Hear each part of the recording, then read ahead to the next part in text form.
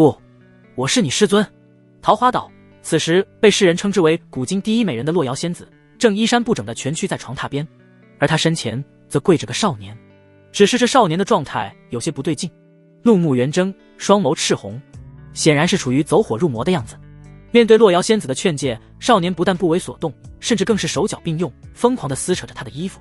洛瑶仙子见他非但没有要停手的意思，反而愈发疯狂，心中一紧，顿时更加慌乱了。早知道就和师姐他们一起出门了，不然也不至于落入如此不堪的境地。洛瑶仙子一边惊恐地朝后躲，一边对眼前放肆的少年大声呵斥道：逆徒，你敢死啦！伴随着洛瑶仙子愤怒呵斥的不是少年的就此罢休，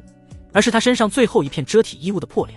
在他惊恐且绝望的注视下，少年低声嘶吼着朝他扑了上去。不知过去多久，云雨停歇，一切又回归了平静。洛瑶仙子一动不动地躺在柔软的床榻上，目光呆滞，宛若丢了魂一般。反倒是之前面部狰狞、双眸赤红的少年，此刻眼中赤红尽皆散去，恢复了清明。显然他已经从之前的走火入魔的状态中恢复了过来。此刻他看着身旁那被自己糟蹋的不成样子的师尊，眼中浮现出浓浓的后悔与自责。他原本是金陵城林家族长的独子林峰，从4岁开始便展现出了不俗的修炼天赋，3年炼气，5年摸到筑基的门槛，是整个金陵出了名的天子骄子。正常情况下，他和林家都有着美好的未来，但偏偏意外出现了。他的修炼天赋引起了某个不知名势力的大人物注意，几经调查后发现了他身体的秘密。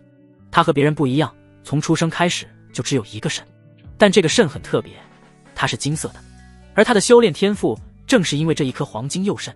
而那大人物为了得到他的这一颗黄金右肾，竟是痛下下手，在一个寂静的夜晚出手灭了他林家的满门。那一天，侥幸逃脱的他慌不择路地逃到了与自家联姻的李家，求助自己的未婚妻李雪琪，希望他能够看在这么多年的情分上，安排人协助他出城避难。可令他完全没想到的是，李雪琪这贱人表面上满口答应，打着包票让他放心，背地里却毫不犹豫地把他给卖了。最终他还是落入到了灭他家满门之人的手中，被挖去了仅有的黄金右肾，尸体也被丢进了乱葬岗。若不是洛瑶仙子碰巧路过此地，出于善心将他给救了下来，恐怕他的尸体早就为了黑鸦秃鹫了。林峰看着洛瑶仙子那遍体鳞伤的身体，只觉得自己是一个畜生。洛瑶师尊不仅对自己有救命之恩，还对自己那么好，结果自己却对他做出如此大逆不道的事情。洛瑶仙子此时并不知道眼前少年心里在想些什么，只是好不容易有了些许神采的余光，在看到少年正死死地盯着自己躯体的时候，原本无神的双眼顿时再次被惊恐所代替，顾不得身体的疼痛，艰难地朝一旁蠕动了一下，语气惊慌地说道：不行了，徒儿，师尊体力耗尽，真的经不起你再造一次了。洛瑶仙子惊慌地看着眼前的少年，祈求他能放过他。林峰见状，瞬间明白洛瑶师尊这是误会自己了，于是他连忙翻身跳下了床榻，扑通一声跪在了地上，给洛瑶仙子重重地磕了3个响头。师尊对不起，方才徒儿修炼出差导致走火入魔，这才犯下了如此大逆不道的罪孽。徒儿自知罪孽深重，不求师尊原谅，待师尊身体恢复些许后，徒儿便了结自己的性命，来赎自己所犯下的罪。洛瑶在林峰突然下床给自己磕头道歉的时候，心头的惊慌之意悄然散去了些许，而后听见他那充满悔意与决绝的话语，散去的惊慌不禁变成了愤怒与心疼。闭嘴，以死谢罪。林峰，你难道忘记你林家数百口人的灭门惨案了吗？这血海深仇你是不打算报了吗？现在立刻马上报仇也好，修行也罢，趁着你另外2个师尊他们还没有回来，赶紧下山吧。方才的，反正你现在体内的毒素已经得到了压制，至少能够保证你1年左右不会再次陷入走火入魔的情况。以你如今的实力，不说精灵了，只要那些个老怪物不出手，整个北域没人会是你对手。除了报仇外，你此次下山还有一个非常重要的事情，想办法寻到移花宫或神宫的传人，他们所修炼的功法能够彻底解决你体内的毒，不再遭受毒素的困扰，记住了吗？林峰心性单纯，犯下如此以下犯上的罪孽，一时之间只想到要以死谢罪，但在师尊洛瑶怒气不争的点醒下，眼底的死志逐渐散去，除了愧疚外，燃烧起了一股名为复仇的熊熊烈焰。大仇未报，他还未到该死的时候，待自己血刃仇人，大仇的报后，再给师尊以死谢罪也不迟。想明白之后，林峰再度给洛瑶重重的磕了3个响头，随后站起身来朝屋外走去。师尊，徒儿不孝，待到大仇的报后，徒儿定会回岛给师尊您亲自赔罪。随着房门打开又关上，林峰的身影彻底消失在了原地。桃花岛下，林峰的身影再次显现。此刻的他面若寒冰，浑身气势霸道凌厉，宛若一柄出鞘的神剑。他闭着眼，脑海中尽是当初自己被抓，活生生的被开毒挖肾的一幕。林峰，你该不会真的天真的以为我们这种因利益而结合的联姻关系会有爱情这种东西吧？呵呵，实话告诉你，你对于我来说只不过是一条身体强壮能够让我舒服的狗而已。我说你怎么会那么厉害呢？原来是有一个异于常人的黄金右肾啊，匹夫无罪，怀璧其罪。要怪就怪你太过张扬，被人盯上了，要不然以你林家的地位和你少主的身份，我是真的愿意嫁给你。你死了以后，我都不知道还能不能再遇到个如你这般能够让我攀登仙境的男人了。记忆里，那在林峰心中一直知书达理，宛若女神的李雪琪，居然像个放荡的女织女，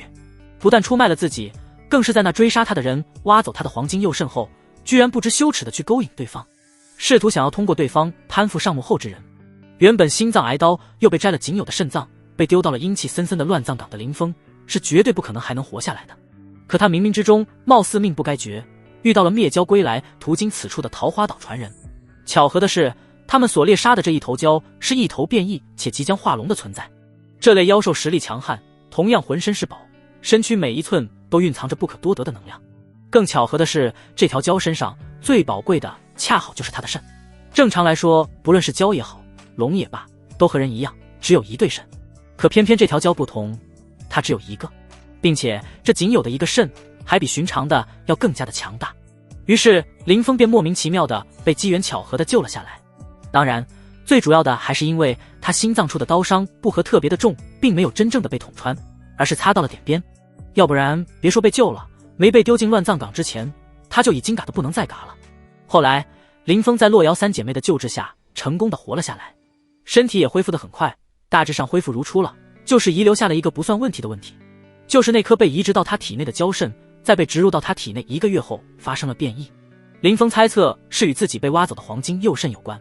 因为通过洛瑶等人的探查，林峰这颗被移植进入体内的蛟肾表面居然浮现出了金色的血线，和他被挖走的黄金右肾如出一辙。这一变故导致他那移植的肾脏发生了奇怪的反应，产生了一种类似情毒的毒素，让他拥有了难以控制的情欲。但好在洛瑶等人的修为强大，再加上林峰年岁尚小，强行压制了毒素的爆发。而今天之所以会发生这种事，便是长久以来不断被强力压制的毒素彻底爆发引发的结果。岁月悄然如梭，眨眼间居然过去了5个春秋。当年的灭门之仇也是时候提上章程了，袭警救路吧。从今日起，我林峰将会亲自登门，一笔笔地收回当年的仇怨。林峰周身散发着凛然的杀意，头也不回地朝着岛外快速地飞去。桃花岛四周环海，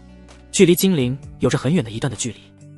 当林峰出现在桃花岛海边时，突然发现远处正有一艘小型私人游轮正朝着桃花岛这边快速地行驶而来。甲板上，一个身材高挑、神色清冷的女子正眼含激动地看着桃花岛。在女子不远处，有个满头银发的老者正一边掌舵一边恭敬地说这话：“柳小姐，前面那座岛屿便是传闻中的桃花岛。传闻桃花岛人丁心凌每代就都只收3名弟子，但这些弟子无一不是世间顶级的存在。除了强大的实力，最闻名于世的便是桃花岛的医术。只要能够请动桃花岛任意一位传人，刘老爷子的病定然能够迎刃而解。”女子听完银发老者的话后，忧心忡忡的脸上终于是露出了一抹浅浅的笑容。听闻金陵李家长女李雪琪不日便将完婚，此次李家献消息有功，届时应当准备一份丰厚的谢礼。李家李雪琪，几乎是在女子声音落下的同时，林峰身形一闪，出现在了游轮甲板上。银发老者警惕性很强，第一时间便察觉到了林峰的身影，浑身戒备的同时，不动声色地挡在了年轻女子的身前。银发老者刚想开口质问，可他话还没来得及说出口，林峰便眼眸一冷，伸手在胸前一挥，砰！一道沉闷但却巨响的碰撞声突然响起，赫然是那银发老者与内舱外壁亲密接触发出的动静。银发老者此刻一脸的茫然，回过神后看向林峰的眼神满是惊恐。明明对方好像除了挥了一下手外什么都没做，结果自己就如同遭到了大运的猛烈撞击般倒飞了出去。如若不是在最后关头自己用灵力护住了身体与撞击的地方，这艘游轮怕不是得被砸得个对穿。虽然回过了神来，但也正因此，银发老者愈发不敢轻举妄动了。将这一幕尽收眼底的年轻女子脸上的笑容一滞，瞬间傻了眼。她叫柳岩，是秦国8大顶级世家之一的柳家大小姐。而刚刚那个被林峰挥手便扇飞的银发老者是柳家的供奉，更是他的护道人。一位货真价实的结丹期后期强者。要知道，在这个出窍不显、元婴不出的世界，结丹期后期强者可以说是无敌的存在，到哪都会被奉为座上宾，以最高的礼仪接待。虽然他们都很强，但都有一个共同点，便是无法与岁月抗衡。就他所了解到的，哪怕再天才，能够修到结丹期的，哪个不是年过半百的存在？结果现在他看到了什么？这个在他眼中基本无敌的结丹期后期的老者，居然连眼前这少年一个照面都接不住，这让他怎能不震惊？难道他是元婴期强者？这怎么可能？这世上怎么可能会有如此年轻的元婴？回过神来的柳岩简直不敢相信自己的眼睛。然而林峰可不会去管他此刻心里在想些什么，冰冷的眼神悄然间落在他身上。李雪琪要结婚了，对象是谁？柳岩被林峰冰冷的眼神盯得浑身一颤，心中恐惧的同时，也察觉到了眼前这个疑似元婴强者的少年似乎与李雪琪有仇。虽然李家给他提供过重要的线索，对他有人情，但此刻的柳岩却根本就不敢有包庇隐藏对方的想法，即便将自己知道的一切一字不落的全说了出来。李雪琪婚礼将会在3日后举行，与她成婚的对象听说是金陵本地人，叫做易小川。易小川，乍一听到这个名字的林峰体内骤然间爆发出了一道恐怖的杀意。林家贵为金陵第一世家，手底下自然有着不少的攀附者，俗称爪牙。这些人享受着林家扶持的同时，作为交换会帮林家做一些见不得光的事情。而这易小川便是林家从平民中扶持起来，潜伏在暗地里的刀。可令他想不到的是，5年前在他被人盯上的时候，易小川这把林家一手扶持起来的刀居然会第一个背叛林家。正是因为易小川的突然背叛，林家才会被杀得个措手不及，以至于除了他之外没一人逃脱，满门遭惨灭。一个是背叛林家的狗，一个是背刺自己的未婚妻。如今这2个自己最恨的畜生居然要结婚，这让他怎能够不怒？哼，要结婚是吧？身为前未婚夫，怎能不去送上一份特殊的大礼呢？林峰压下心中的杀意，看向因过度害怕而浑身战栗、满脸惊恐的柳岩。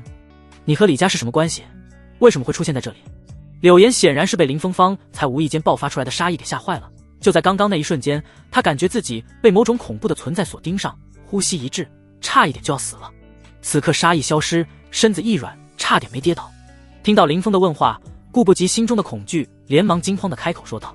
我和李家没任何关系，他们不久前给我提供了一条有用的线索，所以才想着趁李家长女完婚送一份大礼。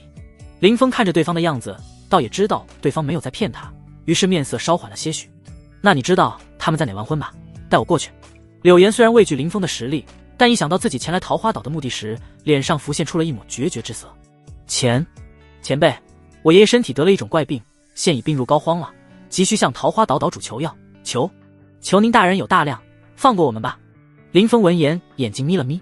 看着对方明明怕得要死，知道只要自己一个念头，他就会先死在他爷爷前面，然而却还是为了自己的爷爷，毅然决然地违背了自己的命令，这不禁让林峰对他多了一丝的欣赏。我是桃花岛这一代传人，你为我引路，待我解决完自己的事情后，便陪你去给你爷爷看病。林峰说着，还亮了下自己的身份腰牌。虽然不知道眼前这女子认不认得出，柳岩自然不认得桃花岛传人的身份腰牌，但他并不觉得林峰会骗他。抛开林峰自身的实力不谈，就说对方不但出现在桃花岛这里，还敢说这话，就凭这一点，对方就不可能是假的。毕竟桃花岛可是屹立于世界之巅的顶级势力，历代传人无一不是顶尖的强者。若真有人胆敢在桃花岛上假冒桃花岛传人，怕是下一秒便会身死道消吧。于是在林峰说完后，柳岩看了眼他亮出的腰牌，脸上的惊喜之色是怎么都遮挡不住。桃花岛当代的传人，那不就是未来的桃花岛岛主之一？对方既然能出世，那说明对方肯定已经得到了桃花岛真传，要不然极其注重声誉的桃花岛是断然不可能放学艺不精或不全的传人入世的。此刻对方愿意跟自己回家族给爷爷看病，这自然要比求个丹药回去更好啊。不疑有他的柳岩当即不再犹豫，连忙行礼恭敬地说道：柳岩在此谢过少岛主，少岛主您愿意的话，柳岩现在就能为您引路前往李雪琪举办婚礼的地方。林峰闻言满意的点了点头，他此次离岛是为了报仇，为了避免过早的打草惊蛇，在不知道当初派人摘走自己腰子的幕后真凶前，他不准备过多暴露自己的身份。毕竟桃花岛还是太强了，别看桃花岛每代就只有3个传人，但其势力实则遍布于世界各地，非常的庞大。抛开桃花岛目前的3位岛主不说，旗下更是有着9981个隐藏在世俗的附庸或合作势力。这些人身份各异，从事着各类的营生，各行各业都都有着他们的身影。桃花岛的传承珍贵吧？很珍贵。桃花岛的岛主厉害吧？超厉害。桃花岛有没有人觊觎？异常多。在很久以前，便有一个顶级势力因为觊觎桃花岛的传承和珍藏，想要将之占为己有，于是集结了多方势力，凝结了28位结丹后期修士和7位元婴中后期强者，更是出动了数十万军队以及一尊出窍期大能，想要血洗桃花岛。结果却在桃花岛的一纸命令下，被数股如同凭空出现的势力提前进行了拦截、离间与围剿。这股临时组成的准备血洗桃花岛的势力，最终不但没能挺到桃花岛海域，更是无需桃花岛亲自下手，便彻底宣告分崩离析，被反向血洗了。这一战，连同组织者势力在内，一共陨落了36位结丹期修士和10位元婴期强者，就连那位出窍期大能也难以幸免，葬送在了那场混战中，硬是将整个秦国的底蕴打掉了一半，导致往后100年里，秦国一直处于风雨飘摇中，好几次险些灭国。也是那一战，桃花岛这3个字，时隔多年，再次让世人见识到了他那恐怖的底蕴。林峰从自己师尊洛瑶仙子的口中得知，如今300年过去，秦国已从当初的摇摇欲坠休养生息了回来，期间诞生了不少的强者。但桃花岛的强大却仍旧深深地刻在了无数势力的脑海之中，因此林峰担心对方知道他的身份后，直接玩一手壁虎断尾、弃车保帅，暗中提前磨掉知道此事的人或势力。到时没人知道对方的身份，那他还怎么报仇？所以他必须要隐藏好自己的身份，不让其他人知晓。想到这，林峰抬眸看向了柳岩。我不希望身份被透露，我姓林，在外你可以叫我林叔。柳岩闻言，左眼皮下一时一跳，虽然不理解，但他非常的尊重，连连点头表示绝对不会泄露一丝有关对方的信息。林峰见状也不再啰嗦，朝着已经从甲板起来，站在一旁警惕却又不敢靠近的银发老者招了招手，示意对方赶紧去掌舵出发。随着螺旋桨快速的转动，这艘小型私人游轮开始缓缓地破海前行。不知过去了多久，柳岩和正在驾驶游轮的银发老者发现林峰不知何时开始闭眼打坐后，纷纷暗自松了一口气。这位桃花岛少岛主虽然看着年轻，但身上那股不知有意无意所散发出来的气势是真的恐怖，压迫力十足啊！金陵城，今天是李家长女李雪琪大婚的日子，到处都张灯结彩的，非常的喜庆。很显然，李家在金陵城的威势很大，不论是结交也好，讨好也罢，在这个特殊的日子，众人都非常乐意卖李家个面子。此时刚出金陵城唯一的客运码头的林峰，看着眼前这喜庆的一幕，只觉得非常的刺眼。李家如今所拥有的一切，在他看来，完全就是踩着他林家的尸体得到的。哼，作为曾经的未婚夫和主子，你们这对狗男女的婚礼，我岂能不有所表示？希望这份大礼，你们能够喜欢啊！林峰在来的路上早已准备好了要送的大礼，眼看着时间差不多了，他一挥手便将准备好的大礼给放了出来。只是这份大礼表面被一块鲜艳的红布盖住了，让人无法知晓里面的真实情况。但通过大礼出现时地面的震动，能够判断出这份大礼的分量绝对够重。安排人把东西抬上，该去送贺了。是。在林峰的命令下，柳岩当即便对着一旁的银发老者吩咐了下去。很快，对方便带着18个身材健壮的工人，用麻绳和粗壮的木棍将这份大礼给抬了起来。香樟酒店，此刻金陵城有头有脸的人物基本都来参加了李雪琪和易小川的婚礼。易小川此时搂着李雪琪站在门口，看着满堂的宾客，一脸的春风得意。回想5年前，自己不过还是林家暗地里那见不得光的一条狗，现如今不过短短5年的时间便翻身一跃，不但接手了林家大半的产业，更是将原主子的未婚妻给揽入怀中。他心中便忍不住的得意与激动，恨不得立刻就回去洞房，将李雪琪给狠狠的占于霸下。就在他满脑子都是迫不及待的想要和李雪琪洞房时，视线里却忽然出现了一支抬着被红布掩盖的巨石队伍。如此壮观的一幕，令路上行走的路人以及场内的众人不禁纷纷议论了起来。嚯，如此之大的石雕被送来当新婚贺礼，倒是挺别出心裁的啊！18个人抬礼，抛开这里的价值，这面子倒是给的足足的。哈哈，这倒是，当初林家一夜之间轰然倒台，这一小川又趁机霸占了不少林家的产业，5年过去更是吞并了过半，如今更是直接迎娶了李雪琪，未来简直不可估量。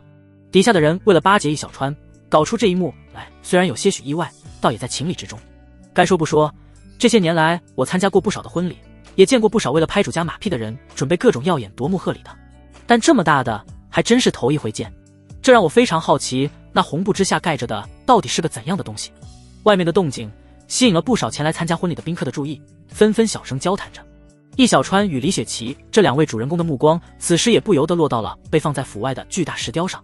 易小川扭头看向李雪琪，满脸得意地笑道：果然人的地位上去了，下面的人自会想尽办法来巴结。也不知这份贺礼是谁送来的，感觉不像是我底下那些人，毕竟那些个蠢货可想不出这般别出心裁的点子。李雪琪闻言不禁轻笑道：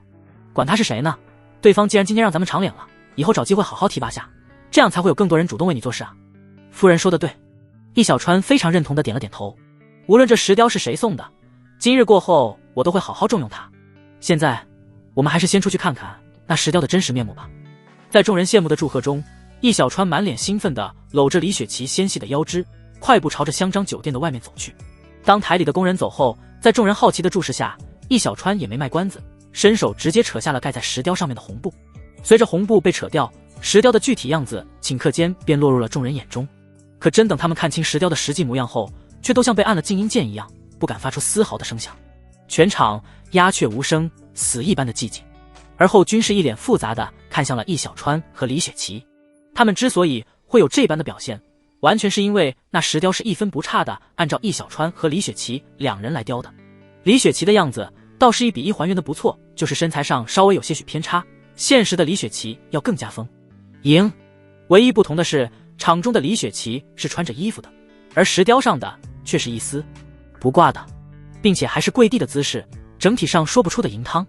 而易小川的石雕则是在李雪琪身后，但他的石雕有点特殊，因为他的石雕除了头是他的外，身体却是一只以极为不雅的姿势趴在李雪琪背上的狗身那样子，分明是准备行那令人热血喷张的枸杞之事啊！啊！李雪琪率先发现了异常，顿时发出一道愤怒的尖叫。易小川后知后觉，同样反应了过来，随后两人不约而同地调动体内的灵力，一同出手将眼前这恶心的石雕给拍成了碎块。他妈的，敢在老子的婚礼上捣乱，不管你是谁，今日都必死无疑。此时的易小川显然是被愤怒冲昏了头脑，一道道包含某人父母的谩骂从他的口中喷涌而出。而那些原本被眼前这震惊的石雕硬控的宾客，回过神后看着眼前无能狂怒的易小川，忍不住的窃窃私语了起来。卧槽，这多大的怨多大的仇啊，居然在易小川和李雪琪的婚礼上送这种不堪入目的石雕。是啊，送这石雕的人胆子是真的大，大婚当日送这种石雕，和在易小川与李家头顶上拉屎有什么区别？两者间怕不是有血海深仇呀？哼，和易小川有仇的人可多了去了。自林家倒台以来，这家伙就跟没了主人牵绳的疯狗一样，到处害人，迄今为止都不知道有多少人被他搞得家破人亡了。有今日这般羞辱，也是他咎由自取，活该。可那又如何？如今他手握林家过半产业，早已起势，那些人如今也就只能送些类似这种不雅石头来恶心易小川外，还能做什么？是啊，除了恶心易小川，难道这些人还敢跳出来站到易小川面前不成？怕不是人刚一出现，下一秒就得被他沉海喂鱼了。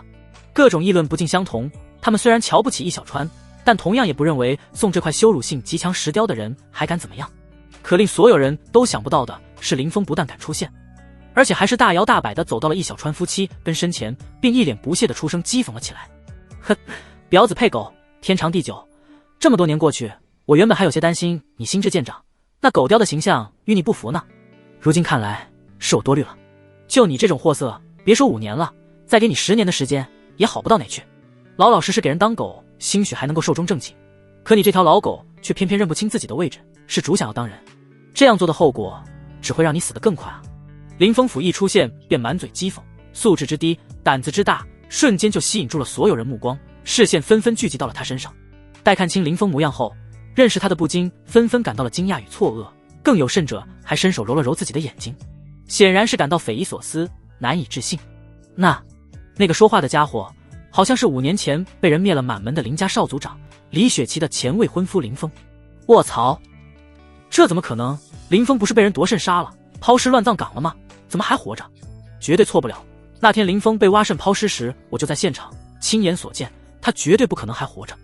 你是不是当时没睡醒，老眼昏花了？你说不可能，那现在站在那里的是谁？鬼吗？惊讶、质疑、难以置信的声调不断的在现场响起。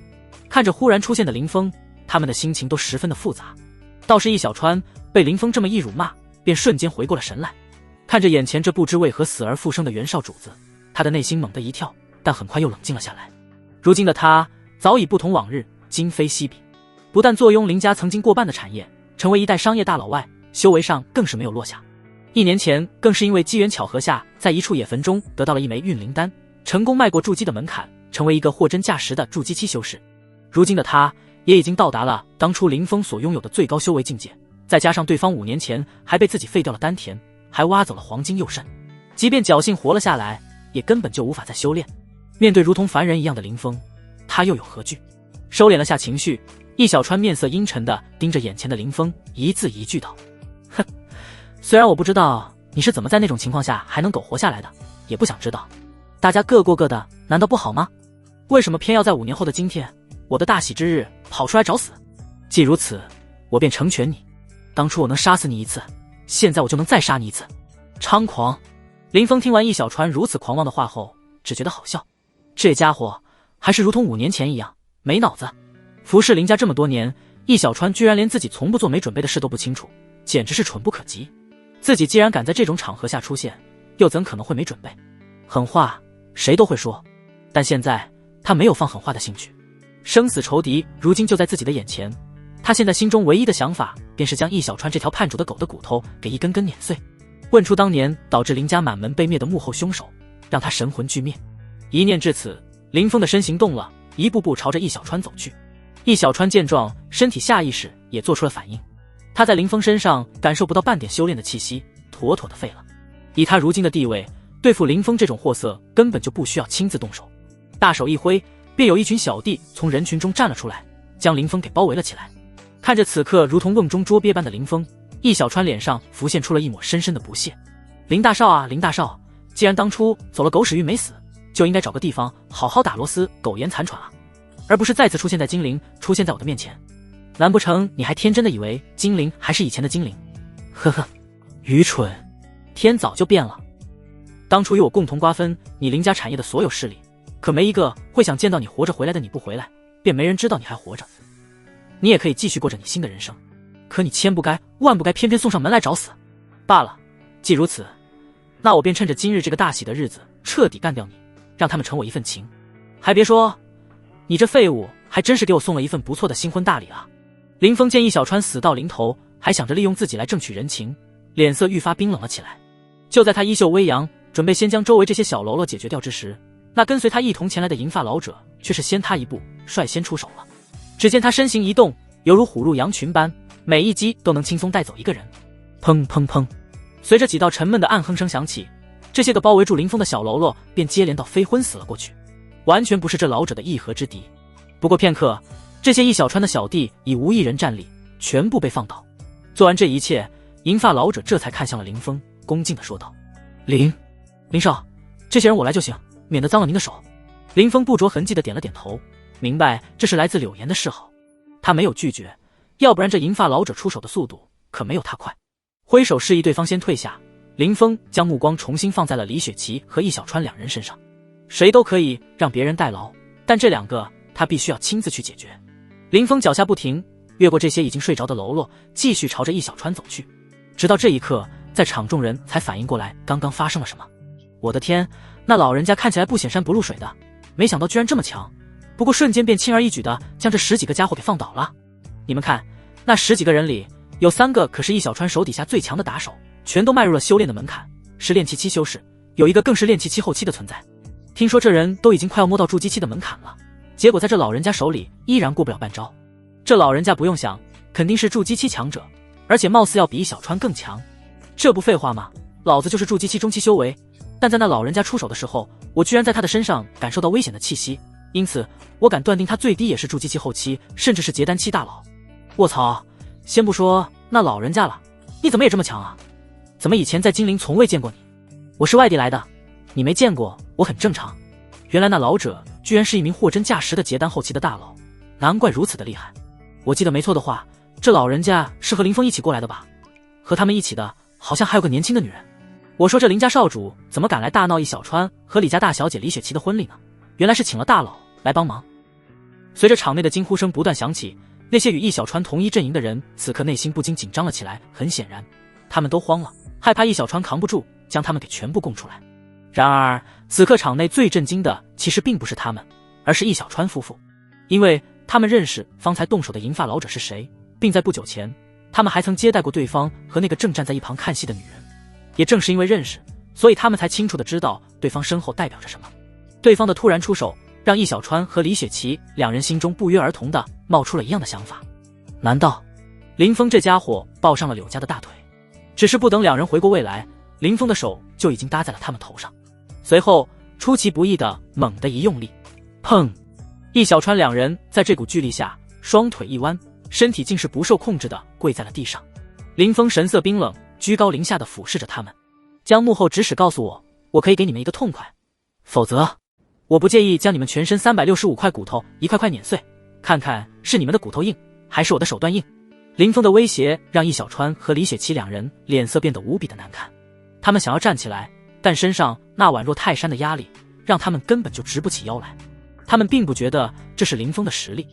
而是觉得他这是借那银发老者之手在狐假虎威。毕竟林峰身上没有丝毫修为的气息，且对方的丹田早在5年前就已经被易小川给亲自废掉了，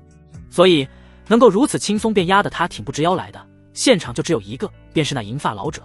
虽然他不知道对方为何要帮助林峰，但他和李雪琪两人却是没有丝毫开口的意思。显然他们此刻心里都有一个共同的想法，不开口或许还能有一线生机，一旦开了口，那便彻底失去了所有的价值，到时林峰绝对会趁机将他们杀了。林峰见他们嘴巴紧闭，打算硬抗到底的模样，脸上不禁浮现出一抹冷笑。桃花岛从扬名以来，已经不知道过去了多少的岁月，每一代传人都在不断的收集完善着岛内的传承。迄今为止，桃花岛上所拥有的传承可谓是非常的全面，小到俗世平民生存之法，大到修士成仙之术、符箓、阵法、医术、炼丹、墨家机关道等等，数不胜数。用来刑讯逼供的法门自然也不少。桃花岛的传承太多，多到历代传人都根本不敢说能全部掌握，能够吃透一项便足以问鼎当世之巅了。而林峰自从被洛瑶救下后，经过测试考验，符合桃花岛收徒标准后，便被他们带回了桃花岛，成为了这一代目前唯一的弟子。桃花岛上的传承，只要他想就能够学，其中关于刑法这方面的秘法，他学得尤为的认真。无他，身负血海深仇，他连做梦都想着报复回去，让那些害他满门被灭的人享受下这世间最残忍的痛苦，让这些人求生不得求死不能复仇之路，就先从这对狗男女开始吧。林峰眼眸寒光一闪，下一秒他探出手，隔空轻点在了易小川身上，咔嚓！只见随着他手指落下，易小川的体内被指的地方就发出了一阵阵骨头碎裂的异响。啊！易小川来不及多想林峰到底是怎么做到轻易就弄碎他的骨头的，因为剧烈的痛苦让他忍不住地爆发出了猪一样的惨叫。林峰见状，嘴角不由微扬，和蔼地说道：这才哪到哪，别着急，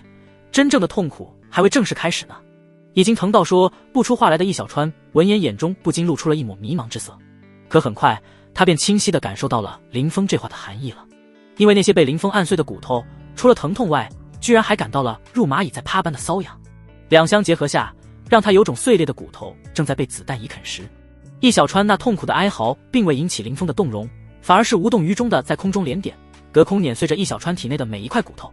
这种场景他早就已经经历过无数次了，只不过可惜的是在梦里。按正常来说，哪怕易小川拥有结丹期修为，也断然扛不得住这般残忍的揉令。之所以没死，完全是因为林峰在帮他吊着最后一口气，让他享受痛苦的同时又根本死不掉。5年了，没人知道这5年林峰是怎么过来的，如今终于有实力向仇人报仇了，他自然的好好的戏弄上一番，将梦中的场景给一一复现了，以至于易小川被折磨的痛苦不堪，浑身上下没一块好肉，鲜血淋漓，就像是个血人一样。啊！杀了我！求你杀了我吧！只要你肯杀了我，我什么都告诉你。求你给我个痛快！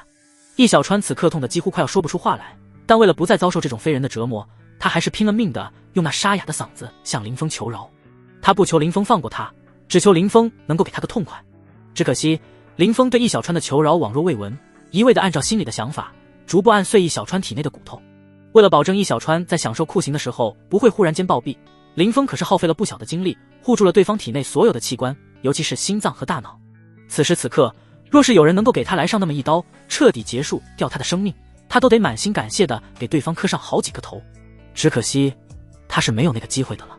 因为在林峰那充满戏谑但又冰冷无情的眼神下，没人胆敢发出半点的声响，就更别说上前劝阻林峰帮易小川解脱了。至于李雪琪，此刻正瘫软在地，一脸惊恐地看着眼前的一切，没有一丝动弹的力气。当然这并不是因为林峰还在牵制着他，而是他根本就没有开口的勇气，就更不用说出声挽救易小川这个刚刚成亲的夫君了。1刻钟以后，林峰终于是完成了将易小川全身骨头都碾碎的壮举现场的情况，可谓是污秽不堪，血液、尿液、粪便、咦，米供中间的甜呢，散落一地，侵染着光洁的地面。至于易小川，此刻正躺在那上面，如同烂泥一样，完全动不了。他看着林峰，精神崩溃道：我说啊，你想知道什么我都说，求求你主子，给我一个痛快吧，狗奴才求你了啊！林峰看着易小川如今的惨样，非但没有感到半点的恶心，心中只觉得出了一口气，感到异常的痛快。但这还只是开始，压下想要弄死易小川的冲动，林峰终于说出了行刑以来的第一句话：告诉我，你们当初是替谁做的事？而灭我林家满门的人又是谁？谁？易小川闻言眼中闪过了一丝迷茫。我也不知道是谁，只知道对方能量非常大，就连叶家都只是对方手底下的一条忠犬。当初他们就是通过叶家联系上的我。你若是想知道对方是谁，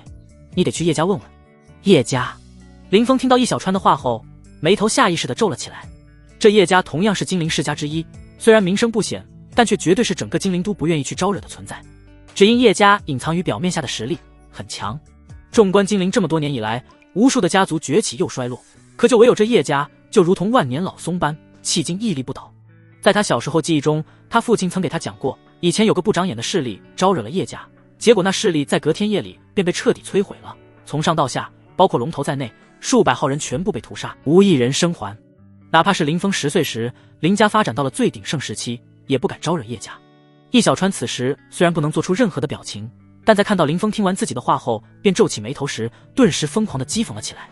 哈哈，怎么样，怕了？哼，叶家可不是什么能够任人宰割的软柿子，虽然你的实力有点怪异，身边又有个结丹期老头保护，又能够怎样？只要你敢踏进叶家半步，他们定叫你有去无回。即使你现在杀了我又能怎样？想报仇？哈哈，下辈易小川宛若失心疯般的讥讽咆哮，让林峰感到非常的烦躁，同时也激起了他心底压下的杀意。在得到自己想要的线索之后，易小川对他来说已经完全没用了。于是在易小川话还没说完之际，林峰便反手一压，将对方烂泥般的身体拍成了烂泥，彻底了结了对方的生命。做完这一切的林峰低声轻喃道：我的强大，你根本一无所知呀！如此血腥恐怖的一幕，顿时将李雪琪给吓晕了过去。四周不少胆子不是很大的宾客，此刻也是被吓得闭上了双眼，不敢再看现场的状况。也有一些胆大的，三三两两的围凑在一起，小声议论着林峰那残暴的行为，这也太残忍了吧！杀人不过头点地的，他这报复简直太丧心病狂了吧！哼，这才哪到哪？要知道林家满门几十口人全部被杀害，唯有他自己侥幸苟活了下来。若是把你换作他的话，你未必有他善良。可惜按照那易小川死前所说的那些，纵使他林峰将易小川杀了，又能够如何？易小川背后的叶家就不是他能够抗衡的，就更别说那什么幕后之人了。是啊，叶家传承至今据说也有200年之久，那银发老者虽然很强，但也不一定愿意为了帮林峰平白得罪实力强大的叶家。没错，而且听易小川所说，强大如叶家也只是替那大人物跑腿，林峰想要报这个灭门之仇，怕是没太大的可能了。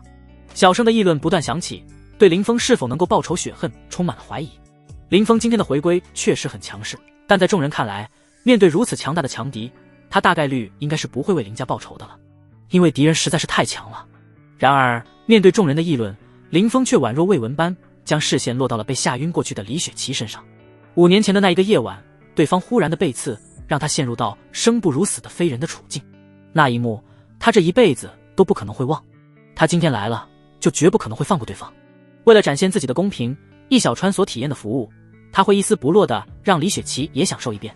是以，他缓缓地探出自己的食指，如出一辙地在空中连点了起来。伴随着一道清脆的咔嚓声响起，李雪琪痛苦的尖叫声也紧接而至。啊！肩骨碎裂的剧烈疼痛让原本昏厥过去的李雪琪瞬间清醒了过来，痛哭惨叫的同时，她的鼻涕和眼泪更是不受控制地喷涌而出。这不堪的一幕让原本还挺漂亮的她也变得丑陋了起来，同时内心强大的求生欲让她强行忍住了骨裂痛痒所带来的折磨，极为勉强地挤出了一抹讨好的笑容。林峰，我知道你心里肯定是还有我的，看在曾经我那般好。毫无保留地伺候你的份上，饶过我这一次吧。我保证，绝对不会有下次。我这辈子只做你女人，绝不再背叛。林峰闻言，心中不禁生出了一丝复杂的情绪，但更多的是觉得恶心。不说对方此刻这令人作呕的模样，就说对方那日所展现出来的宛若女之女的放浪姿态，怕是早已……就这样，对方竟然还敢大言不惭地妄想说做自己女人，这让他心中的厌恶又更深了一分。一次不忠，终生不用。早知如此，何必当初呢？所以，你还是下去好好陪你那死鬼老公易小川吧。放心，你老公所体验的待遇，你也会一个不落的体验一遍，好好享受吧。林峰说着，便继续了方才的行刑，继续隔空碾碎着李雪琪身上的每一寸骨头，随着疼痛的扩散，原本还试图用身体来打感情牌的李雪琪，很快便被折磨得彻底崩溃了。此时此刻，在林峰用特殊刑法的折磨下，他也生出了和易小川同样的心理想法，一心求死，因为他知道林峰是绝对不能会饶过他的了。啊，林峰，杀了我！我求你了，看在往日的情分上，给我个痛快，杀了我！当年的事情是我的不对，我不应该出卖你，但我也没办法，我只不过是一个女人，家里的决定我根本就无法左右。是我父亲他们想要趁着你林家倒台，从中分上一杯羹，我也是迫不得已啊！求你了，求你了，林峰，好疼，好痛苦，杀了我，杀了我吧！断断续续且夹杂着痛苦惨叫的崩溃声，不断地从李雪琪口中响起。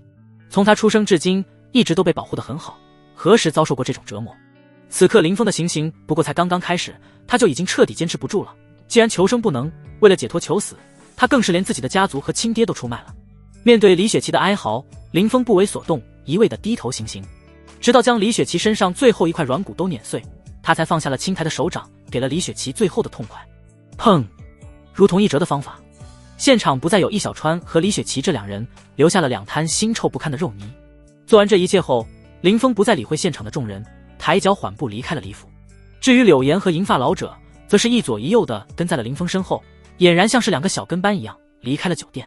走出一段距离后，柳岩平复了下内心紧张恐惧犯呕的情绪后，这才缓缓恭敬地问道：林叔，接下来我们去哪儿？叶家。林峰声音冰冷地吐出两个字。5年过去，金陵城的变化颇大，但叶家的地址他还是记得非常清楚的。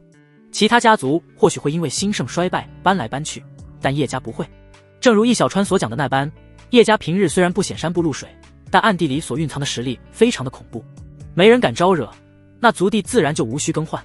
柳岩听了林峰的话后，张了张嘴，始终没说出话来。一行3人坐上了柳岩提前安排好的商务车，在司机的驾驶中，一路沉默地朝着叶家的族地驶去。叶家族地不在城区内，而是在距离城区还需要快速行驶半个小时路程的郊区外，还是全程走快速路，并且还不塞车的情况。这一切都是因为叶家第一代家主喜静，所以这才将族的落座于相对偏远的郊区。车子的速度不慢，但网络通讯更快。当林峰他们还在路上时，有关他回来复仇的消息便已经传遍了整个金陵的大小势力之间。至于叶家，更是在林峰踏入李家的那一刻就收到了消息。对于易小川的出卖，叶家上下没一人意外，更没人在意，甚至连舍房都欠奉叶家演武场。此刻正有不少人在那修炼，他们身形各异，气势有高有低，但所修炼的招式却是大相径同的，想来是出自同一本功法。事实也的确如此，叶家有2门立根之本的玄阶秘籍，一是心法奔雷镜，二是功法奔雷拳。每一本玄阶心法都代表着这个家族或势力最低都有着一位结丹期，甚至是元婴期强者坐镇。因为没有结丹及以上强者坐镇的家族或势力，被人知道拥有玄阶秘籍的话，绝对会给自己或背后家族势力引来灭顶之灾。叶家隐藏得很深，以至于这么多年过去，整个金陵都没人知道叶家修炼的秘籍居然是玄阶的，而且还是心法和功法同根同源的稀有套装。在叶家，完整版的秘籍只有历任家主和长老方有资格修炼，其他的子弟修炼的全是阉割版，威力也就只是比一般的黄阶秘籍强。此刻叶家演武场上这些人修炼的便是阉割版的玄阶功法奔雷拳。叶家奔雷拳以迅猛刚烈闻名，修炼至大成一拳一式，伴随着呼啸的风声，爆发出如同雷鸣般的声响。但若是配合着奔雷镜一同修炼，体内灵力将会带有一丝雷属性，这时施展奔雷拳带起周围的气流，将会产生真正的雷电，做到拳若雷暴的效果。威力不但迅猛，还异常的狂暴，杀伤力巨大。所以这些子弟修炼的虽然是阉割版，但同劲而战的话，基本也都能做到碾压，再不济也足以稳占上风而不落败。这些年来，叶家除了当代家主早在20年前就突破到了结丹期之外，叶家的3位长老也都陆续跨过了筑基，结出了金丹。金陵城说到底也只是座小城，历代最强者也不过才结丹期后期修为，连元婴的门槛都不曾见到。是以有结丹期坐镇的势力，在金陵这个地方已经属于是最顶尖的存在了。更别说在大家最多就只有1个结丹期坐镇的情况下，叶家一家明面上就拥有4个，而且20年过去，谁也不知道叶家家主在修炼上是否已经更进一步，迈入结丹期中期了。所以在整个金陵，叶家可谓是真正的霸主级存在，无人敢去扶他的虎须。正是因为家族强大的缘故，叶家众人在得知被易小川出卖后，没人会感到紧张或担心，甚至不少年轻的还聚在一起吃起了自家的瓜来。真没想到林家被灭门，居然还留有余孽，易小川这废物做事是真不严谨。而且这个余孽也是真的蠢，侥幸苟活下来，不想着隐姓埋名，还敢回来报复，不知死活啊！谁又知道呢？不过这个余孽下手挺狠啊，易小川和李雪琪被折磨得浑身没一块好骨，手段简直残忍到令人发指。哼，那又能怎样？没看到传回来的视频上，那余孽在听到易小川背后是我们叶家的时候，眉头都皱在了一起，脸都吓白了。哈哈，没错没错，那家伙也就能在易小川和李雪琪面前逞逞威风了。就这点胆量，还妄想着找我们叶家报仇，不自量力。话也不能说太满，若是柳家真的力挺这个余孽，愿意帮他出头的话，我们还真不能拿他怎样。我说你这家伙怎么长他人志气，灭自家威风呢？他的靠山不过就是个父母双亡，如今唯一的靠山还重病昏迷不醒的家伙，你怕个蛋啊！我要是记得没错，他的靠山那个女的好像叫柳岩，只要不碰他，那余孽赶来定叫他横着再回一次乱葬岗。这些人话里话外根本就没有将林峰放在眼里，一言一语间尽是对林峰的不屑与讥讽。恰巧在这时，林峰3人已经来到叶家族地所在的庄园外面。叶家的庄园很大，站在门外映入眼帘的便是叶家演武场。是以在林峰等人从商务车上走下来的时候，这些个原本还在八卦讥讽林峰的叶家年轻人全都愣住了，看向林峰的眼神充满了错愕与惊讶。卧槽，这家伙真的敢来啊！他难道真不怕死吗？难不成是轻松解决掉了易小川和李雪琪以后，内心膨胀了，居然连我们叶家都不放在眼里了？哼，看样子是我们叶家最近太过低调了，以至于连他这种货色也敢登门挑衅啊！靠的，竟然敢挑衅我们叶家！杀了他，然后将他的尸体吊在林家旧址上，让金陵所有人都好好的见识一下我们叶家的实力。愤怒的声音络绎不绝，看着真敢出现在叶家的林峰，他们一个个的好像自己的颜面受到了挑衅，看向林峰的目光无不充满了怒气与杀意。甚至一些距离林峰较近的子弟已经迫不及待地冲向了林峰，想要做第一个给林峰一顿教训的人。将这一切尽收眼底的林峰十分不屑地瞥了他一眼。叶家奔雷拳是吧？就是不知道你这奔雷拳能不能扛得住我这从天而降的求天指。面对冲来的叶家子弟，林峰抬起了右手，中指微动，缓缓向下一压，砰砰砰砰，林峰手指微动间，宛若在弹奏乐器般轻松写意，极具观赏性。但在场有一个算一个，所以冲向林峰的叶家子弟全都被摁在了地里，血肉飞溅，无一生还。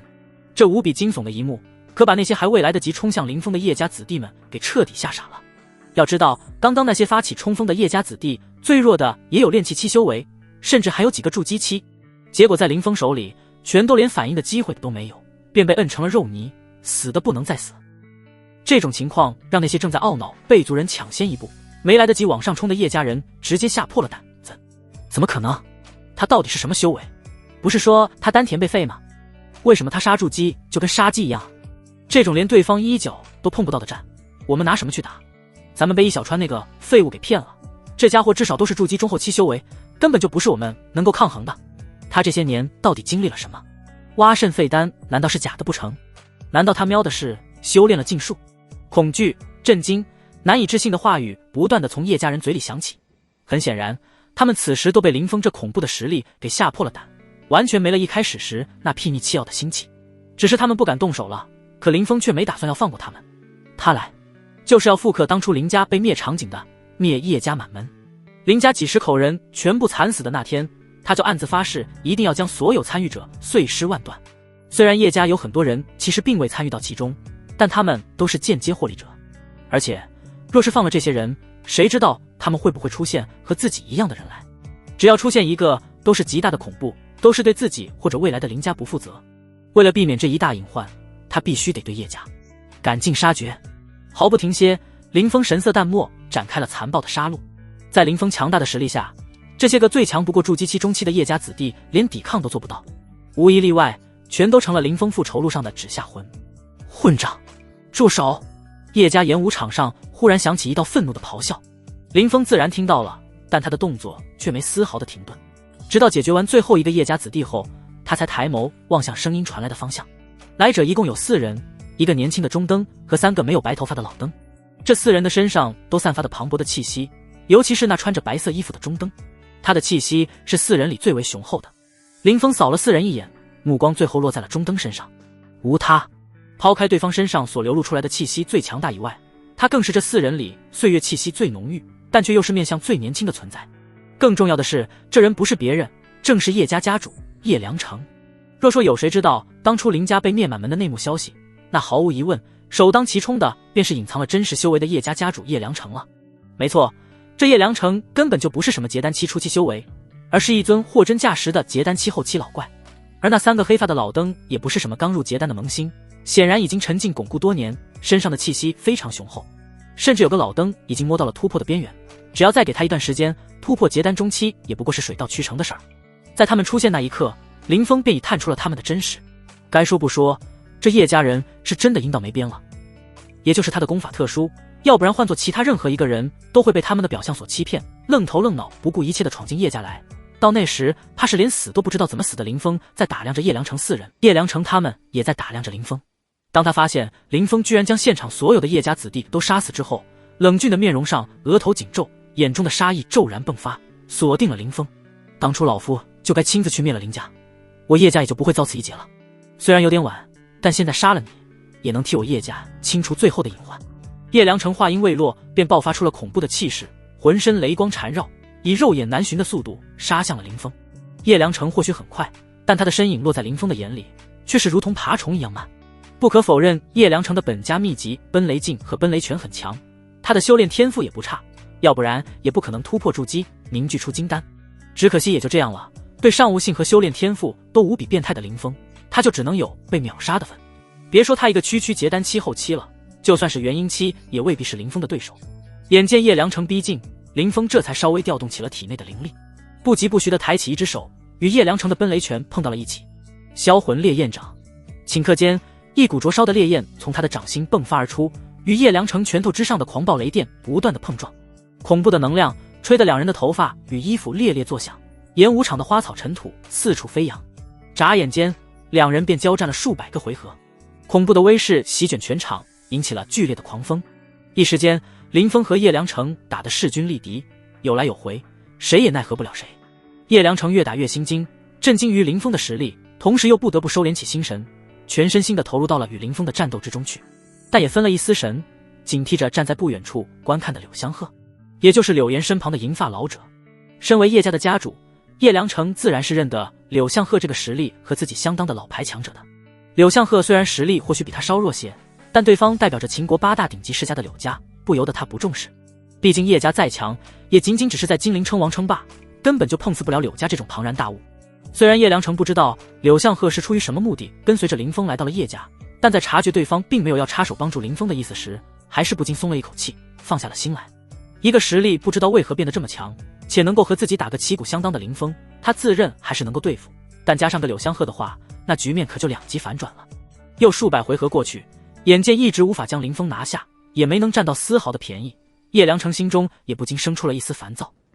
再加上原本在闭关修炼的叶家子弟听到动静后，不约而同的陆续出现在演武场上，这让他感到失了面子的同时，又担心自己一个不留神没牵制住林峰，让对方找到机会对这些叶家仅剩的天才子弟下黑手。出于长痛不如短痛的想法，叶良城也不再顾忌颜面，当即朝一旁叶家的3位长老喊道：“一起动手，尽快速战速决，斩杀此僚。”说罢，他还朝柳相鹤看一眼。是。随着3人的加入，拖住了林峰进攻的节奏，这让叶良城明显感觉到了压力轻松了不少。既然人都到齐了，那么这场嬉闹也该结束了。方才那势均力敌的战斗，不过是林峰有意为之的假象。他之所以这样做，自然不是闲的没事干，目的就是为了引出那些隐藏起来的叶家族人。眼见目的已达到，林峰也不准备陪叶良城等人再继续玩下去了。话毕，林峰周身灵力一震，瞬间便将叶良城4人给震飞了出去。舞动拳。随后在演武场上，众人那震惊到不敢相信的目光中，林峰缓慢地挥出了一拳，但就是这缓慢的一拳，却在空中留下了4道拳印。砰砰砰砰，4道沉闷的爆炸声骤然响起。只见叶良城4人倒飞的身影还未稳住，便被垂落到了地面上，砸出了4个大小不一的深坑。除了叶良城被留了一口气之外，其余3个叶家的结丹7长老在林峰这一拳下，五脏六腑皆被震得粉碎，七窍流血，眼珠凸显，死的不能再死。解决完叶良城等叶家最强战力后，林峰便开始了新一轮屠杀，有修为的杀，没修炼的杀，老人杀，妇女杀，孩童照样杀。只要在他感知范围内，只要是叶家的人，他都绝不会放过。畜生！尚且留有一口气的叶良城见此一幕，彻底崩溃了。这个活了120岁，金陵暗地里真正的霸主，在亲眼看着自己族人被林峰一个个屠杀，自己却无能为力，救不了他们，终究是没能扛住，留下了2行炽热的浊泪。你个畜生的东西，他们都是无辜的，他们根本就没参与覆灭林家这件事，甚至有些更只是志同，你怎么下得去手啊？所有的事，老夫我一人承担，你心有怨就冲我来啊！你杀他们算什么本事？叶良城几近崩溃的咆哮声响彻叶家演武场，看向林峰的眼神充满了愤怒与悔恨。看着这一幕的林峰，冷毅的脸上终于是露出了一抹冰冷的笑意，随着笑意扩大，显得极其的癫狂，像极了一个精神病患者。他此刻只觉心中特别的痛快，这就是他所想要的效果。他就是要叶良城也亲自体验一回，眼睁睁地看着叶家满门被灭的场景。他就是要叶良城也感受一下他当初的绝望。要说无辜，他林家上下数十口人又何其的无辜，好不容易齐聚一堂给祖母庆生，结果却落得个满门被灭的下场。他的祖父祖母、外祖父外祖母、父亲母亲、侄子外甥，一夜间全都惨死在了本该幸福快乐的夜晚。只有他，因为当时还没来得及回去，正在赶回去的路上，侥幸逃过了一劫，最终还是落得差点惨死的下场。叶良城此时轻飘飘的来了一句：没参与，是孩子，是无辜的，就没罪。呵，这一点他林峰永远都不可能认同。福祸同担，只要是叶家人，就必须承担事发的责任。你说他们无辜？这句话简直是我活了这20多年来听过的最大的笑话。他们无辜？难道我林家200多口人就罪该万死吗？你们想杀我夺宝，直接冲我来不就行了？为什么要灭我林家满门？你开的头，我续上尾，现在你居然让我放过你叶家，既要又要，够无耻！你好歹也活了80多岁了，怎么还这么天真？此时此刻，整个叶家安静的可怕。叶家庄园外，柳岩和柳相鹤在看到林峰连小孩妇孺竟都不放过时，早已看傻了眼。此时回过神来的柳相鹤不禁小心翼翼地在自家小姐柳岩的耳边小声嘀咕了起来：柳小姐，这林少的杀性未免也太重了些，你确定要带他回去给刘老爷子看病？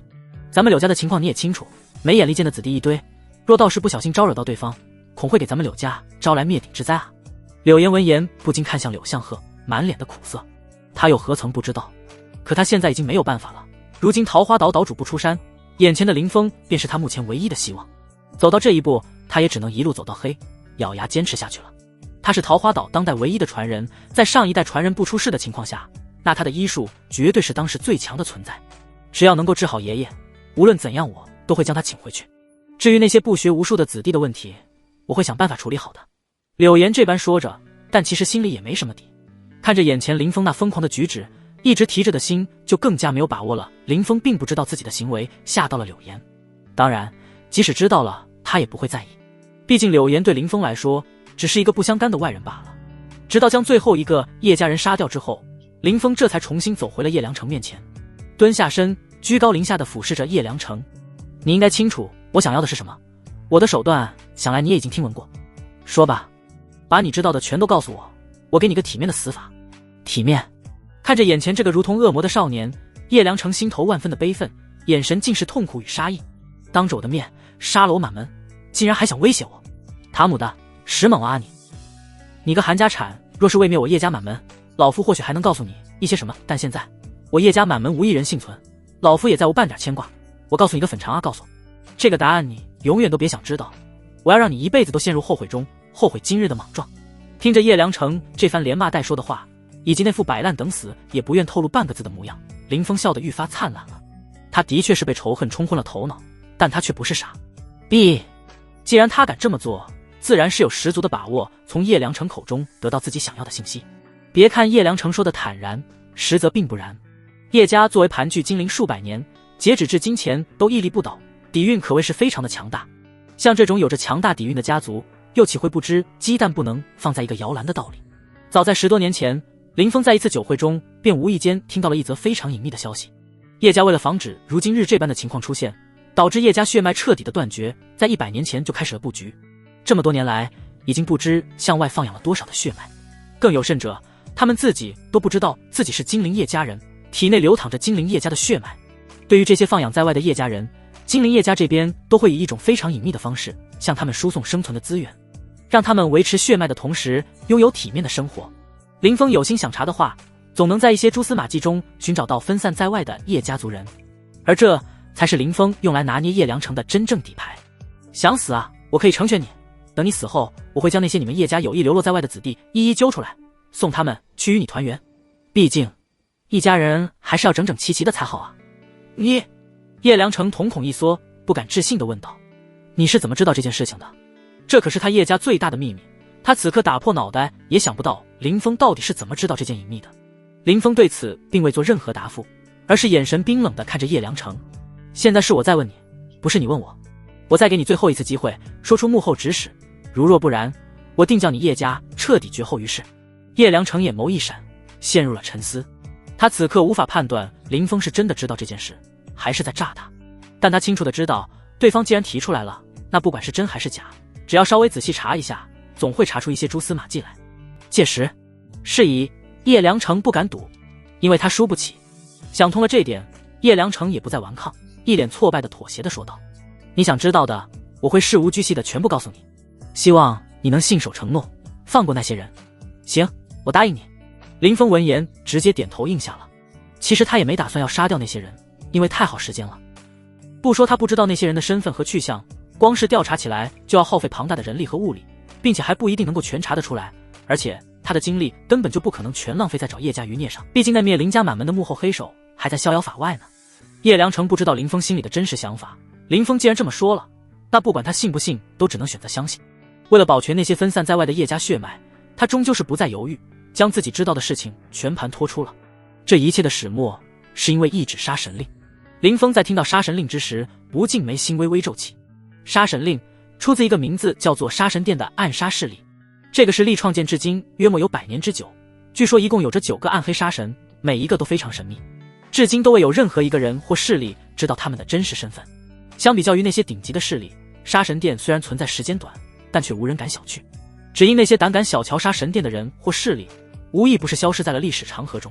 在这些消失的势力里，不乏那些屹立于世、拥有数百年传承的顶级宗门。正是这斐然的战绩，让杀神殿在大陆上打响了名声。若无必要的话，没人或势力敢去撩他的虎须。杀神令也是在那时候公布于世的，是杀神殿的标志性令牌。只有杀神殿的9个暗黑杀神才有资格发布与收回。凡见杀神令者，若敢违抗指令，则会被视作杀神殿之敌，事后将会遭到疯狂的暗杀。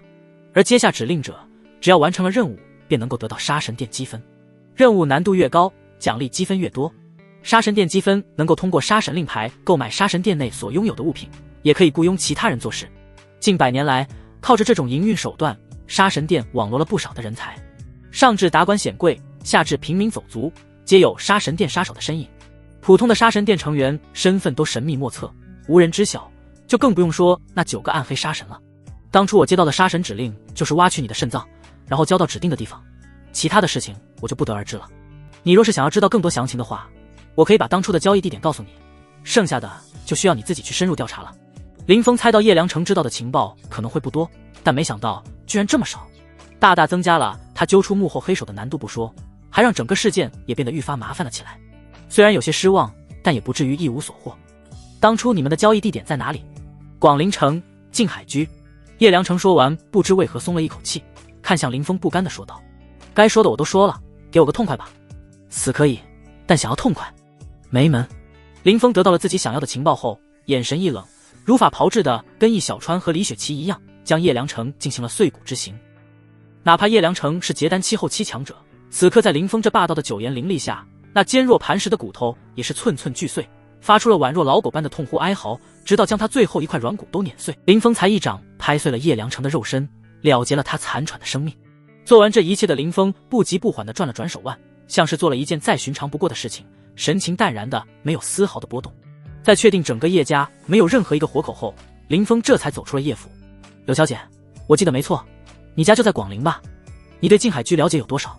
静海居从名字上来看，好像是一所庄园，安详宁静，但事实却恰恰相反。它不但不是一座庄园，还是整个广陵城最黑暗、混乱的地方。单单势力面积就占据了整个广陵城1/5的区域。虽然我是广陵人，但对静海居里面的情况却了解不多。不过林叔你放心，等到了广陵之后，我便会派人去调查一下静海居的情况，给您一份详细的情报。林峰闻言点了点头。事不宜迟，走吧。作为交换，我会帮你治好你爷爷的病。柳岩见林峰没有忘记之前的承诺，心中不由大喜，脸上顿时浮现出一抹激动的神色。林叔您放心，届时我保证会动用柳家所有的关系来帮您调查有关静海居。金陵这边我也会动用资源帮您把消息全部压下去，不让那些人提前察觉到您的回归。另外您前李雪琪的族人已经让人全部控制住了，您看您是否需要亲自去处理？林峰听完，心中不由暗自点了点头，沉思了0.01秒后，他便开口道：不必了，给他们一个痛快，然后全部丢进乱葬岗即可。好的，林叔，以后叫我林少或者林峰吧。林叔有点叫老了。是，林少。柳岩闻言眼眸微不可察地闪了闪，随后一脸恭敬地应道：不论是出于什么目的，此时此刻身为秦国8大顶级世家之一柳家的大小姐柳岩，为了让她能够出手救治自己的爷爷，竟是如此的卑微，就像是她的仆人，姿态可谓放得非常低。这让将一切都收入眼底的林峰眼中闪过了一丝意外，同时心中对柳岩这个孝顺的女人又多了一丝的好感。毕竟这样的女人再坏又能坏到哪去呢？很快，在柳岩的示意下，柳相鹤这位结丹后期的护道人在不到1刻钟的时间里，便将李雪琪包括他父母在内的所有族人全都哄睡了。他之所以能够这么快就解决完李家众人，主要还是因为李家最强者也不过才刚迈入结丹中期不到半年的时间，修为还不算稳固。面对柳相鹤这种顶级世家出身的老牌结丹修士，根本就没有反手的余力，全程都被按在地上打。让人将他们运到乱葬岗的同时，柳相鹤带着刘颖石先行一步赶回了林峰这边。林峰接过柳相鹤递来的刘颖石，里面记录着的李家人被哄到双目圆睁，找不着头脑，安详睡去的过程粗略地扫视了眼，林峰便将这枚刘颖石给直接销毁了。做得不错，我在金陵这边的事情已彻底了结，可以启程前往广陵了。柳岩闻言心中一喜，暗道终于可以赶快回去救治爷爷了，但却忽然想到自己不久前调查出来的有关林峰的事情，不禁开口道：林少，离开前您看是否需要先前去祭奠一下您家人？祭奠家人？林峰听到柳岩这没头没脑的话语，眼中不禁露出了一抹迷茫。如果可以的话，他在回到金陵那一刻便去祭奠自己家人了。可当初偌大的林家就只有他一个人侥幸逃出升天，根本就没人给林家人收尸。如今的林家旧址，别说尸体了，连根毛都没有。他就算是有心想祭拜，也根本就不知该如何去拜啊。柳岩似乎看出了林峰的茫然，于是连忙解释道：林少，根据我探查回来的消息，当初林家众人的尸体并非一直暴晒在院中，而是有人替您给他们收了尸，将他们全都安葬了。听完柳岩的解释，林峰更加迷茫了。以他5年以前乖张跋扈的行事作风，以及林家被灭门后产业被众多大小势力瓜分而逝的情况，他完全想不出到底有谁会愿意冒着那么大的风险来替自己家人收尸。这不禁让他心中升起了好奇。是谁？白小纯，一个面目全非的女人。原来是当初林家惨遭灭门后，意外得知这一消息的白小纯，不顾自身的安危与恐惧，独自一人趁夜蹬着小三轮，一趟又一趟的将林家众人的尸体全部拉到了郊区，葬在了他父母的墓旁。从柳岩口中得知这一切后的林峰不禁感叹，同时也想起了有关白小纯的事情来。林峰之所以能和白小纯相识，其实完全是偶然。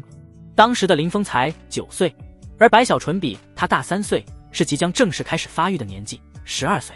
两人之所以相识，完全是因为林峰当时的成绩优异，再加上接受新事物的适应力特别的强，于是被破格提拔成了一名年仅9岁的6年级学生，并机缘巧合下被安排到了成绩同样不错的白小纯旁边，成为了他的同桌。自信、活泼、可爱，这是林峰对这个新同桌心里的第一印象。而白小纯留给林峰最后的一次印象，是在5年前对方16岁生日的时候。当时的白小纯身材其实已经长开了，1.68米的身高，既高挑又性感，光看背影的话，绝对是个足以让人看了就想犯罪的尤物。为什么他要说背影？那是因为那时的白小纯有着一张极其恐怖的面容，是人看了都得被吓软的程度。而导致这一切的原因是一场突如其来的大火。那一场大火不但将白小纯那出现端倪的美人脸蛋给摧毁，还带走了拼死保护住他的爸妈他们多年奋斗积攒的财产，也在这一把火中被彻底烧成了灰烬。那时年纪尚小的白小纯从医院醒来时，甚至连吃饭的钱都没有，就更不用说那高昂的医疗费以及父母遗体领取及下葬的钱了。而林峰知道这件事的时候，已经是事发第2天。这还是因为白小纯的无故旷课，让他产生了疑惑，派人打听后得到的消息。在了解到这一情况后，林峰二话不说便拿出了自己的压岁钱，帮白小纯支付了医疗费的同时，还帮他父母在郊区买了一块地，用于下葬用。事后更是给了对方一张存有10万现金的邮政借记卡，帮他度过眼下的难关。此事了，林峰前后后一共为他花了50万，且不求任何的回报。原因便是因为相识的3年时间里，白小纯一直对林峰照顾有加，两人也一直是同校，并且是同班，更还是同桌，这也是最根本的原因。只是令他没想到的是，当初那个不经意间的善举，竟然如同一个回旋镖般又飞回到了他身上，避免了林家数十口人曝尸荒野的下场。走吧。别走呀，美女，你这菠萝怎么卖？嘿嘿嘿，我要的不是车上的菠萝，而是藏在你衣服里的那一堆大菠萝。美女，你身材这么好，还卖什么菠萝啊？不如从了我们吧，保证一天赚的比你卖1个月菠萝要更多。路口边，一辆专卖菠萝的小3轮车正站着一个戴着口罩、身材妖娆的女老板。不过她此时的情况看起来不是那么好，因为她正被一群无所事事的混混团团包围了。他们一边肆意摆弄着车上的菠萝，一边肆无忌惮地朝着摊主调戏耍流氓。听着这群混混无耻的调侃，白小纯心中只觉异常的羞恼。虽然他已经毁容，但那姣好的身材还是给他带来了不少的麻烦。如果可以的话，他更想找个不用抛头露面的活儿。只可惜他如今的样貌实在太丑了，根本就没有人愿意要他，只能靠着摆摊营生。一开始面对这些不怀好意的人，他确实是比较手足无措的，不知该如何是好。好在时间久了后，他也逐渐找到了应对的方法。这些人说来说去也仅仅只是好色罢了，只要他将自己的口罩摘掉，露出自己毁容的脸蛋，基本都能将这些人吓走。虽然这样有点伤他的自尊，但这也是没有办法中的办法了。只有这样才能让他避免被无止境骚扰。此时也同样不例外，随着他拉下自己的口罩，将那狰狞的面容暴露出来时，那些个原本还对其动手动脚想要占他便宜的混混，顿时如避蛇蝎般的收回了伸出的手，旋即快速与他拉开了距离。卧槽，塔姆的怎么这么丑？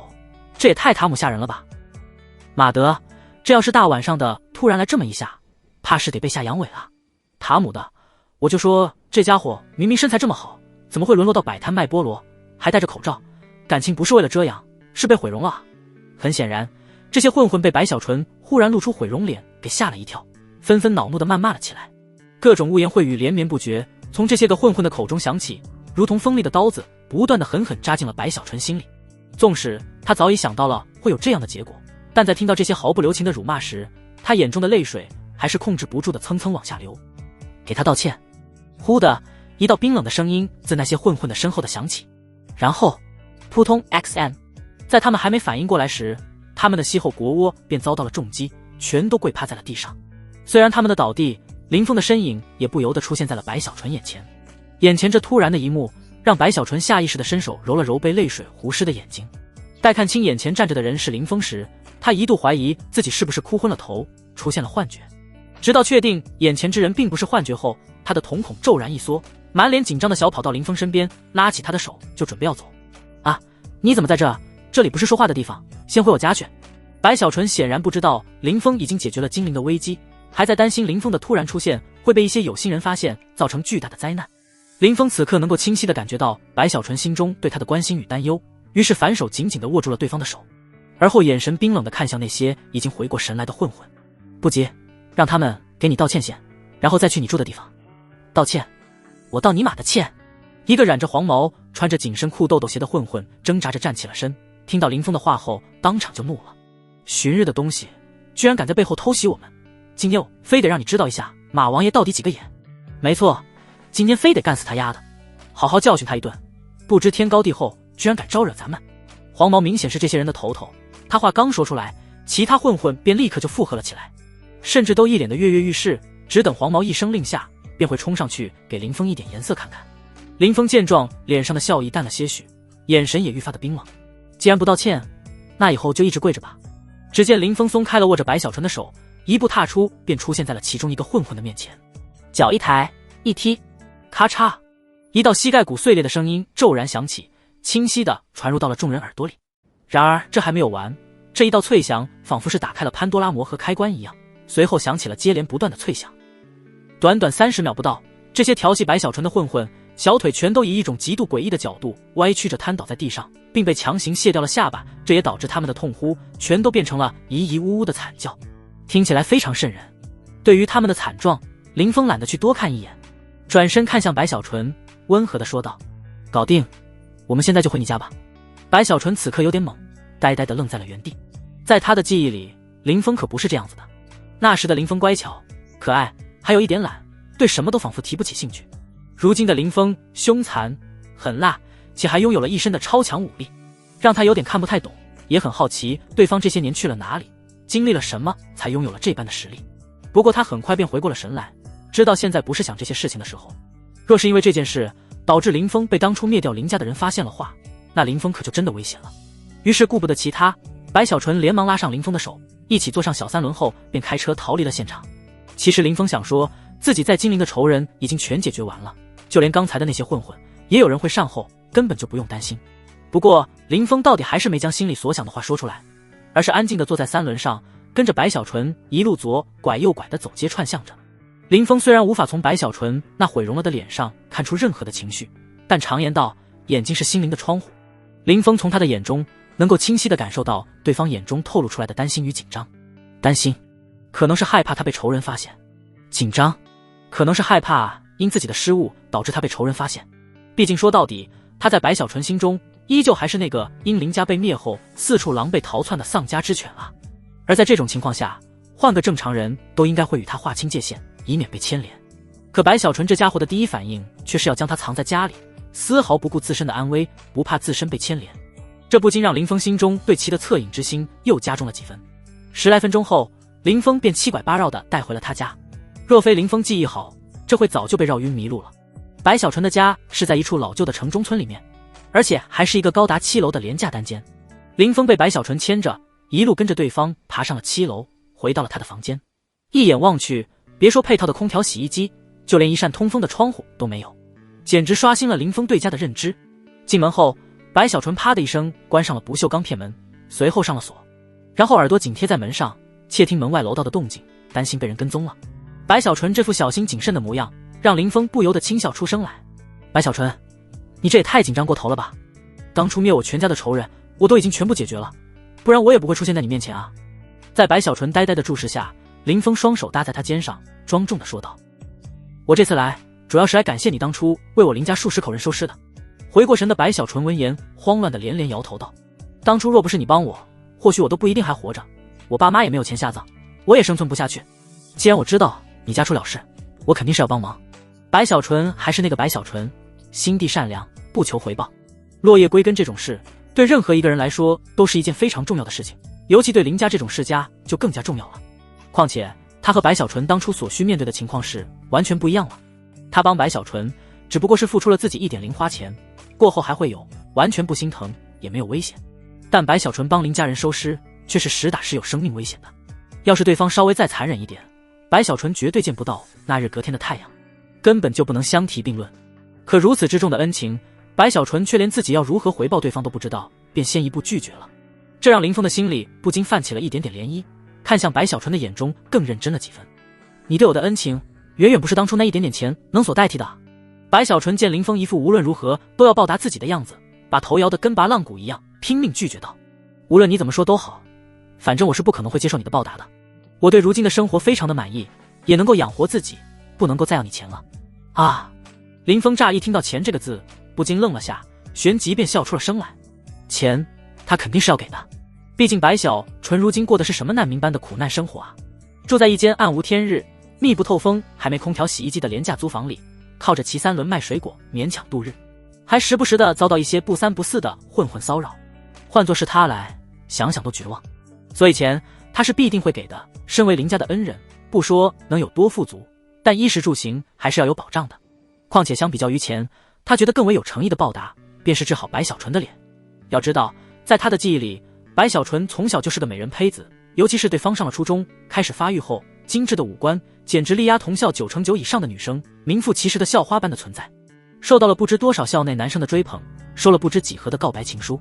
可偏偏这样的女孩，自从那日火灾后，便一直被人骂是丑八怪，可想而知对方心里会有多么的委屈和痛苦。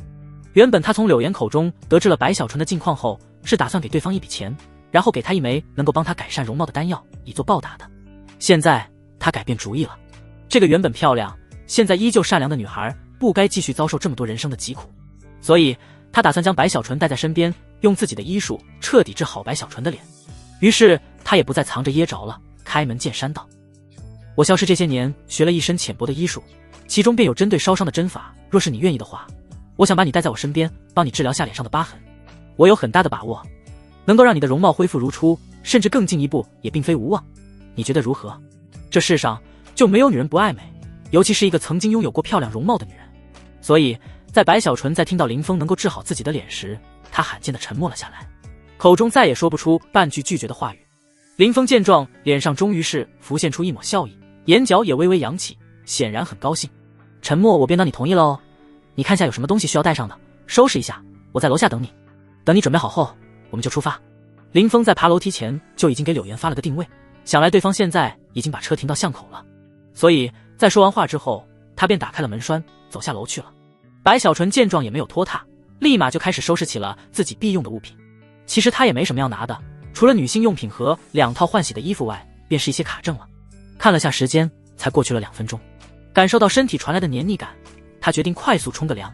5分钟以后，洗完澡换了身衣服，戴着口罩，提个小型运动手提包的白小纯出现在了楼下。林峰在看到白小纯时，眼底闪过了一丝笑意，因为他知道白小纯趁机洗了个澡，还换了干净的衣服。不过他眼中更多的却是心疼，因为白小纯身上的衣服虽然看着很干净，但却全都洗到了发白，甚至还有些变形，一看就知道穿了很久了。想来那个袋子里装的衣服也都是同个样子。林峰没说话，但却十分自然地伸出手接过了对方的行李。白小纯原本想拒绝，但在林峰那不容拒绝的眼神下败退了回来，低着头诺诺地跟在了林峰身后，朝着小巷外走去。不出他所料，柳岩确实已经在那后着了。车上，林峰疲倦地合上了双眼，而后吩咐道：到广陵城后，给我和他安排一个清静没人打扰的地方，另外给我准备些给他治疗所需的药材，清单我稍后发给你，你先让人去抓好，到了我要用。从林峰开口那一刻，柳岩便竖起了耳朵，一字不落地全记了下来，听完更是点头表示会按照林峰的要求安排好住所与所需的药材。坐在他身旁的白小纯闻言内心有些激动的同时，一时放下了心来。当然并不是他贪图林峰的报答，而是担心林峰之所以说能够帮他恢复烧毁的容貌，是为了报答他而故意编织的谎言，目的是骗他出来。不过现在他心中那仅有的一丝担忧也彻底消散了。放下心来的白小纯此时不禁好奇起了这个女人和林峰2人之间的关系。一开始他还以为眼前这个漂亮的女人是林峰的女友，所以他在上车后显得颇为的拘谨，可现在看着林峰几乎以一种命令的口吻和对方说话，他就明白自己猜错了。这个漂亮的女人绝对不是林峰的女友，难不成是他的下属？在白小纯充满好奇的胡思乱想中，车子很快便行驶到了金陵的机场。在柳岩的安排下，一行4人坐上了提前预定好飞往广陵的专机。因路途遥远，等他们抵达广陵机场时，天色早已昏暗了下来。只是等他们走出机场时，瞬间便被眼前的接机排场给惊讶到了。一溜烟的全是各式各样的豪车，没有一辆是低于100万级别的。饶是林家最鼎盛之时，也不曾有过这样的排场。不同于白小纯的震惊，林峰看着这一排接机豪车队，不禁皱着眉心的看向了柳岩。有必要搞嫩大排场吗？他从小到大就不是一个喜欢张扬高调的人，所以从未有过这般奢靡的行径。而且他此次出岛是来报仇的，不是享受的。如今大仇未报，还要打探叶良城提供的线索里有关进海居的消息，这般高调的行为简直违背了他心里的初衷，那怎么能行？柳岩此时心中非常的紧张，因为还在金陵的时候，林峰就已经跟他说过他喜欢清静，不喜欢有人打扰，而眼前的一幕完全违背了林峰想要低调的想法，增加了对方暴露的可能。同时他还看出了林峰眼中的不喜，两相结合下，柳岩瞬间便就慌了神，连忙开口解释道：林少，这真不是我做的，我就只安排了一辆6，您稍等片刻，我过去问问是怎么回事。林峰听到这豪华车队竟然不是柳岩安排的，顿时眉头就皱得更深了，因为从柳岩的话里，他听出了这条车队虽然不是柳岩安排的，但却绝对和柳岩有关。这不禁让他想起了一些不好的事情。林峰的家族虽然和柳岩的家族根本没法比，但在秦国，不论大小的世家豪门，内部的龌龊之事都一样的多。为达目的，家人亲戚间勾心斗角，阴狠的手段更是层出不穷。和谐不过是在没有利益冲突的情况才有的表象。这些车子既然不是柳岩安排的，但又没反驳不是自家的车队，那么这支车队很大可能是其他柳家人收到了风声，知道柳岩请来了医生，准备过来抢功或者捣乱的。当林峰意识到这一点的时候，那豪华车队头车里下来了一个看起来30出头的男人，在4名黑衣保镖的陪同下，朝着林峰他们所在的位置径直走来。待距离拉近，林峰这才看清对方的面容。要怎么说呢？有一些阴翳，让人一看就知道是个不好惹的主。柳岩在看到这个男人的时候，好看的眉心便皱在了一起，看向林峰开口解释道：林少，这人是我二叔家的长子柳浩，看样子是有人发现了我的踪迹，知道我要带您来给爷爷治病，并将信息提前传给了他，所以他今天才会带着车队出现在这里。柳岩的解释恰好印证了林峰方才心里的猜测，眼前这个人是来抢功的。然而下一刻，眼前这个阴翳的男子，柳岩二叔的长子，一开口说出来的话便像是一耳光，狠狠地抽在了林峰脸上，让他瞬间觉得自己还是太过小瞧这些个顶级世家之人了。他们内心的龌龊简直足以令人胆寒。我叫柳浩，柳家嫡长孙，我爷爷的病自有顶级医院的医疗圣手进行救治，不需要你们这些没有行医资格证的家伙看病。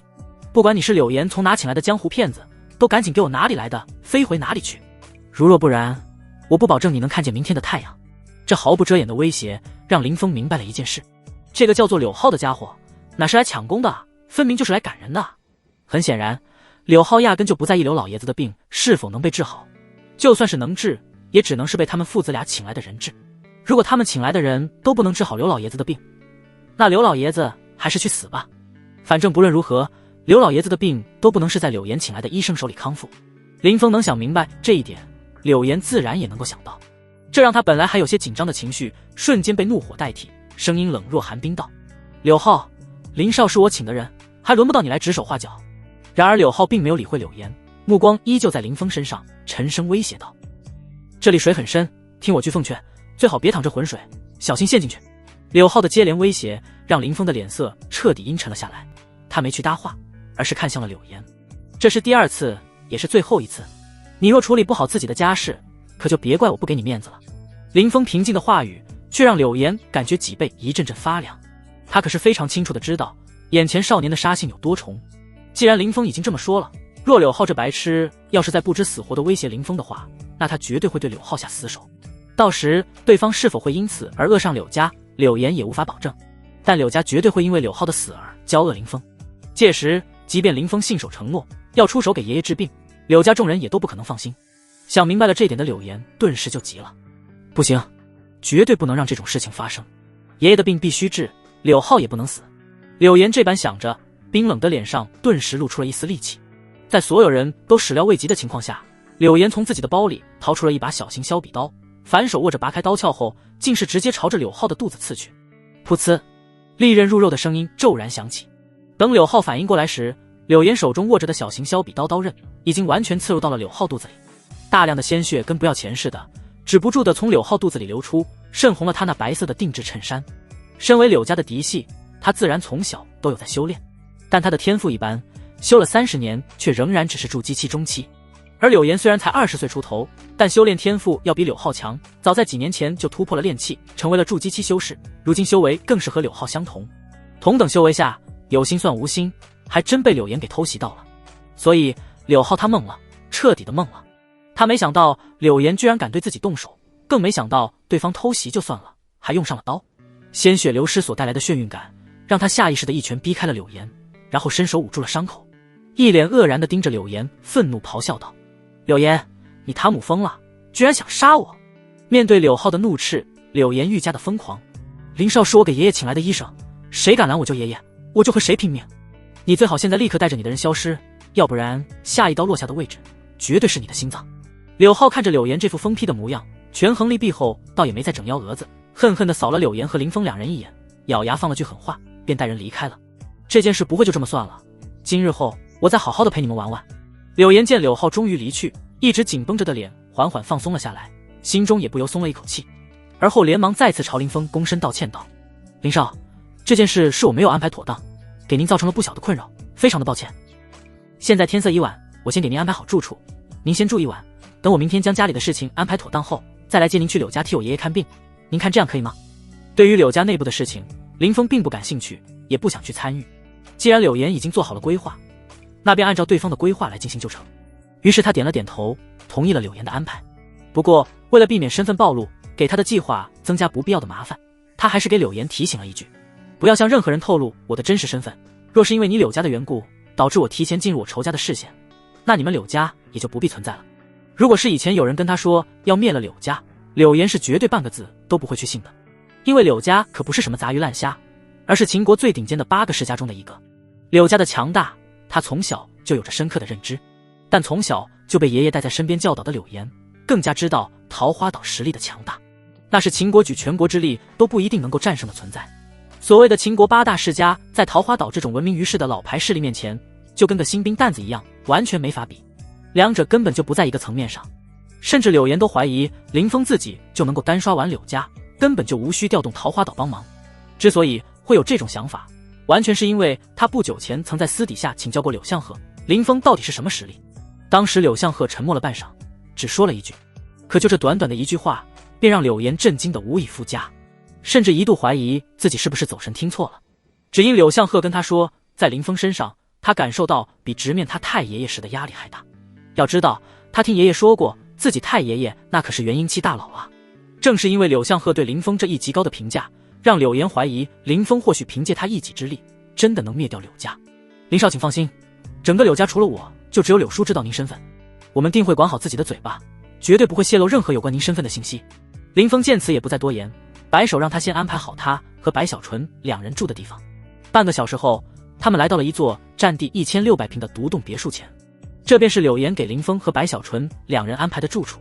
广陵虽然不是1线城市，但这里的地理位置非常好，价格上倒是其次，主要是有钱也不一定能见。柳岩不过是柳家的3代，但却能在这个地方拥有一处独栋的别墅，足以说明他在柳家的地位以及柳老爷子心中受宠的程度。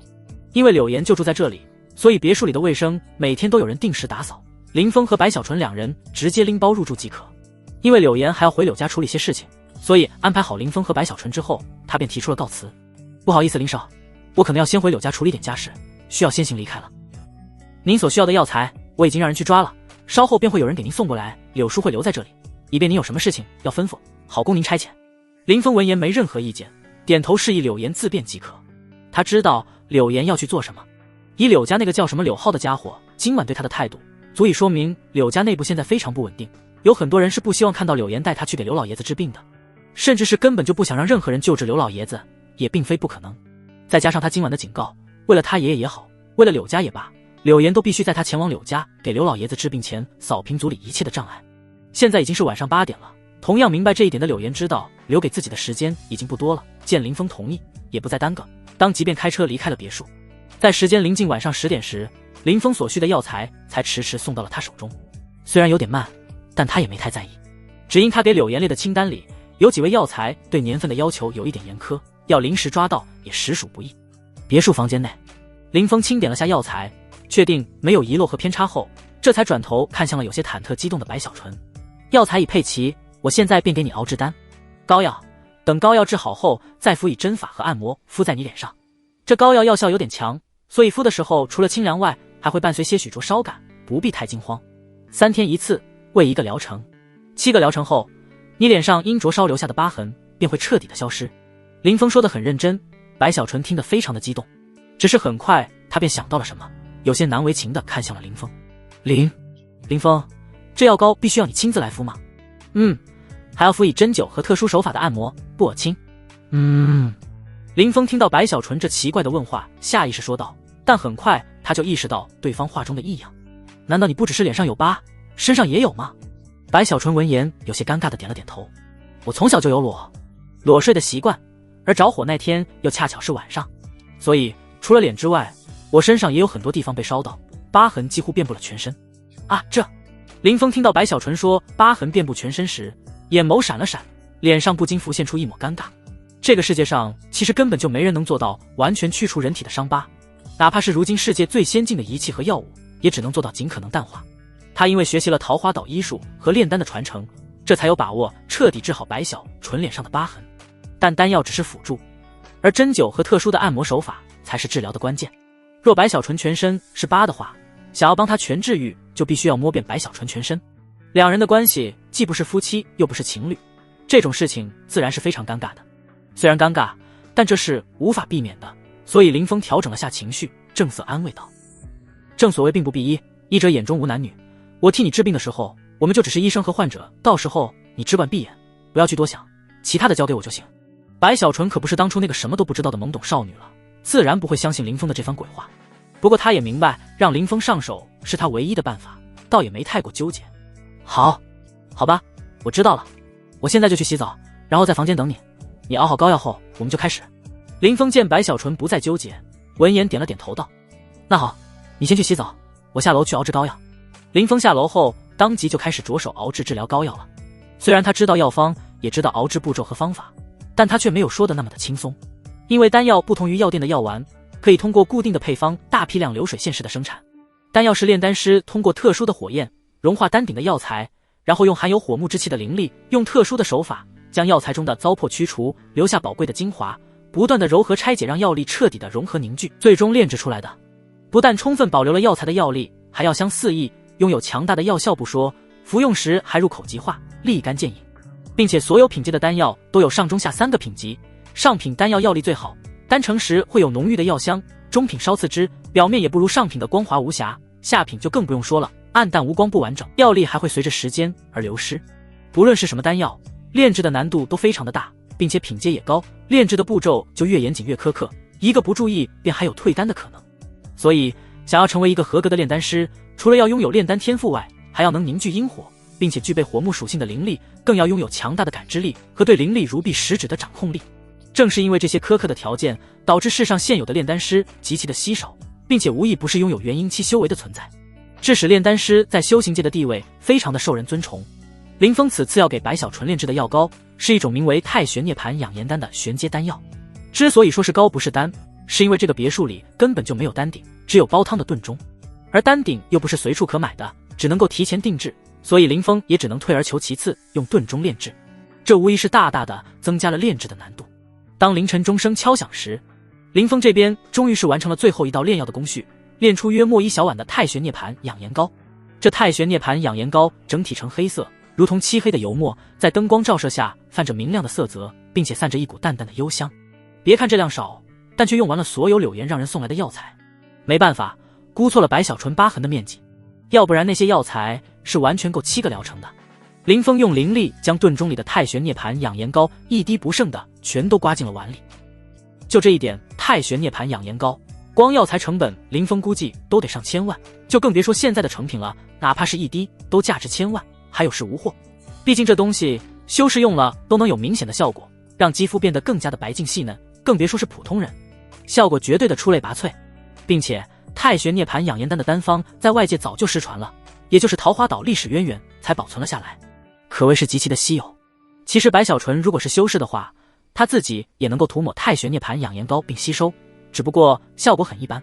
再加上他的疤痕实在是太过于严重，哪怕是有修为在身，加上长期涂抹太玄涅槃养颜膏也无法做到完全的修复。所以想要完美发挥太玄涅槃养颜丹的药效，就必须搭配特殊的手法一起，方才能做到。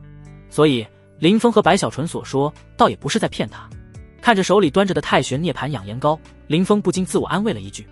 而后才踩着楼梯朝着白小纯住的房间走去。房间里，白小纯早就已经洗好澡并吹干了头发，满心复杂的等着林峰的到来。此刻的他正穿着一件明显大1号有些发白的黑色遮臀上衣，靠在床头上发呆。因为门没锁，在听到动静看到林峰从房间外开门进来的时候，他有些紧张的低下了头，不敢与林峰对视。虽然林峰之前说在治疗时两人之间是医生和患者的关系，但是很显然，对于要和林峰这个比自己还要小3岁的老同学坦诚相待，他还是很不好意思的。林峰见他如此，当即轻声宽慰道：没事的，别紧张，治疗马上就要开始了，你闭上眼睛躺床上就行，剩下的交给我就好。白小纯宛若蚊蝇的轻嗯了一声，随后便闭上了眼睛，脱下了黑色上衣。因为他的疤痕遍布了全身，而林峰要给他治疗这些疤痕，他身上是不能有任何东西的。所以除了黑色上衣外，白小纯身上是没有任何东西的。白小纯这几年来身材发育得非常的好，要不然也不会引来那么多混混的骚扰。1.7米左右的身高，不但没有大多数女人的肥胖或纤瘦无肉，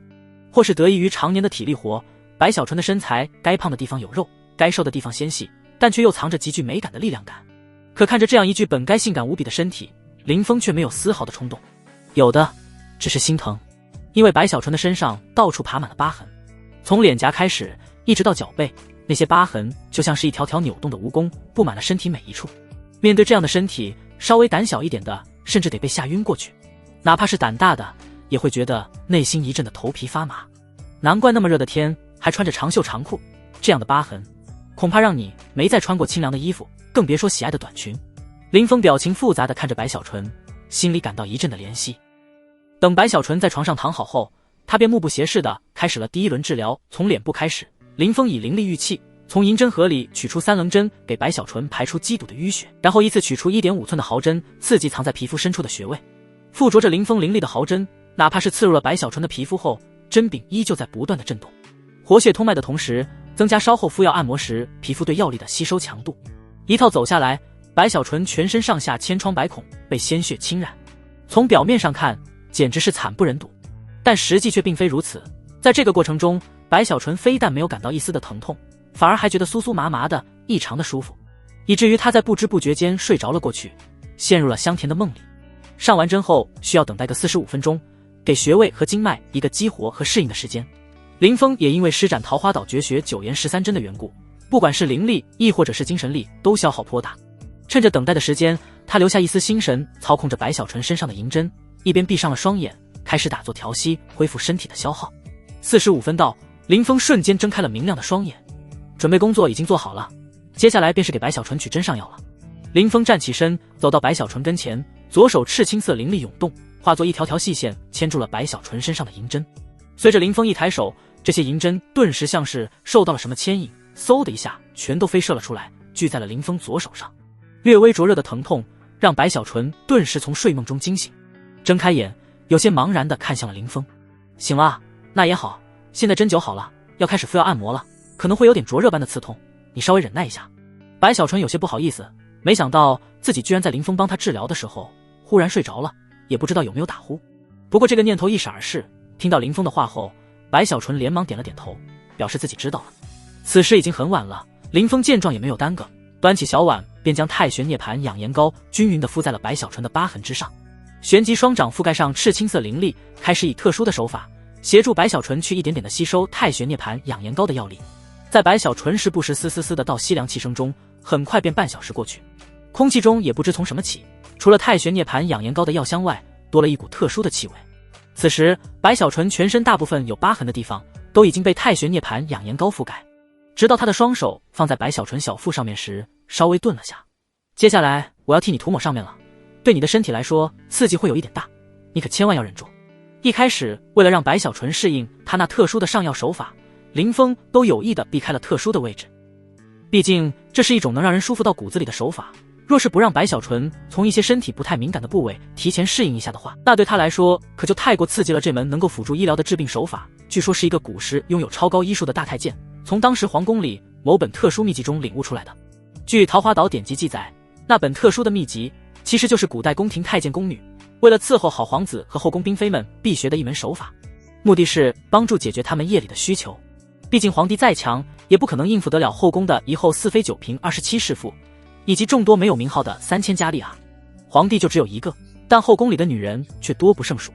就说皇后一年都未必能被皇帝宠幸几次，那些个连皇帝的面都没见过或只见过一面的都数不胜数，就更别说宠幸了。人的岁月何其长久，那些个饱受干旱的折磨得不到滋润的妃子能够怎么办？只能让太监或宫女通过这种方式来解决旱地了。因这套按摩手法原初的特殊性，哪怕是改良了，仍旧保持着同源的特性。林峰实在是担心白小纯这种未经人事的女人会被刺激坏，所以才停顿了下，提前交代了一句，避免白小纯等会儿开始按摩时出丑。白小纯听到林峰的提醒，深吸了口气，强压下心头的羞意，重重点头道：开始吧，我已经做好准备了。好。林峰轻声回应了一句，然后不再迟疑，直奔向高地。随着林峰手法的爆发，太玄涅槃养颜膏清凉的感觉，以及那灵力入体所带来的灼热的感觉，还是让白小纯控制不住地哼出了声来。这一道轻哼声有着一丝丝痛苦，但更多的却是勾人的妩媚。明明声不大，但却仿佛有着一股无形的魅力，直击人心，就像是直接在人心底深处响起的一样。林峰不是柳下惠，更不擅长控制自己的欲望，否则也不会因毒素发作便对自己的师尊洛瑶做出那等畜生的事情。是以这一刻，面对白小纯这直击心灵的靡靡之音，让他有种想要再次化身为狼的冲动。好在他的良知让他但并未犯浑，目光落在白小纯那些被太玄涅槃养颜膏掩住的大小疤痕上，脑海骤然响了一道嗡鸣，让他的灵台瞬间清明了过来，没对白小纯做出什么不可饶恕的罪孽，手上的动作也变得规矩了许多。这一个小插曲导致上药结束后，林峰都没好意思与白小纯对视，只是低着头小声交代了一句：好了，药膏已经全部抹完了，你现在就可以睡觉了，明日一早起来冲掉身上残余的药膏，这第一个祛疤疗程便就完成了。他不知道的是，白小纯因为方才没能控制住接连不断响起的轻哼，以及身体不受控制的反应，同样是不敢直面林峰的眼睛。在听完他的交代后，白小纯就一溜烟地扯过了被单钻了进了被子里，同时小声地应了一句：我知道了。林峰见状，内心不由得松了一口气，得到回应后也不再逗留，转身离开了房间。白小纯听到房门开启又关闭的声音，确定林峰已经离开房间后，这才缓缓地松了一口气，轻轻撩开了被子，探出了脑袋。借着明亮的灯光，白小纯快速打量了一下自己身体，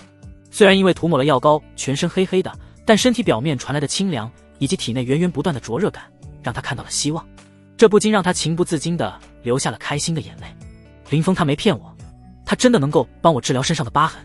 最迟半个月，按照林峰所讲的做完剩下的6个疗程，我的疤痕便能够彻底的去除。想着想着，白小纯的眉头微不可察地皱了一下，眼底露出了一抹复杂的神色。只不过林峰，这么大的恩情我又该怎样去报答你啊？这刹那，白小纯觉得自己欠林峰的，怕是这辈子都不可能还得清了。林峰并不知道他走了之后，白小纯就已经开始在思索着要如何报答他了。回到自己房间后，他便双手掐诀，盘膝坐在了床上，运转起九岩归元诀，开始修炼了起来。这九岩归元诀是桃花岛的独门秘籍，只有历代传人才能够修炼。九岩归元诀顾名思义，总共有9层。据典籍记载，就连桃花岛初代祖师爷都未能修炼到第9层，在人生的最后一刻，也仅仅只是触摸到了九岩归元诀第9层的门槛。除了桃花岛2代祖师追上了初代祖师爷的脚步，成功将九岩归元诀修炼至第8层，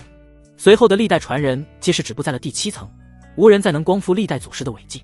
林峰在离开桃花岛之前，就已经参透了九岩归元诀第5层，强大的实力让他在秦国内行走有了一定的自保之力，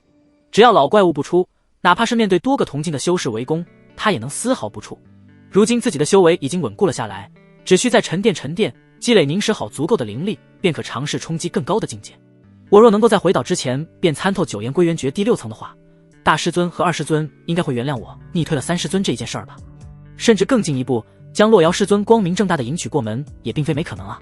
一念至此，林峰那颗原本就因为给白小纯上药而导致有些浮躁的情绪逐渐平静了下来，很快便陷入了深度的修炼之中。修炼的时间总是过得飞快，不知过去了多久，一阵急促且慌乱的门铃声从楼下响起，将林峰从深度修炼状态中吵醒。退出修炼状态的林峰睁开了双眼，微微皱了一下眉，下楼开门去了。他之所以需要亲自下楼去开门，是因为昨晚他要给白小纯治疗上药，所以提前给这栋别墅里的保姆和安保全都放了假，就连柳相鹤也不例外，被林峰给支离了出去。然不知道是多少点，但天是大亮了。林峰拉开别墅的大门，门外站着的是昨晚匆匆离开的柳岩。只是此刻的柳岩状态看起来不是那么好，不但头发乱糟糟的，还一脸的慌乱。若是林峰没看错的话，柳岩的右脸还有点肿，显然是被人给抽了嘴巴子。这种种迹象足以表明柳岩回去柳家后，非但没有解决柳家的麻烦，甚至还遭到了不小的羞辱。眼见紧闭的别墅大门终于被打开，看见开门的林峰，柳岩当即焦急地说道：林少，对不起，我没想到在我离开柳家的这段时间里，柳家内部居然发生了巨大的变动。现在我爷爷已经彻底被架空，我昨晚回去柳家后，不但没见到爷爷，还差点被囚禁。所以您和白小姐可能需要和我一起暂时换个住所了，因为我怀疑这里已经受到了监视，不再安全了。在柳岩说话的时候，林峰的视线便从他的身上转移到了别墅围栏的外面。等他说完后，林峰这才颇为无语的伸出手朝他身后指了指，他们的人都已经跟着你找到这里了，你觉得我们还有改换住处的必要吗？话说这来人穿着一套干净整洁的中山装，有着一头梳得一丝不苟的白发，苍老的皮肤一看就岁数不小，可在他的身上却没有一丝老人该有的迟暮之气，反而气势雄厚，浑身散发着强大的高人气场。这么好的底子，不去拍戏简直可惜了。话又说回来，林峰在发现这人的瞬间，结合起柳岩说的话，第一时间便猜出了柳岩之所以能逃出柳家回到这里的真相。这不明显就是个陷阱吗？先是故意巧设漏洞放柳岩逃走，然后在暗中派人悄悄地跟上，这不明摆着是在玩欲擒故纵吗？其真实目的完全不用想，根本就是冲着他这个被柳岩不远万里请来的神医啊！经林峰这么一提醒，柳岩的瞳孔骤然紧缩，随后慌乱地转过了身朝后面看去。待看清来人之后，柳岩脸色一白，有些不敢置信地颤声问道：王老，你也投靠了我二叔吗？柳岩直白的问话让这个被他称呼为王老的老者脸上露出了一抹尴尬，但他还是朝柳岩点了点头。柳，你爷爷死后，程峰将会是柳家的下一任家主，我已经老了，怕是大限将至了，自然得为身后的小辈们搏一个前程了。柳丫头，你让开，看在往日的情分，我不伤你，届时你只需要回柳家跟柳浩道一个歉，昨晚那事就算接过去了。至于你请来的这一位神医，为了给柳浩出气，就只能牺牲掉他了。听到这话的林峰不由得笑了，无语的笑了。这个姓王的老头看来是半点都没有将他放在眼里啊！笑过之后的林峰脸色瞬间冰冷了下来，他收回目光，从心落在了柳岩身上。我没有那么多的时间浪费在你的身上，既然你没有办法解决柳家的内乱，那就让我来帮你。作为交换条件，事后你或你爷爷都必须调动柳家全部的力量，全力配合我，唯我是瞻，偿还这一份人情。柳岩瞬间便听懂了林峰话中的意思，用一个新的人情来让林峰出手帮忙平定二叔的造反，代价只是全力配合对方做事，成为对方的附庸。这对如今深陷泥潭的柳岩来说，虽然代价有点大，但考虑到林峰的身份和自身的年龄与天赋，未来肯定是不可限量的，这一笔买卖简直划算的一批。我答应您，林少，只要您能帮我解决柳家的内乱，治好我爷爷，我保证在往后的日子里，只要我掌权，柳家上下绝对会为您是瞻，全力帮助您做事。林峰闻言眸光闪了下，但也没有说什么。人嘛，有点自己的小心思十分的正常，在不影响大局的情况下，他不介意柳岩有些无伤大雅的小心思，只要能信守承诺，全力调动柳家的力量替他办事就行。毕竟在不想暴露真实身份的情况下，他就不能调动桃花岛在世俗的力量，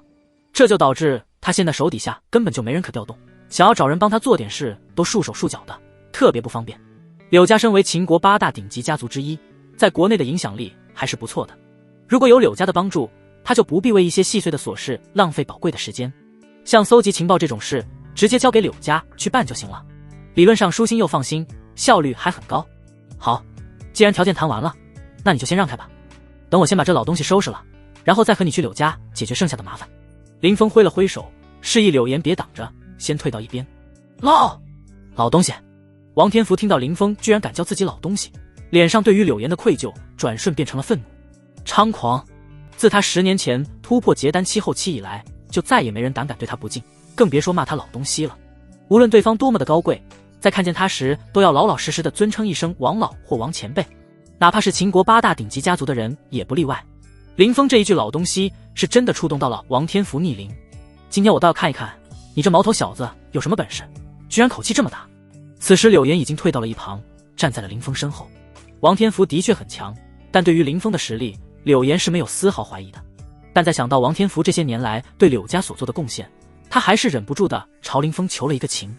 林少，王老他在柳家这么些年，也都是勤勤恳恳的在为柳家做事，如果可以的话，希望您等会能饶他一条性命。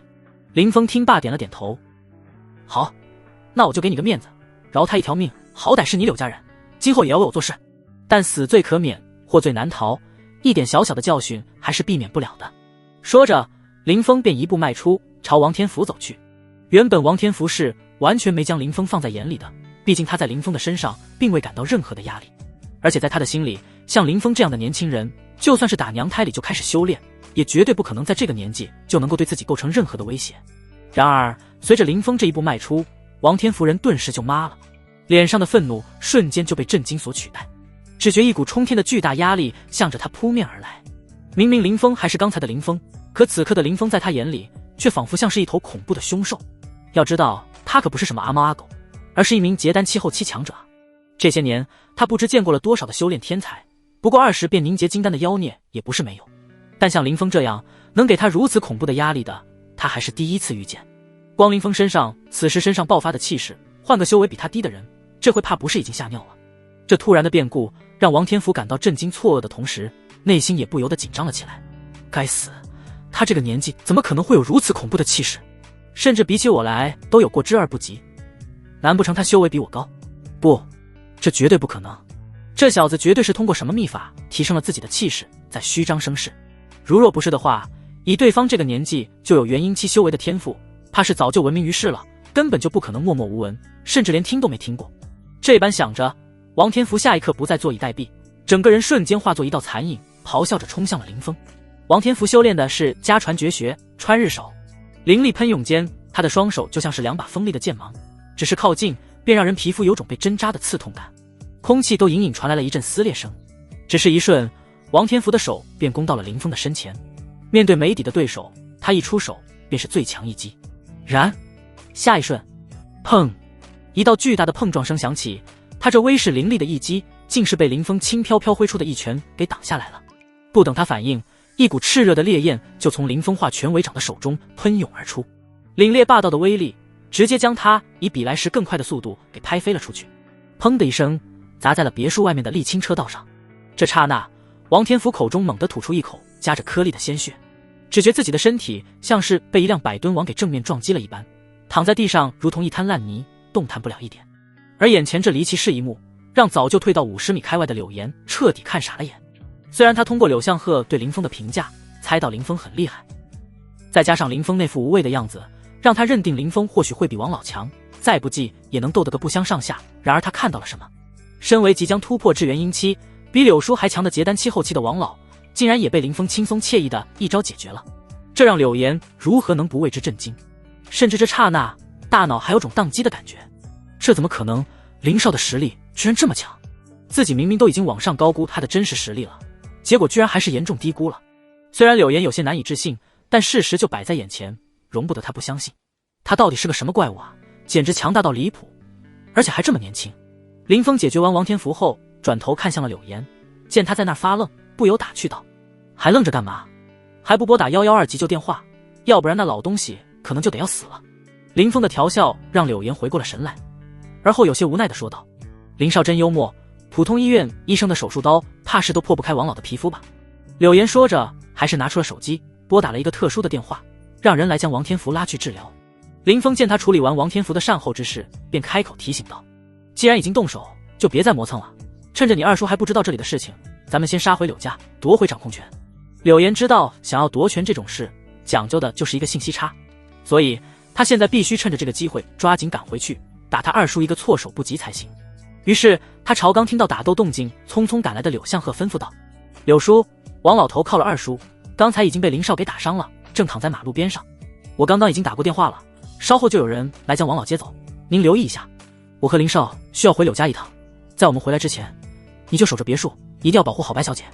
柳岩说话的时候就已经坐上了宝马，在得到柳相鹤认真的答复后，便拉上林峰一路飙车直奔柳家而去。林峰从小也是含着金钥匙长大，林家虽然只是蜗居在金陵，但富有是真的富有，锦衣玉食也从来不只是说说而已。可当他跟着柳岩来到柳家时，还是忍不住的生出了一阵感慨，这种老牌的家族势力到底是真的有钱的。在这种寸土寸金的主城区，柳家居然有着一座占地1000亩的庄园，而且还具备湖泊和跑马场。柳岩要不说的话，这你敢信？林峰一边感慨，一边四处打量着庄园门口的那些个保安全都是普通保安，并不清楚柳家高层争夺家族权柄的事情，所以并未对柳岩和林峰两人进行拦阻。顺利进入庄园后，柳岩开着车子很快便来到了柳家庄园的深处。下了车，柳岩指着前面的庭院：林少，那里便是我爷爷所住的院子。我爷爷是掌控柳家权柄的关键，但现在他给我二叔给派人控制了起来，除了他，外人根本无法进入。只要您把爷爷救出来，我就能夺回柳家的大权。到时我定会履行之前的约定，携柳家上下为您是瞻，全力为您做事。林峰闻言眼眸闪了闪，不知道为何他怎么感觉柳家这么大的家族，权力权柄咋这么儿戏呢？谁得到柳家老爷子，就能掌控柳家的一切资源，还无需通过柳家老爷子的同意。虽然内心有些诧异，但林峰还是点了点头道：好，那我们现在就去把你爷爷给他救出来。林峰说着便迈开步伐，朝着柳家老爷子被拘的庭院走去。只是还不等他靠近，那庭院里便乌泱泱地走出来一大群人。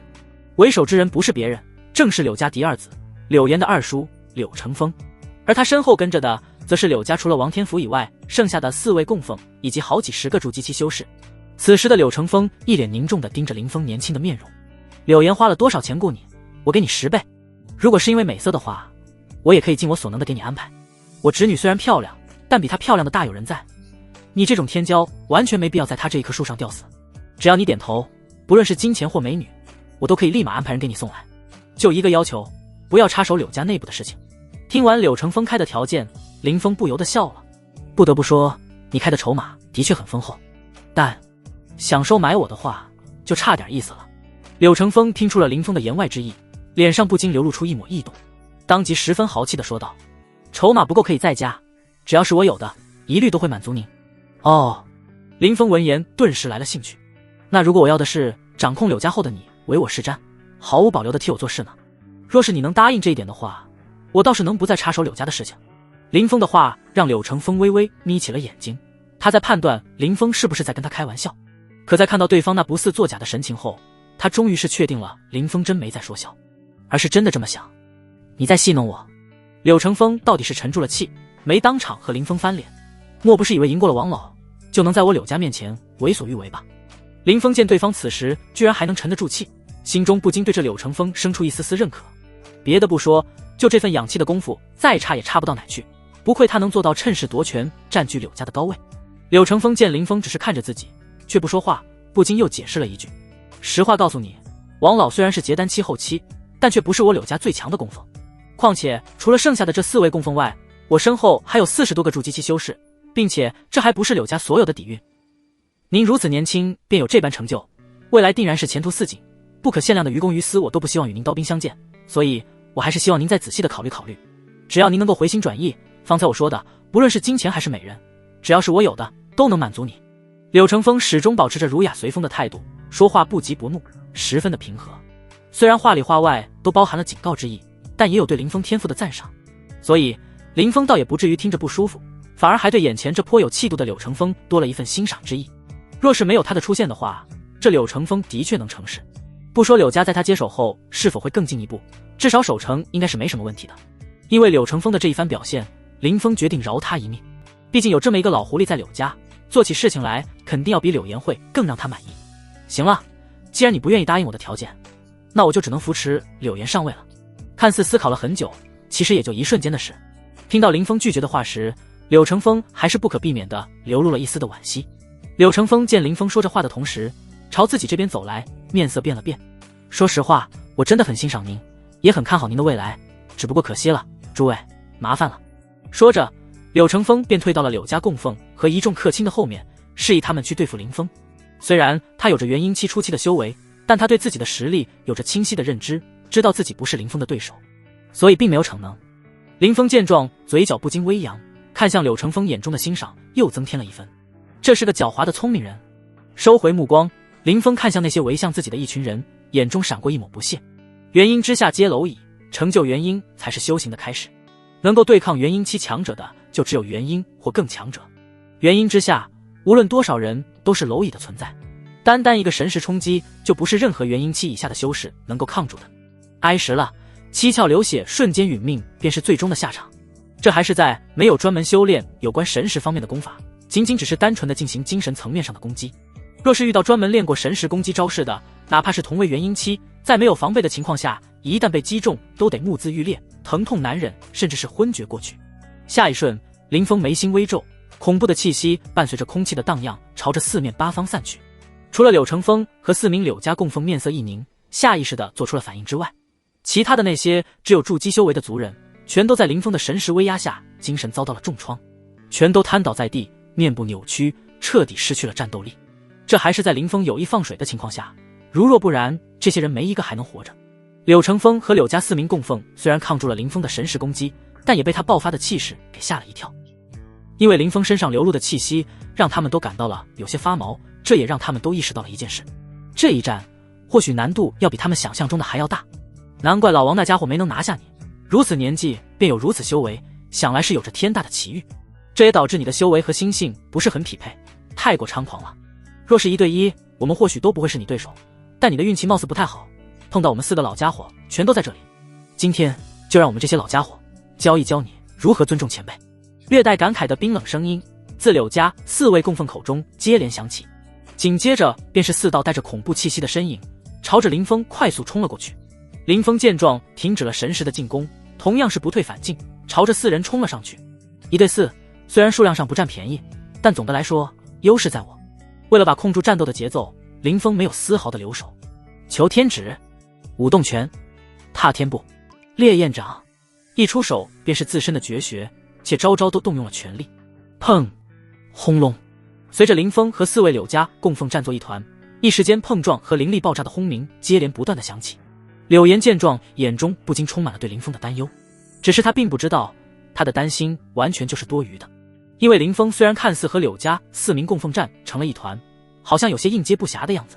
但其实是林峰一人从头到尾压着柳家4名供奉打。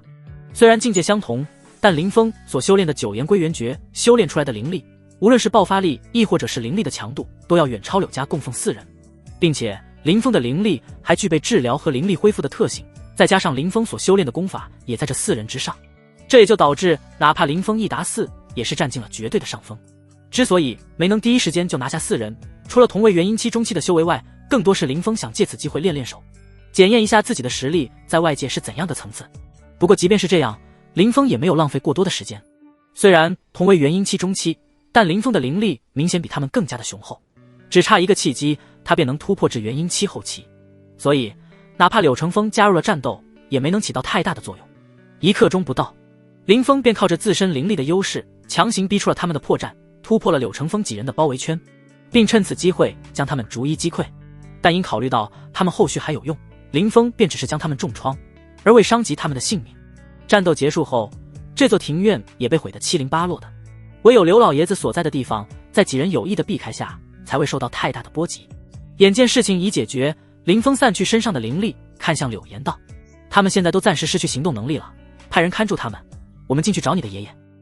柳岩能够被柳成风父子如此针对，除了刘老爷子明目张胆的偏心外，更多是他还掌管着过半的柳家产业，在家族有着不小的话语权，哪怕即将快被柳成风父子架空，但仍能调动不小的能量。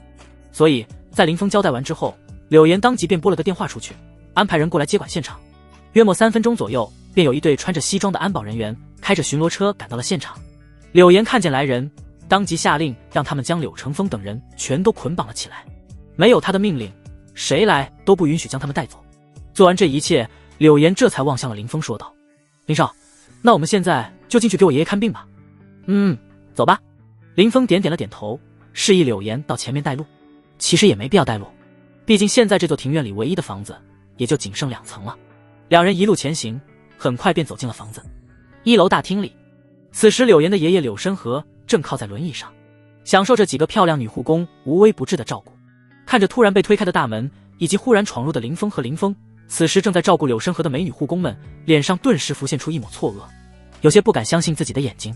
不过他们虽然很震惊，但在柳岩和林峰走近的同时，身体还是下意识地退到了一旁。他们知道柳岩的突然出现代表了什么，但他们毕竟只是照顾柳申和生活起居的专业护工，并不是柳岩或他二叔的手下，所以即便是察觉到了什么，也不会多管闲事，给柳岩或柳成风传递任何的消息。所以他们此时也没有任何的理由与柳岩产生任何的冲突。柳岩见状，只是恨恨地瞪了他们一眼，倒也没过多为难他们，一路小跑着来到了柳申河身边，满脸担心地问道：“爷爷，我离开的这段时间里，二叔他们没为难您吧？”柳申河见自家大孙女那满脸担心着急的模样，不由轻声安慰道：“放心吧，妮儿，爷爷没事儿。你二叔没对爷爷做什么，也不敢对爷爷怎样。况且爷爷都已经没几日可活了，你二叔再急也不会为了这点事而徒增骂名的。”从柳申河说话的语气中，柳岩听出了自己爷爷的落寞与自嘲，鼻子一酸的同时，连忙给自己爷爷开口介绍道：“爷爷，这是我为您请来神医林先生，他的医术传承自名师，非常的厉害，有他出手，肯定能将您的病治好。”然而柳生河的反应令柳岩感到非常的错愕，只因他在听完柳岩的介绍后，脸上并未显得有多么高兴，反而是一脸的平静地僵望着林峰道：林医生看起来非常年轻啊，这个年纪能出师，我的孙女又极力推崇，想来林医生的医术定然是炉火纯青的，只是一般有名望的医术大家都不是什么条件都能够随便请动的，不知我孙女为了请您这样的神医出手，付出了多大的代价。若是嗨嗨，以整个柳家为代价的话，我这并不知也罢。理智有魄力，这是柳生和给林峰的第一印象。很显然，眼前这老者已经将生死看得比较淡了，转而将重视全都放在了柳家未来的延续上。林峰自然是看出了这一点，于是淡淡的说道：我对你们柳家没有半点的兴趣，更不会贪图你孙女，答应出手救你也仅仅只是需要你们柳家帮我做件事，等这件事处理完后，我们之间便再无瓜葛了。说者无心，听者有意。柳岩听到林峰说不图他人的时候，不知为何自己心里明明也没有这个想法，但就是感到了一丝失落，只是他隐藏得很好，并没有被别人察觉。当然即便察觉了也并不会在意。柳生和闻言不禁深深地看了林峰一眼，旋即望向自己的孙女：妮儿，你实话告诉爷爷，他说的是不是真的？突然听到自己爷爷的问话，柳岩被吓了一跳，当即收起心中失落的情绪，连忙解释道：爷爷，林医生说的都是真的，您就放心吧。而且您现在最重要的事便是乖乖的让林医生为您治病，不要考虑其他的事了。言儿跟爷爷您保证，绝对不会做有损柳家利益的事情。况且以林医生的传承背景，其实根本就看不上咱们柳家的这点资产，只是出于某一些原因，我不能将实际情况透露给您听，也请爷爷您不要追问了。对于自己的这个孙女，柳生和自认是非常了解的，要不然也不会放心让柳岩掌管柳家大半的产业。见柳岩如此自信，柳生和稍微沉默了片刻，最终还是选择了相信他。不仅如此，察觉到林峰有不想泄露身份的意愿，柳生和还给林峰加了条承诺，既然言儿说不方便透露，想必是林医生此番要做的事情非常的重要。那老头子我就不多过问了，并且还会尽我柳家所能，帮您掩藏真实的身份，对外宣称您是言儿为我请来的医生。有关今日的一切事情，稍后我也会让我孙女安排人镇压下去，绝对不会给您接下来要做的事情带来任何的影响。柳生和的态度林峰很满意，他最喜欢和聪明人打交道了，能够避免很多没必要的麻烦。柳生和很显然是个聪明人，既然柳生和懂事，那林峰也不会不给他面子，当即笑着道：那一切就有劳刘老爷子了，现在我就先给您把一把脉，验证一下我心中的判断。柳生和闻言眼眸闪过了一抹惊讶，旋即便稍稍激动了起来。他没想到林峰医术真的如此的高超，这还什么都没做呢，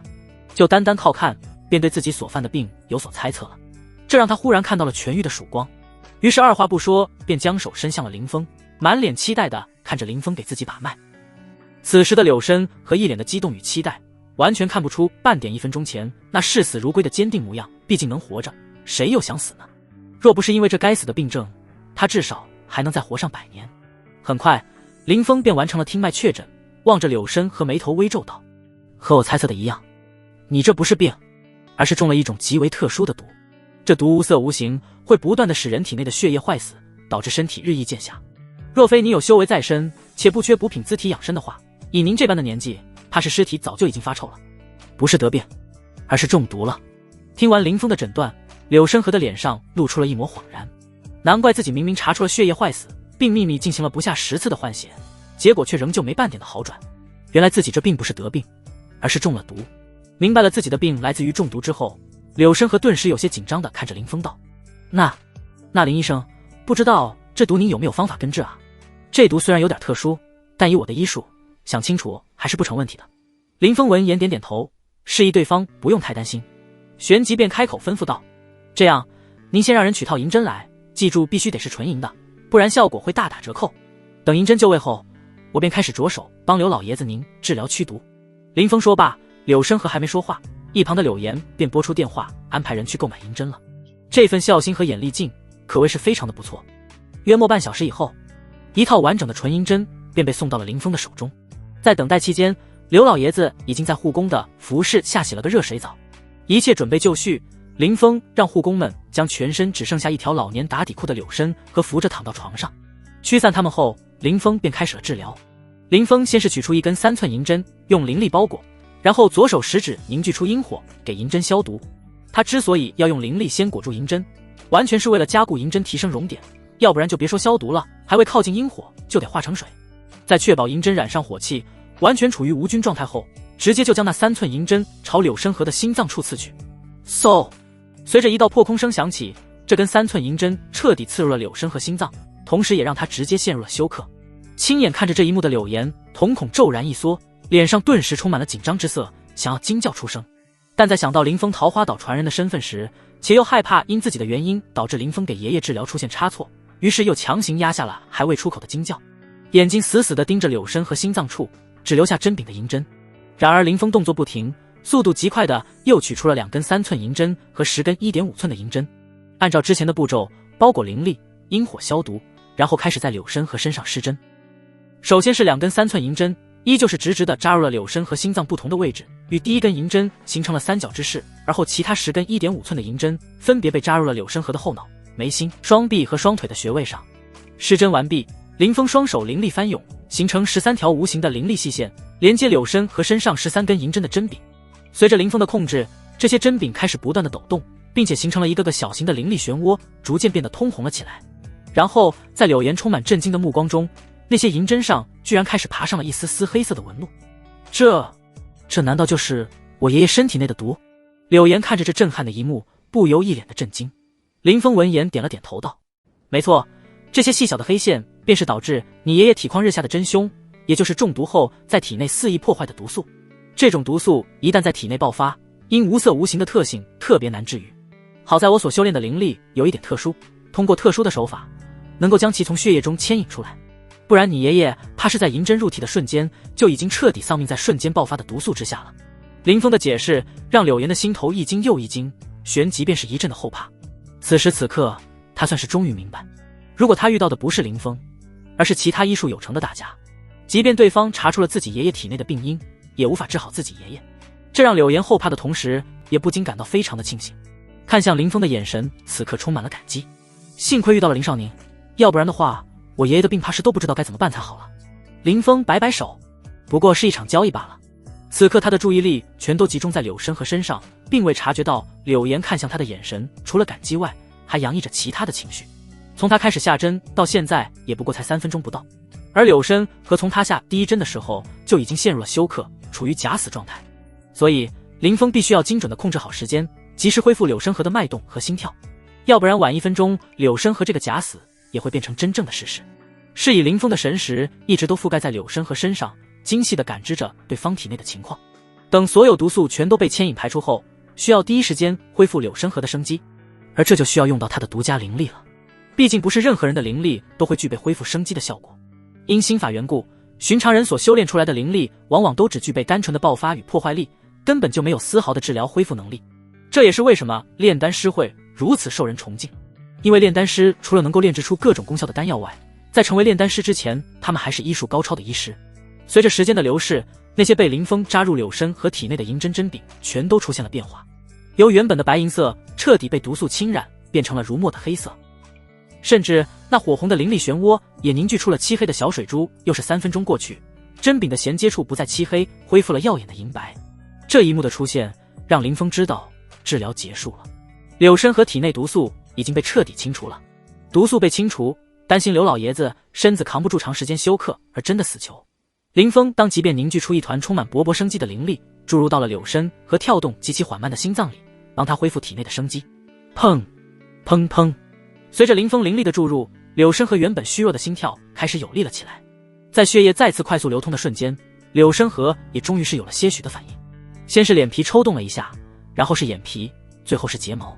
然后便在林峰和柳岩两人的注视下，缓缓地睁开了因休克而紧闭的眼睛。虽然他的身体还是一如既往的虚弱，但他还是本能地感觉到了心脏的跳动要比以往有力了许多。这一发现让他因刚醒过来还有些迷茫的眼睛顿时清澈了起来了，紧接着便是满心的激动，但因为脸上银针还未拔出的缘故，他不敢乱动，只是眼中的激动却怎样都隐藏不了，很是期待地望向了林峰。林医生，我体内的毒已经彻底治愈了吗？已经治了。林峰一边笑着点点头，一边给柳生和起针。您现在的身子还有一点虚，就算体内的毒已经解决了，但还是得躺一阵子。另外，在身体亏空彻底恢复过来前，就别想着修炼了，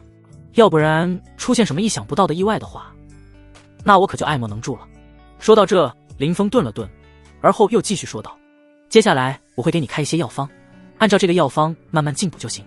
约莫小半年，你便能下床行走，恢复到以前的状态，需要个1年左右。毕竟你身体被毒素渗透得太严重了。1年吗？”柳生和听完非但没难过，反而还一脸兴奋地说道：“没想到居然只要1年的时间就能够彻底恢复，这对老头子我来说简直就是个奇迹。在我休养的这段时间，柳家的一切事宜都将暂时交由妍儿来打理。正好你们都是年轻人，有什么事要柳家帮忙的，也方便沟通。”柳生和说话时脸上满是笑意，对于自己只要半年的时间就能够彻底恢复这件事，他是非常满意的。毕竟原本不出意外的话，他怕是活不过这一个夏天。现在除了修为因病下跌外，不但病被治好了，还能多活100来年，他还有什么好不满意的？然而他不知道的是，林峰对此却很是不满意。若不是因为缺少几味重要药材的话，只要3天时间，林峰就能让柳生和真正的恢复如初。只可惜这几味药材世俗界很难获取，甚至极其看运气，这不禁让林峰感到有点丢人。不过见柳生和对治疗结果非常满意时，林峰也稍稍的放下了心来。答应你的事情已经解决，那么接下来便是该你履行承诺了。林峰转头看向了柳岩，语气很是严肃的说道：“我不会在广陵这里浪费太多的时间，静海居所有的情报资料，我希望你能尽快送到我手里。”柳岩闻言连忙点头道：“林少您放心，我保证在明天天亮之时，你需要的一切情报都会出现在您的桌上。别再出错了，安排车送我回去吧。”林峰轻声应了句，随后便朝着屋外面走去。按照原本的计划，今天早上柳岩就应该将情报送到林峰手上，但因为柳家内部的问题，导致柳岩根本就叫不动人去收集林峰所需的情报。如今有柳生和亲自给他站台，若柳岩还是和这次这样无法按时将自己所需的情报资料送到自己手上的话，那他就真的要怀疑对方的办事能力了。这种猪队友，林峰是绝不会要的。杀神殿即便远不及桃花岛强大，但经过近100年的野蛮发展后，实力亦不容小觑。尤其是那9个暗黑杀神的身份十分隐秘，在双方都处于暗处的情况下，一旦林峰提前暴露了出来，对方没准会因为忌惮他桃花岛传人的身份而选择彻底藏起来。到那时，他再想将对方揪出来报当年的灭门之仇，可就真的难如登天了。所以这件事也是林峰对柳岩的一个考验。若是柳岩再次犯蠢的话，林峰绝对会毫不犹豫放弃他，扶持柳成风上位。毕竟这种连这么简单的事情都办不好的人，林峰实在是想不出与之合作除了暴露自己外能有什么用。柳岩并不清楚林峰此刻心里的想法，开上车后就将林峰给送回了自己的别墅。在与林峰分别之后，柳岩便开始着手安排人调查一切有关静海居的详细的情报。柳家盘踞广陵城多年，可以说是最古老的存在也不为过。虽然柳家已经有好些年没有去沾染那些下九流的势力和行当了，也从未和静海居有过任何的来往，但当柳家这个古老的势力全力运转起来后，一条条有关静海居的情报都以极快的速度被送进了柳家。第2日清晨，当林峰和白晓纯刚起床，正准备吃早餐的时候，柳岩就带着搜集的情报出现在了林峰的面前。他看着林峰，恭敬地说道：“林少，您要的情报已经全搜集齐了，还请您过目。”好，先放一旁吧，我等下再看。林峰点了点头，随后指了下身旁的位置：“要不要一起吃早餐？”柳岩闻言眼睛一亮，毫不犹豫的便坐在了林峰身旁。吃完早餐后，林峰擦了擦嘴，这才拿起柳岩搜集的情报资料，开始逐字观看了起来。不知过去了多久，看完这份资料后的林峰面色阴沉的可怕，眼中更是毫不掩饰的洋溢着凌厉的杀意。静海居这名字倒是充满了诗香禅意，但实际上却是一个充满了黑暗与残暴的地方。广陵城身为秦国为数不多的1线城市，犯罪率可谓是低到了极致，至少明面看不到一点肮脏污秽的地方。可这静海居却是个例外，它虽然听着像是个普通小区，但实际上却占据了整个广陵城1/5的用地，各种设施建筑一应俱全，要什么有什么，堪称是城中之城。各种秦国皇室规定所不容许的，这里几乎每天都在重复的上演，上至双尸钙片，下至人口器官交易，只有想不到就没有静海居内没有的。静海居之所以能发展至如今的规模，其根本原因是因为静海居有一名元婴期后期强者坐镇，更是因为静海居将所有罪恶之事都有意地限制在了暗地里，从不让这些邪恶暴露在普通人面前。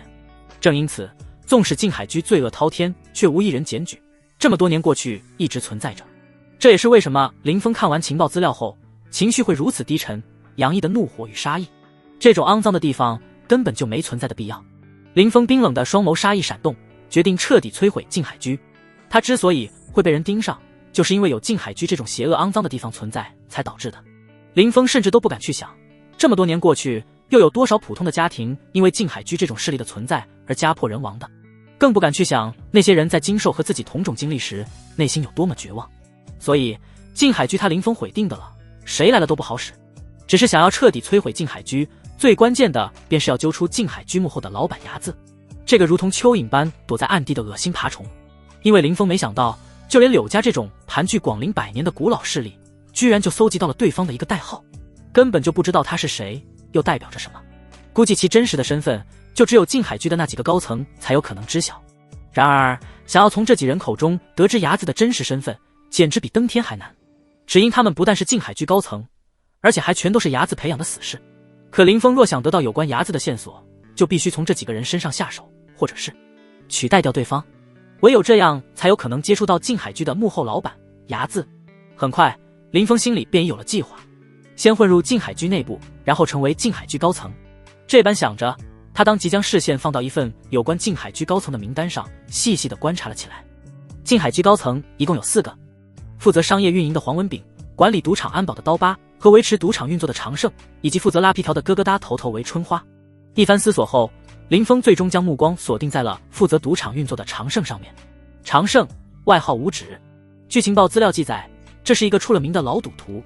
之所以被人起了五指这么个外号，则是因为这家伙喜欢出千。结果在一次赌桌上被人给抓了个现行，直接剁掉了5根手指，痛定思痛下，狠下心来的常胜虽然少了5根手指，但赌术却愈发精湛了。最终被静海居发掘，专门请来负责静海居的赌场运作。林峰想要混入静海居高层，那就必须挤掉现有的4个高层中的一个。而这4个人里，林峰觉得最容易被取代的，便就只有这个负责赌场运作的常胜。静海居的赌场不像其他地方，能不能镇住场子，凭借的便是足够的实力和精湛的赌术。因为这里的赌场为了充分保护贵客的隐私与安全，没有安装任何的录像设备。这也是为什么静海居的赌场能够在广陵城做得这么大，让无数有钱的豪赌之人趋之若鹜的原因之一。常胜在静海居赌场的作用，便是凭借自身精湛的赌术，抓住那些依靠作弊赢钱的赌客，为赌场守住原本就应该进入赌场裤袋里的钱。如果常胜发现不了赌客出千的证据，让他们将钱带走的话，次数少还好说，一旦次数多了，那常胜的存在就彻底失去意义了。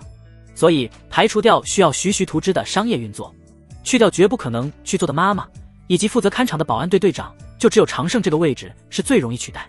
而且这个位置不但是最容易接触到静海居幕后老板的，同样也是最适合他的。只因林峰在桃花岛的这些年，除了修炼外，还学习了不少的旁门左道。专攻赌术的金玉手便是他修炼之于专精的一项。凭借金玉手和自身的元婴期修为，林峰自认赌术绝不弱于当今秦国现存的任意赌王。通过情报分析得出的结论，林峰断定这常胜的赌术虽然精湛，但绝对还没到达赌王的层次，所以他想取而代之的成功几率还是非常的大的。捋清思路后，林峰朝柳岩吩咐道：我的身份5年前就已经被秦国官方注销了，你先帮我伪造一个名叫林凡的广陵城本地身份，要那种无父无母的，个人经历就写在海外漂泊多年，今年刚回广陵定居的，速度要快，今晚我要用。柳岩闻言当即保证道：没问题，林少，我这就让人给您安排一套合法的身份，除了盘古城掌握权柄的那几位，保证没人能查出半点的破绽。林峰很是满意的点了点头，柳家能做到这样已经非常不错了。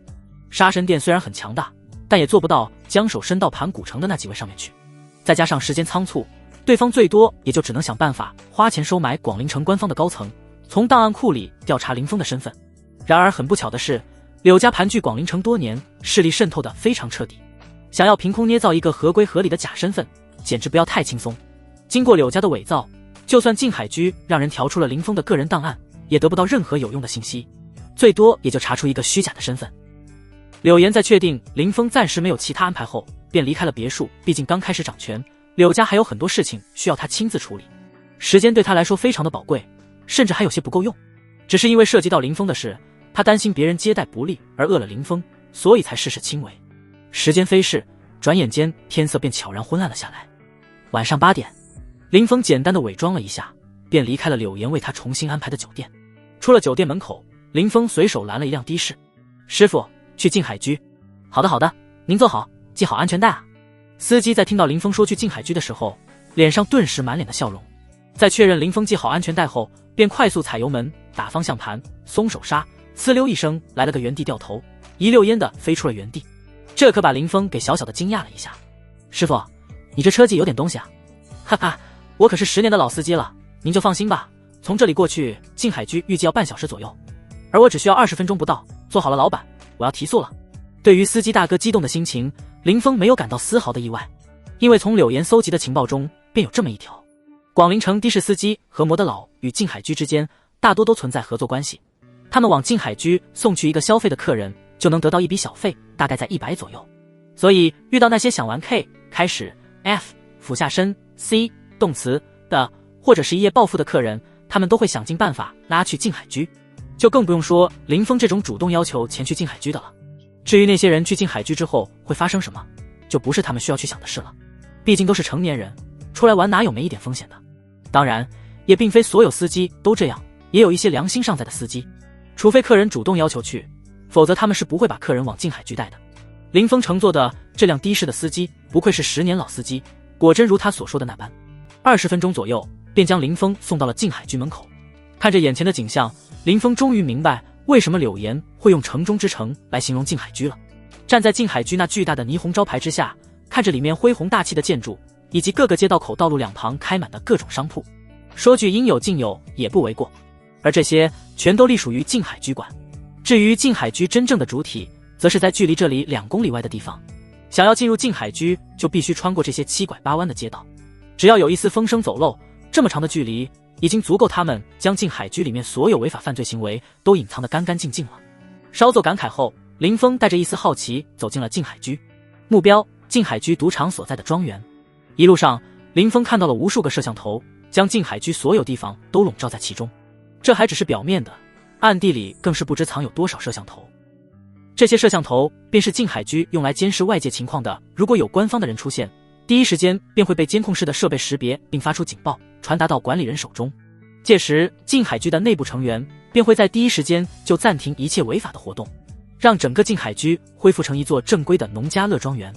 而这一切的识别工作，当客人踏入静海居招牌的那一刻便就开始了。不同的客人在静海居能够带到的额度截然不同，受到的待遇也完全不同。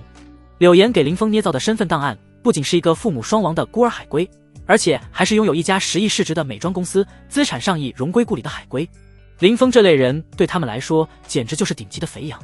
所以在确定林峰的身份后，肯定会给予林峰极好的招待，并且会想尽办法引他进赌场，让他染上赌博的兴趣，然后彻底输个底朝天。事实也确实如此。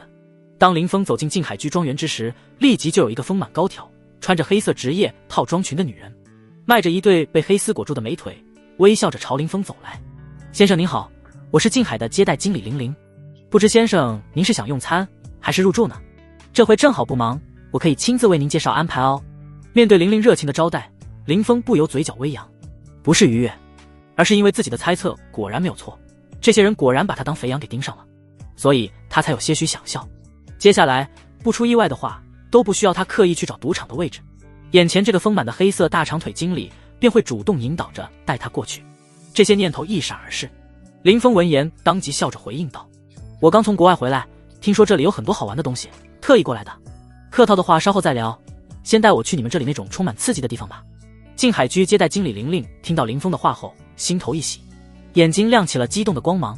不过为了避免会错意，他还是故作不知地问道：不知道先生您所指的刺激是哪一方面呢？如果是女人的话，我们静海虽然不提供这方面的服务，但我个人确实认识一些皮条客，他们手中有着不少类型的漂亮女人，这些女人基本都比较缺钱，您只需支付一点点报酬，他们便可以陪您一整晚。林峰闻言轻笑着对静海居招待经理玲玲挑了挑眉，女人肯定是要的，但总不能只玩女人吧。长夜漫漫，我这人有个喜欢小赌的爱好，咱们也别绕弯子了。我听朋友说你们这有个非常安全的场子，所以才特意过来的，直接带我去看看没有问题吧？玲玲见林峰如此说，当即也不再绕弯子，笑着点头道：好的老板，不过我们场子有一个规定，就是不能带手机进去，所以您想进场子玩的话，需要先将手机暂时交给我们来保管。听到这话的林峰下意识皱了皱眉，无语的吐槽一句道：真麻烦，国外最豪华的赌场都没你们规矩多。算了，谁叫我现在有些手痒呢？是不是只要我上交手机后就能进去了？只是到时我该怎样换筹码，支付宝刷脸还是微信验掌纹？玲玲见林峰一脸不爽的样子，脸上依旧挂着亲切的微笑，只是多了一分含蓄的歉意。这种情况他早就司空见惯了，毕竟每个听到要交手机的客人无一不是这样的情绪。但只要是真正好赌的，就没有一个会不上交的。林峰此时的表现非常符合玲玲心中对资深赌客的认知，他相信林峰一定会上交手机的，所以他仍旧面带微笑，一脸讨好道：先生您不用担心，您的手机会留在我们赌场的柜台存放，您若是要兑换筹码，只需和前台的服务员说一声拿手机即可，不会影响您正常娱乐的。林峰闻言脸上闪过一抹不耐，最终还是无奈妥协道：好吧，我可以上交手机，现在可以带我进去了吧。玲玲见状，心头浮现果然如此的念头，脸上的笑意愈发的真诚。因为林峰是他引进静海居地下赌场的，所以人头会挂在他身上，因此他不但能得到一大笔奖金，而且林峰输的越多，他能得到的钱就会越多，直到林峰彻底输光光，滚出静海居赌场为止。所以在确定林峰没有其他问题后，他便立即走在前面给林峰带路，领着林峰穿过庄园的庭院，走进一处隐蔽的电梯。在接待经理玲玲的一顿奇怪操作后，电梯这才缓缓地运作了起来，开始向下走。玲玲注意到林峰好奇的目光，于是笑着给他解惑道：不好意思先生，让您久等了。为了提高我们赌场的安全性，保证客人能玩得尽兴，所以在进入赌场楼层的按键上设置了点机关，必须这样操作才能进入到赌场里面。若只是正常按的话，电梯最低也只会停在负1层，哪怕有人误入了这台电梯，也无法直接抵达我们的地下赌场所在的楼层。就安全这块上，我敢跟先生您保证，整个广陵城绝对找不出第二家能和我们相提并论的地下赌场，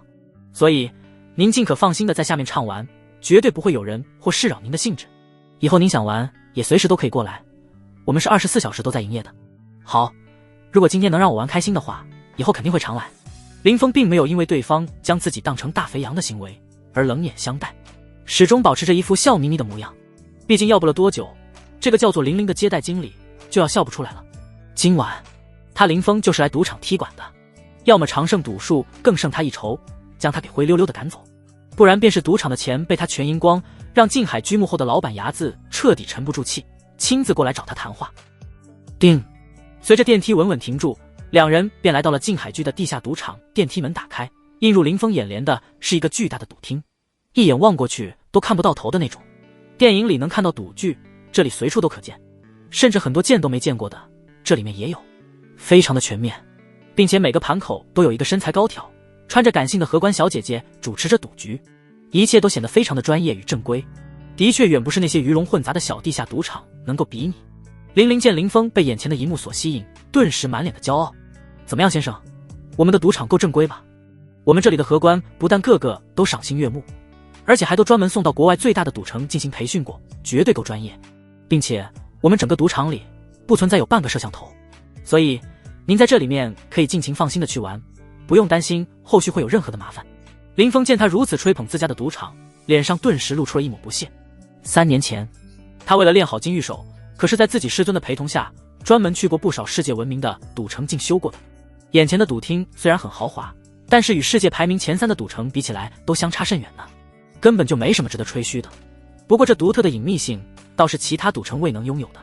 当然他之所以会做出这种表情，完全是为了烘托自己如今的身份，一个有钱并且见过世面的豪赌海归。于是他撇了撇嘴，用一种很是不屑的语气说道：哼，国外最大的赌城我都不知道去过多少次了，你们这里连他的皮毛都没有，就不要在我面前讲这些大话了。也就是秦国一直都在大力禁赌，打压赌博场所的发展，以致国内没有多少赌场能真正做大，这才让你们在广陵赌场圈里打响了名气而已。林峰的不屑让玲玲这才想起对方海归的身份，顿时也不敢再吹捧自家的赌场，将林峰引去了前台。先生，这里便是我们赌场的前台了，您可以先在这里兑换好筹码，然后再存出手机拿手牌入场。不过需要注意一点，这个手牌是兑换筹码和筹码兑现以及取回手机的唯一证明，所以千万不能弄丢哦。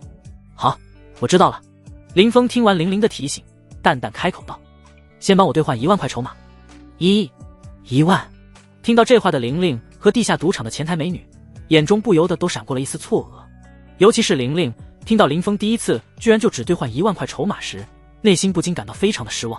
毕竟这么点筹码根本就和对方那亿万身家的身份完全不相符啊。不过良好的职业操守让他脸上并未出现任何的变化，看向林峰的态度依旧充满了热情与讨好。从业这么多年，他深深地悟出了一个道理：赌场从来都不怕赌客玩得小，也从来都不在乎赌客输点小钱就要走。常在河边走，哪有不湿鞋？只要经常赌，迟早会有冲动上头的时候。玲玲就曾接待过一个资产过亿的老板，那老板基本每周都会来放松一次，但每次都玩得很小，一次就赌20万，输完了就走，哪怕是赢了也不会上头，一旦上百万就及时收手。这种理智冷静的娱乐心态一直持续了将近1年的时间，直到一个平常的夜晚，在一阵阵的吹捧欢呼中，他却是逐渐上了头。只1晚时间便输得倾家又荡产。正因多年的经验与感悟，让他并未对林峰筹码对得少就小瞧了林峰。他相信只要林峰一直玩，迟早有一天也会和那个富豪一样，在这输得倾家荡产的。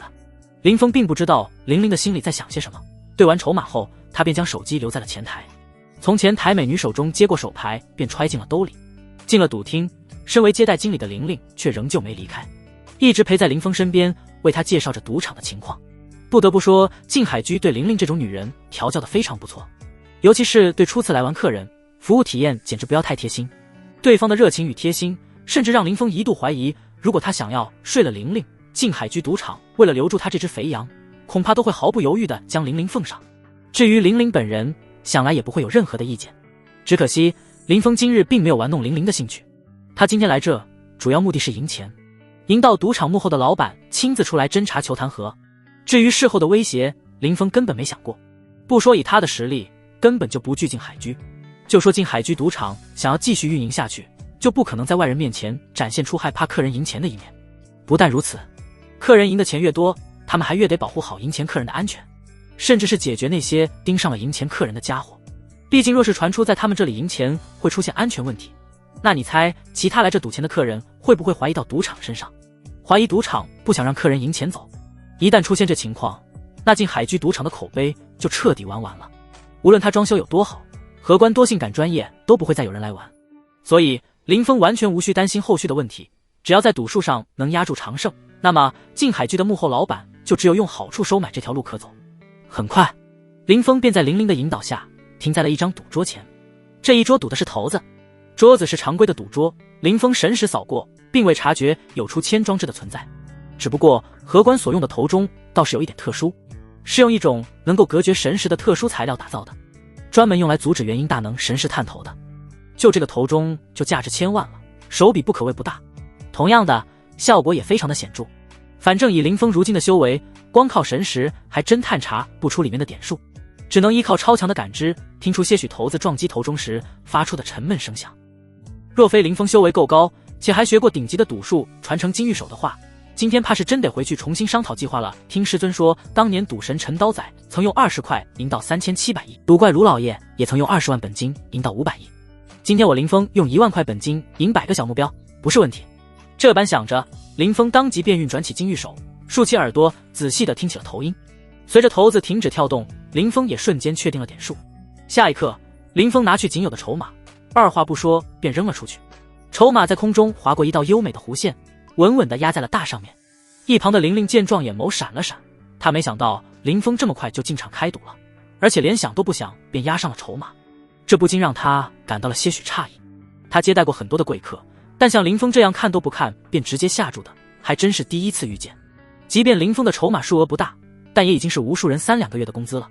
这种豪气的举动顿时便引起了玲玲的好奇，她想知道林峰第一次下注的结果是怎样，到底是赢还是输。很快，在玲玲好奇的目光中，荷官小姐姐打开了骰盅的盖子，随着3颗骰子的点数展现在众人眼前，赫然是245、11点大，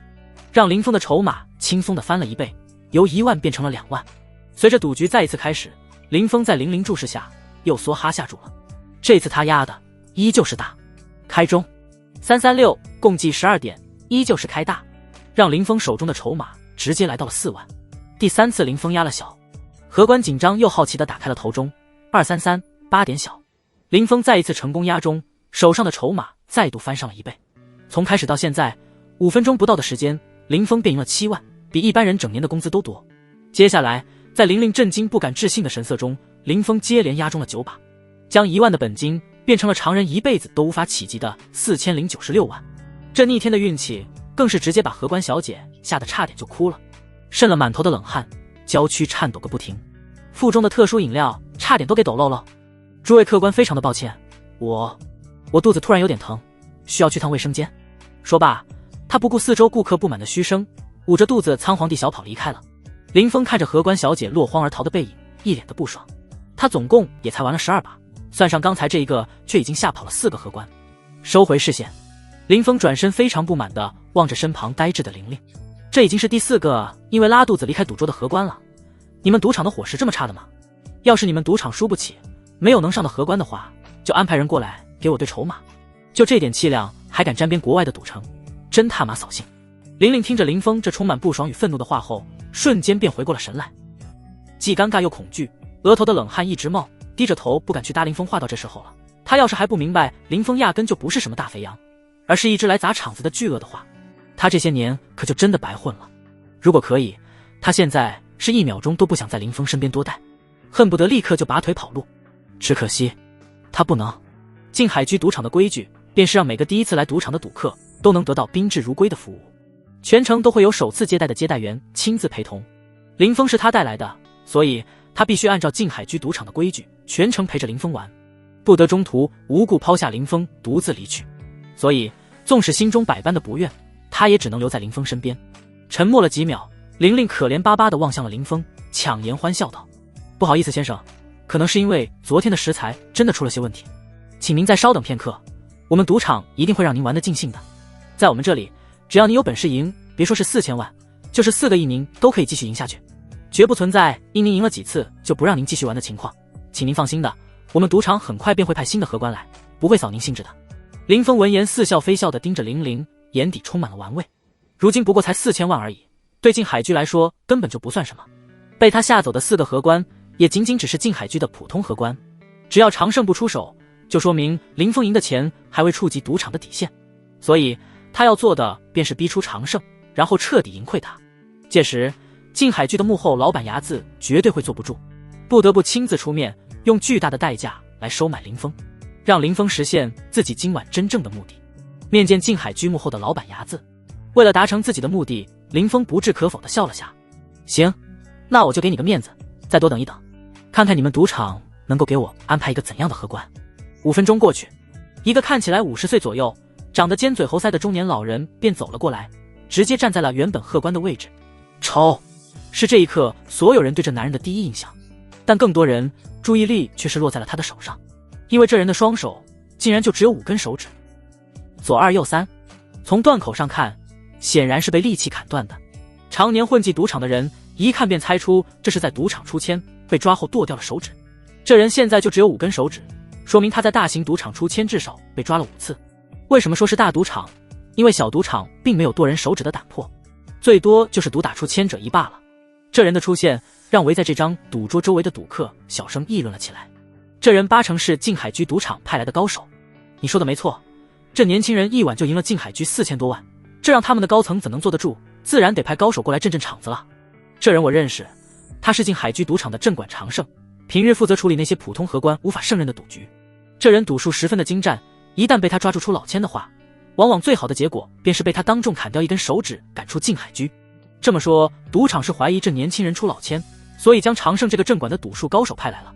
这不很正常？玩骰子连中12次，这得要多好的运气，换谁都会怀疑他出老千了。接下来可就有好戏看喽，是出千还是运气？赢钱还是剁手指？想想多刺激！议论之声接连响起。能出现在这里的基本就没有穷人，正是因为枯燥无味的生活，让他们想要体验、追求不一样的刺激，所以他们才会爱上赌。所以在遇到这种可能会有血腥的情况，他们没有太多的害怕，反而是觉得非常的兴奋。他们的目光此时都下意识地聚集在了林峰的身上，好奇赌场换上高手后，林峰是否还能够保持住不败的胜率。此时在众人好奇或兴奋的注视下，常胜同样是一脸审视地看着林峰。我是静海居赌场的负责人常胜，就像刚刚他们说的那样，在赌场出签被我抓住后，全都被我砍掉了1根手指。接下来由我陪你继续玩下去，希望你真是单纯的运气好，要不然的话，这个美妙的夜晚可就不是那么的美好了。林峰自然听出了常胜语中的威胁，但并未在意，这种做法只是在诈他罢了。一些无法克制自己恐惧的人，在面对这种威胁的时候，出签就很容易露出破绽。常胜想通过这种方法来让他露出破绽，有些太异想天开了。不好意思，我这个就是天生运气好，逢赌必赢的那种，所以你也别在那试探了，你们赌场已经耽误我很多时间了，要开始就抓紧了吧。常胜看着林峰那自信且满脸不屑的模样，眉头顿时深深的皱了起来。很显然，对方并没有被他的恐吓吓到。那么接下来，唯有在赌术上试一试对方的高低了。深深的看了林峰一眼，常胜也不再啰嗦，拿起头钟便摇晃了起来。随着骰子在特制的头钟里不断的跳动，发出了一声声沉闷但又清脆的响声。单凭声音就想猜出点数，无异于痴人说梦。林峰不一样，他所修炼的金玉手加上庞大的神识感之力，注定了无论对方的手法有多么高明，都无法对他造成任何的影响。忽然，林峰心中不禁感到了一丝诧异。咦，确实有点本事，难怪能成为静海居镇馆。该说不说的，这家伙确实有两把刷子。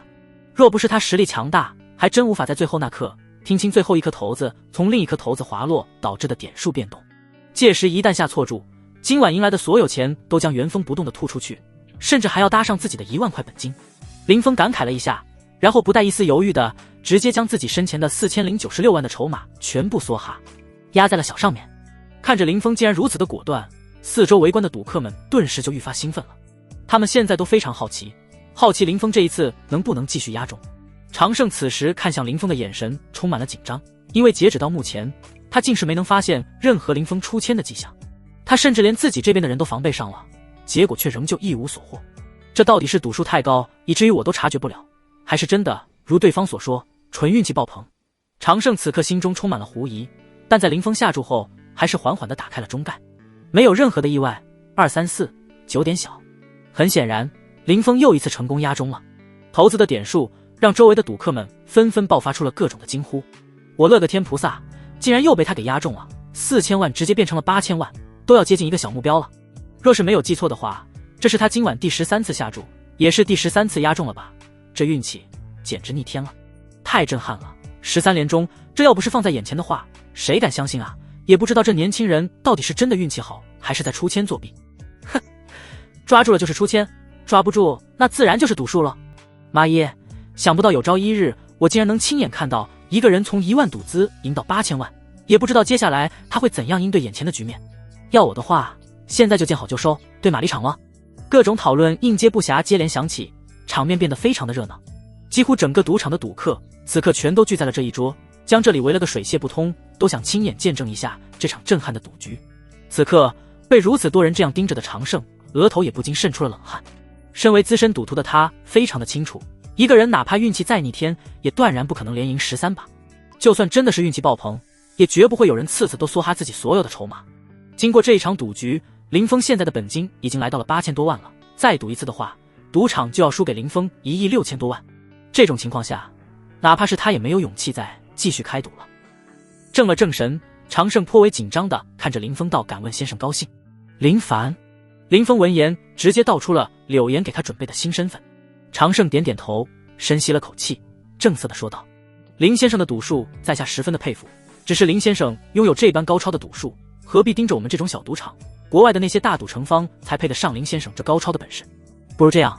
我们赌场愿意给林先生您一份丰厚的茶水费，希望林先生能够放过我们赌场，您看怎么样？”常胜怂了，并且怂得非常的果断。现在虽然损失也不少，但还在可控范围内。面子这种东西，在真正的高手面前一文不值，能及时止损才是重中之重。若是寻常人在听到常胜这么说以后，基本也不会再过多为难了。可林峰本来就不是寻常人，他是带着目的过来了，自然不会因为常胜认怂，并且愿意给一笔丰厚的茶水费就此退去。是以林峰脸上浮现出一抹高傲与不屑，冷笑着说道：“丰厚的茶水费？那你倒是说说看，有多丰厚啊？”常胜见状并未有任何不满，反而是大大的松了一口气。林峰的语气虽然难听，但话中的意思却也并不是没得谈。略一思索过后，常胜最后咬了咬牙道：“除了林先生您今晚赢的这8000多万外，我个人代表赌场再额外给您一笔茶水费，帮您凑够3个亿。只要您保证今后不再来我们这里，我现在就可以让人准备钱，亲自送您安全的离去。”常胜想用3亿现金将林峰给打发走。林峰对此当场就乐了。若他真的是冲着钱来的，常胜给出的这3亿的茶水费确实是非常有诚意了。只要不是想把事做绝，这些钱也足够将他给打发走了。可若是得寸进尺，非要逼赌场破坏自己的规矩，导致开不下去了的话，哪怕那人赌术再高，也休想要活着离开。毕竟砸人饭碗，犹如杀人父母嘛。不过林峰本就是来搞事的，自然不会给常胜面子。面对对方给出的丰厚条件，林峰冷笑着说道：“3个亿确实不少了，也足够我潇洒好一段时间。但我这一次回来广陵就没打算再离开了，所以我需要的是一个能够长期进项的项目。而我觉得你这份工作就挺适合，以后静海居赌场就由我亲自坐镇，利润我也不要多，纯利润的50%就行。另外，以后赌场遇到的一切问题，只要是关于赌术上的，都可以交给我来解决。”林峰的话让常胜的脸色变得非常的难看。不管是哪个赌场，其实都只需要一个坐镇的。若是林峰替代他坐上了这个位置，那他对静海居来说可就没有任何作用了。一个没作用，但又知道静海居那么多隐秘的他，绝对不可能有命可活。正因为如此，此刻他看向林峰的眼神已不再紧张，反而是充满了杀意。林先生，你是不是有点太过贪婪了？静海居这么大，各方各面都需要打点，我坐镇赌场这么多年来，连1成利都得不到，你一开口就要5成还是纯利润，你就不怕撑死自己吗？林峰对常胜流露出来的杀意毫不在意，依旧不屑地说道：“难怪你这么多年连1成利润都得不到了，胆子这么小，怎能赚到钱？”说着，林峰撇了撇嘴，继续道：“我现在给你2个选择，一是分我5成利润，我替静海居坐镇地下赌场；二是和我继续赌下去。1分钟，我只给你1分钟时间考虑。1分钟后，若你给不出让我满意的答复，那我便默认你要和我继续赌。”周围的赌客并没有因为剑拔弩张的气氛而感到紧张或害怕，反而一个个的就像是打了药一样，异常的兴奋。毕竟眼前这一幕，他们以往就只在电影上看过，什么时候在现实遇到过？有些人赌了大半辈子了，也都未曾在现实见过有人在赌场踢馆的。如今不但听到了，还能亲眼见证整个踢馆的过程，这让他们如何能不兴奋？这种事够他们出去跟人吹嘘一辈子。所以这些本就看热闹不嫌事大的赌徒，此时一个个全都起了哄来。喂，你在犹豫什么呢？抓紧跟他赌啊！就是啊，开赌场的还怕跟人赌，既不敢赌又不给说法的，不是在浪费大家的时间吗？对，别浪费时间里，要么给说法，要么继续赌，有什么好犹豫的？平日我们在你们赌场里输钱的时候，可没见你们有这么磨叽的，如今遇到高手了，你们该不会是赌不起了吧？如果你们赌不起，不愿意让赌客赢钱，那我们以后还怎么敢放心来玩啊？反正我个人是不敢再来了，谁知道有钱赢是否有命花啊？就是，能力不行就下来，换有能力的上去，别赖在位置上不舍得走呀。赌场内此刻乱哄哄的，非常的热闹，各种讥讽不断的从赌客的嘴里响起，他们此时注意力全都汇聚在林峰和常胜2人的身上，想看一看常胜会给林峰一个怎样的交代。虽然他们更偏向于看乐子，让常胜和林峰继续赌下去，眼下被林峰用冰冷的目光盯着，又被一群赌客不断的讥讽催促，常胜的额头早已被汗水浸湿，顺着脸颊不断的滴落。终于扛不住压力的常胜忽然捂着肚子对林峰说道：“不好意思，林先生，我们餐厅昨天的菜可能真出了问题，我突然肚子有点疼，快憋不住了，等我去一趟厕所，回来我再继续陪您赌。”说罢，常胜不顾林峰和周围赌客们鄙夷的视线，身上灵力涌动，瞬间就在人群中挤出了一条路，然后捂着肚子狼狈地逃离了赌厅。对此，林峰并没有出手阻拦的意思，因为他知道常胜最多一会儿就会回来，不可能会一去不回的。林峰不急，那些个看热闹不嫌事大的赌客们却不能不闹，见常胜竟然就这样离开了，顿时纷纷不满地叫唤了起来，各种污言碎语层出不穷，只把静海居赌场骂得个狗屁不是。很显然，他们对静海居赌场处理这件事情的态度感到非常的不满。这边的动静让赌场里所有的荷官服务员以及中高管理层纷纷皱起了眉头，一脸的凝重。他们很清楚，这些赌客可对静海居赌场没有任何的忠诚度可言，一旦静海居赌场输不起，到时无论静海居赌场装修的有多么豪华，安全系数有多么高，这些人都不会再来了。同样消息被这些人传出去后，那些没来过但又想赌的赌客也不可能来。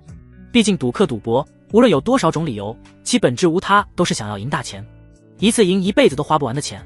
正是因为这样的野心，促使着这些赌客踏进静海居这种秦国近乎最为顶尖的赌场。今天林峰不过只是赢了8000万，就被限制不能再赌了，这不禁让他们都将自己带入到了林峰的视角。先别管他们有没有本事赢这么多钱，反正就是如果有一天他们也运气爆棚赢了不少钱，静海居赌场也给他们来这么一手，让他们无法赢到更多的钱，且又无法给出一个满意的交代，那最终导致的结果便是无论静海居再如何去宣传赌场，也不可能再吸引到真正的大赌客了。而静海居的地下赌场每年能给静海居带来上百亿的纯利润，千亿万亿的上市集团在世上很常见，因为这只是市值的估值。可净利润每年能够上百亿的，可就凤毛麟角了。所以静海居无论如何，因为不可能让赌场出任何的问题。毕竟静海居其他的项目也只是为了给这赌场引流罢了，哪能赚到什么钱啊？正是因为清楚这一点，林峰这才坚信自己只要将矛头对准这一个赌场，就一定能引出静海居那神龙见首不见尾的幕后老板牙子。事实也的确如此，并没有让林峰等多久，常胜便再次从人群中走了进来。他看着林峰，脸上带着一抹讨好的笑容。林先生，非常不好意思，让您久等了。刚才我将这里的情况汇报给我们的老板，老板他正在赶来的路上，还请您移步到我们的贵宾洽谈室稍坐一会儿，等老板到了，肯定能给您一个满意的答复。林峰闻言，缓缓地站起了身来。行，我倒是要看看你们老板来了后，能不能给我一个满意的交代。如果不能令我满意的话，除非你们赌场不开了，不然我们就一直赌下去。另外，无论谈判结果如何，我稍后都会回来赌厅里一趟，所以还希望你们别动什么不该有的小心思啊。林峰一副吃定赌场的样子，先是警告了下对方，而后又给自己扯了张保命符。常胜看着林峰这般行径，内心只觉非常的郁闷。原本他还真有给林峰上点手段的打算，可是现在也只能无奈作罢了。哪怕是他的老板牙子，也断然不敢再对林峰怎么样，就更别说他了。虽然非常憋屈，但常胜脸上的笑容依旧没变，一脸恭敬地走在前头给林峰带路。很快，林峰便被常胜带到了赌场的贵宾洽谈室。林先生，您先在这里休息片刻，我们老板很快就过来。林峰点头回应着，一屁股靠躺在柔软的真皮沙发上，等待着牙子的到来。说实话，对于这个连柳家都无法搜集到有用情报的静海居幕后老板牙子，林峰内心还是颇为好奇的。约莫15分钟后，原本紧闭的房门再次被打开，只见之前离去的常胜，此时正迎着一个白发苍苍的老头走了进来。只是当林峰看清老头的模样后，眉头不禁皱了下，只觉得一阵的无语。塔姆的，若是他没记错的话，这老头是他刚到静海居时那入口处保安亭里的保安大爷吧？谁能想到，这种只要门不丢就不算失职的保安亭大爷，居然是静海居幕后真正的老板牙子。从常胜对对方那恭敬的态度，林峰明白自己看走眼了，不禁感慨道：藏得够深啊。林峰打量牙子的时候，牙子也在观察着林峰。纵使已经看过林峰所有的资料，但在亲眼看到本人时，牙子心中还是不免感到了一丝诧异。年轻，实在是太年轻了。在这种连毛都没长齐的年纪，便有如此的实力，确实有狂妄的资本。沉默了半晌，牙子这才看着林峰道：林先生，您打算来我们静海居赌场坐镇，我自然是非常欢迎的，但你要的分成比例需要再谈谈。哪怕是坐镇港岛赌场的赌神，能够分到的利润也不过只占赌场的1成，5成纯利润，别说赌场了，这世上任何黑产或集团都不可能有人愿意给你的。若你真心想来我们赌场的，我可以按照远超国际的标准分你1成的纯利。该说不说的，以静海居赌场每年100亿的纯利，哪怕只是1成也有10个小目标了。虽然对林峰这种拥有超强赌术的人来说其实并不多，但胜在稳定啊。毕竟没有哪家赌场会愿意接待一个赌术高超，天天往自己赌场赢钱的人，不是？打一枪换一个坑固然能赚不少钱，但也总有打完的一天。所以牙子给他开出的条件不可谓不丰厚。只可惜林峰的目的并不是牙子查到的情报那样回来广陵落叶归根的，他真正目的是为了通过静海居打入杀神殿内部。他要的是整个杀神殿，怎么可能会满足这小小赌场的1成利润呢？并且林峰敢肯定，这静海居能够存在这么久，其背后一定还有一个巨大的靠山，而那个靠山极有可能便是杀神殿高层。捋清思路后，林峰看向牙子的眼神充满了自负又坚定。5成纯利是我的底线，如果不答应，那我就只好用我自己的手段拿下静海居。拿下静海居，好狂妄的小子！林峰的威胁让牙子那原本看起来颇为和善的目光瞬间冰冷了下来，化作2道凛冽至极的杀意。你的野心比我想象的还要更大，但你这吃定我们的嘴脸也把我们想得太简单了点。诚然，我们赌场为了保证赌客的来源，不能够对你出手，但我们也有的是办法私下解决你。之所以还愿意和你谈，不过是我这个人比较惜才，愿意再给你最后一次机会。只要你同意我的安排，我便当作刚才的不愉快并没有发生，饶你一条命。牙子眼神微眯，直勾勾地看着林峰。出于多方面考虑，他还是非常期待林峰能够明白其中的利害关系，同意他开出的条件。同时他也是真心看好林峰这个年轻的技术性人才，想要将他给收入囊下，要不然也不会同意分出1成的纯利给他，当做坐镇赌场的条件。毕竟就算真正的赌神，也才差不多就这个价了。只可惜他注定要失望了。林峰见他一心想要收买自己，语气依旧不变道：“收回你的好意，我不需要。礼尚往来，我也给你一个选择，将整个静海居全都交给我，并且告诉我你背后老板的身份，不然我不介意杀了你，强行占有整个静海居。”林峰的话让伢子的脸顿时红晕了起来，纯属被气的。为了给伢子降温，林峰顿了下，补充了一句：“对了，忘记跟你说了，我背后站的是柳家。这些年你们在广陵吸了那么多的血，扰乱了广陵的秩序，已经引起了柳家的强烈不满。自古以来，强龙压不过地头蛇，可若这强龙就是地头蛇本尊，那就又是另外一种情况了。广陵柳家便是广陵城毋庸置疑的主人，身为秦国8大顶级世家之一，盘根广陵数百年之久的柳家的实力不可小觑。若他想夺取静海居的所有产业，还真不是如今的静海居能够抗住的。毕竟静海居说白了也就只有一名结丹期坐镇，而柳家却有着6个，而且还有一个元婴期的刘老爷子，根本就不是静海居能够相与的。所以林峰的话一下子就让伢子瞬间降温了，转而是一脸的凝重。你是柳家的人，是柳家想要打静海居的主意？这不可能，柳家有那么多产业，转白这么多年了，怎么可能惦记静海居这种地下产业？林峰闻言插了一句道：“刘老爷子自然看不上，但柳家的那位小姐呢？如今刘老爷子身患重病，柳家虽然被暂时交由了柳家小姐柳岩来打理，但柳小姐毕竟是一个女人，将来柳家的财产只能是柳家某个男丁来继承，所以刘小姐想趁机给自己安排一条稳定的财路，是件很正常的事。”林峰这一副狗腿的模样，看得伢子眼皮直抽抽，眉头也皱得越发的紧了。沉思了片刻，他的眼神恢复了严肃，看向林峰道：“柳家虽强，但也早已不同往日，我进海居也未必会怕了他。今天这事的确是没法善了，所以你也就没有再继续活着的必要了。至于柳家，不用急，他用不了多久便会下去给你陪葬的。”林峰闻言，瞳孔骤然一紧。从伢子的话中，林峰听出了静海居似乎早就有要对柳家动手的打算了，只是碍于某些原因一直没动手而已。如今看来，因为自己的出现，他们这是准备要提前动手了。虽然有些意外，但并不影响林峰的计划。下一刻，林峰缓缓从沙发上站起了身来。他之所以耽误这么多时间，目的其实是为了试探下静海居背后的老板伢子是否能够直接与杀神殿联系，亦或是背后有人。如今林峰依然从伢子的身上得出了自己想要的答案，那眼前这些人就没有存在的必要了。林峰眼神凌冽地盯着伢子的双眼，一字一句道：“告诉我你背后之人是谁，我可以让你死得痛快些。如若冥顽不灵的话，我定叫你亲自体验一下什么叫满清10大酷刑。”伢子闻言感到非常的意外，他没想林峰居然打算对自己动手。他想过很多可能，也想过林峰会有怎样的表现，但这一种却是他从未想到过的。毕竟这里可是他的大本营，不但拥有结丹期后期强者坐镇，并且手底下的人还分有各种杀伤力十足的热武器。林峰说白了也只是个赌术高手，还这么年轻，能有个什么实力？所以林峰打算对他动手的行为令他感到了非常的意外和不安。然而等他反应过来时，林峰的爪子已经卡在了他那瘦弱不堪的脖颈上，同时一脚踏天步踢出，直接将常胜给踹飞，砸到了墙上，脖子一歪，晕厥了过去。这一脚林峰并未下杀手，要不然常胜就绝不会只是晕厥过去这么简单了。常胜虽然赌术不如他，但还算尚可，他接手静海居之后又不可能坐镇在赌场，所以留常胜一命暂时有用。解决完常胜，林峰这才将目光投向手上抓着的伢子身上，说吧，是想体验下满清酷刑，还是痛快的交代？虽然有些诧异林峰的实力，又被林峰掐住了咽喉，但他此刻却并未感到一丝的紧张。见林峰望来，眼神依旧充满了淡然与不屑。难道你真以为控制住我，自己就赢了？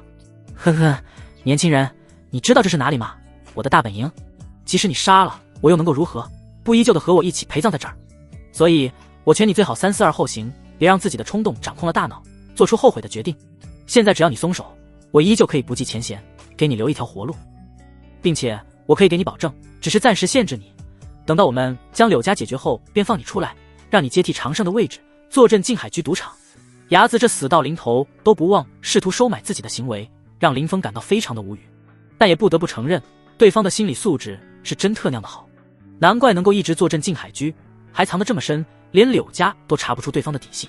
这不禁让林峰很好奇，心理素质如此之好的伢子，面对自己的刑法能撑多久呢？在这样的好奇心之下，林峰缓缓开口道：“我有一种刑法，能够将人的骨头一寸寸碾碎，并且让那些被碾碎的骨头生出一种被无数只蚂蚁攀爬撕咬的感觉。这个刑法至今都没人能完整看过去，不知道你能不能给我个惊喜，可以看过去。”林峰这充满威胁的轻飘飘的一段话，顿时让伢子整个人都不好了，脸色唰的一下就白了，浮现出了惊慌与害怕。他只是以前参过军，再加上胆子比较大，所以心理素质好，但这并不代表他就是硬汉啊。所以在看到林峰似乎真的打算对他用刑时，他的心里是真的有点慌了。不过多年的修养让他还是阴翳的威胁了一句：你可要想清楚了，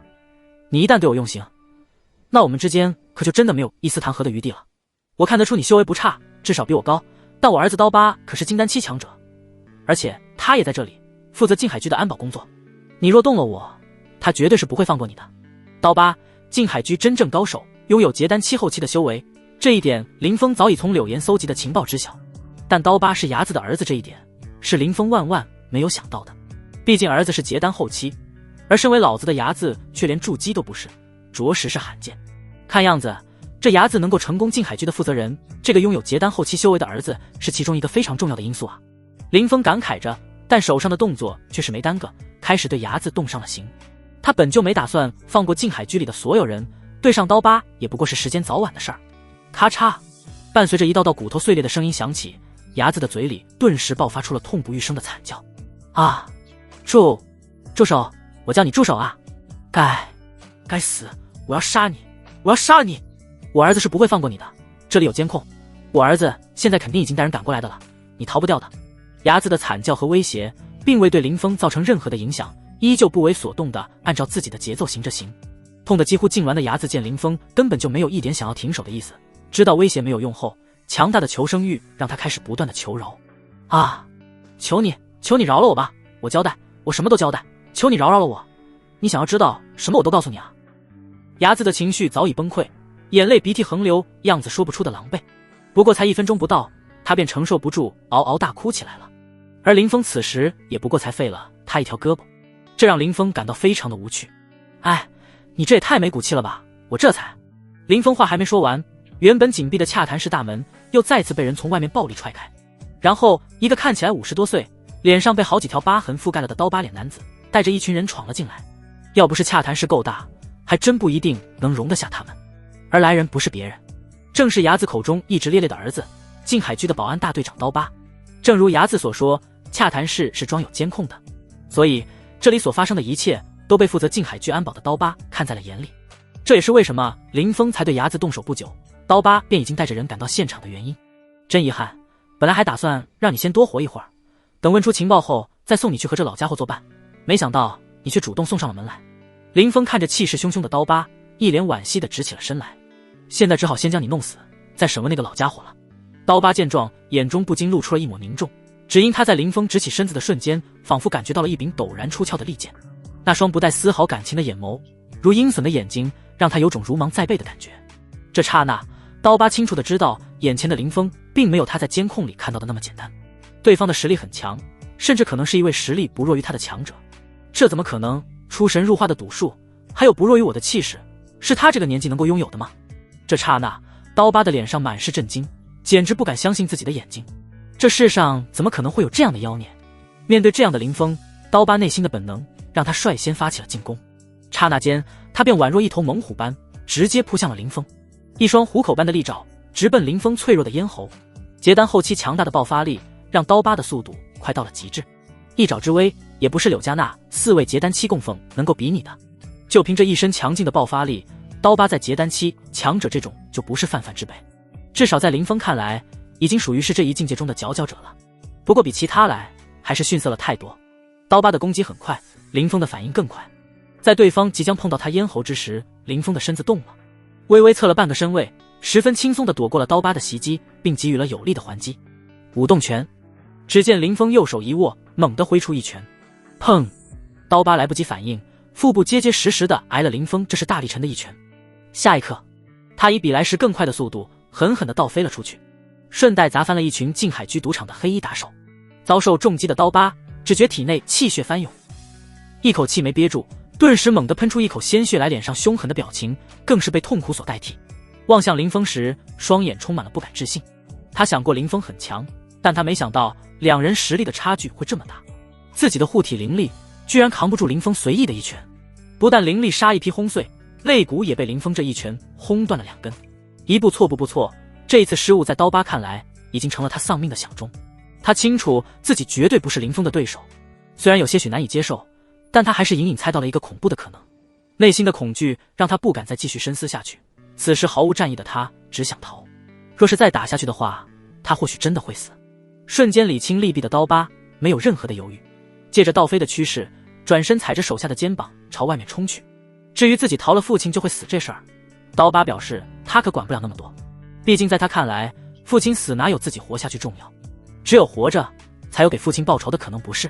林峰早就预防着刀疤会丢下伢子自己逃跑了，所以虽然有些许诧异，但反应却一点也不慢。九阴归元诀瞬间爆发，凭空凝聚出一道青色的巨手，朝着快要逃出门口的刀疤抓去。下一刻，正在拼命逃跑的刀疤便被青色巨手牢牢地攥在掌心处，仍由刀疤如何的挣扎都无济于事。林峰看着面色涨红的刀疤，冰冷地说道：既然来了，就彻底留在这里吧。不过你不用太过担心，你父亲很快便会下去跟你团聚，所以下去之后走慢点，避免父子俩在黄泉路走散。说罢，林峰便催动灵力，打算将刀疤给彻底捏死。压迫感陡然大增的刀疤表情瞬间被恐惧替代，同时明白自己再不做些什么的话就彻底没机会做了。于是刀疤顿时展现出了男人该有的气魄与决绝，反正横竖都是死，既然你不让我活，我也定不叫你好过。刀疤此时满脸的疯狂之色，体内的灵力瞬间就变得狂暴了起来。金丹，给我爆！很显然，刀疤这是彻底放弃了求生的打算，准备在死之前自爆金丹和林峰同归于尽。单凭这份果断与狠辣，就不是柳家那几个供奉能够相与的。平心而论，如果刀疤能够得到更好的机缘或贵人相助，未来绝对会不可限量。至少在林峰看来，就这小小的静海居是绝对困不住刀疤的。只可惜世界没有那么多如果，与林峰对上的那一刻起，就已经注定了刀疤最终的结局。哪怕刀疤拼着自爆的恐怖威力，也无法撼动结丹与元婴之间境界的鸿沟。林峰看着想要自爆金丹的刀疤，神色没有丝毫的变化，只是一味的加大灵力的输出，强行压下了刀疤周身躁动的灵力，打碎刀疤最后的挣扎。咔咔嚓啊！伴随着一阵骨头不堪重负而发出的碎裂之声，刀疤也爆发出了前所未有的剧烈惨叫。但他的惨叫并未持续太长的时间，在一声沉闷的爆炸响起后，他那原本坚固无比的身躯便在林峰绝对实力下被挤成了肉泥。污秽飞溅沾染在了林峰凝聚的青色巨手上，场面说不出来的血腥。至此，一代颇有枭雄之姿的结丹强者刀疤，在林峰的强势碾压下彻底陨落了。解决完刀疤，接下来便是收拾那些刀疤带来的黑衣打手了。这些打手基本都有修为在身，最差的都有炼气期修为，其中有几人还装备有杀伤力不弱的热武器沙漠之鹰。因林峰和刀疤整个交战过程其实非常快，以致他们都还没反应过来呢，自家老大刀疤便被林峰直接干死了。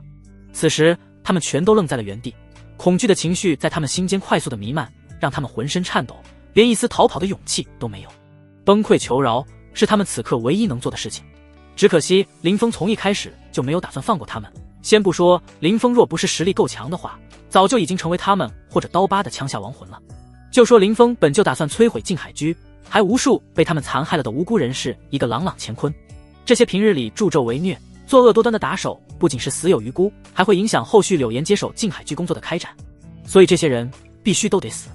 无视他们凄惨的求饶哭声，林峰没和他们说半句废话，出手便是一记烈焰掌，将他们连人带骨全都拍成了灰烬。随着洽谈室的门再度被关上，此时还活着的就只剩下林峰和伢子两个人了。林峰淡淡的扫了一眼惊惧不已的伢子，而后拿出手机给柳岩拨了个电话，让他带人来静海居收拾这里的残局，随后才将注意力放在了伢子的身上。看着对方此时奄奄一息，只进不出的呼吸，俨然一副快要死了的身体状态，林峰不禁深深的皱了一下眉。他妈的，这老家伙也太不抗造了吧，这才哪到哪就快要嗝屁了，我这话都没问呢。显然他有些高估伢子的身体承受能力了，也严重低估了桃花岛刑罚秘术对普通人真实的伤害。这才不过行刑了一条胳膊，伢子这个老家伙就已经快要不行了。为了问出自己想要的情报，林峰不得不给伢子体内注入一道微弱的九炎灵力，吊住伢子生机的同时缓解对方身体的疼痛。随着林峰灵力的注入，伢子那张惨白的脸顿时恢复了些许血色。林峰见他情况好转，为了尽快揪出静海居真正的幕后黑手，得到杀神殿内部的信息，当即便对伢子开始了第一次审讯。伢子为了不再遭受非人的折磨，知无不言，言无不尽的便将自己知道的事情全都一股脑的告诉了林峰。等柳岩带人过来时，林峰已经从伢子口中知道了自己想要情报，并兑现了自己给予伢子的承诺，给了他一个痛快。看着推门进入的柳岩，林峰抛出了一个重磅的消息：广陵城主赵振国准备在你爷爷死后对你柳家发起全面的进攻，从而灭掉你们柳家，取而代之。你最好尽快和你爷爷商量一下应付的对策。林峰语气平淡的一句话，却让还未站稳的柳岩瞳孔骤然紧缩，眉头下意识深深的皱了起来。过了好半晌，才消化完这个重磅的消息，望向林峰，柳岩语气凝重的说道：这下事情就有些难办了。我柳家虽然强大，但这赵正国却是在为秦国皇室做事，我们柳家一般情况下根本就不敢与之硬碰硬，这你就有些多虑了。赵正国虽然是广陵城城主，但也仅仅只是替皇室掌管广陵城罢了。林峰听完柳岩的话后，颇为无语的说道：先不说他能不能调动得了部署在广陵的军队，就说他能调动的那点亲卫，根本就不可能吃得下你们柳家，不然也不用非得等到你爷爷去世之后才对柳家动手了。而且秦国皇室在知道这件事后，若非想逼你们8大世家反，否则根本就不敢支持他。如今既然已经提前洞悉了他们的阴谋，那就该提前做好应对方案或反击，而不是在这里跟我抱怨。更何况有我在这，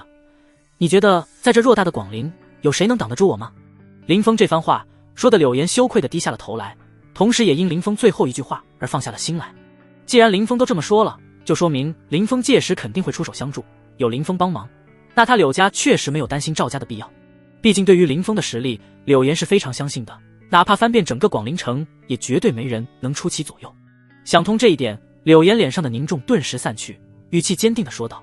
林少说的对，他赵正国哪怕是广陵城城主，也不过是皇室众多条狗中的一个。不管他赵正国如何，他赵家又如何，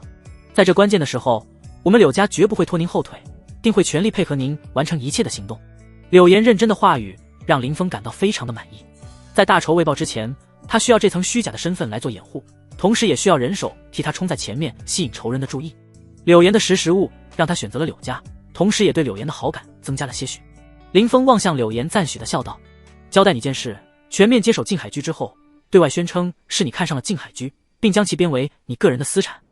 而我则是你高价请来坐镇赌场的赌术高手。另外，将白小纯安排住进你们柳家的大院，并安排好人时刻保护好他。林峰说着，意味深长地看了柳岩一眼。如果让他在你们柳家受到一丝的伤害，后果，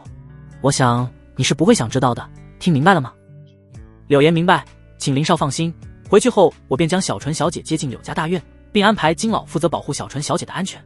柳岩听完林峰的话后，明白白小纯对林峰的重要程度还要在他的预估之上，于是认真地补充了一句：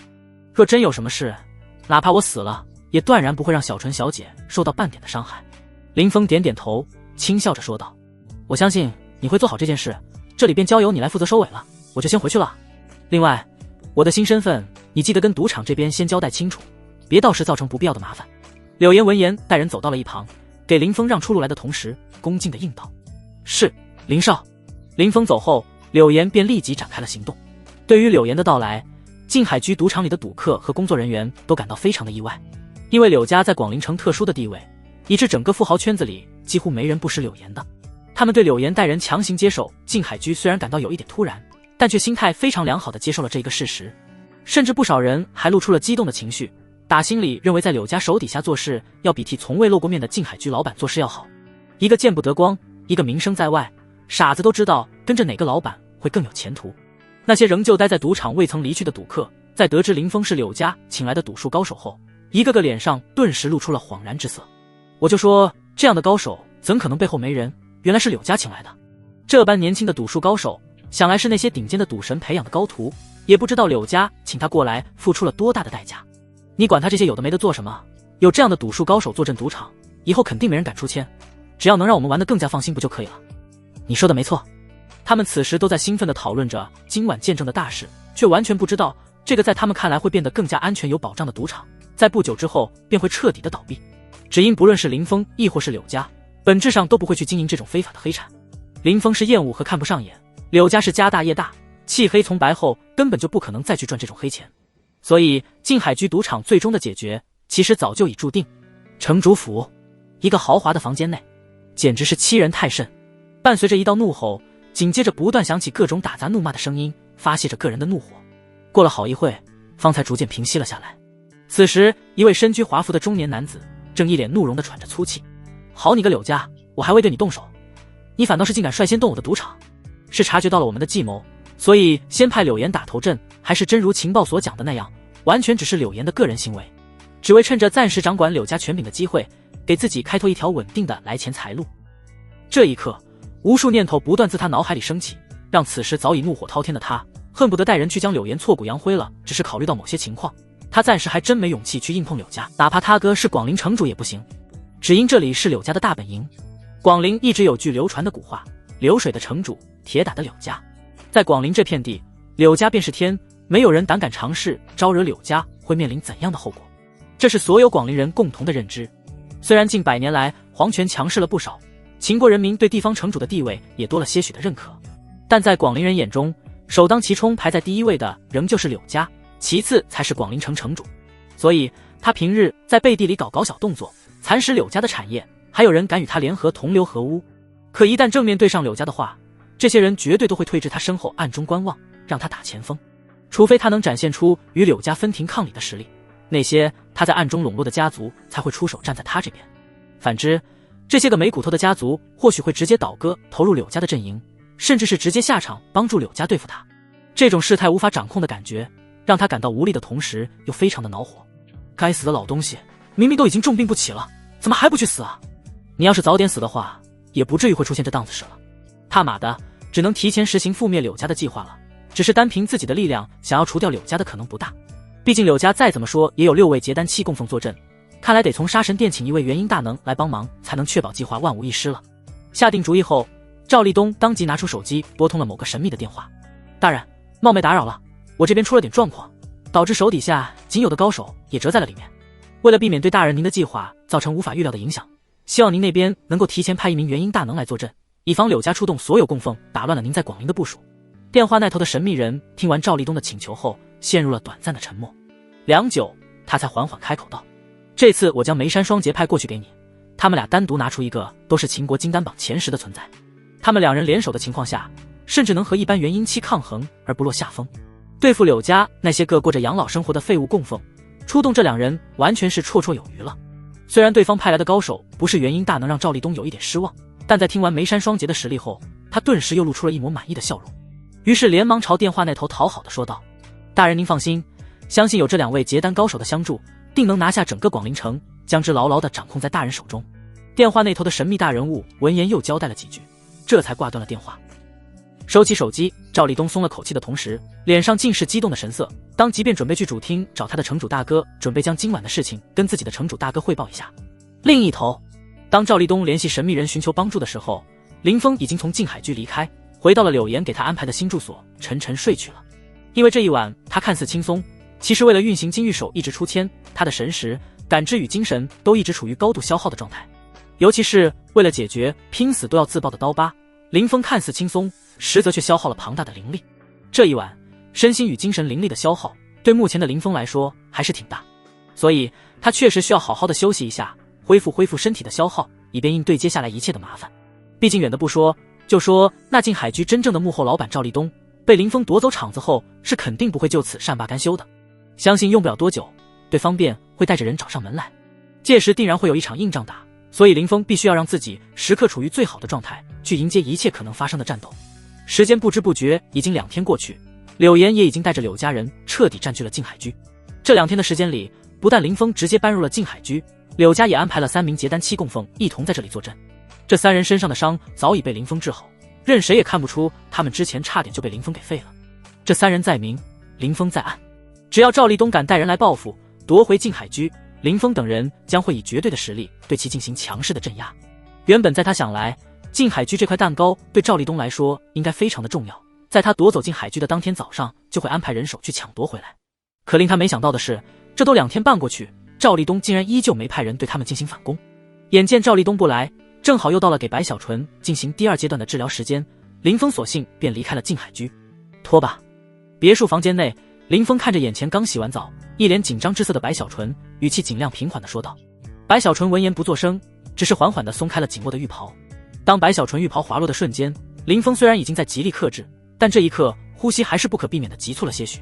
白小纯的身材非常的火爆，大长腿，小蛮腰，前凸后翘刚刚好。上一次因为白小纯身上疤痕太多的缘故，林峰并未注意到她的身材居然会这么的好。可现在经过林峰第1个疗程的治疗后，身上那些狰狞可怖的疤痕都淡去了不少。虽然依旧充满了瑕疵，但多少具备了一定吸引力。至少林峰此刻看的是心脏砰砰跳，有些不受控制的加快了许多。这一发现让林峰眉头不禁微微皱了下。该死的，一定是那毒素搞的鬼，要不然自己的抵抗力怎会这么差？看来必须得抓紧时间复仇了，然后去寻找移花宫或神宫的传人，彻底解决体内的隐患。强忍着心中的冲动，林峰让白小纯到床上躺好，然后便开始帮他进行第2阶段的治疗。随着林峰将太玄涅槃养颜膏的药力以特殊手法揉入白小纯体内，白小纯顿时就控制不住的发出了一道道奇怪的叫声。白小纯此刻也明白这种叫声实在是太不正经了，但他真的控制不住啊。所以在声音响起的同时，他就同步害羞的闭上了双眼，根本就不敢抬眼去看林峰。好在林峰有了第1次的经验后，这一次手法娴熟了不少，只不过半个小时这样的时间便完成了第2次治疗。扯过蚕丝被盖在了白小纯身上后，林峰这才略微急促地说道：“第2个疗程已经结束了，我就先回去了，过2天再过来给你进行第3次治疗。”躲在被子里白小纯闻言害羞地回应了林峰一声，甚至都不敢从被子里探出头。直到听见林峰离开后带起的关门声响起，他这才满脸害羞地从被子里探出了头来，看向紧闭的房门，顿时大大的松了一口气。而后又像是想起了什么害羞的事情，俏脸上顿时浮现出一抹宛如落日余晖般的羞红。但是女人与生俱来的爱美之心还是让她顾不上害羞，一丝不挂地翻身下了床，站在了房间内的全身镜前面，仔细地观察着自己的娇躯。看着镜中的自己，白小纯眼中顿时流出了2行喜极而泣的眼泪。只因镜中的她身上那原本还有些狰狞的疤痕已经彻底不再如同之前那般的恐怖，真的淡化了很多。虽然依旧很明显，但却并不是那么吓人了。尤其是她的脸颊，治疗效果最明显，不但恐怖狰狞的疤痕淡化了，更是只留下了些许像是被开始烫到了一样的淡淡红腻。虽然依旧没有恢复到她颜值的巅峰状态，但凭借这一具高挑丰腴的身材，绝对能够对很多男人产生不小吸引力。若说以前的她是绝对嫁不出去的那种，那么现在的她要是想嫁人，绝对有不少人愿意争着去。一想到这才不过是第2次治疗，等到7个疗程彻底结束后，林峰说到时她的皮肤不但会恢复如初，没半点瑕疵，而且还会如同婴儿般嫩滑，他的内心就一阵的激动不已。等我身体恢复后，我一定会好好珍惜你赐予的全新身体。这世界除了你，我再也不会让除你之外的第2个男人看见这一具身体。站在镜子前，白小纯视线飘忽，自言自语着。每当想到林峰时，心中就控制不住地感到一阵的甜蜜，就连明亮的双眼，此刻也让这份内心的甜蜜彻底具象化了。若是林峰还在这的话，定然能够看出白小纯此刻对他的感情彻底变了质，已经不再像之前那样是纯净的同学友情了。林峰回到静海居之后，又等待了1天，直到第4天，赵立东那边才终于有了动静，派了个小厮给柳岩下了封请帖，要求柳岩前往广陵城外的武洞山谈判，并没有直接带人来静海居强攻。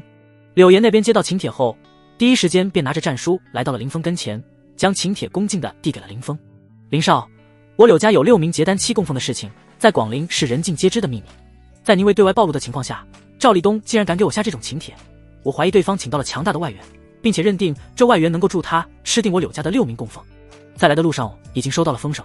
对方已经将此事大肆宣扬了出去，想要借着这机会踩着我柳家上位。柳岩恭敬地站在林峰的跟前，一脸凝重地将自己的猜测告知了林峰。林峰听完柳岩的分析，认同地点了点头。赵立东这一招确实够阴险，站在对方的角度来说，简直百利而无一害。随着消息的散布，届时柳岩若是带着柳家所有供奉去赴约，结果不可立敌而被灭，那柳家铁定的玩完。赵立东也能借着这个机会彻底吞并掉柳家，实现取而代之的计划。倘若柳岩不敢去赴约，到时柳家的名声将会遭到严重的打击，短时间或许不会有什么，但也用不了很长时间，柳家也会因此而彻底的完蛋。林峰闭着眼，手指有节奏地敲打着椅子扶手，语气平静但又充满了不屑。敌明我暗，他认为的难道就一定会按他的剧本走？派人回复他，今晚你会准时去赴约，借这个机会正好彻底解决他。他死后，他背后的人若舍不得放弃静海居这块肉的话，定然会想办法和你取得联系，然后威逼利诱你。只有搞清楚这人的身份，才会更加方便我进行下一步计划。柳岩闻言心口一松，知道这下子稳了，于是立马点头道：我现在就去安排，今晚我会带着5名供奉和林少宁一起去武洞山赴约。眨眼间时间便来到了夜晚，伴随着徐徐的晚风，林峰和柳岩一行7人来到了武洞山脚下，开始向山峰进发。7人神色轻松，不似来赴约，反倒像踏青，没有一丝大战即将来临的紧张。那些早就已经过来准备看热闹的人，看到这一幕时，不禁发出了各种的感慨。没想到柳家的柳岩真的赶来啊！你也不听听你说的都是什么话？柳家身为广陵一家族，怎么可能会怕赵家赵立东的挑衅啊？真不愧是柳家人，这种大战在即还悠闲轻松的心境，还真不是寻常人等能够拥有的。是啊，赵立东既然敢给柳家下战帖，明显是已经做足了准备，要一举拿下柳家了。柳家身为古老世家，底蕴深不见底，根本就不是我等能够猜测的，赶来赴约也是常理中的事。呵，底蕴再深又有什么用？这一次赵家显然是做足了准备，就等柳岩带着柳家一众结丹期供奉入瓮，将他们一网打尽呢。没错，赵立东是赵家人，赵家家主是他的亲哥，更是广陵城城主，他敢对柳家动手，足以说明他背后肯定有大人物撑腰，就是不知这大人物是朝廷的哪位大人，亦或是皇子。议论声此起彼伏的响起，能收到消息过来围观看热闹的，几乎无一不是广陵城有钱有势的人物。他们对柳家如今的处境都非常不看好，认为赵立东既然敢发帖，就绝对有了灭掉柳家的底气。柳家就这样毫无准备的莽上来，怕是凶多吉少了。除此之外，也有一小部分人将好奇的目光投向了陌生的林峰身上，暗自揣测着林峰的身份。因为柳岩等一行柳家人对林峰的态度实在是恭敬的有些异常，只要不是脑子有问题，都能看出他们这一行人显然是以林峰为中心，而不是柳家身为代理家主的柳岩。那个看着有些陌生的年轻男子是什么身份？怎么柳岩和柳家那几位结丹期供奉对他那么的恭敬？你问我，我问谁？我要是知道他是什么身份的话，我用得着看你？这个我知道，这个年轻人是柳岩请来砸进海居赌场的赌术高手，只是不知道柳岩今晚带他来干嘛。毕竟今晚这事情貌似根本就用不上赌术。柳岩在柳生河的纵容下，一直掌管着柳家过半的商业，是广陵出了名的冰冷美人，她的智慧怕是无人不知吧。在这个时候能带上这个年轻人，肯定有着我们所不知道的作用。没错，柳岩小姐怎么可能在这种关键时刻带一个无用之人啊？在众人的议论声中，林峰一行人开始朝山上走去。他们虽然好奇林峰的身份，也有不少人早就通过各种手段调查过林峰的资料，结果得到的无一例外全都是柳岩专门为林峰打造的虚假身份。除了知道他是从海外归来的有钱孤儿，准备在广陵投资发展，落叶归根外，便什么都没了，简直干净的可怕。所以这些人在交换了一圈情报后，对林峰的具体情报仍旧是一无所获。很快，林峰等人便走到了五洞山山顶。山顶上，赵立东早就已经等在这里了。他看向到来的柳岩一行人，然后又看向有些突兀的林峰，顿时皱起了眉来。他有些疑惑，为什么这些人不是以柳岩为中心，而是这个赌术高超的林峰？赵立东谋划了柳家这么久，对柳家所有人的情况都了解得非常的清楚。柳岩是个怎么样的人，他甚至比那些看热闹的还要更了解。所以他断定柳岩在这个时候还要带着林峰一起过来，必然有着他所不知道的深意在其中，但到底是什么，他一时间还真想不透。塔姆的，又是这种事态超出我掌控之外的感觉，真令人烦躁。无论柳岩带他来干嘛，等下都必须第一时间杀了他，避免再度出现不可控的事态出现。打定主意后，赵立东看向林峰时，眼底深处的杀意越发的浓郁。但身为笑面虎的他，自然不会将自己内心的情绪展露在外人面前，所以这一道杀意被他很好的掩藏了起来，并未引起任何人注意。等人站定后，赵立东看向柳岩，缓缓地说道：静海居是我的产业，这么多年来我一直都在暗中悄悄地发展，到如今这般的规模，你可知我耗费了多少的心血和财力？你柳家家大业大，近乎垄断了整个广陵城过半的产业，并不缺赚钱的渠道，为什么还要来抢我的产业？柳岩听完赵立东的质问后，只是平静地应道：柳家不缺，但我缺，虽然静海居来钱少，但速度尚可。反正你哥过不了多少年便要退位了，你们赵家迟早也要滚出广陵城，而你也不可能将静海居一直都握在手中，所以还不如早点让给我。柳岩狂妄的话语让赵立东紧皱的眉头又更深了一些，看样子是没得谈了喽。既如此，那就别怪我赵家只能与你柳家彻底撕破脸皮了。就从你开始，今天我便先在这里解决掉你和你柳家的5名结丹期供奉。冰冷的声音自赵立东的口中响起，下一刻，在他身后的树林里突然窜出了一批低阶修士，为首的是各自抱着一柄银白长剑的眉山双杰。这两人的眼中充满了凌厉的杀意，周身弥漫着渗人的气机。看着这群从赵立东身后走出的一行人，一些见识广泛的围观之人忍不住地发出了惊呼：卧槽，这两人莫不是秦国结丹榜排名前10的眉山双杰？据说他们合体后可力战元婴强者而不败，实力非常的恐怖。他们不是一直都活跃在国外的佣兵市场吗？居然会出现在这里。赵家能将他们俩同时请来，真是不简单，难怪有底气和柳家叫板。这下柳家要彻底完蛋了。梅山双杰这种顶级结丹后期的高手，每天不是在杀人就是杀人的路上，根本就不是柳家这些养老的结丹期供奉能够相与的。梅山双杰毕竟是秦国人，为了避免影响到后代，他们一直活跃在国外，如今却为了赵家在国内出手，这让我越发觉得赵家除了赵正国以外，在秦国朝堂上肯定有大人物撑腰。此时众人的视线全都集中在双方人马的身上，更多的是在柳岩的身上。他们都非常想知道，面对名声在外的梅山双杰，柳岩会不会胆怯。只可惜他们最终还是毫无意外的失望了。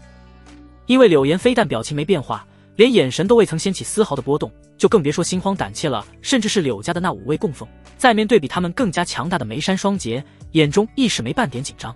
他到底准备了怎样的底牌？看着柳岩等人并没有出现意料中的慌乱，赵立冬眉眼间越发的凝重。一会动手时，先把柳岩身旁那个年轻人给解决掉。这些人之中，就他的变动最大，想来这人便是柳岩最大的依仗。梅山双杰闻言，脸上不禁露出了一抹轻蔑。赵立冬，你这胆子也太小了吧，以那家伙的年纪，就算是打娘胎里开始修炼，现在也不可能有多大的成就。就你这样，若不是你哥是广陵城城主，哪有资格给大人做事？梅山双杰两人对他的不屑，以及对林峰的轻视，让赵立冬感到了一丝的不满。只是这两人并非他手下，所以他也无法用强硬的态度去要求他俩，于是只能暗自安慰了一句，看着梅山双杰向柳岩等人走去。林峰这边见状，当即对柳家5名供奉吩咐道：等下我和你们一起杀过去，你们去对付赵立冬带来的低阶修士，那梅山双杰交给我变形。听着林峰的安排，5名柳家供奉当即点头应是。他们很清楚，结丹后期与结丹后期之间也是有着巨大差距的。他们这种早就已经开始养老的结丹期修士，战力早就缩水了，是无法和梅山双杰这种天天厮杀的结丹期相比的。如果不是因为林峰在前面顶着，他们甚至都不敢出现在梅山双杰的面前，就更别说战斗了。毕竟林峰的实力，他们是亲自请教过的，完全不是一合之敌啊。虽然林峰口中的低阶修士里也有2名结丹中期的存在，但对付这种和自己一样的养老结丹期修士，他们是一点都不带怕的。就更别说他们这边有5人，5打2之下，优势在我啊。梅山双杰并不知道林峰等人心里的想法，就算知道了也只会嗤笑，只因他们从始至终都未曾将林峰和柳家的5名结丹期供奉放在眼里。直到双方人马即将站在一起时，梅山双杰此刻才终于是发现了一丝不对劲。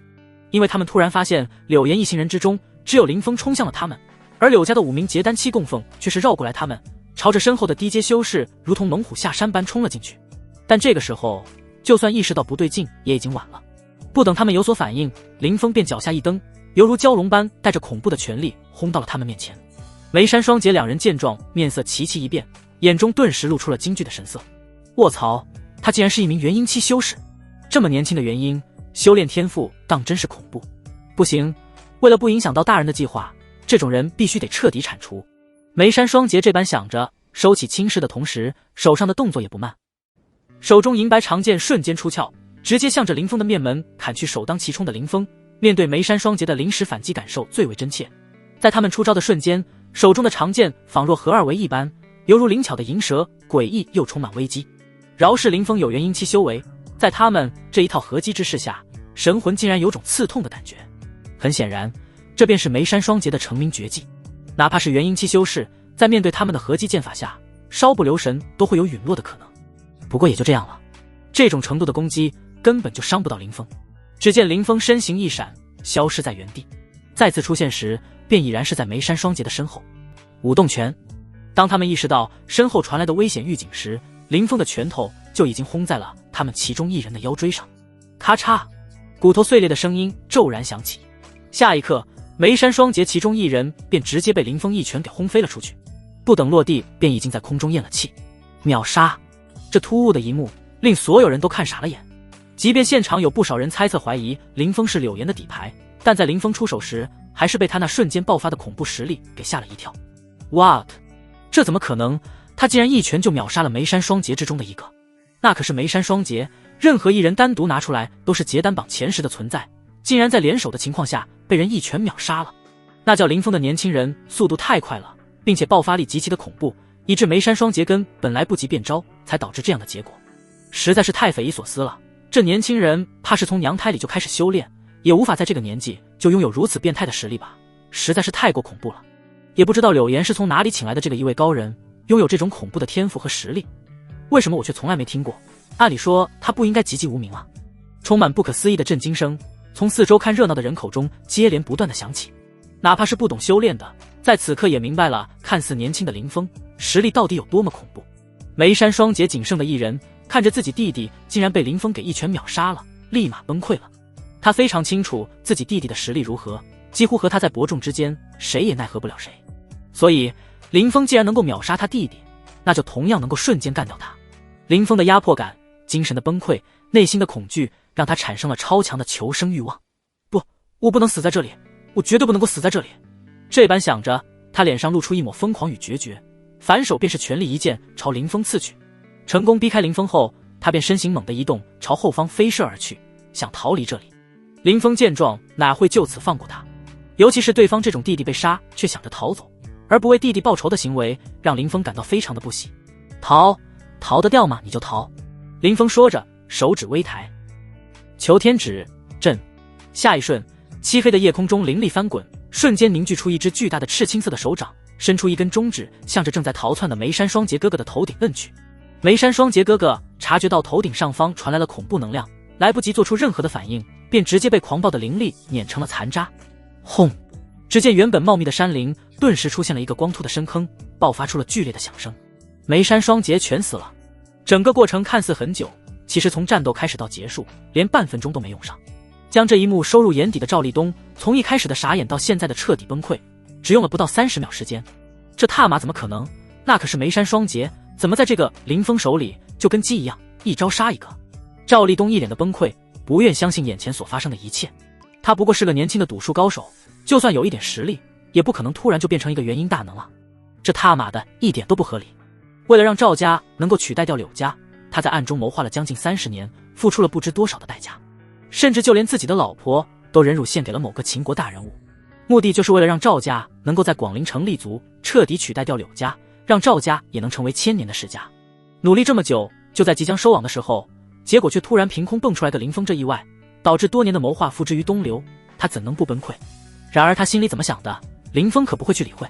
在解决掉梅山双杰后，他便一个闪身冲向了赵立东。静海居背后绝对有杀神殿的痕迹在，不然当初龙家接到的杀神令就不会是从静海居这里送过去的。赵立东身为静海居真正的掌权者，即便不能与杀神殿高层直接联系，也应该能联系得上里面的中层管理。所以林峰打算活捉赵立东，从对方口中拷问有关杀神殿的线索。然而他还是太小瞧了赵立东的狠劲和果断，在他察觉无力回天时，便一脸决绝地咬破了藏于口中的毒药，选择了自尽。砰！当林峰出现在赵立东身前时，对方的身体便已经直挺挺地朝后方倒去，后脑更是砸在了一块尖锐的石头上，瞬间渗出了大量鲜红的血液。林峰见状，面色不由微凝，眼中闪过了一丝不甘。通过强大的神识，他在瞬间就感知到了赵立东的身体机能已全部坏死，没有抢救的可能。只因对方嘴里含着的毒药是一枚剧毒无比的毒丹，元婴期修为以下的人一旦服用，哪怕是桃花岛出手也无力回天。所以哪怕林峰速度非常快，赵立东的尸体还是先他一步，以更快的速度彻底死透了。林峰颇为苦恼地看了赵立东的尸体一眼，无奈的一叹，只能将希望放到赵正国身上。赵正国身为赵立东亲哥，又是广陵城城主，林峰就不信他对静海居与杀神殿之间的苟且半点都不知。这般想着，林峰转身看向了柳岩：我去城主府一趟，这里交给你们了。好。柳岩闻言连忙点头，并将自己的车钥匙递给了林峰。林峰也没有拒绝，从柳岩手中接过钥匙，朝山下走去。直到林峰身影彻底消失在夜色之中后，那些原本被林峰恐怖的实力震惊到的人才回过了神来，然后便忍不住的再次议论了起来。我就说柳岩不会带一个没用的人过来，果不其然，那年轻人在这场战斗中起到了非常关键的作用。我的个娘嘞！调查显示，这年轻人不过10来岁，便已有元婴期实力，这难道就是柳家真正的底蕴？这个人的存在，截止至今柳家都未曾暴露过，想来这是柳家核心的秘密。若非这一次赵家来势汹汹，柳家迫不得已下，只得请对方出山，所以才有了方才那一幕。这林峰的情报资料也太干净了，干净的就像是假的一样。广陵出身，年少离境，有成归来，又扶持柳家，怎么看怎么像是柳家暗的送到国外培养的超级天才。也不知道这样的强者，柳家到底是只有这一个，还是还藏了几个？若真是这样，那柳家的底蕴也太恐怖了吧。你想太多了，这样的天才以前都闻所未闻，柳家能请来一个就已经是万幸了，还藏有几个？若真有的话，这秦国听谁的可就真不好说了。柳家还用得着窝在广陵城？没错，即便就这一个，也足以保证柳家300年内辉煌不衰了。这些人讨论揣测了良久，最终给林峰的身份完全定了性，成为了柳家专门培养的修炼天才，目的就是为了在柳家有难之时帮助柳家度过困难的。只是他们不知道的是，他们所想的亦是林峰所希望，也是有意为之这么引导的。林峰计划中准备将广陵城作为起点，把柳岩捧起来，若是可以的话，就让其渗透进杀神殿，成为杀神殿高层。只要柳岩能成为杀神殿高层，那他就能知晓当初害他的黑手，就能将人挖出来给自己和林家几十口人报血仇。而在这之前，他需要一个对外展示的身份，这个身份便是柳家暗地培养的元婴期赌术高手。这样一来，绝大部分的注意力都将被柳岩和柳家所吸引，没有多少人会去刻意调查他，这样无疑是大大降低了他真实身份泄露的可能。离开五洞山之后，林峰为了保持良好的状态和充盈的灵力，并未预见前往城主府，而是选择了朴实无华的驾车前往。元婴期的超强感知力让林峰不到半小时便一路飙到了城主府门外。城主府建筑并不古老，反而是当今秦国最为流行的豪华大别墅。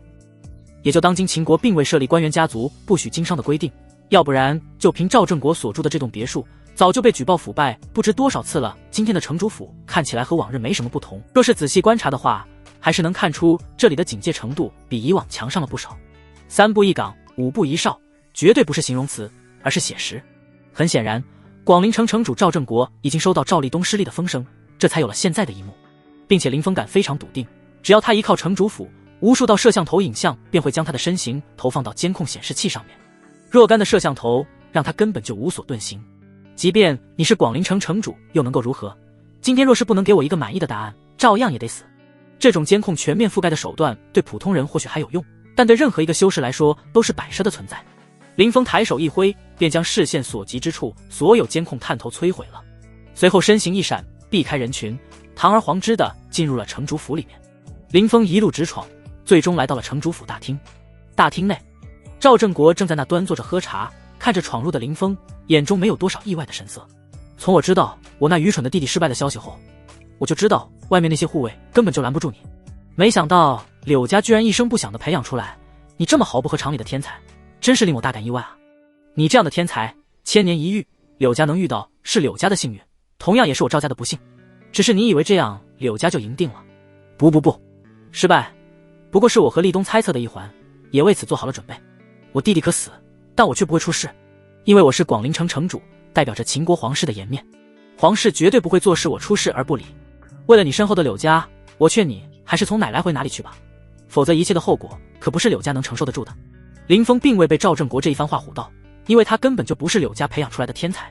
若真比背景的话，桃花岛的历史传承甚至比秦国皇室还悠久。别说赵正国只是有皇室的背景，就算赵正国是皇室的成员，妨碍到他复仇的话，他也会一掌劈死他。所以在赵正国威胁完之后，林峰身形一闪便出现在了赵正国身后，一记手刀将他给劈晕了过去。随后林峰二话不说便将赵正国从城主府带了出去，拉到了一处偏僻荒废的工厂里面。毕竟城主府人口混杂，不适合刑讯逼供，而这里就非常合适了。哪怕赵正国喊破天都没人听得见，更没人来救他。进入工厂后，林峰这才将赵正国弄醒，将你背后之人说出来，我可以饶你一命。赵正国醒来后打量了眼四周阴暗的环境，震惊于林峰实力之强的同时，心不由得沉了沉。他没想到林峰竟然真的敢对自己动手。听到林峰的威胁，赵正国只是平静地说道：呵呵，饶了我说的好像你敢杀我一样，若真敢杀我，早就在城主府时你就动手了，又何必将我带到这里来？你只是柳家养的一条狗，纵使实力强大又如何，依旧是条狗罢了。柳家都不敢动我，就更别说你了。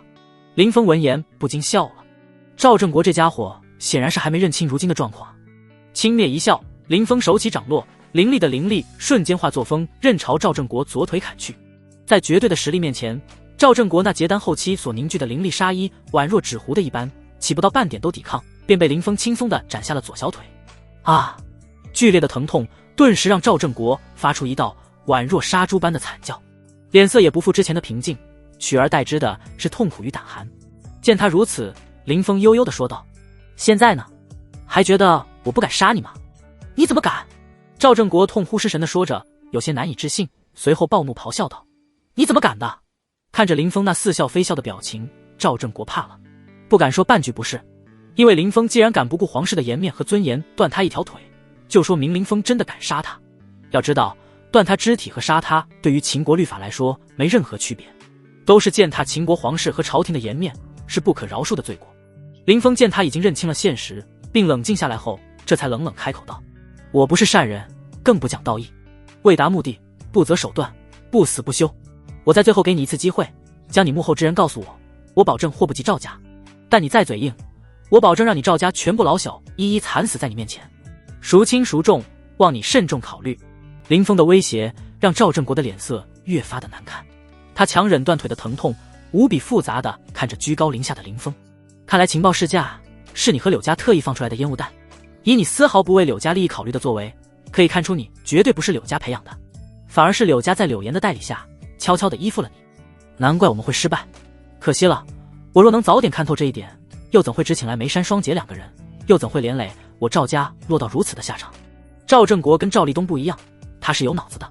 从林峰对他的态度便猜出了林峰和柳家之间的真正关系，这足以说明他是一个聪明人。而林峰最喜欢的就是和聪明人打交道，所以在赵立东那求证的目光下，他点了点头。猜得不错，柳岩确实是我的附庸，在为我做事。闲话少说，还是那句话，将你背后之人告诉我，我放过赵家。林峰的保证在这一刻彻底成为压垮赵正国心底防线的最后一根稻草。扛不住压力，不想让赵家因自己兄弟俩被灭的赵正国，在这一刻终于妥协了。他看向林峰，缓缓开口道：“南宫慕容，我的靠山是当朝左相南宫慕容，你想知道什么就去找他吧。整个赵家就只有我和我弟两人在替他做事，希望你说话算话，别对我赵家人动手。”南宫慕容，林峰在听到这个名字时，眉头不禁微微皱了起来。这个名字林峰并不陌生，甚至还挺耳熟的。秦国自古以来奉行的就是帝王制，如今秦皇年迈，朝堂大小事务基本都有3位内阁大臣掌管，而南宫慕容便是其中之一。他的权势用权倾朝野来形容也丝毫不为过。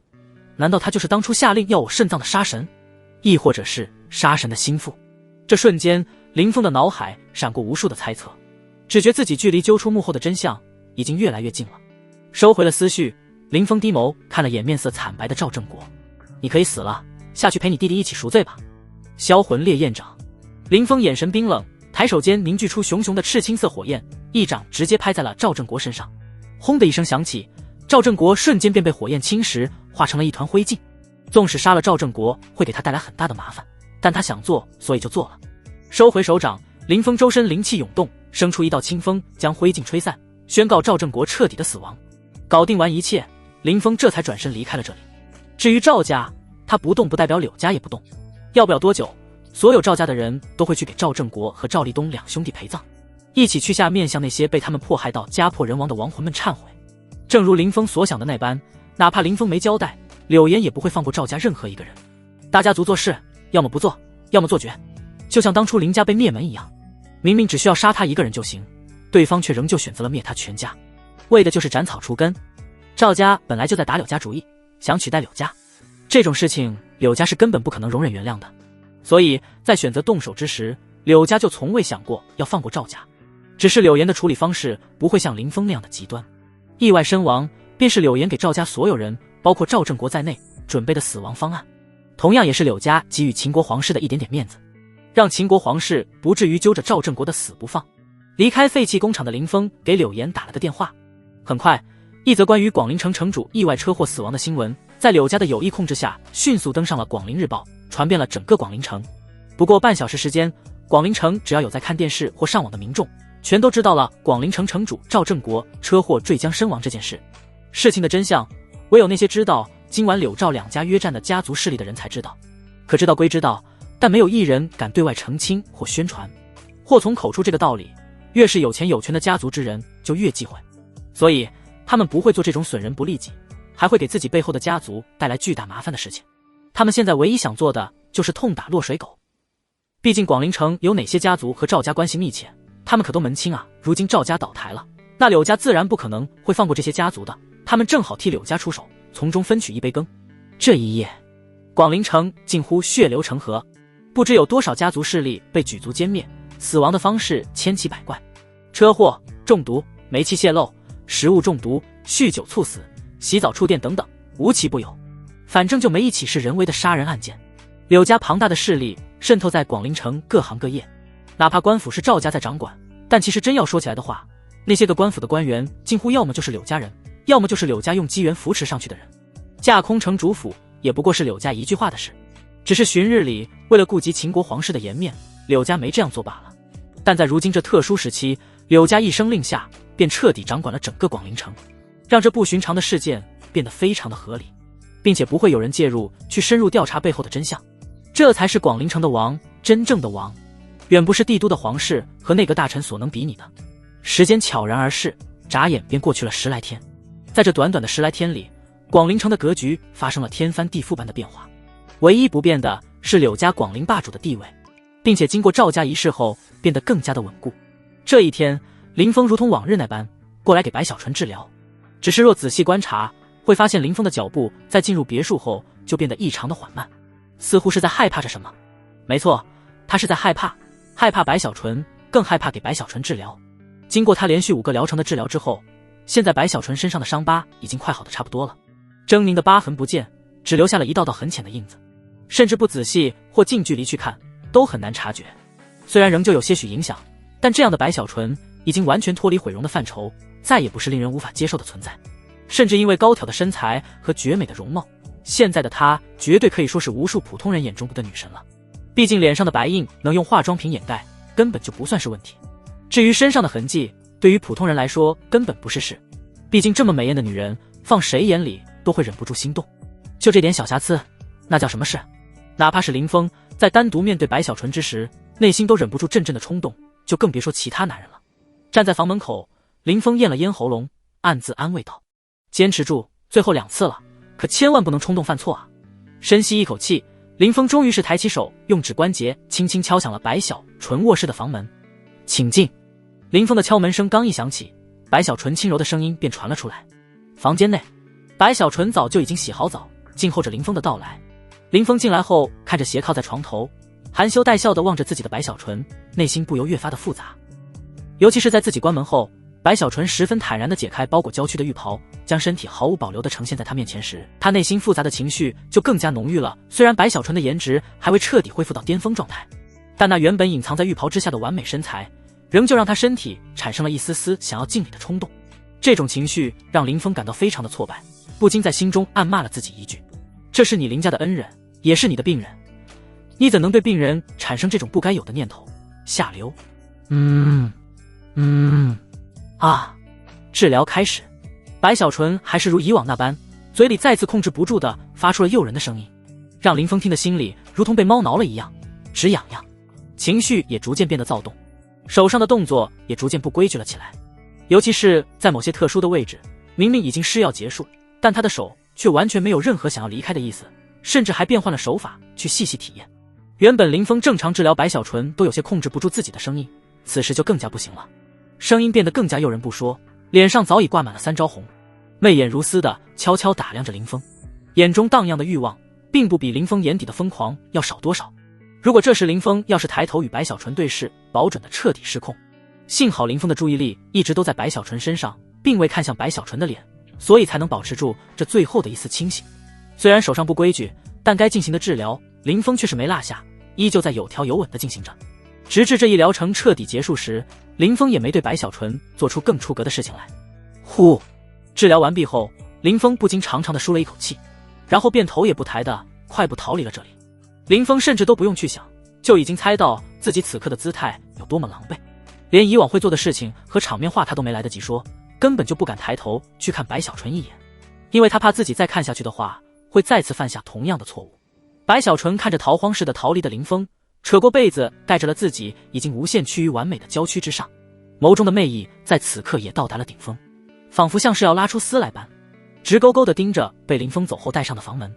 这具身体迟早都会是你的，等我的身体不再有瑕疵时，我一定会将身体交给你，不再让你憋得这么的辛苦。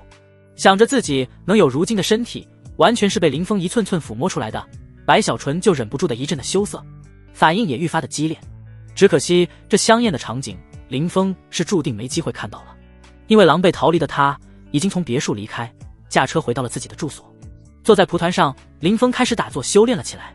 试图用修炼来忘记方才因白小纯而产生的困扰。但他在这一刻竟然难以入定，找不到修炼的感觉。身为元婴期修士，他竟然难以入定。只要一闭上双眼，白小纯那光洁无比的身体便会浮现在他的眼前，甚至是肌肤的触感，他都能清晰地回想起来。这可把林峰难受得不轻。帝都左相南宫慕容此时正满脸阴沉地坐在书房里。正常来说，到了他这个位置，能够让他烦心的事情并不多，但赵家的失利让他这段时间过得异常的难安，甚至还罕见地发起了火来，砸了不少自己珍藏的宝贝。看着近期收集整理的资料，南宫慕容眼中冒着森森的寒光。当真是废物，当初为了培养你赵家，老夫我付出了多少的利益，一夜被人连根拔起，就是你们给我的报答。柳家，看来老夫还是太小瞧你了，没想到你们竟然藏得这么深，底牌居然是一位年轻的元婴期大能。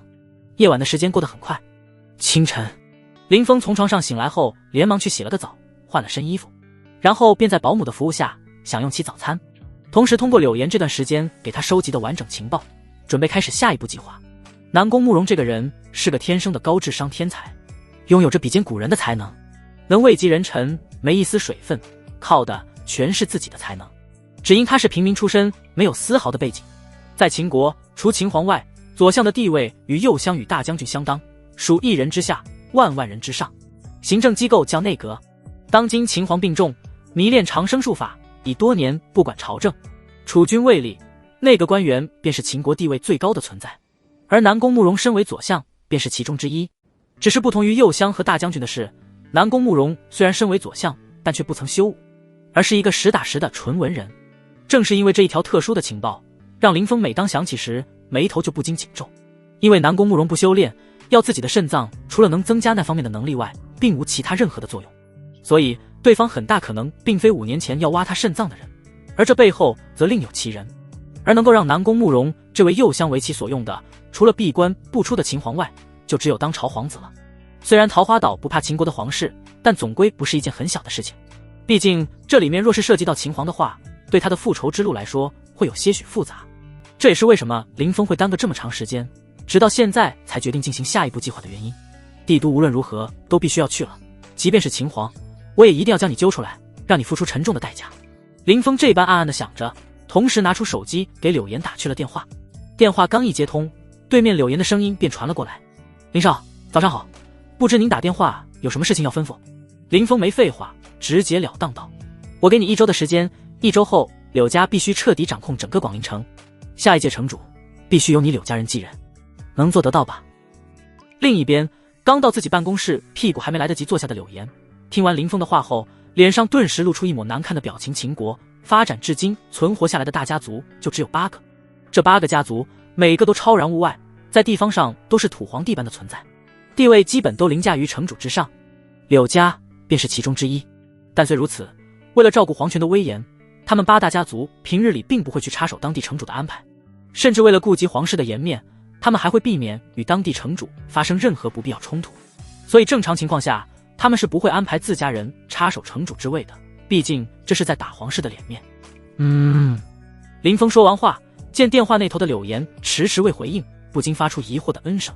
在林峰不满的嗯声中，柳岩回过神来后，快速回复道：没问题，林少，我保证1周以后，整个广陵除了我柳家以外，再无其他的声音。毕竟这件事是赵家里亏在先，破坏了规矩，想灭我柳家而代之。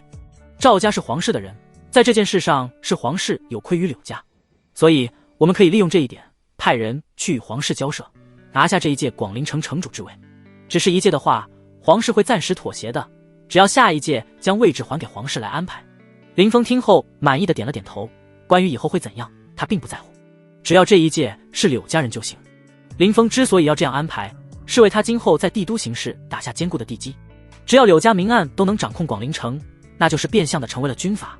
有这样的柳家为林峰站台，哪怕林峰在帝都如何的发疯，怕是连皇室都不敢贸然去怪罪，只能以安抚为主要手段。这便是林峰想要的。好，具体细节你自己看着安排，我就不参与了。另外，为了避免我接下来要做的事情牵连到你们柳家，需要你去帮我打造宣传一下修炼疯子的身份，具体怎样你们自己去操作。林峰的话，柳岩非常的重视，闻言连忙表态道：林少，若不是有您在的话，我们柳家怕是已经被赵家打了个措手不及，乃至元气大伤了。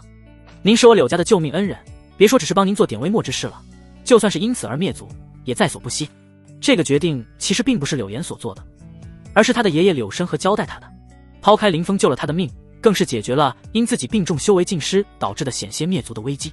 就林峰那神秘的背景和个人超绝的天赋而言，就足以令他非常的看好。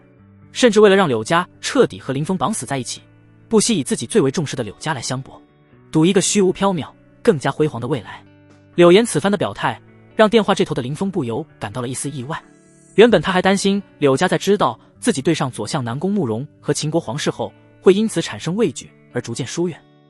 没想到却是自己小瞧了柳家这种流传千年的大家族的果敢了。不管柳家是出于什么原因选择在他身上孤注一掷，林峰都为他们的决定和果断感到非常的满意。因赵家一事，柳家必然已经和皇室产生了隔阂，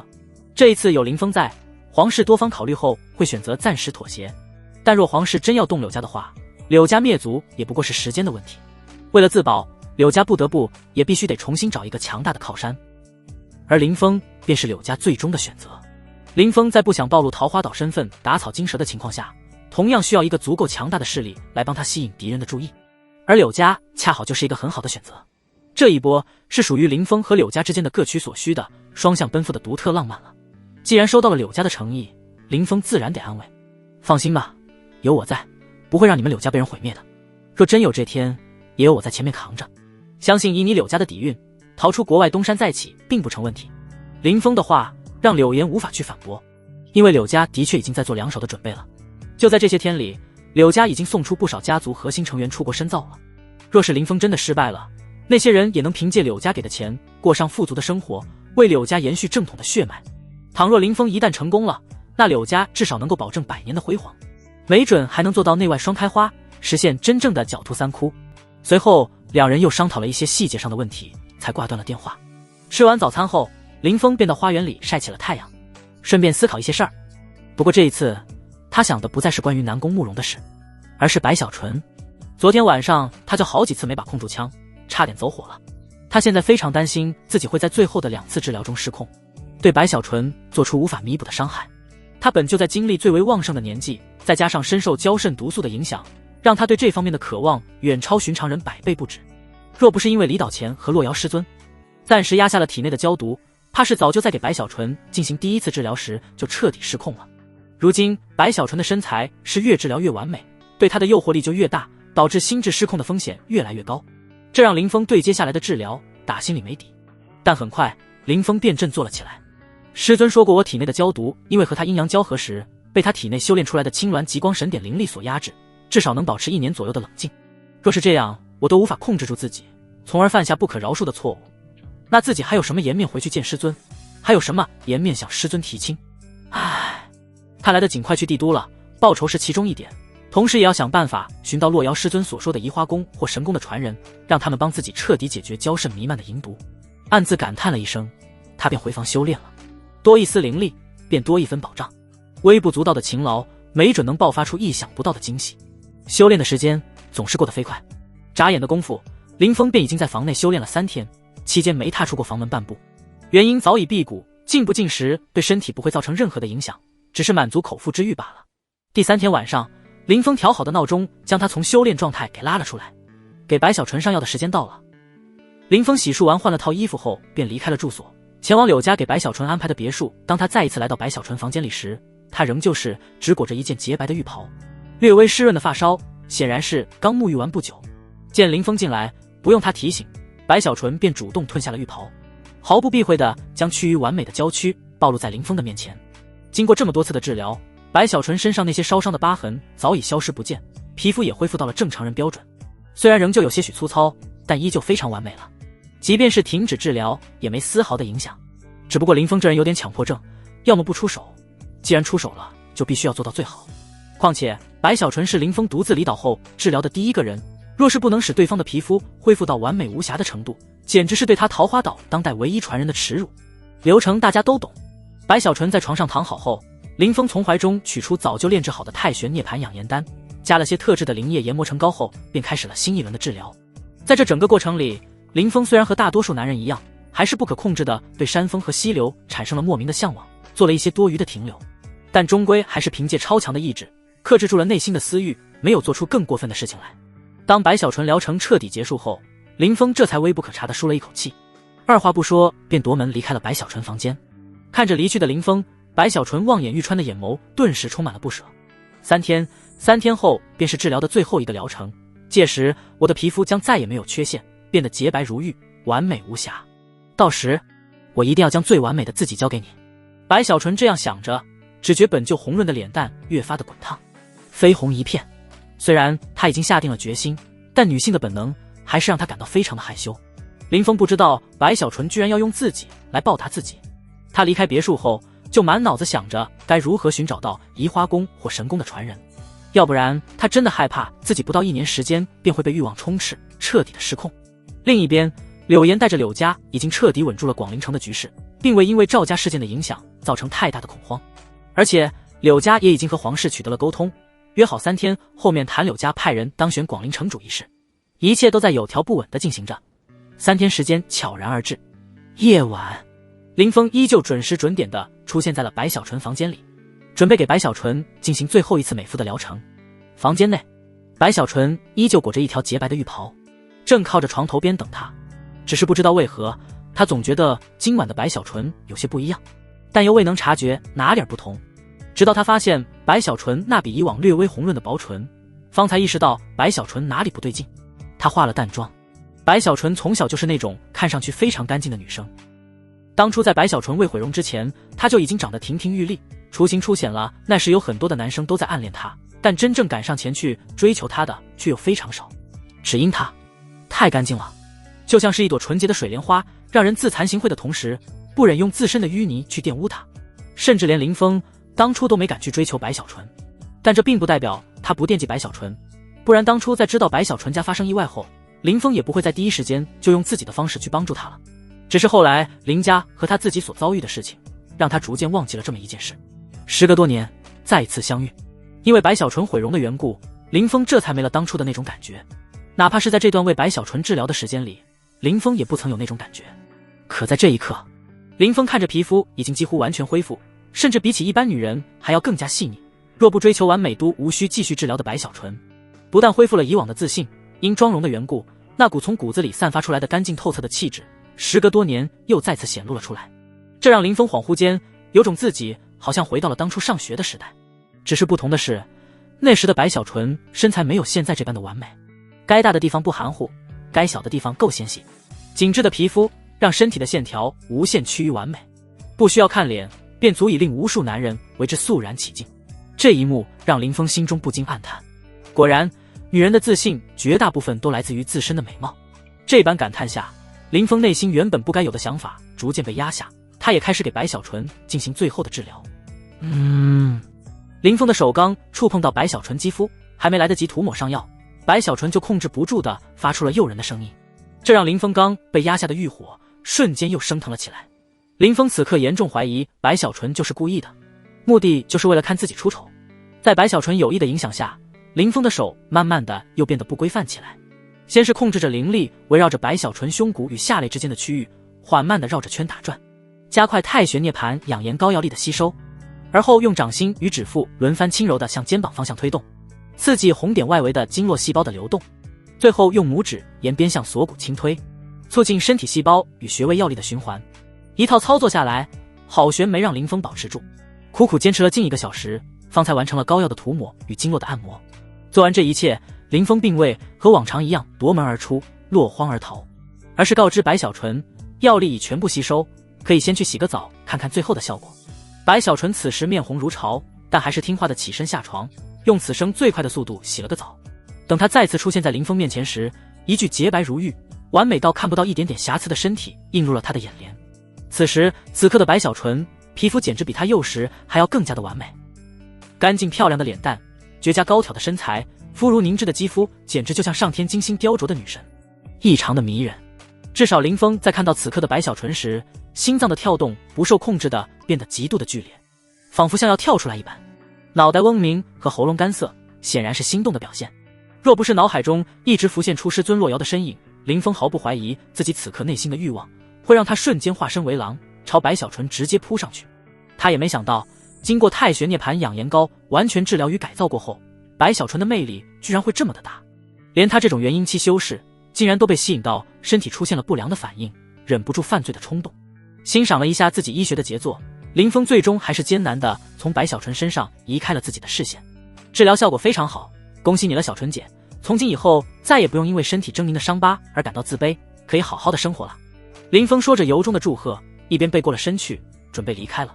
既然治疗已结束，那我就走，祝小纯姐好梦。在林峰话音刚落，白小纯却突然小跑过来，伸手拉着了林峰。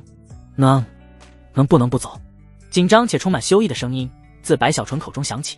声音带着颤抖，但握着林峰的手却非常的用力，似乎在无声宣告着他的决心。一个漂亮的女人在深夜拉着一个男人的手，祈求着男人不要走。这一幕，再蠢的人都知道代表着什么，更别说林峰这种大家族出身且已开过婚的精灵富二代。林峰自认不是什么正人君子，也明白白小纯留他想干嘛，但白小纯对他来说终究和别的女人不一样。先不说白小纯是不是出于报答的目的选择了献身于他，就说白小纯一对他有恩，二不贪图钱，这样的女人一旦委身于人，那大概率要的便是人。而这是林峰给予不了的，因为他现在除了报仇制毒外，只想赶紧回去桃花岛将师尊洛瑶给娶来当老婆，不想沾染其他感情债。所以这一刻，林峰眼中的欲火散去，脑海前所未有的清明。他有些为难地转过身来，尽量让自己的视线只落在白小纯脸上。太晚了，我留下来不合适。不合适。林峰话让白小纯只觉面色一白，内心顿时充满了沮丧。从小就聪明伶俐的他如何不明白林峰这是在婉拒自己？白小纯抬起头，直勾勾地盯着林峰的眼眸，不解地问道：你为什么拒绝我？你低头看看，我身体的每一寸肌肤都被你看透摸遍，难道你还让我去找其他的男人？白小纯说着，语气充满了委屈和不甘，握着林峰的手又加紧了几分，不愿意松开。林峰闻言眉头皱了皱，看着白小纯我见犹怜的模样，终究还是不舍得说太重的话，只得解释道：小纯姐，从一开始我就和你说过了，治疗期间的一切行为都只是治病需要是医生和患者的关系，若医生因治疗需要看见病人的身体就必须对病人负责的话，那怕是每个医生都得被感情债缠死。林峰的话让白小纯陷入了沉默，从小的教养让他一时说不出任何反驳林峰的话来，可他很清楚，他打从心里早已认定了林峰。当初白家遭难，林峰鼎力相助，钱财事物一应俱全，现今更是无私的为自己治疗身体的疤痕，让他的身体彻底恢复如初，甚至更胜一筹。这些不求回报的行为怎让他能不动心？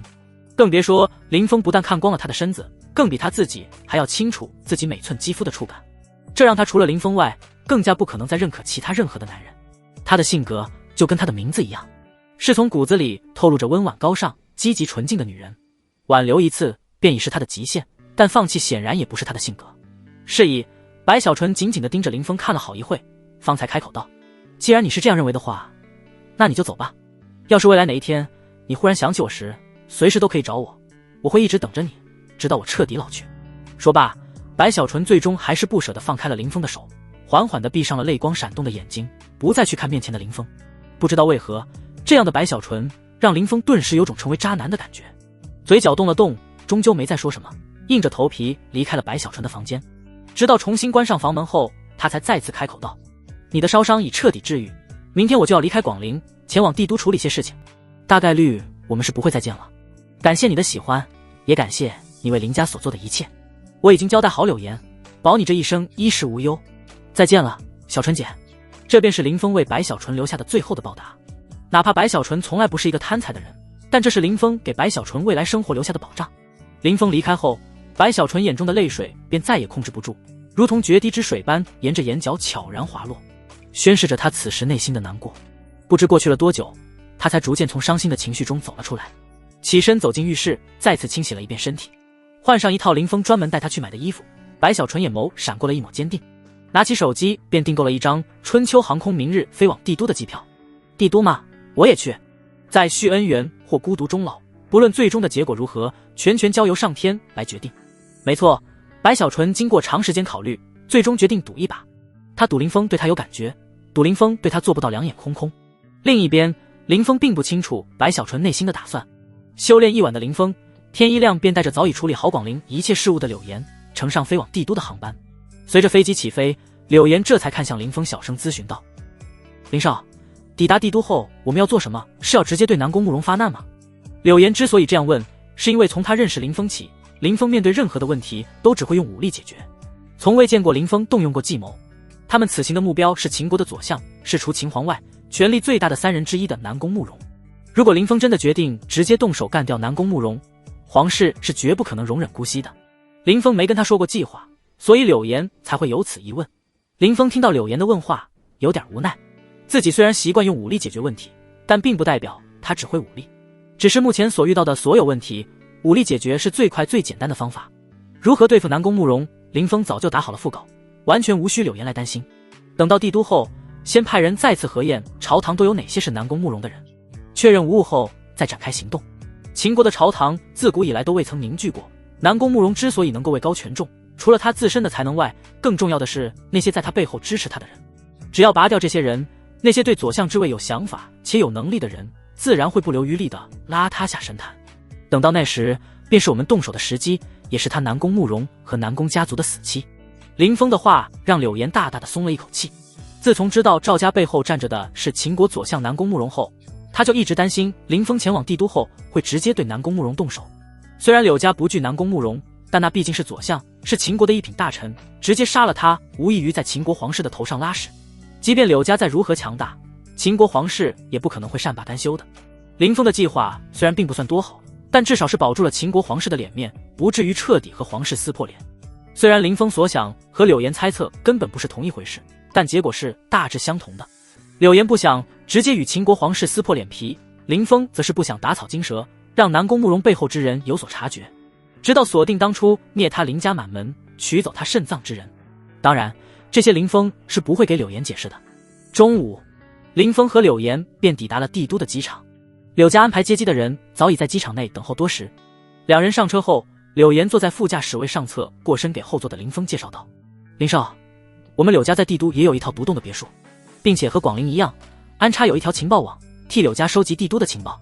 我已经吩咐他们去搜集有关左相的情报。等待的这段时间，我们就先回别墅休息吧。林少您看可以吗？”“好。”林峰点头应道，对柳岩的安排没任何意见。车子一路行驶，窗外的景色不断倒退，最终稳稳地停在了柳家别墅的门口。帝都很大，但又很小，因为这里作为秦国的首都，城市人口要远超于所有一线大城市的2倍有余。这也导致帝都的土地显得尤为的金贵，尤其是越靠近皇宫的地方，土地越尊贵。而柳家在帝都最靠近皇宫的2环，这种寸土寸金的地方拥有一栋独立的别墅，足以说明柳家的地位有多么的尊贵。毕竟整个2环就只存在一个别墅园，这里别墅的数量总共就只有20栋不到，能住在这里的基本都是帝都本地豪门，而且家中有人在朝堂当官，3品以上的那种。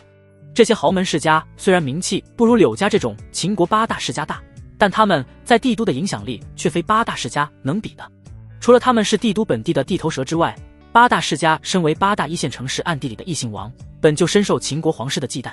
而帝都又是秦国皇室的大本营，他们绝对无法容忍8大世家的人将手伸进帝都发展家族的势力。这也就是为什么会造成秦国8大世家在帝都的影响力远不如那些根深蒂固的本土世家的最根本原因。只是令林峰万万没想到的是，这些人是真敢不把柳家放在眼里啊！他们这才刚来不久呢，对方就给他们送了个下马威，直接断了柳家别墅的供水供电。虽然这对林峰和柳岩并未造成任何的影响，但却真真切切的被恶心到了。客厅里，林峰端着柳岩刚泡好的茶，轻笑着说道：“原本还不知道该从哪里对南宫慕容下手调查呢，没想到这才多久，就有人迫不及待地送上门来了。既如此，那就先从这人开刀吧，让人先调查调查别墅断水断电这事是谁指使的。”此时柳岩心里非常的愤怒，这才刚到半小时不到，自家别墅就被人停水断电了，这种行为完全是在打柳家的脸，没把柳家放在眼里啊！听到林峰的吩咐，他当即二话不说便叫来了下属吩咐了下去，表示会尽快调查出幕后的指使。在帝都调查南宫慕容的关系网，对柳家来说还有一点费力，但调查这事就没什么难度了。20分钟不到，那边就查出了幕后之人，并将情报传送了回来。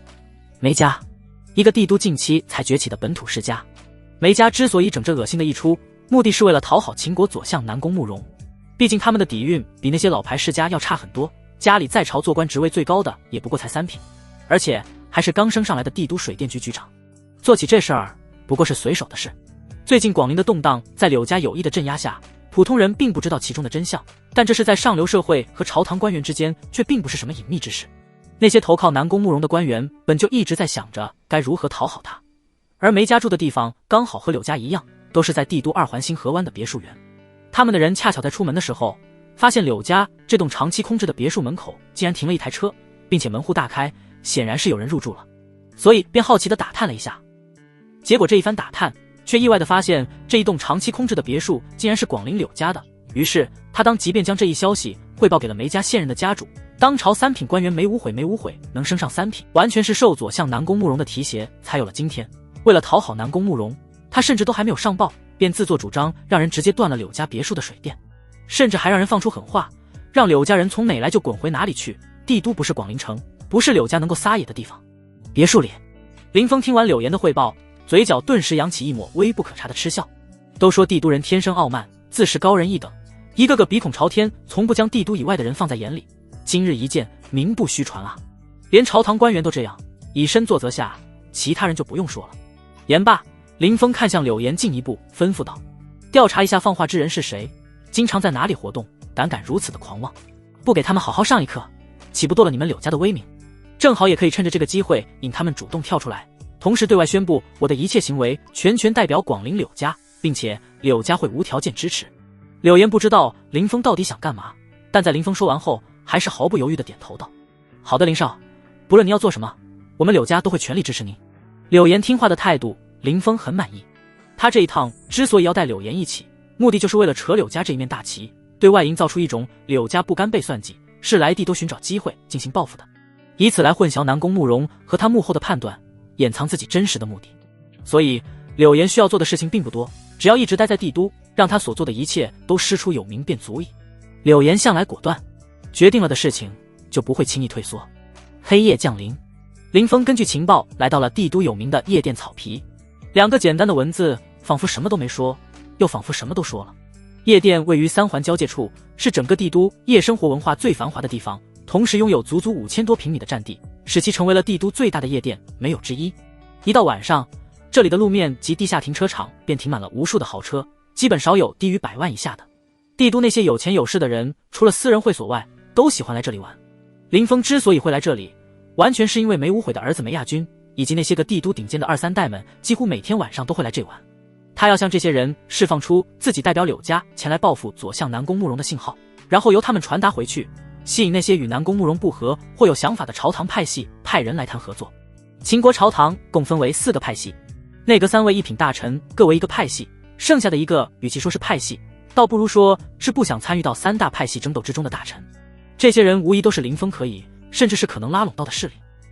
秦国的朝堂向来就不是铁板一块，内阁3位1品大臣各代表着一方势力，以及一些不想参与但却无奈夹在他们之间的派系，他们便是林峰用来帮助他清理南宫慕容附庸的势力。毕竟阎王好见，小鬼难缠，真靠他亲自一个个收拾过去，不知要猴年马月去了，太费时间了。也就是柳家在帝都没什么人手可用，要不然林峰也不至于要费这么多的事。当然，为了展现出自己的实力，向某些人示威，林峰今晚决定彻底解决掉梅家，让他们知道自己代表的柳家是头能够压得住地头蛇的过江龙，只有够强才能被别人重视。哪怕梅家在朝堂上并不能算什么大人物，但对林峰的计划开展却尤为的重要。带着这样的目的，林峰很快便走进了草皮夜店的里面。林家在没出事前，林峰还小，基本不是上课就是在修炼。林家出事后，他便几乎一直都在桃花岛跟着3个师尊修炼，哪里去过什么夜店啊？这才是林峰第一次进入夜店，入眼到处都是打扮艳丽拥挤的人群，鱼龙混杂，非常的热闹。夜场中部有个巨大的舞台，周围有着各种表演的站台。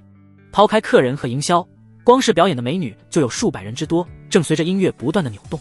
唯一的共同点便是他们的身材都1顶1的好，颜值也是寻常难见的漂亮，身上的服饰更是一个比一个性感。什么性感超短裙、奇服牛仔裤、超薄比基尼等等，让人的双眼完全就应接不暇。光特么的气氛组就将近有400多人吗？难怪这里能成为帝都最受欢迎的夜店啊！林峰颇为感慨地看着草皮内部的情况，一脸的了然。林峰虽然是夜店小白，但也知道这些女人玩得特别开，因为玩不开，全都进不来。那些来到这里玩耍的男女，哪怕没有遇到合适的猎物，随便从草皮里挑一个，都不至于能空手而归啊。当然了，前提是你要支付得起一笔丰厚的代价。毕竟光门票就要上千块一人的草皮夜店，这些个能成为气氛组成员的人，哪个没有100万的年薪啊？完全不是普通白领能够惦记的。但即便是这样，仍是有不少的男女舍得花上一笔让自己都觉得心痛的门票钱进来玩一玩，感受一下帝都第一夜店的独特魅力。哪怕林峰是第一次来，也不得不承认这份昂贵的门票钱花的一点都不冤，草皮也无愧于帝都最豪华最受欢迎的名号。林峰在观察夜店的时候，夜店的营销也在观察着林峰。虽然以貌取人的行为有些不可取，但身为一名合格的夜店营销，这却是他们必备的技能。毕竟他们不但要维护好自己的老客户，更要尽可能多发展新客户。所以在林峰刚一踏入夜场的瞬间，便有好几个暂时没课的营销第一时间就盯上了他。主要原因还是因为林峰现在穿着的衣服。林峰自己对穿着其实并不怎么在意，但柳岩给林峰安排的衣服绝对不可能随意。虽然看起来简单，但无疑不是世界顶尖的大牌，光是林峰这一身行头，保守估计都不低于100万，就更别说他手上戴着的全球限量的顶级名表了。常言道，手表是最能彰显男人财富的配饰，能让人在陌生的环境里避免掉很多不必的麻烦。林峰没有戴表的习惯，但也不排斥。在这种纸醉金迷的场所里，这一块手表恰恰起到了应有的作用。一位长相颇为帅气、身材匀称且胆大男营销一把甩开了同事，来到了林峰的面前。晚上好，先生，我是草皮的营销小李。先生，您看起来有一点面生，是第一次来我们夜店玩吗？若没预定好位的话，需要我为您安排卡座吗？您要是觉得无聊的话，我这里有不少高质量资源，学生、嫩模、小白领，我都可以给您安排几个来，并且我可以跟先生您保证，他们都是单纯的客人，绝对不是草皮烘托气氛的托儿。来夜店玩的人共分为2种，一种是兜里没多少钱的，这种人最喜欢的就是找气氛组玩，因为能够进入草皮气氛组的人，不论男女就没有一个长得不好看的，更重要的是对客都放得很开，真能让普通人都爽到骨子里的那种。而另一种则是兜里不差钱的，他们刚来的时候或许还会对草皮气氛组的人很感兴趣，但玩不了多久，他们就会对草皮气氛组的人失去了兴趣。因为不差钱，他们想要砸开气氛组的底线实在是太过容易了，容易到提不起半点的兴趣。所以相比较这些，那些所谓的良家更加招他们喜欢。小李是一个资深的夜店营销，对这些门道清楚得很，所以才会在面对林峰时直接将自己的筹码全都抛出来。毕竟林峰这种一身行头远超千万的金主，若是圈住了，毫不夸张地说，光靠林峰一人他就能发家致富。林峰看着眼前的讨好但面带真诚的小李，并没有扫他的面子。毕竟不管是什么年代，靠自己本事才能赚钱的人，哪怕行为尚不怎么道德，但只要是你情我愿的，都值得被尊重。那你就先替我安排个最好的位置，能够直接看到舞台的那种，至于女人就算了。林峰淡然不差钱的样子，让营销小李脸上的笑意变得愈发真诚。草皮老总最近从国外招来了一个在 DJ 界相当有名的女 DJ 卢卡茜，这人不但年纪小，长得还非常像一个当红的女星，而且身材比之还要更加的火爆。一个偶然的机会让她直接爆火，成为亚洲 DJ 圈最火的 DJ 大网红。因为卢卡茜的原因，导致不少其他城市的有钱人专门赶来草皮玩，想要看看能不能拿下她。林峰提出的要求让小李下意识就认为林峰也是这样的有钱人，一边为林峰带路，一边还细心地询问着林峰喝酒的喜好。在得知林峰的姓氏且对酒也没有特殊的要求后，小李便恭敬地朝林峰说道：林先生，好叫您知道，我们草皮的卡座是有低消门槛的，位置越好低消越高。按您的要求，我能给您争取的卡座低消至少要28万8。您看，钱这种东西对林峰来说完全就是串数字，单单柳岩给他准备的金卡里面就存放着10个小目标，根本花不完。掏出卡，林峰淡淡的说道：你带路就行，到了把酒水安排上，其他的不用多管。小李见状当即露出一抹讨好的微笑，双手恭敬地从林峰手中接过金卡后，加快了给林峰带路的脚步。通过聊天，小李知道了林峰不喜欢排场，所以在将林峰带到卡座后，为了给林峰留下良好的印象，将他发展成自己的长期客户。小李没将林峰当作一次性的猪来宰，而是特地安排了一些真正的美酒。林峰看着如此会来事的营销小李，满意的同时脸上也多了丝笑容。他端着酒杯，饶有兴致地看向台上的外国女 DJ 卢卡茜。果然，盛名之下无虚事。这卢卡茜不但身高腿长大波浪，俏颜琼鼻艳红唇，搭配一袭鲜红美艳的紧身长裙，简直不要太吸人眼球。她此刻站在台上，就像是一团无法形容的火焰，能够燃烧众人的内心。就连林峰都不得不承认，这卢卡茜长得是真的漂亮，难怪梅亚军会连续3天为她豪掷100万金，只为让她陪喝一杯酒。林峰心下感慨了一句，随后朝侯在一旁的营销小李吩咐道：“这女 DJ 我看上了，你去让她下来陪我喝一杯。”林峰的要求让小李顿时露出一抹为难的神色。草皮每天都不知道有多少专门为了卢卡茜而来的贵客，怎可能每个人一说卢卡茜就必须得下来陪酒啊？这光想想就不太现实。看到林峰眼里的疑惑，小李当即一脸尴尬地开口解释道：“林先生，您有所不知，卢卡茜只是我们草皮请来的 DJ， 我们其实没资格让她陪客人喝酒的。”林峰闻言顿时挑眉玩味道：“咦，可我怎么听说她每晚都会陪某个人喝酒呀？音符上甚至还有她陪酒的照片，难道她的钱是钱，我的就不是？”林峰这话让小李脸上顿时充满了尴尬，沉默了片刻，他才有些不好意思地在林峰耳边悄悄地说道：“那位贵客叫做梅亚军，是朝堂3品大臣梅无悔大人的独子。梅大人是帝都水电局局长，一句话就能让我们草皮停水断电，就连我们老板都不敢轻易得罪他，所以就只能请卢卡茜陪他喝杯酒了。若林先生您实在是想要让人陪喝酒，我可以给您安排其他的女人过来，虽然她们比起卢卡茜要差些许，但也都是数一数二的漂亮美女。”对此，林峰只是轻声笑了下，而后伸出一根手指到1000万，让他来陪我喝酒，你帮我将话传达给他。1000万，林峰轻飘飘的一句话，却让小李瞬间听懵了。草皮虽然是个销金窟，豪掷100万的富豪并不算稀有，但像林峰这样一出手便是豪掷1000万的，是真的少见。草皮一年都未必能遇到几个。更重要的是，胆敢这样豪掷千金的富豪，哪个不是背景雄厚或才能过人的存在？饶是草皮老总的背后有着错综复杂的人脉，也断然不愿招惹这种人。所以在愣神过后，小李连忙讨好的笑道：“林先生，不是小李不懂事，实在是这事儿不是我能做得了主啊。您稍等片刻，我现在就联系我们老总汇报一下您说的需求，相信由我们老总出面，卢卡茜定然会卖个面子过来给您敬酒的。”林峰倒也没有为难营销小李的想法，闻言轻点了下头，让他去办吧。得到林峰的授意，小李不敢有丝毫怠慢，连忙离开，找了个相对安静的地方，拿出手机便给草皮真正的老总打去了电话。约莫5分钟左右，匆忙赶回来的小李看着林峰兴奋地笑道：“林先生，我们老总说他已经让人去通知卢小姐了，等会他会亲自带着卢小姐过来向您敬酒。”林峰点点头，没多说什么，只是靠在沙发上耐心地品酒等候着。10来分钟后，一个看起来约莫40岁左右的中年男子带着卢卡茜出现在了林峰的面前。看向林峰时，中年男子笑着客气地说道：“林先生您好，我是草皮的老板刘运才，不知林先生您在哪里高就？”“广陵柳家，代表柳家来帝都办事。”林峰闻言，眼角微不可察的闪过一抹了笑意。估计接下来很长的一段时间我都会留在帝都，正好缺一个女人，她我看上了，在我离开前就由她来陪我吧。林峰风轻云淡的话语，却让卡座的气氛瞬间凝重了起来。广陵柳家，身为草皮老板的刘运才怎会不知道？甚至因为草皮夜店的特殊性，对于广陵最近暗地发生的动荡，他同样也知道。所以在林峰自报家门时，刘运才就瞬间明白，柳家纵然已经彻底掌控了广陵，但仍咽不下心中那口气，上来帝都准备要找左相南宫慕容复仇。无论是广陵柳家也好，还是秦国左相南宫慕容也罢，都不是他刘运才这个小人物能够招惹得起的。虽然在普通人眼中，他这种夜店老板就是背景通天的大人物，但自家人懂自家事，和柳家或左相这种势力相比，他刘运才那点背景连毛都不是。对方想要捏死他，简直要比捏死一只蚂蚁还容易。就像这一次，几乎在所有人都认为柳家要完蛋了的时候，柳家却突然蹦出来了一个年轻的元婴期大能，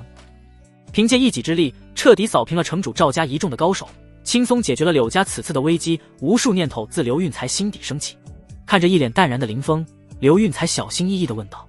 敢问林先生就是柳家那位年轻的元？”“没错。”林峰点点头，随后视线看向卢卡茜，指了指身旁空位：“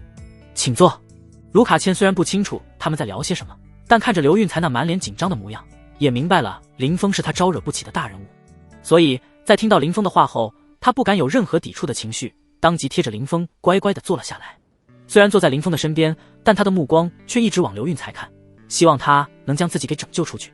只是面对他求救的眼神，刘运才只是投去了一道爱莫能助的目光，而后更是主动给自己倒了满满一杯酒，看着林峰恭敬地说道：“林先生能来我们夜店，简直是我们的夜店的荣幸，我斗胆敬您一杯。”“我干了，您随意。”说罢，刘运才端起酒杯便一饮而尽。“林先生，我就不在这耽误您开心了，就让卢卡茜留下来陪您喝酒吧。”“嗯，好。林峰点点头，示意刘运才可以走了。得到林峰同意后，刘运才这才快步离开了卡座，直到彻底脱离林峰的视线，他才拿出手机拨通了梅亚军的电话，将这里发生的事情告诉了对方。得知卢卡茜被林峰扣下陪酒的梅亚军闻言瞬间就怒了，吩咐刘运才盯紧现场后，便挂断电话，开车直奔草皮夜店而去。卢卡茜这边见刘运才竟然就这样离开后，也彻底认命了，不用林峰开口去吩咐，便立刻主动给林峰倒了一杯酒，讨好起林峰。卢卡茜虽然不是秦国人，却有着一口流利的秦国话，但又因为他是外国人，吐字发音带着一丝异国的腔调，听起来非常有意思，挺吸引人的。林先生，倩倩我敬你一杯。林先生，您看起来好年轻，今年多大了？看起来气场好强啊。林先生，卢卡茜正一口一个林先生的在用各种好话讨好着林峰，试图以此来掩藏自己内心紧张的情绪。林峰见状不禁轻声安慰道，别紧张，让你过来只是单纯的想让你陪我喝点酒而已，只要你听话，我是不会拿你怎样的。林峰温柔平静的声音让卢卡茜原本紧张的心情顿时放松了些许，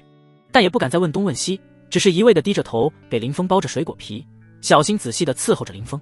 其实早在刘运才满脸紧张的敬酒离开时，卢卡茜就已经在心里做好今晚被林峰带走陪睡的准备，毕竟能让刘运才这般对待的根本就不是他能反抗的。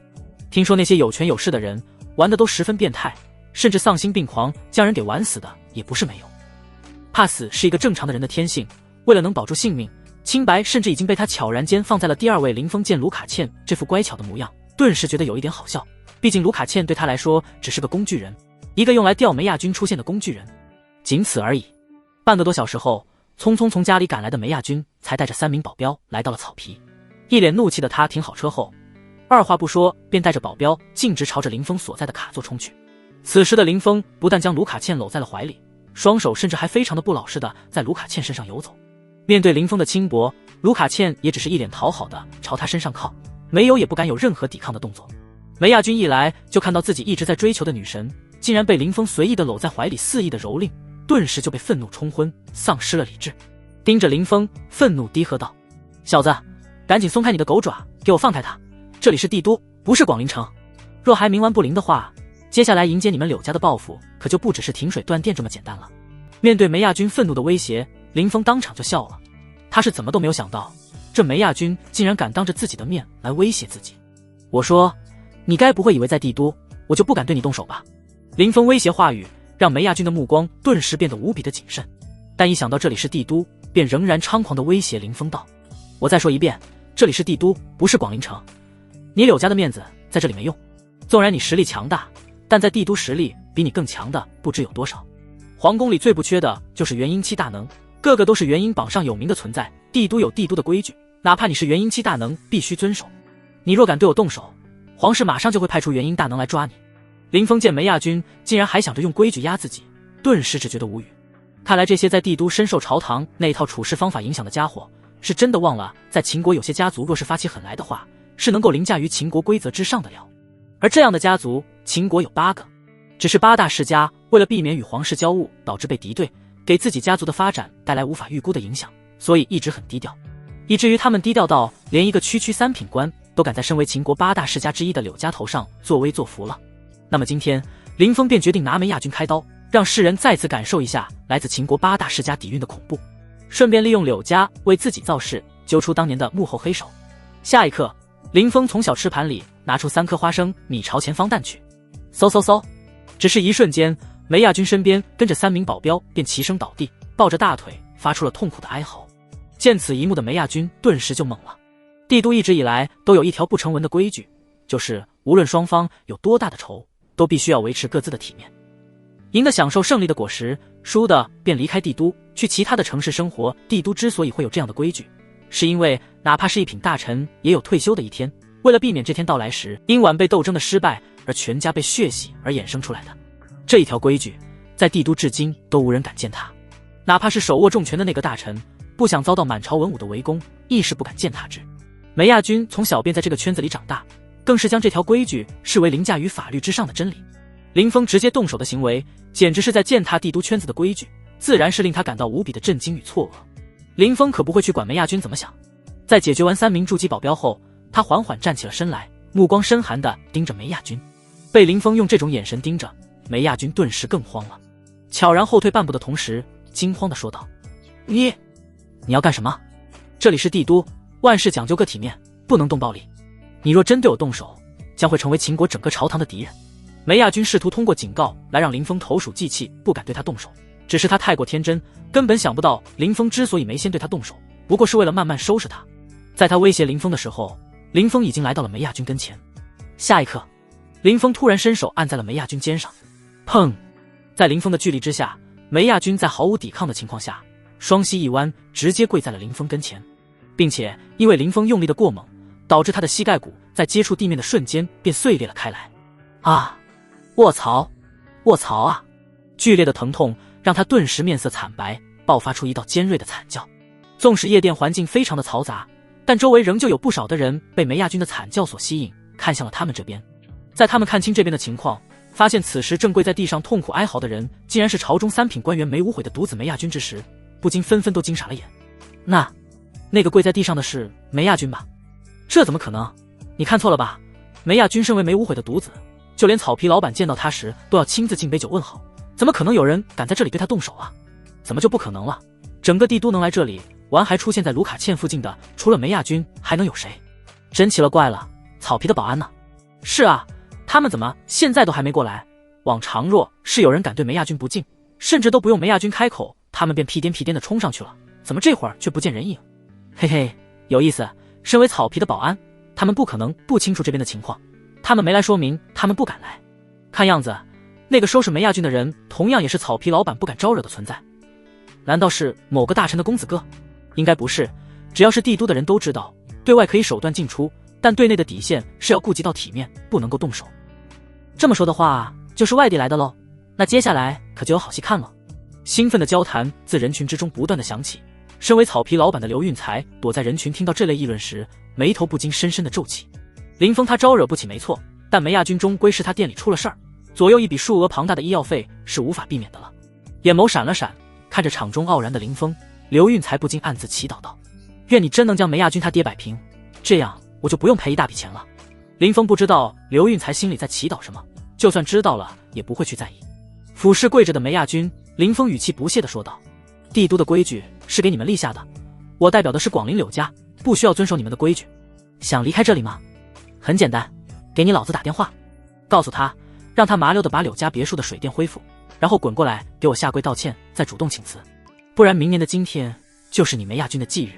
林峰的威胁把梅亚军直接吓破了胆，他此刻毫不怀疑林峰这种不守规矩的人会不会做出这种事来，于是他没有犹豫，强忍着腿部的疼痛，颤颤巍巍地掏出手机，直接拨通了自己父亲的电话，并将现场的情况大致告诉了对方。电话那头的梅无悔在听完梅亚军讲述林峰对他的威胁后，脸色变得异常的难看。他没想到林峰和柳岩竟然胆敢无视帝都的规矩，气焰如此的嚣张。虽然很震惊，但他还是立即对自己儿子交代道：你告诉那位林先生，就说我现在就让人恢复柳家别墅的水电，然后会尽快去找他，让他不要为难你。梅无悔的话让梅亚军顿时大大的松了一口气，挂断电话后立即将自己父亲交代的话告诉了林峰。林峰闻言淡淡点头道：继续跪着吧，你爹应该去搬救兵了，不让他彻底死心，想来他是不会真正认识到自己的错误，老实下跪认错的。梅亚军此时眼中闪过了一抹仇恨，但他清楚在自己老爹搬来救兵前就只能老老实实的跪着，不然眼前的疯子一定会让他死得很难看。所以即便是双膝痛到快崩溃，他还是老老实实的跪在原地，不敢有任何小动作。另一头，梅无悔脸色阴沉的挂断电话后，当即便拨通了左相南宫慕容的电话。左相大人，我的儿子被柳家柳岩带来的元婴修士给强行扣下了，左相大人，您能不能派个强者协助下微臣，将微臣儿子从对方手中救出来？梅无悔的话让南宫慕容不禁皱了皱眉头。那林峰实力强劲，梅山双杰联手都撑不过一招，寻常高手还真没把握拿下他。也罢，既如此，我便调黑冰台4大护法之一的温宁过去协助你。梅无悔听到南宫慕容居然要安排温宁来协助自己，脸上顿时露出一抹兴奋的神色。黑冰台，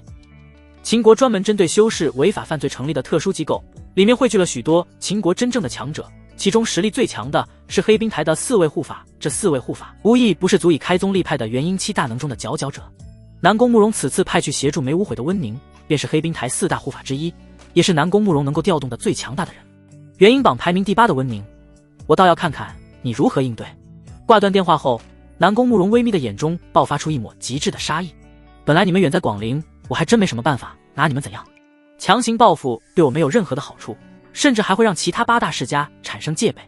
没想到你不在广陵窝着就算，竟然还胆敢主动送上了门来。这要不将你弄死，岂不是白白浪费了这大好的机会？只要弄死你，想来柳家便失去了最大的依仗，届时我仍旧可以想其他办法往广陵城插人。南宫慕容这般兴奋地想着，脸上的表情却没半点的变化，任谁此刻看见他都无法察觉出他内心的任何想法。另一边，梅无悔在和黑冰台护法温宁取得联系后，便一脸兴奋地坐上了车，让司机往草皮夜店的方向而去。梅无悔在帝都身为帝都人，当了这么多年官，自然听说过黑冰台4大护法的强大。温宁这一位护法更是他听过最多也是名声最大的一个。他善用刀，出道至今与人交战基本就只出一刀，刀出鞘，敌身死。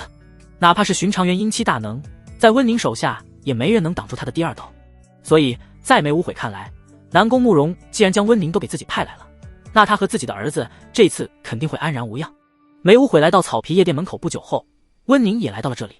一袭黑色长衫，脚踩黑布鞋，背着一把约莫4尺的唐刀，整体打扮颇像一名古代的侠客。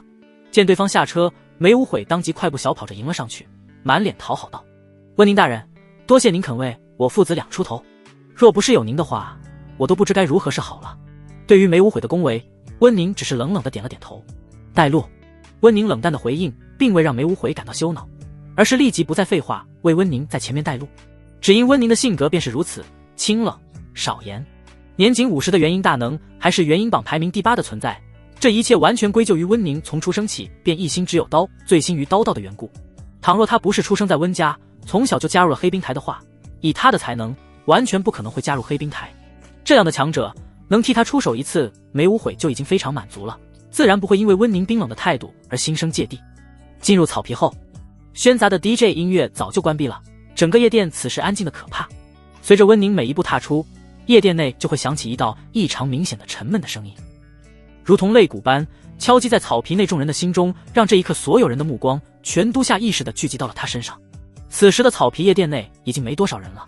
自从林峰和梅亚军发生冲突后，刘运才便让营销和安保遣散了所有的客人。毕竟傻子都知道，接下来这里将会有大事情发生。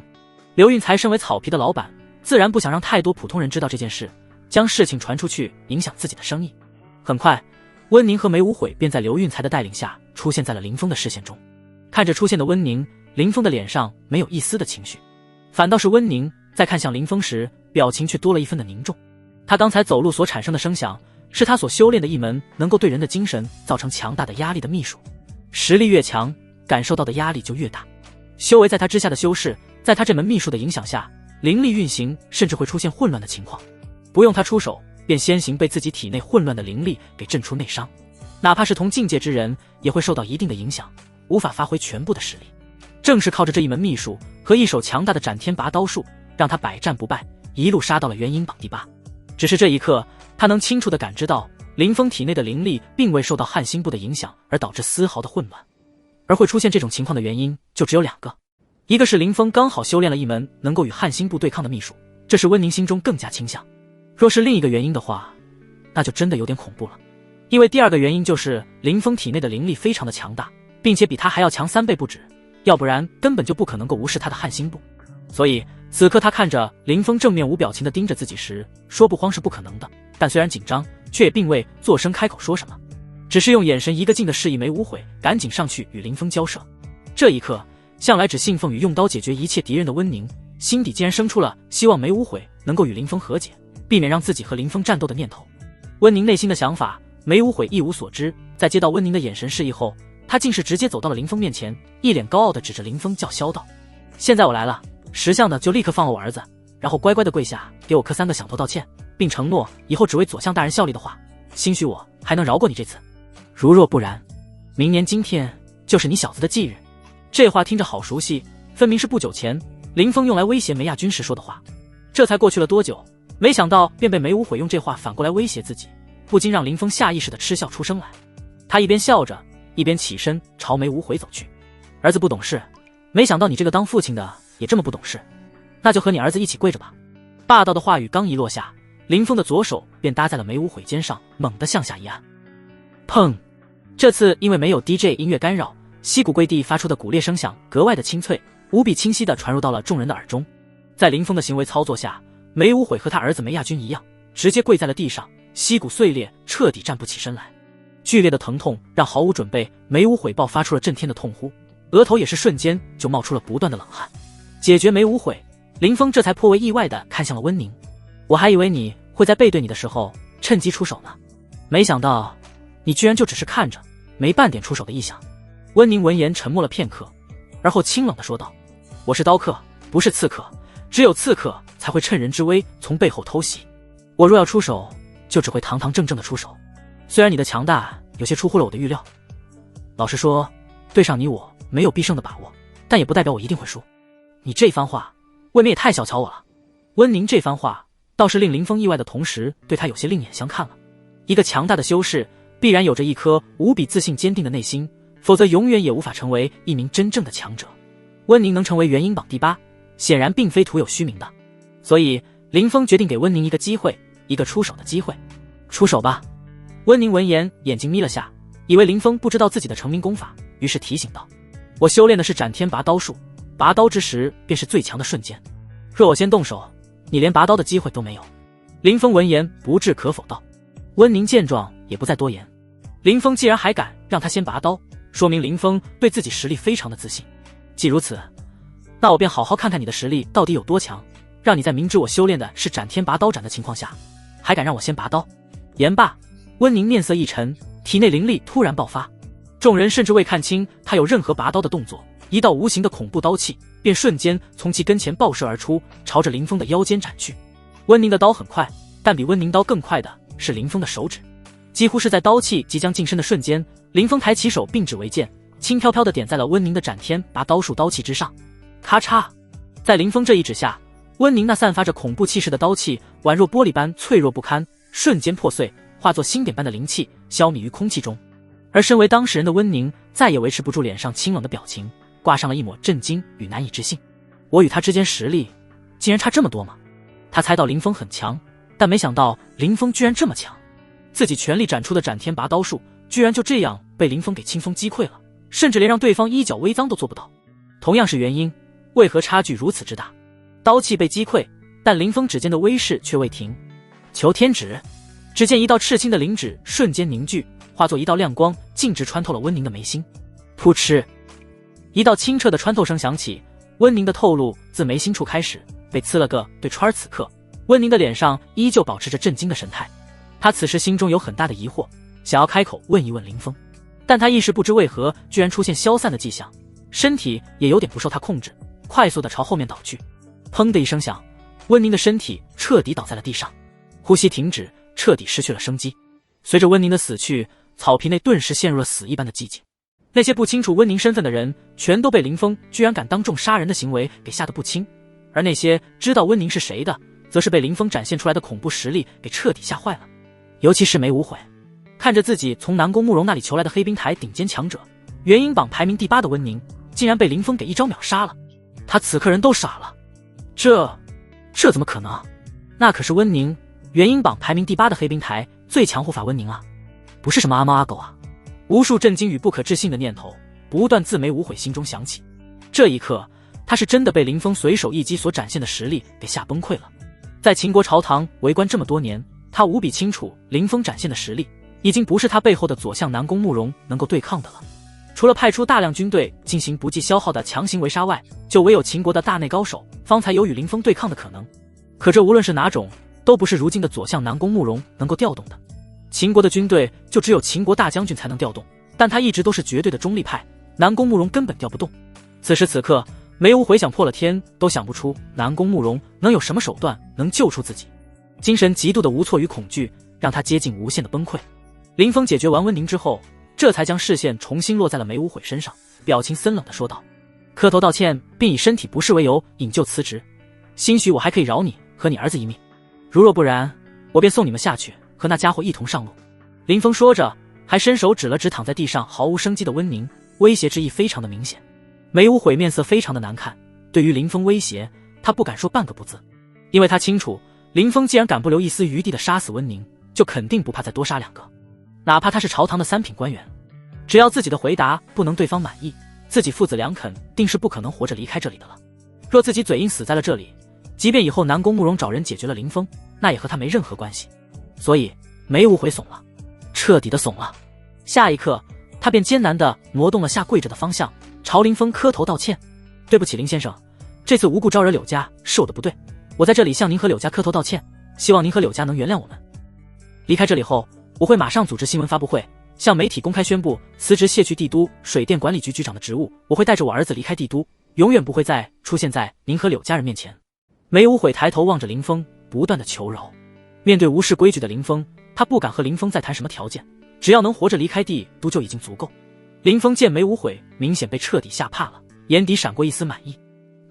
不错，就按你说的先去做，然后把你知道的有关南宫慕容的所有信息，一字不落的全都告诉我。尤其是像你这样的存在，到底还有多少？毕竟暂时还不到与皇室彻底撕破脸皮的时候，要对他动手，就必须先把他给撸下来。听到这话的梅无悔面色瞬间一白，心脏一阵剧烈的跳动。听话听音，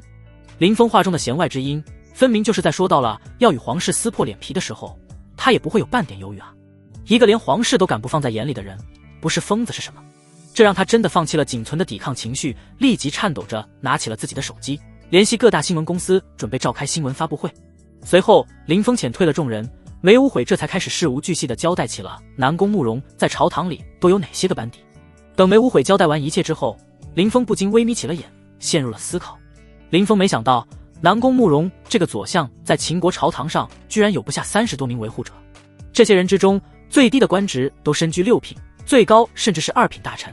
权力范围更是囊括了整个朝廷的方方面面，各个部门都有他们的身影，交错纵横的关系网让南宫慕容的权力不但在帝都显赫滔天，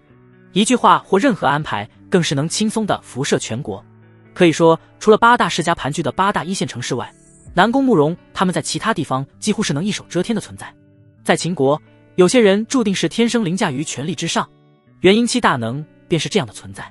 一个元婴大能若是豁出了一切，哪怕对方是1品大臣，也逃不掉对方追杀后灭门。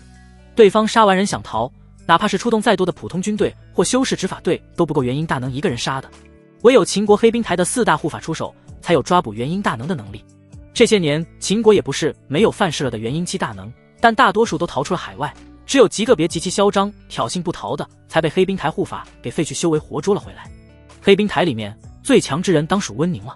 如今温宁却死在了林峰的手上。这种情况下，就算林峰践踏了规则，又有谁能擒住他？除非他叛国或是屠戮了皇室之人，否则皇室对他所做的一切行为，也只会睁一只眼闭一只眼，不会去过问。所以林峰虽然惊讶于南宫慕容强大的关系网，但却并未有其他任何的情绪。稍一思索，林峰方才将视线重新放回到梅无悔身上。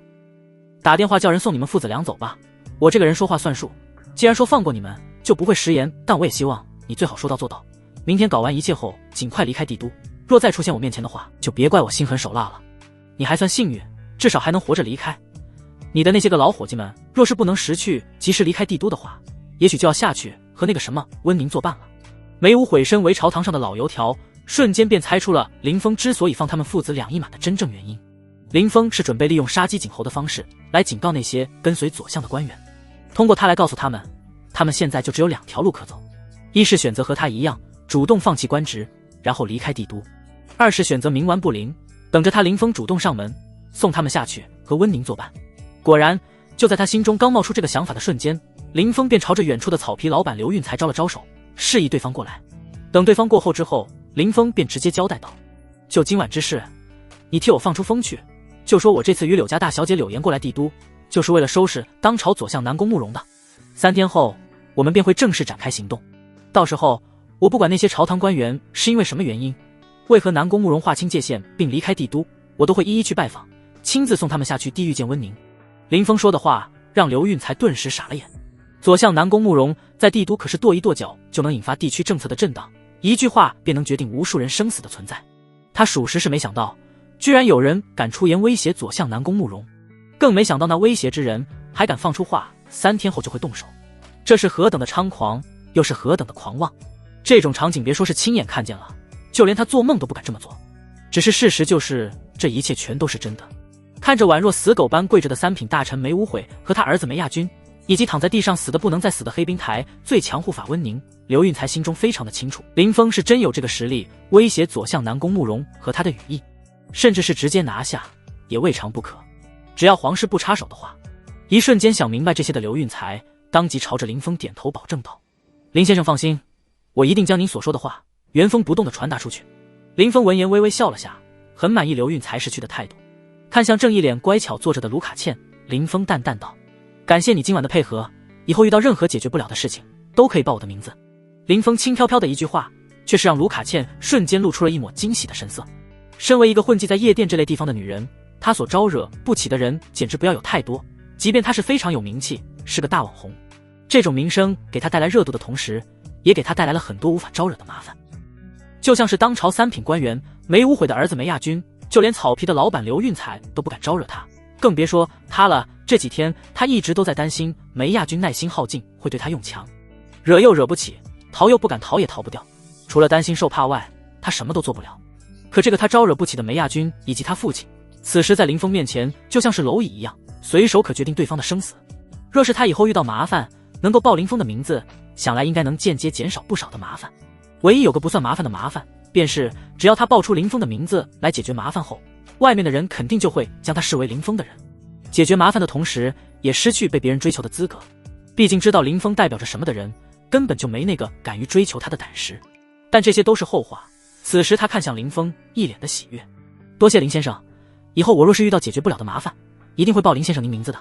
林峰点点头，随后便转身朝着大门离去了。虽然卢卡茜确实很漂亮，但他对卢卡茜却并没有更进一步的想法。即便他清楚自己今晚要对方陪睡，卢卡茜也断然没勇气拒绝。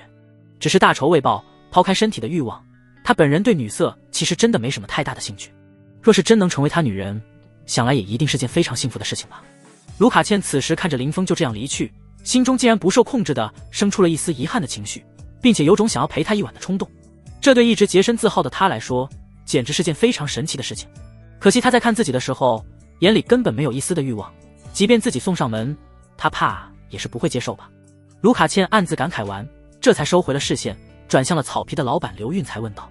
刘总，今晚应该不会再继续营业了吧？我是不是可以提前下班了？”“倩倩你就先回去休息吧，明天再正常过来就行。”刘运才闻言点了点头，带着一丝歉意道：“今晚的事情实在是抱歉，但我向你保证，今后不管是谁来，都不会再强迫你陪酒。为了表达我们草皮夜店的歉意，你的演出报酬在原有的基础上翻上1倍。”刘运才的保证让卢卡茜不禁感到了意外。要知道他的合同签的是1周100万，若是酬劳翻倍的话，相当于他工作量不变却直接多赚了100万。100万对于有钱人来说不算是什么，但刘运才无缘无故送他100万，他怎可能不意外？不过他很快就猜到了，刘运才之所以这么做，完全是看在林峰的面上，本意根本就不是送他的。即便想通了，卢卡茜仍旧还是对刘运才微笑着表达了感谢。等他离开后，草皮夜店的经理忍不住看向自家的老板：“老板，那林先生并没有带走卢卡茜，您没必要还多给他这么大一笔钱吧？更何况那林先生代表的柳家还不一定是最后的胜利者呢。”刘运才眼眸深邃，闻言含笑着说道：“我知道你心里是怎么想的，南宫慕容毕竟是左相，皇室出手保他可能性很大。反观林先生，他再强也只是他一人。若皇室决定出手保左相，派出大内高手来对付林先生，他大概率还是会输，对吧？”草皮经理点点头，刘运才说的就是他现在心里的想法。刘运才见状不禁摇头道：“小心驶得万年船，林先生既然说了让卢卡茜以后有事可以报他的名字，这就说明卢卡茜已经得到了他的认可或人情，甚至是被他看上也说不一定。100万而已，对我来说根本就不算什么。万一林先生赢了，卢卡茜又恰巧成了林先生的女人，那这一笔投资可就赚妈了。就算林先生输了100万而已，以小博大非常的划算。”刘运才耐心地给草皮经理解释着，同时不知道为何他的心里本能地觉得林峰不会输，因为他比普通人知道更多的内幕。如今的皇室内部，明面上看虽然没什么，但暗地里其实非常乱。如今秦国皇帝太老了，不但老，还落了一身的伤病，根本就没多少时日可活了。秦国的皇子野心都不小，无一不是想继承大统，成为秦国的新皇。内忧外患下，皇室哪有功夫和胆识敢在这个时候得罪强势的柳家？所以刘运才断定左相南宫慕容大概率会输，所以他在解释完之后，便将林峰安排的事情在自己的圈子里散播了出去。这则消息一经散出，很快便传遍了整个帝都，而后近乎在一夜之间被无数人相继转发，直接传遍了全国有网络覆盖的地方。与此同时，林峰一直秒杀温宁的战绩也在帝都传遍了开来。帝都2环的某座隐蔽小宅院，天刚蒙蒙亮，那些簇拥南宫慕容的官员便全都悄悄地聚在这里，谁也不知道他们在这商议了什么。只是当天下午，这些人当中便有将近60%以上的官员直接递出了卸任的申请，随后当天便举家搬离了帝都。剩下那40%不到的官员虽然没有立即辞职搬出去，但也都开始联系人对自家财产进行了估价，显然是提前做好了随时离开帝都的准备。林峰之名近乎一夜之间便响彻了帝都，几乎无人不知不认不晓。广陵柳家同样也成为了众人讨论的焦点。左相府，南宫慕容在收到大量簇拥辞职的消息时不禁皱起了眉头。欺人太甚，当真以为凭借一个元婴中期就能解决我？这些废物也真是蠢，被人一威胁竟就想着要逃，没半点胆识。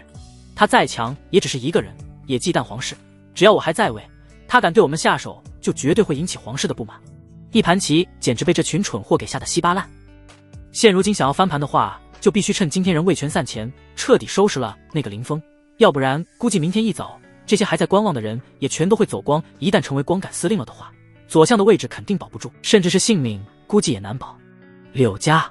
绝对不会放过自己的。这一刻，无数的念字南宫慕容脑海中闪过。一番犹豫后，南宫慕容露出了一抹决绝，拨通了一个电话，通知下去让全部隐卫进入待命状态。今晚我会让柳家的那个林先生入局，届时让隐卫给我干死他。电话那头的人闻言顿时震惊道：左相大人，您这是要出动结丹小队，动用绝密武器进行围杀吗？南宫慕容眼中闪过一抹凌冽的寒光。绝密武器我动用不了，但高能激光炮我还是能够调动的。他元婴再强又能够如何？只要结丹小队结阵拖住他，给高能激光炮瞄准的准备，哪怕他是元婴后期的强者，也断然活不过今晚。你不需要问那么多，只要让隐卫到时给我拖住他即可。电话那头的人听到南宫慕容的命令，当即连忙应声道：是，左相大人您放心，只要您一声令下，隐卫绝对会豁出一切去执行，哪怕是最终为之付出性命的代价，也一定会为您拖住柳家的那位元婴。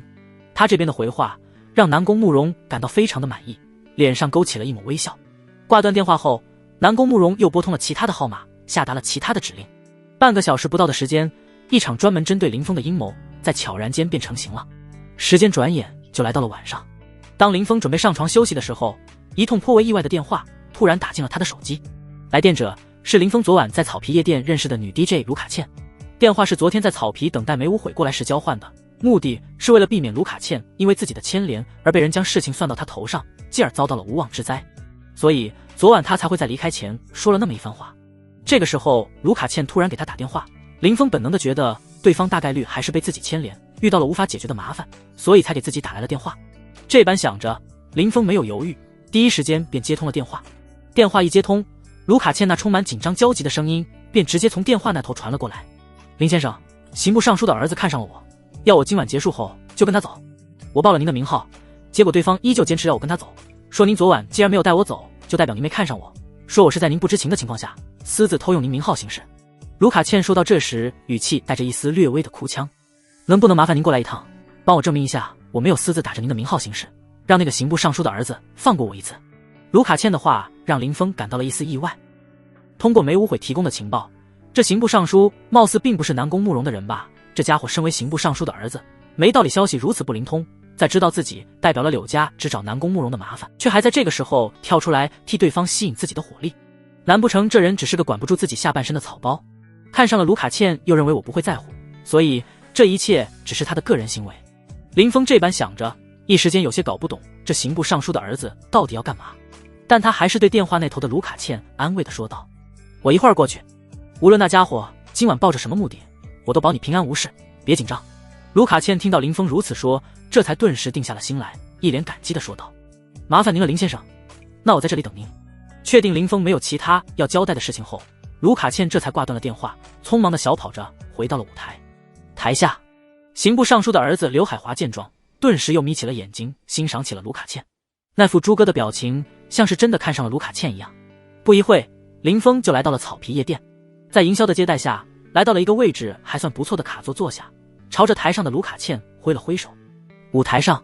卢卡茜在看到林峰的瞬间，心头不禁大大的松了一口气，当即喊来另外一个人接替了他的位置，然后快步朝着林峰所在的卡座走来。林先生，非常感谢您这么晚了愿意来救我。人还未到，卢卡茜那充满感激的声音便传进了林峰的耳中，而后他便感觉自己的手臂一软，原来是卢卡茜到了之后，便一屁股坐在了林峰的身边，并且非常自然地伸手挽住了林峰的胳膊，这姿态完全就像是林峰的小情人一样。林峰见状，倒也没有将胳膊从柔软中抽出，因为他知道卢卡茜这是想用这个动作来告诉他人，他与自己有关系，好给自己贴张护身符。林峰本就说过要保卢卡茜，自然不会介意卢卡茜的这点小心思。抬眼四处打量了一圈，林峰看向一旁的营销，知道那个刑部尚书的儿子在哪吗？帮我去问他一下，他是否还对卢卡茜感兴趣？如果有的话，让他来找我。营销闻言顿时一脸的苦涩。帝都圈子里谁不知道刑部尚书的儿子刘海华是个出了名的恶少啊？仗着自己的父亲是朝堂二品的大臣，还是秦国大将军的心腹，就一直在帝都各处耀武扬威的。即使是在帝都所有的二代里面，他的身份和地位都属于是最屌那一批。让他去替林峰传话给刘海华，他真没这个勇气啊。只是林峰的命令，他也同样不敢去拒绝，所以才会在听到林峰的话后一脸的苦涩。林峰见他如此，不禁笑着安慰道：别担心，你只是单纯的替我传话而已，对方身为刑部尚书的公子，想来还不至于小心眼到会把你怎样。话虽是如此，但营销此时也无法再说些什么，只能硬着头皮朝刘海华卡座的方向走去。去替林峰传话了刘海华的卡座就只坐了他一人，期间不少认出他身份的美女想要进卡座，都被一旁的营销给伸手制止了。但即便如此，仍是有不少的美女还在不断的关注着这里，不停的朝刘海华抛着媚眼，显然都是些想要傍上刘海华成为豪门阔太的女人。面对这些漂亮女人的示好与挑逗，刘海华要说没一点感觉的话，绝对是在放屁。放在以往，酒店和宾馆便是他们当晚的归宿，但出了那个门就不会再有任何的联系。这些人在他眼中不过是玩物，想凭借一夜的鱼水之欢就想要嫁入他家，完全是做梦。任何豪门世家首先讲究的便是一个门当户对，其次便是资源的互利。这些夜店的女人玩一玩还行，娶回家却是万万不能行的。不过今时不同往日，他今晚是带着任务来的，在任务完成前，他不能在别的女人身上浪费任何的时间。从林峰出现那刻起，刘海华就一直在注意着林峰的动向。此刻见林峰卡座那边的营销朝自己走过来，刘海华脸上不由露出了一抹喜色。不等负责自己的营销伸手去阻拦，刘海华便先一步挥手示意营销让对方进来。怎么说，林先生这是真要替那女人出头？如果林先生真看上那女人的话，你可以替我跟林先生说声，我可以将那个女人让给他，不过我希望能够认识一下她，敬她一杯酒。刘海华主动开口说出来的话，让替林峰传话的营销内心顿时大大的松了一口气。这下终于不用担心因为替林峰传话而饿到刘海华了，于是他点了点头，恭敬地将林峰要他带的话告知了刘海华。刘海华闻言脸上浮现出恍然的神色，随后端起酒杯道：看样子林先生这是有些误会我了啊，不行，我这必须得去给林先生敬杯酒才是。说着，刘海华便端着一杯酒走在营销的前面，一起朝着林峰的卡座走去，随后停在了外面，示意营销先进去替他传个话。营销见刘海华这副恭敬的模样，顿时人麻了。他想过林峰的来头或许不小，但没想到自己最终还是太小瞧了林峰的地位。想到这，营销不敢有任何迟疑，连忙进去将刘海华想要给林峰敬酒的消息告诉了林峰。听完后的林峰有些许意外，这些个圈子里的二代都非常的在乎自己脸面，像他今天的行为无异于是在打对方的脸。按理说刘海华惹不起他，最多就是只能自己咽下这口气，断然没有主动过来给他敬酒的道理。这种诡异的行为让林峰不禁怀疑这其中有诈。难道对方今晚的目的其实根本就不是卢卡茜，而是奔着自己而来的？林峰这般好奇地想着，于是倒也没拒绝，朝营销吩咐道：让他进来吧。营销闻言松了一口气，连忙小跑了出去，将林峰的话告诉了刘海华。刘海华进入卡座后，林峰便伸手一指，示意刘海华坐下。只是刘海华却并没有坐下，而是看着林峰道：林先生，今天以这种目的来见您，实在是不好意思，但为了避免引起一些不必要的注意，我只得出此下策了。在这里，我先敬您和卢小姐一杯，全当赔罪。说着，刘海华便一仰脖子，端起酒杯，将满杯的酒一饮而尽。刘海华这般行为，顿时让林峰越发好奇对方找自己的真实目的了。这态度不像要交物，难不成是想交好拉拢自己？人也见了，酒也喝了，那这次的事情就算接过去了。爽快点，直接告诉我你找我的目的是什么？林峰的话让刘海华心里一松。对于林峰这样的疯子，他是一点都不想招惹，但想到父亲的交代，他还是看向林峰道：“林先生，我父亲收到消息，今晚可能有人要对你动手，所以特意让我过来告诉您一声，以免遭小人暗算。”乍一听到这则消息的林峰，眼底闪过一抹疑惑的同时，陷入了沉思。以他如今展现的实力，帝都明面上已然不可能还有比他更强的人了。皇宫里纵然有更强的强者，但那种层次的存在，绝对不是南宫慕容一个左相能够请动的。所以他很好奇，在这种情况下，南宫慕容还能调动什么人来对他动手？似乎是看出了林峰的疑惑，刘海华当即解惑道：“以林先生您的实力，寻常手段自然是无法威胁到您的。但左相为了对付您，已经豁出了一切，秘密调动了10门激光炮。元婴强者固然强大，但想要抵挡住秦国特制研发的高能激光炮，还是有点困难的。所以，我父亲让我来告诉您一声，避免您今天晚上阴沟里翻船。高能激光炮。”林峰闻言，眉头皱得更加的深了。这种武器基本都是非战不可用的存在，他南宫慕容哪怕是左相，也没资格无故调动。此次调动出10门激光炮来对付自己，他事后肯定得付出极大的代价才能够抹平影响。看来南宫慕容这是被自己被逼得狗急跳墙了。想明白这点，林峰紧皱的眉头舒展了开来，看向刘海华笑道：“多谢你的告知了，不然还真有可能因为南宫慕容安排的偷袭，导致我身边的人遭殃。”刘海华听到此言，顿时感到一脸的错愕。林峰这话的言外之意，不就是在说他即便是被南宫慕容打了个措手不及，也不会有任何的危险？卧槽，这林峰这妖牛逼的吗？连高能激光炮的威能都能扛得住，这可是连元婴后期的强者，硬抗一下都得身受重伤的武器，他怎么可能扛得住？没错，他之所以这样说，肯定是为了显得自己很强大，好降低父亲给予的这一份情报人情的分量。虽然这般想着，但刘海华却并没有表现出来，更没有去揭穿林峰林先生。既然消息已带到，那我就先撤了，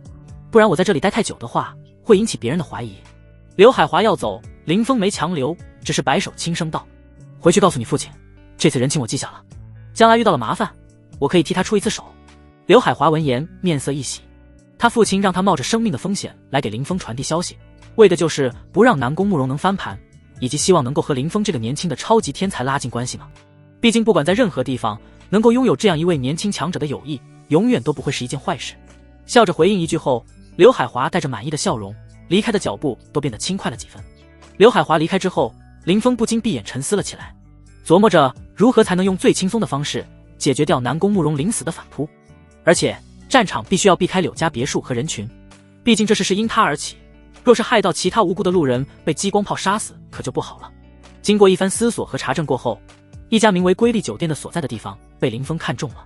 因为这家酒店位于郊区的一座山上，位置偏僻不说，还开在了近乎荒无人烟的山上。除了酒店的工作人员和住客外，这个点不会有其他人去拿。战场找好了，接下来需要思考的便是如何将南宫慕容的人引到那里去。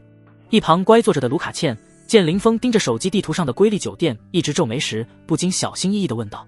林先生，您是想去瑰丽酒店吗？碰巧我是这家酒店的会员，可以打电话订房，到时我和您一起过去，那些想要对付您的人肯定也会跟过来，并且不会对您产生任何的怀疑。”卢卡茜的话让林峰眸光微闪，感到了一丝意外。他刚才和刘海华对话的时候，卢卡茜可是全程在场的，所以他不可能不知道他今晚将会面临极大的危险。此时他居然不想着避开，反而还主动提出要跟他一起去瑰丽酒店。这种情况下是林峰没有想到的，但他不得不承认卢卡茜说的一点也没错。如果对方愿意陪着他一起前往瑰丽酒店而没回别墅，南宫慕容是不会产生任何怀疑的。毕竟一男一女深夜去这种酒店实在是太正常不过了。至于为什么会选择一处这么偏僻的酒店，也不会引起任何怀疑，因为这瑰丽酒店是帝都最有名的6星酒店之一，不乏有钱的客人千里迢迢带人来入住。不过想到可能遇到的危险，林峰还是看向卢卡茜认真地问道：“卢卡茜，你考虑清楚了吗？跟我一起去酒店可能会遭遇危险，到时我不一定能够保护得了你。”卢卡茜闻言本能地打了个激灵，脸上露出一抹惧怕的神色。但既然如此，他还是没半分的犹豫，坚定地说道：“林先生，我想要帮你一次。”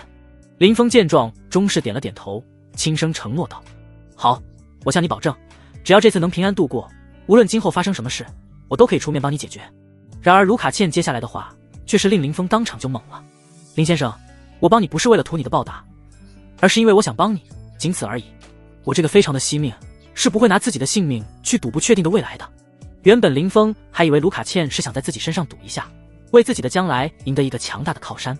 但对方此时真挚的话语让林峰他理解错了。只是卢卡茜既然不是为了让他当靠山，那他这么做的目的是为了什么？让他甘愿为他冒这个风险？秉承想不通就先不想的原则，林峰郑重地看向卢卡茜，不管你是出于什么原因，这个人情我都认下了，避免南宫慕容丧心病狂在这对我动手，事不宜迟，我们现在就出发。好的，林先生，我这就跟你离开。卢卡茜说着站起身，搂住林峰的胳膊，跟他一起离开了草皮。两人此时的举止看上去就像是一对真正的情侣，让场内不少人眼中露出了羡慕。看来卢卡茜这是真的傍上林先生的大腿了。是啊，没想到就连刑部尚书的儿子都要卖林先生面子，卢卡茜以后在草皮怕是没人敢惦记了啊。也不知道什么时候才有这样的大人物能够看上我。别发娇了啦，你也不瞅瞅自己长啥样，大人物看上我都看不上你了。林峰和卢卡茜并不知道他们离开时草皮内众人对他们发出的各种的议论。离开草皮后，林峰驾车带着卢卡茜顺着导航一路直奔瑰丽酒店而去。虽然不识路，但林峰凭借高超的感知，速度也不慢。另一边，左相府，南宫慕容正在和尔木打电话，在得知林峰开车带着卢卡茜离开城区时，不禁微微皱起了眉头。竟然出城了，难不成是行动泄密被他察觉了，所以想要趁机逃离吗？该死，如果真被他逃了，那死的就将是自己。一位强大的元婴大能的暗杀，自己一个普通人根本挡不住。南宫慕容此刻非常的愤怒，甚至开始怀疑自己身边出现了叛徒。直到收到林峰开车驶入瑰丽酒店所在的环山公路的消息时，南宫慕容紧绷的情绪才重新放松了下来。到底是个血气旺盛的年轻人，不管多强大，始终还是避免不了男人与生俱来的欲望。以卢卡茜的身材与容貌，一晚下来定能让你变成软脚虾，届时我埋伏在山下的人马定能杀你个措手不及，说不准还能以极小的损失就将你给拿下。很快，一道道命令自他口中下达而出，一张名为阴谋的巨网正在朝林峰捕杀而去。林峰并不知道南宫慕容现在才开始做围杀他的准备。一路上，他一边开着车，一边提防着南宫慕容的偷袭结果，直到他将车停在瑰丽酒店门前，想象中的偷袭都没出现。难不成要等我入住酒店后才发起偷袭？林峰如是想到，随后看向一旁的卢卡茜，将自己的猜测说给了他听。卢卡茜听后望着林峰道：林先生，那我们现在该要做什么？开房入住睡一晚，继续营造我要睡你的假象，等他们发起进攻时，我再出手将他们解决。只是这样一来，以后怕是没人敢追求你了。林峰思索后说道。然而对于林峰的提醒，卢卡茜满不在乎地笑道：林先生，你觉得我这种夜店 DJ 在外面的名声会多好？据我自己统计过，网上睡过我的男人没有1000也有数百了，但实际却是我没和任何男人发生过那种关系。所以即便是多一条和林先生您的谣言，其实对我也不会造成多大的影响。林峰沉默了，他没想到卢卡茜对这种事情居然看得这么开，不禁有些许意外。不过在想到卢卡茜并不介意和他一间房时，内心还是微微松了一口气。毕竟他今晚若是和卢卡茜分开睡的话，那老奸巨猾的南宫慕容定然会察觉到什么。对方若是因此产生恐惧提前潜逃的话，那可就有点麻烦了。毕竟一个人若是诚心想躲，要想在茫茫人海中将其揪出来，可就没那么容易了。若不是还不想与皇室撕破脸，林峰甚至都想直接冲进左相府，将南宫慕容给一巴掌直接拍死。强压下心中的冲动，林峰自我安慰道：不急不急，几天时间而已，我还等得起。只要等南宫慕容成为光杆司令后，那些政客自然会将对方撸下去，届时自己再收拾对方，皇室也不会因为一个毫不相关的人怪罪他。平复了下杀意，林峰将车交给服务员安排停好，这才带着卢卡茜走进入了酒店，开了一间豪华贵宾房。房间内，卢卡茜刚一进门就十分自然地将外套挂在了门上，浑身就只穿着一件白色小背心以及一条短的不能再短的黑色短裤，肤白貌美，大长腿，穿衣显瘦，脱衣有肉，说的就是卢卡茜这样的美女。林峰自认不是一个好色的男人，但此时他的目光还是难免地跟随卢卡茜的举动落在了他的身上。身为一个女人，尤其是一个身材爆炸且颜值极高的漂亮女人，卢卡茜对男人的目光是非常敏感的。所以在林峰目光落在她身上之时，卢卡茜第一时间便感觉到了。不过面对林峰目光的注视，卢卡茜非但没躲避，反而还下意识向上挺了挺，将自己身材最完美的一面展现在了林峰的面前。对上林峰的目光，卢卡茜非常自然地笑道：林先生，这房里有点热，我脱掉外套，您不介意吧？不介意。林峰闻言收回了视线，微笑回应了一句。看着明显比刚认识时放得开的卢卡茜，林峰内心不禁觉得一阵的好笑。想起之前两人第一次见面，卢卡茜对他可是充满了恐惧，在他身边坐着，大气都不敢喘一下，小心翼翼的像一只乖巧的猫咪，与现在大大方方展示自己的样子，简直是判若两人。而这不过才相隔了1天，不过这不影响他欣赏美好的事物，毕竟像卢卡茜这样穿着清凉的美女，看起来是非常赏心悦目，让人心情愉悦的。不过他虽然在观察着卢卡茜，但更多的却是在注意着周围的情况。毕竟南宫慕容躲在暗处最后的反扑，出动的战力连他都不敢有丝毫的大意。正如刘海华所想的那般，饶是林峰再强，也不过只是元婴期修士，肉身再如何强大也是有限的。普通枪械对他或许没任何作用，但若是动用重武器进行大面积轰炸的话，还是能让他受伤的。而这高能激光炮则是秦国为了对方强大修士耗费数千年研制出来的。结丹期修士被激光一擦便生死道消，元婴期的爆发猛，速度快，就算能躲得过高能激光炮，也无法与其射出的激光对冲，唯有达到出窍期方才有这个可能。在这个世界，出窍其实并非修行的终点，恰恰只是踏入修行真正的起点。因为这方世界数万年前不知因什么缘故产生了巨变，灵气稀疏，变得不再适合修士修炼，迎来了从未发生过的末法时代。一个修士不论他天赋有多高，实力有多强，寿命始终都是有限的。在大限将至时，无法突破至下一境界延长寿命的话，最终的结果就只有身陨散功害于天。这一场巨变导致无数的强者陨落，修炼功法和体系因得不到足够的灵气进行修炼而彻底泯灭在了时间的长河之中，被世人所抛弃。后来的人虽然凭借强大的智慧与悟性领悟出了全新的修炼体系，并沿用了古时境界的教法，但每个境界所展现出来的实力与古时有着天堑般的差距。所以林峰如今的实力虽强，境界虽高，但还远远达不到能硬抗激光炮的时候。不过抗不住却不代表林峰躲不掉。林峰在桃花岛修炼这么多年，除了主修心法和医术外，便是速度修炼到了极致。只要速度够快，任何伤害都休想沾到他衣角。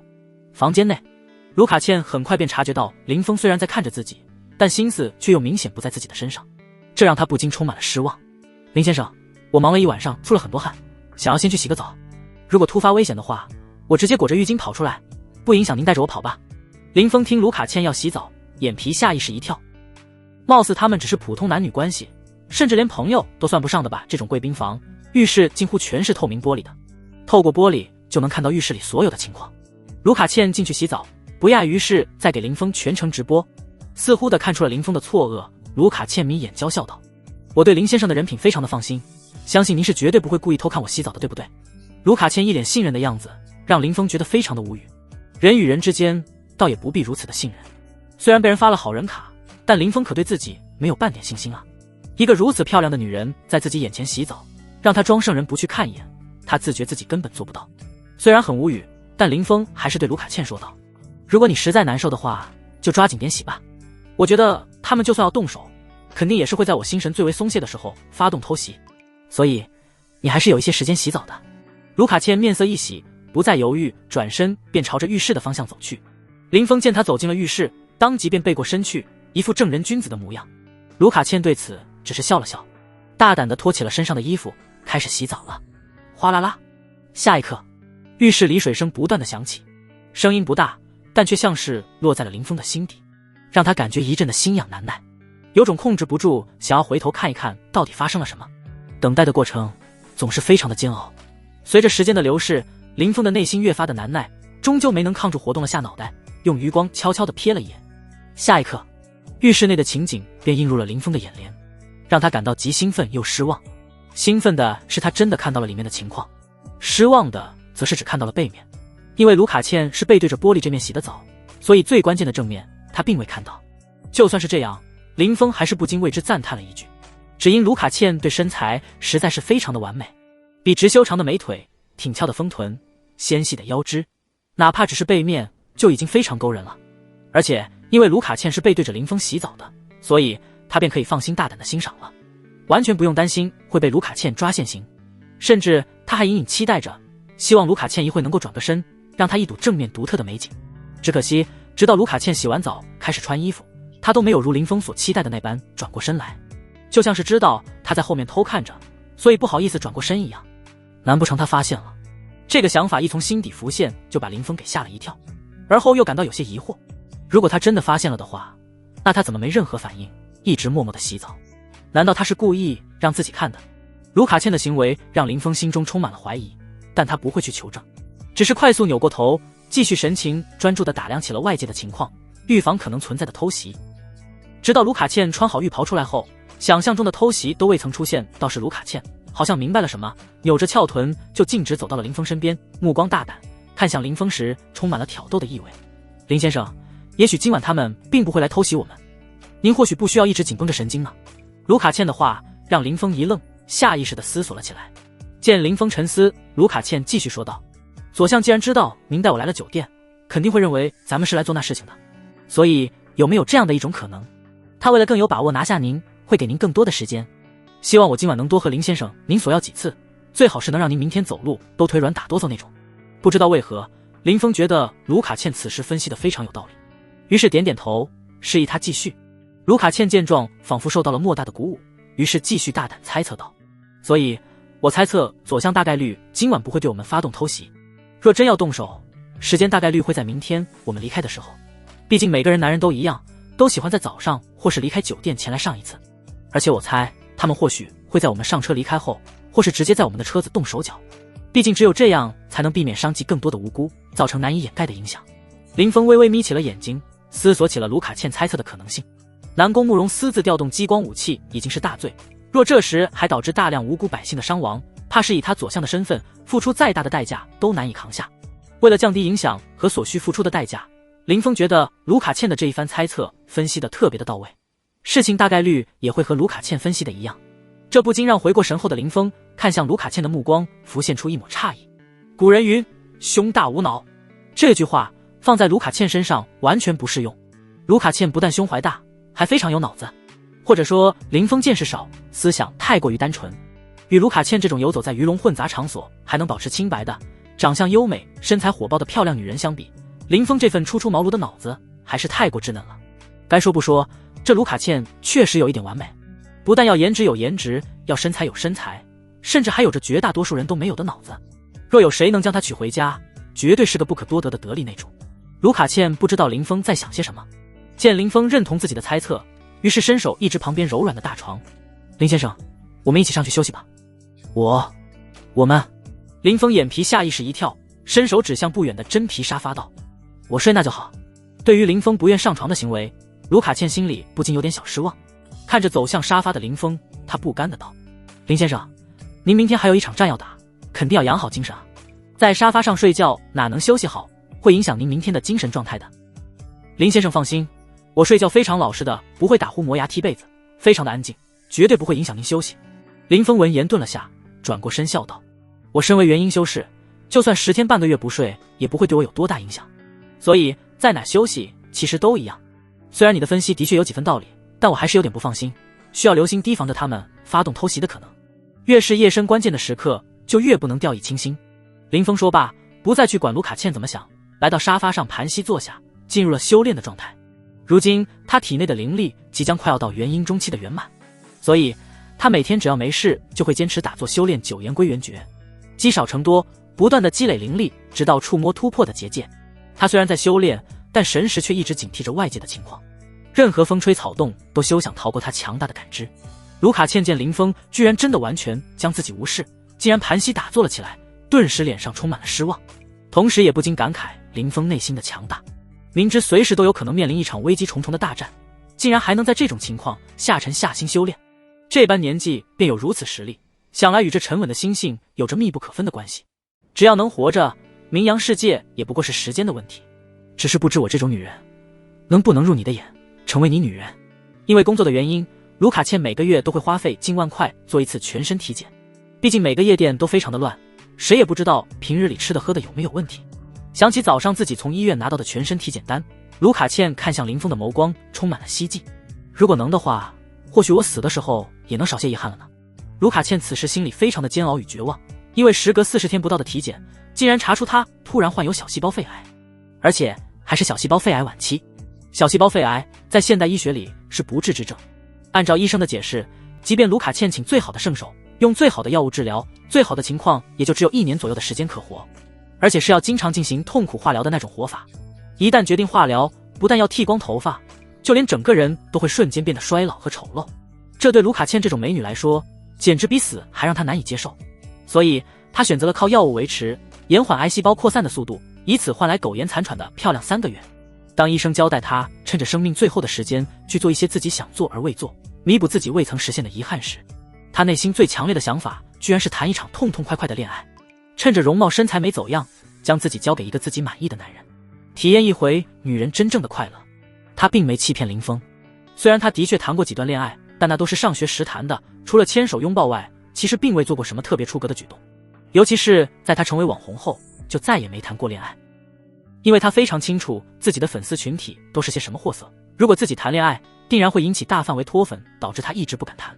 等她想谈时，却蓦然发现自己认识的男人里，没一个有资格让她交出身体的，全都是色批，没半个好人。唯有眼前的林峰让她有种不一样的感觉。今晚她给林峰打电话求救的时候，就在心底暗自打了个赌，若林峰真为她出头，那她就将自己的身体交给他，主动和林峰谈一场不用他负责的恋爱。如果林峰只是口头上敷衍，那他就只好再另想方法，为自己选择一个满意的男人。结果就是林峰真的来了，纵使对面是刑部尚书的儿子，和林峰没任何过节，他还是没有丝毫犹豫，便为了他来到了夜店。所以打那时候起，他在心底便认定了林峰。这也是为何他会将生死度之事外，陪林峰设局引诱左相，同时也是他为何会故意在林峰面前洗澡，并在察觉到他偷窥时还无动于衷，假装不知道，为的便是提前给林峰一点福利。甚至林峰愿意的话，他也不介意今晚就将身体交给他，毕竟他时日不多，早日早享受。在夜店混了这么久，卢卡茜听过不少男女间的事，无一不是说会让身体变得非常的舒服，不然夜店那么多女人，也不会明明什么都不图，却还在夜店钓男人了。普通男人都能够如此，更别说林峰还是强大的修士，届时定能让他更加的舒服，更加的享受。想到这，顿时让他有些忍不住，迫不及待的想要和林峰尝试一番，甚至是每天13次，弥补一下后半生缺少的遗憾。林峰的人品通过今晚的出头，卢卡茜是非常幸福的。她相信即便他死了，以林峰的为人也会替他照顾好父母，这样他即便是死也能安心。只是现在最大的问题是，他都已经主动成这样子了，林峰却始终不上手，不曾动手占他半点的便宜，这不禁让卢卡茜感到了迷茫，不知所措，无从下手的同时，内心对林峰的人品愈发的认可。不过想到自己通过提前放好的圣罗兰小化妆镜，发现林峰鬼鬼祟祟偷看的模样时，卢卡茜又不禁有一点想笑。虽然林先生没有对自己动手动脚，但肯定是有些想法的，要不然刚才洗澡的时候，对方也不会悄悄扭头偷看了。这一想法让卢卡茜感到好笑之余，内心顿时又涌现出一股莫名的自信。她猜测自己的身体对林峰肯定是有吸引力的，林峰今晚之所以不愿碰她，大概率是为了维持身体最佳的状态，以便明日战斗时能够发挥全部的实力。等明日危机解除后，他的机会便就到来了。秦国有句老话，人一旦干了件危机十足的事情后，一定会找个方式来放松自己。这世间还有什么事是比男欢女爱更让男人放松的呢？这般想着，卢卡茜原本紧张的心情顿时又放松了下来，很快便在胡思乱想中沉沉的睡去。只是他睡着之后，姿势并没有他所讲的那么的老实，原本盖在身上的被子不知何时被他踢开了，一抹曼妙的春光在房间内乍现，只要林峰睁开眼就能够大饱眼福。可惜林峰此时完全处于修炼的状态，若没什么事情干扰到的话，他一般是不会突然睁开双眼观察四周的，所以这番香艳的美景林峰并没注意到。夜晚在这种情况下悄然过去，当阳光透过窗帘的缝隙照在林峰眼皮时，他这才从修炼中退出，缓缓地睁开了眼睛，视线在第一时间就下意识地落在了卢卡茜所在的床上，然后他的目光便再也挪不开来了。只因此刻的卢卡茜身上除了贴身衣物外，便再无其他任何遮挡物，原本盖着的被子早就被他踢到了一边，一半搭在了地上，以至于他那完美的身躯就这样毫不设防地暴露在了林峰的眼前。咕噜，身体的本能让林峰下意识地咽了口水，悄然站起身，一步步地向着卢卡茜所在的床边走去，心脏的跳动在这一刻不断的加速，像是要跳出来一般。其实不单林峰是这样，就连应该正在睡觉的卢卡茜也同样如此，因为在林峰起身的瞬间，皮肤与沙发松开时产生的动静将卢卡茜瞬间惊醒了，自然察觉到了林峰正在不断靠近的行为。不过他却并没有动作，仍旧一动不动地躺在床上，好像依旧沉浸在睡梦之中。随着林峰越来越靠近，卢卡茜的心跳也越发的强烈，直到林峰的脚步停下，卢卡茜能明显地感觉到自己的呼吸一滞，内心紧张到了极点。就在她以为林峰要对自己做些什么的时候，林峰却是缓缓地拿起了被子，盖在了卢卡茜裸露在外的身上。感受着被子传来的沉重感，卢卡茜此刻内心有着说不出来的失望。她原本还以为林峰朝自己走来，是被自己裸露出来的曼妙身姿给吸引住了，想要和他做点什么呢？甚至他方才都已经做好失身准备了。结果林峰的行为却清楚地告诉他自己想多了。眼见没戏，卢卡茜也不再装睡了，睡眼朦胧地睁开了眼睛，望向跟前的林峰。已经天亮了吗了？林先生，您这是准备走了吗？林峰对卢卡茜假装睡醒的行为有点想笑，虽然他并没有用神识特意去观察卢卡茜，但他好歹也是元婴期修士，卢卡茜那有火儿急的心跳，又怎可能逃得过他强大的感知？也就林峰没打算对卢卡茜做些什么，要不然他真想要做的话，相信对方也不会拒绝，说不定还会非常的配合。不过要说林峰内心一点冲动都没有的话，绝对是假的。毕竟卢卡茜那火爆的身材，是个男人见了都心动。在这种情况下，能无动于衷的除了太监外，林峰觉得没人能不生邪念。不过内心的冲动不是林峰犯罪的理由，更无法用体内的焦毒来掩盖自己的邪念。毕竟他积压多年的毒素，早在离岛前就已经在洛瑶师尊的身上发泄出去了，短时间内不可能爆发，他也压得住，所以他才没对卢卡茜怎样，而是帮他盖上了被子。不过他并不打算揭穿卢卡茜装睡的行为，只是望着他淡淡的笑道：天已经亮了，不过我并不打算这么早出去，毕竟孤男寡女干柴烈火的，早上起来不来1-2次的话，定会让人心生怀疑的。避免意外，9点过后我再走，而你就只需要待在这就好，他们不会怀疑的，只会当你不受我连夜的征伐，起不来罢了。林峰的解释让卢卡茜尴尬的同时一脸的郁闷，明明一次都没做，却还要被人误会做了一晚上，这让他很难不郁闷。不过看向林峰时，卢卡茜还是笑着回应道：好的林先生，那我们就在酒店里多待一会吧。说着他便伸手找到了浴袍，掀开被子便穿了起来。很快穿好浴袍后的卢卡茜有些紧张地看着林峰：林先生，等会您解决外面的麻烦以后，能回来接我一下吗？只有看着您平安归来，我才能放心。而且我有一些话想等您回来后亲口告诉您。林峰闻言有点不解，不明白卢卡茜在卖什么关子，什么话现在不能说，非要等他回来后再说。不过卢卡茜现在不说，林峰也不会去强迫他告诉自己。看着对方一脸的认真，林峰思索了2秒，最终还是缓缓点头道：可以，等我解决完危机就回来找你，在这期间你就在这哪都不要去，等着我就行。时间流逝，两人很快便在酒店房间里待了1个多小时，只是这个过程中有点说不出来的尴尬。正如他们所想的那样，任何男女只要是一对的，几乎都会趁着早上状态好来那么一次。比如他们房间两边隔壁的就正在做这样的事情。其实瑰丽酒店房间的隔音并不算很差，只是令人无语的是那女人的叫声特别的高昂，以至于林峰和卢卡茜两人被迫将那女人的叫声听得一清二楚的，不听都不行。刻意这2字便是林峰和卢卡茜当时心底唯一的想法，直叫两人听得面红耳赤，非常不自然，脸上挂满了尴尬。好在两人都比较克制，并没做出出格的举动。好了，我该离开了。林峰突然从沙发上站起了身来，这个时间退房的不多，如果能在这个时候将他们引出来，也能尽可能的减少无辜路人伤亡的情况。再次交代了几句，而后林峰也不再去看满脸羞意的卢卡茜，快步走出了酒店房间，速度之快颇有一种落荒而逃的感觉。等到卢卡茜回过神，还想要说些什么的时候，林峰的身影早已消失在了房间里。回应他的是房门被重新关上了声响，独留他一人坐在床上，满脸的担忧。内心的不安让他甚至不住地替林峰祈祷了起来，希望上天保佑林峰能平安归来。从房间离开的林峰在前台拿到车钥匙之后，便走出了酒店，仔细检查了下车子没被动过手脚后，林峰当即上车打火，一脚油门直奔山下而去。直到他开着车即将驶出环山公路时，前面的道路上居然发生了车祸，好巧不巧的正好将前行的道路全都堵死了。对此林峰只能被迫降下了车速，将车靠边停在了路上。下车后林峰微眯着眼，警惕地打量着四周，强大的直觉让林峰非常肯定，眼前这一幕绝对出自于南宫慕容之手，对方的埋伏之地显然是这里。所以林峰没半点犹豫，径直朝着不远处的2个发生车祸的车主走去，准备率先解决掉他们。只是随着林峰的不断逼近，这两人的心跳竟然越发的急促，显然是非常的紧张，心里绝对藏着不可告人的事情。这让清晰感知到这一幕的林峰内心一阵的无语。就这种心态，当什么杀手啊？嫌自己死得不够快，还是觉得别人全都是傻子？就这份定力，连戏子都不如，连普通人都不一定瞒得住，就更别说实力强的林峰了。不过心有计较的林峰并未当面拆穿他们，而是皱眉不满道：你们愣在那干嘛？还不抓紧拍照报保险，将车子挪开，把路挡死了，别人怎么过？不好意思，不好意思，我们已经报过保险了。是的，是的，保险马上到，我们现在就去将车子挪开。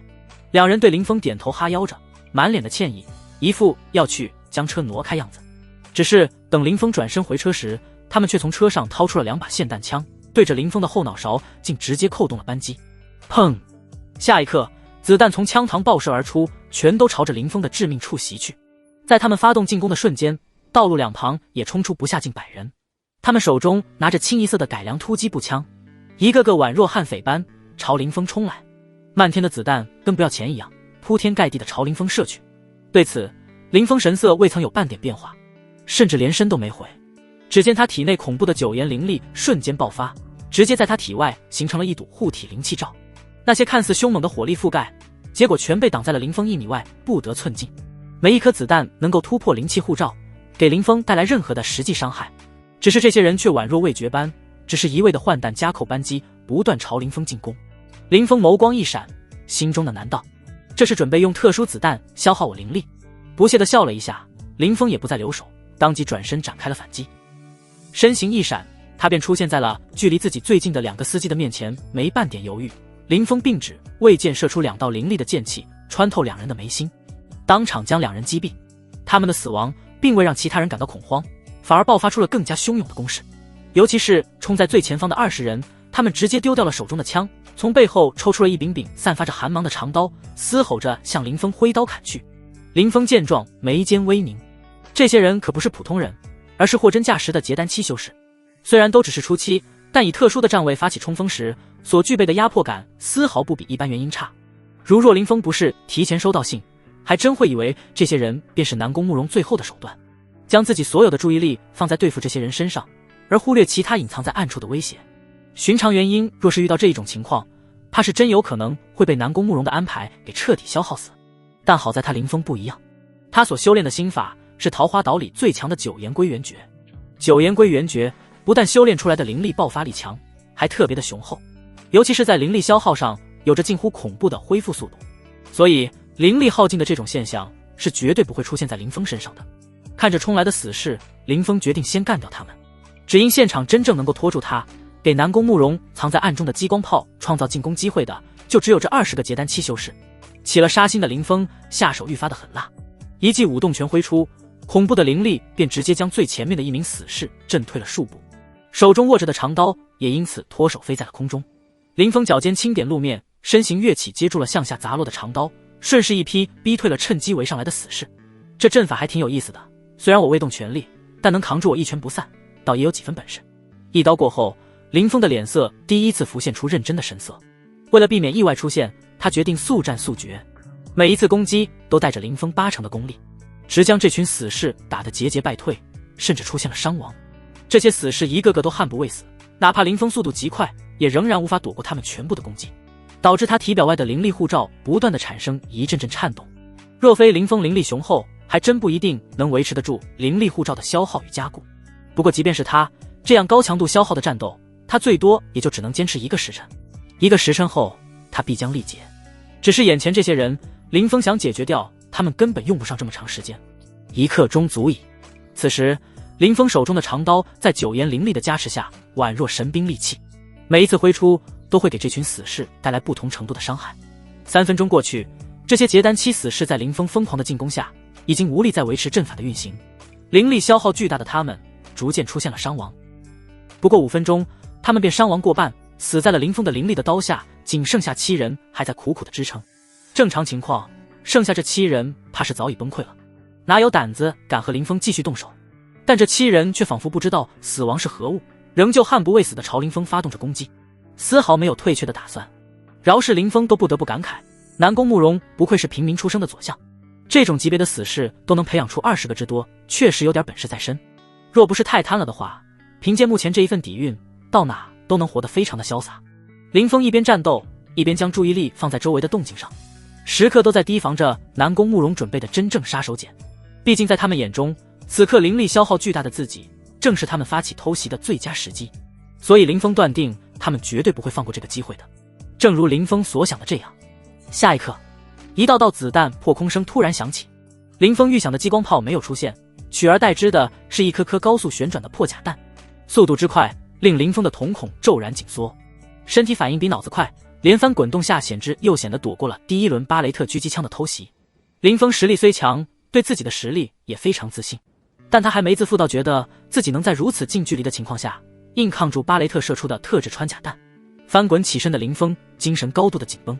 猜出了南宫慕容的所有打算。那仅剩的枪手和7个结丹期死士在这一刻朝林峰发起了更加猛烈的攻击。与此同时，一道道充满炙热的危机感自林峰心头升起，四面八方纷纷射出了一道道恐怖的激光，朝刚刚击退一名死士的林峰轰来。显然是不打算给林峰活命的机会，要连带着这一些死士一起将林峰给轰成灰烬。在这危机的时刻，林峰体内爆发出了前所未有的能量，身形骤然拔高数十米，那些激光全都射在了他原本所站的位置，发生了恐怖的爆炸，直接将平整的公路炸出了一个巨大的深坑。还未等林峰落下，第二波激光就已经准备就绪，再次向他轰击而来。若是寻常修士在面对这种情况，大多数是躲不开了的，但林峰不一样，他所修炼的踏天步除了是一门强大的腿法外，更是一门强大的身法。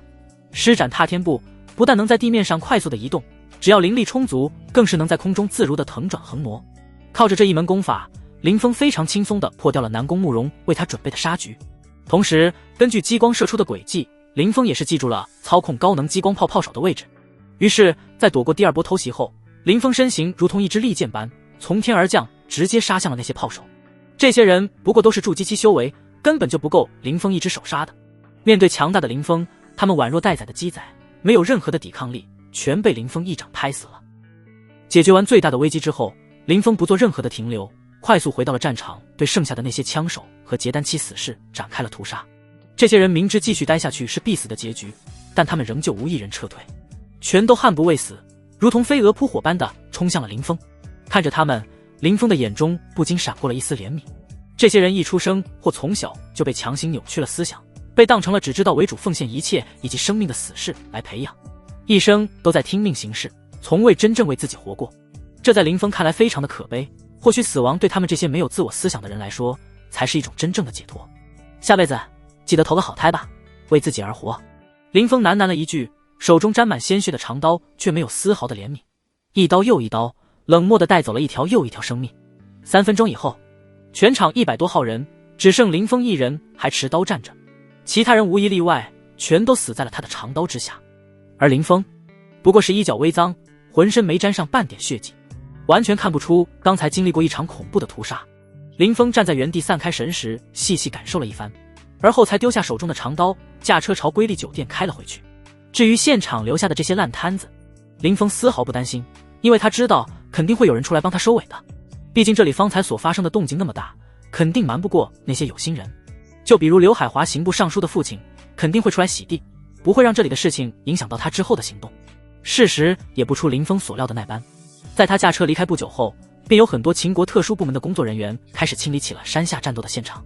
运尸的运尸，冲地的冲地，埋坑的埋坑，一切都在有条不紊地进行着。业务之精湛，速度之快捷，直至现场彻底清理干净后，瑰丽酒店的住户都不知山下到底发生了什么。因为没有监控和目击证人的缘故，这么大的事竟然没在网上掀起半点的波浪。不过这一切刚驾车回到瑰丽酒店，就直奔卢卡茜房间而去的林峰并不清楚。他只知道卢卡茜现在肯定很担忧，害怕他出事，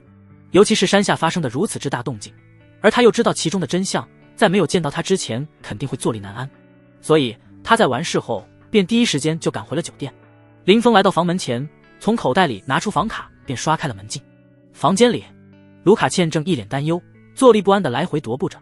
门禁解锁突然响起的声音让卢卡茜心头一跳，下意识地朝门口望去。直到看见林峰的身影从外面进来时，卢卡茜脸上的郁色顿时一扫而空，转瞬露出了一抹欣喜的神色。林先生，我就知道您肯定会平安无事的。卢卡茜说着，一脸激动的小跑到林峰跟前，伸手将他紧紧的抱住，生怕眼前的一切都是他臆想的假象。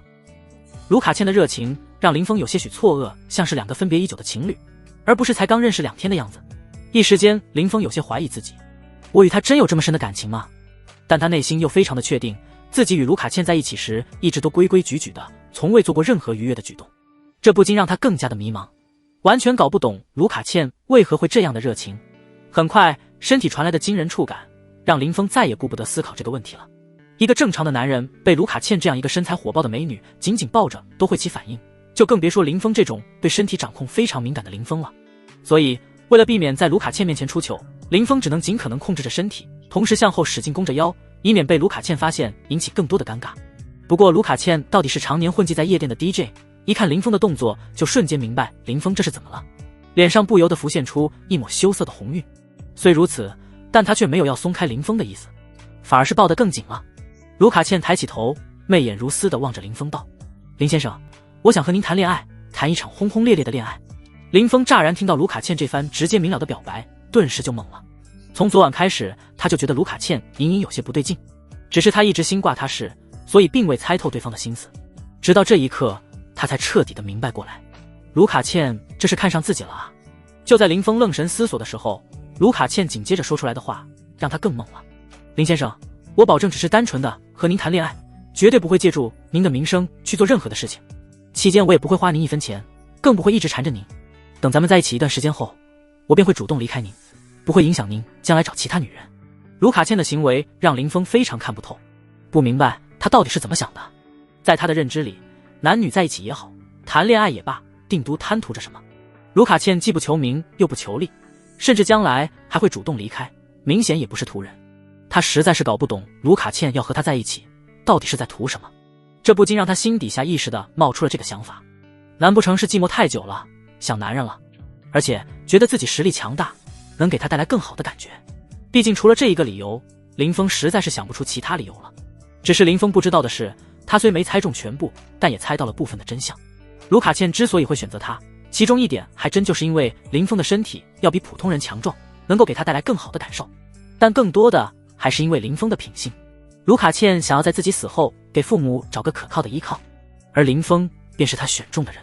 虽然相拥的感觉很舒服，但林峰还是强忍着心动，将卢卡茜从自己怀里给推了出去。卢卡茜，很抱歉，我现在无心男女之事，而且我还有个女人在远方等着我，为了她，我不想和其他的女人发生关系。林峰的拒绝出乎了卢卡茜的意料之外，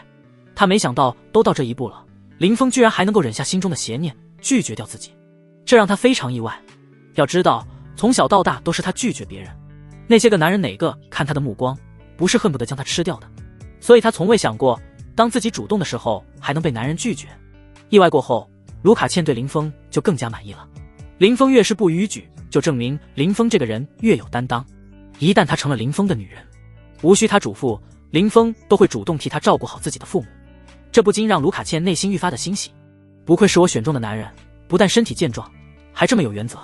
若能攻克下这样的男人，谈一场轰烈的恋爱，此生就彻底无憾了。卢卡茜这般想着，望向林峰的眼神变得愈发的妩媚。林先生，我不会占用您多久的时间，3个月，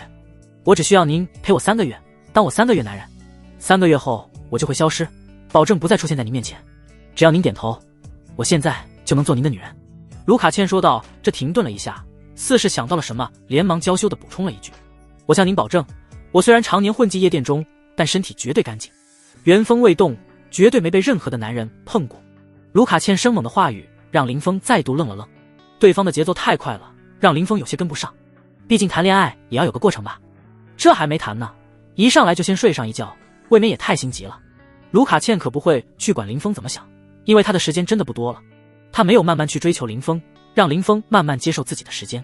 见林峰对自己仍旧心存明显的抗拒，卢卡茜当即心头一横，决定先和林峰将生米煮成熟饭。于是趁着林峰还在愣神之际，卢卡茜鼓起勇气点脚朝林峰吻去。既然你不愿主动，那就换我来主动，我就不信这样你还能不心动。此时的卢卡茜一脸的疯狂，一边向林峰索吻，一边伸手拽开了浴袍的绳子，打算一鼓作气将林峰拿下。猝不及防下，林峰还真被卢卡茜给偷袭吻上了，冰冷柔软的触感带着一丝淡淡的清甜，就像是软糯 Q 弹的果冻一样，一时间竟是让林峰有些许陶醉其中。若不是卢卡茜很不老实的放到裤头上，林峰都未必会清醒过来。直到这一刻，林峰才反应过来，卢卡茜真的不只是说说而已，是真的想要趁着今天这个机会和他将生米煮成熟饭。林峰一手捂着裆，一边缓缓朝后挪动了半步，拉开与卢卡茜的距离后，又伸手将卢卡茜敞开的浴袍重新系好。这时才正是卢卡茜错愕的眼睛有些生气道：我承认我刚才确实有了些许生理反应，但绝没有要和你做那种事情的意思，如果你再这样的话，我扭头就走，以后我们还是别再见面了。卢卡茜见自己都这么不要脸的主动了，林峰竟然还要拒绝自己，一时竟是直接崩溃了。本就因为突然患癌有些绷不住的他，又再次受到林峰如此的打击，委屈崩溃到大哭了起来，脸上精致的妆容也因泪珠的倾洒而彻底哭花，环手抱膝痛哭的模样让人看得为之感到一阵的心疼。林峰看着卢卡茜这副伤心欲绝的样子，彻底傻眼了。勉强算是从小在桃花岛长大的林峰哪里见过这阵仗，再加上他这人吃软不吃硬，一时对哭得生无可恋的卢卡茜还真不知道该怎么办才好，只得用笨拙的方式安慰起卢卡茜：别哭了，我刚才的话可能说的有些重，你别太往心里去，我们以后还是好朋友，关系很好的朋友。你冒着生命危险帮我引出敌人的人情，我会永远都记在心里。虽然没能接受你，但只要你遇到麻烦都可以找我，我都会帮你解决。林峰一边安慰着，一边无奈地拿过纸巾给哭个不停的卢卡茜擦拭着眼角的泪珠。只是无论林峰语气多么的温柔，话语说得多么的诚恳，卢卡茜都好似没有听到般，完全沉浸在了自己悲伤的世界里，难以自拔。林峰见他如此，愈发的不知所措，不知怎样做才能让卢卡茜好受一些，一时间只能默默地站在他身旁，不断地抽纸帮他擦拭着脸颊的泪水。不知过去了多久，兴许卢卡茜哭累了，终于是渐渐停止了哭泣，从膝盖处抬起头，泪眼婆娑地望着林峰道：林先生，既然您说我们是最好的朋友，那您能不能帮我实现一个不算过分的愿望？眼见卢卡茜终于不哭了，林峰心中不由大大的松了一口气，闻言当即连连点头道：有什么愿望你尽管说，只要不违背我心中的良知，别说1个了，就算100个我都答应你。林峰毫不迟疑的回答，终于是让卢卡茜的脸色重新绽放出了一丝的笑容，梨花带雨的脸颊突然绽放出一抹明媚的笑容，就像那雨后海棠般漂亮，让林峰内心不禁荡起了一丝涟漪。收敛心神后，林峰笑着道：说说看，你想让我帮你实现什么愿望？卢卡茜看着林峰认真的说道：我想让林先生您当我1天的男友，陪我痛痛快快的玩1天。这24小时里，您不想与我做那事，我也不勉强，保证会在晚上睡觉的时候规规矩矩的，什么都不干，就单纯的体验1天有男朋友的感觉。这个愿望不算过分吧？卢卡茜的话让林峰顿时有种被草泥马践踏的感觉，尤其是对方最后那句话，让林峰有种说不出来的别扭。只是看着卢卡茜那双充满恳求的美眸，林峰最终还是没忍心说出拒绝的话，点头答应了他这个不算过分的愿望。卢卡茜见林峰点头答应后，脸上的笑容顿时愈发灿烂了。这时的他也不在地上蹲着了，当即站起身来，抱着林峰又蹦又跳的，心中的喜悦像要从脸上蹦出来一般。林峰对卢卡茜这副孩子式的举动感到颇为意外，没想到身为夜店大咖、网红 DJ 的卢卡茜居然会有这样不为人知的可爱面孔。正好还有2天的时间，趁着这个时间放松一下，心情倒也还不错。于是他拍了拍卢卡茜后背，温声笑着道：既然你想出去玩，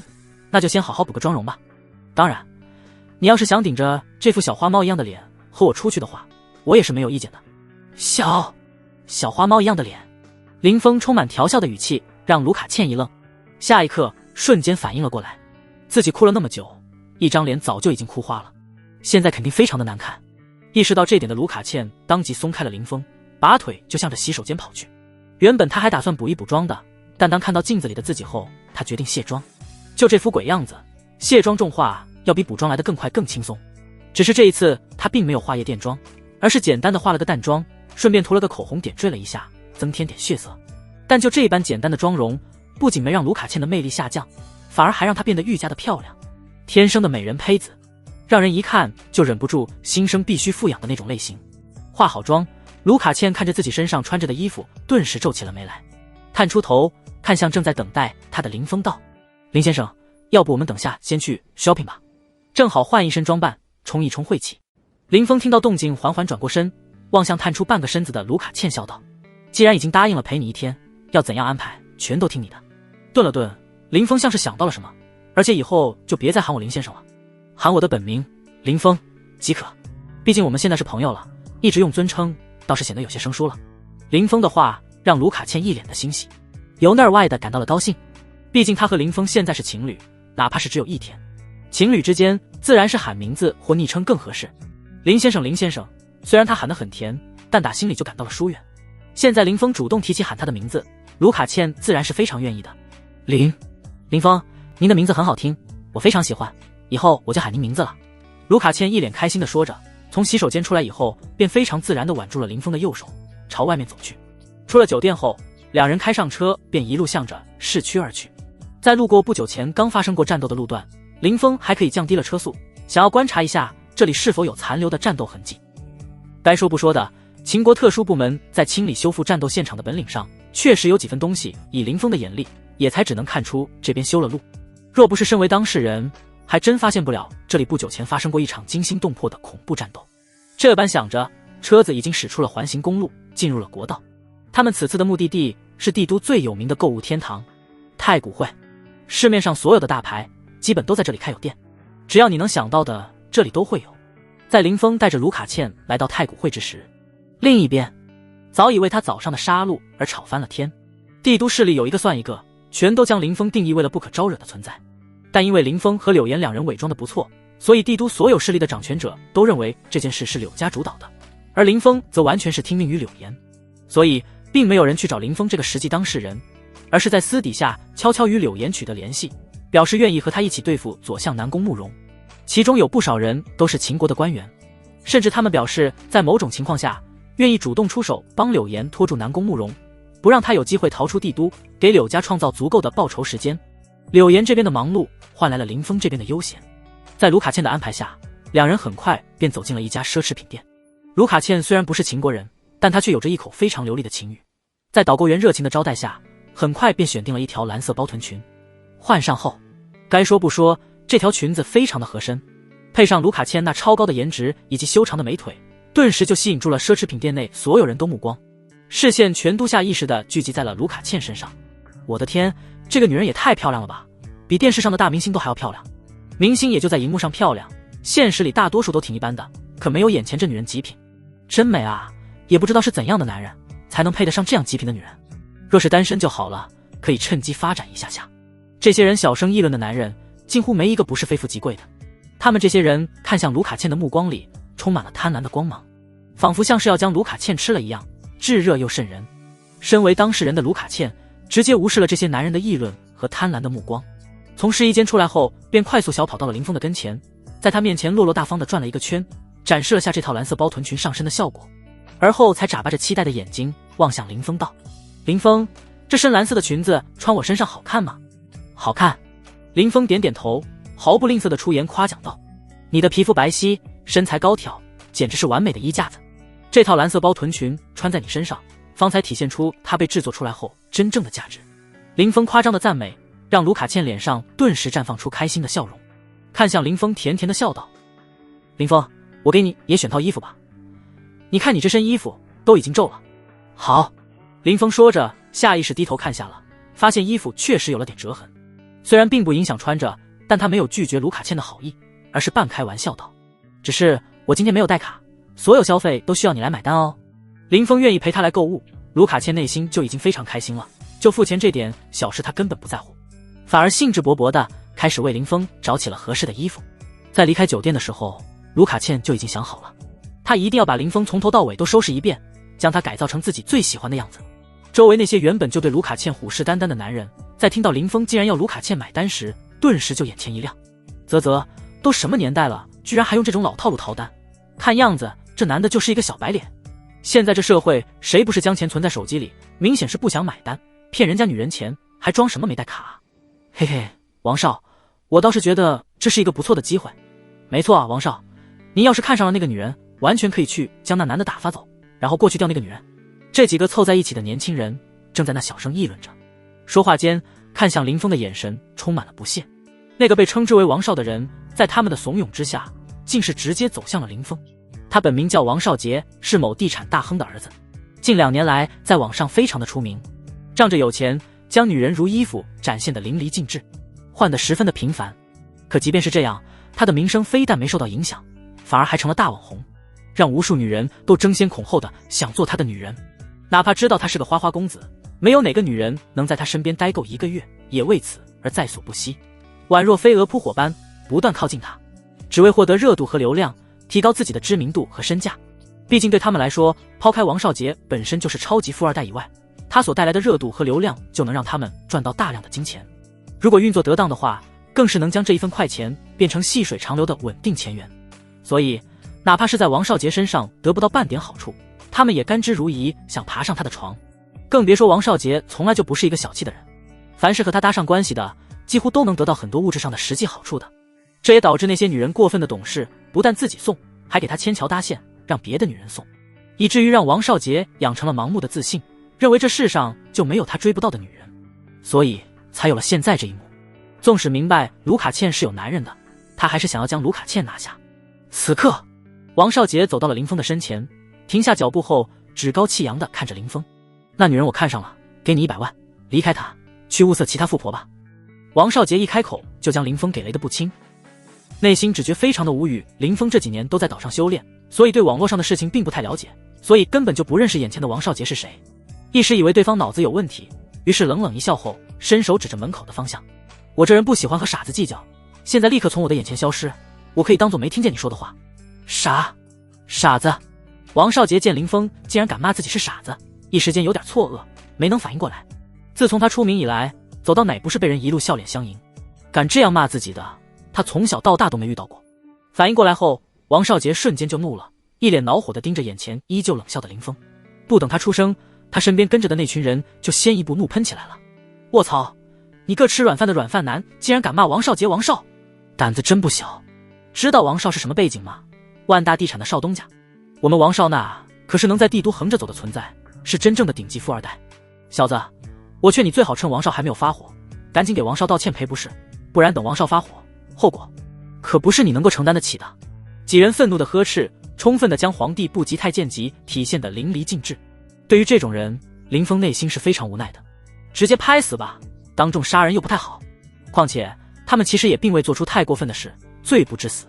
最重要的是，杀性过重不利于他修为的进阶，甚至还有可能会让他坠入魔道。可就这么放过对方吧，他又觉得有点不爽。罢了，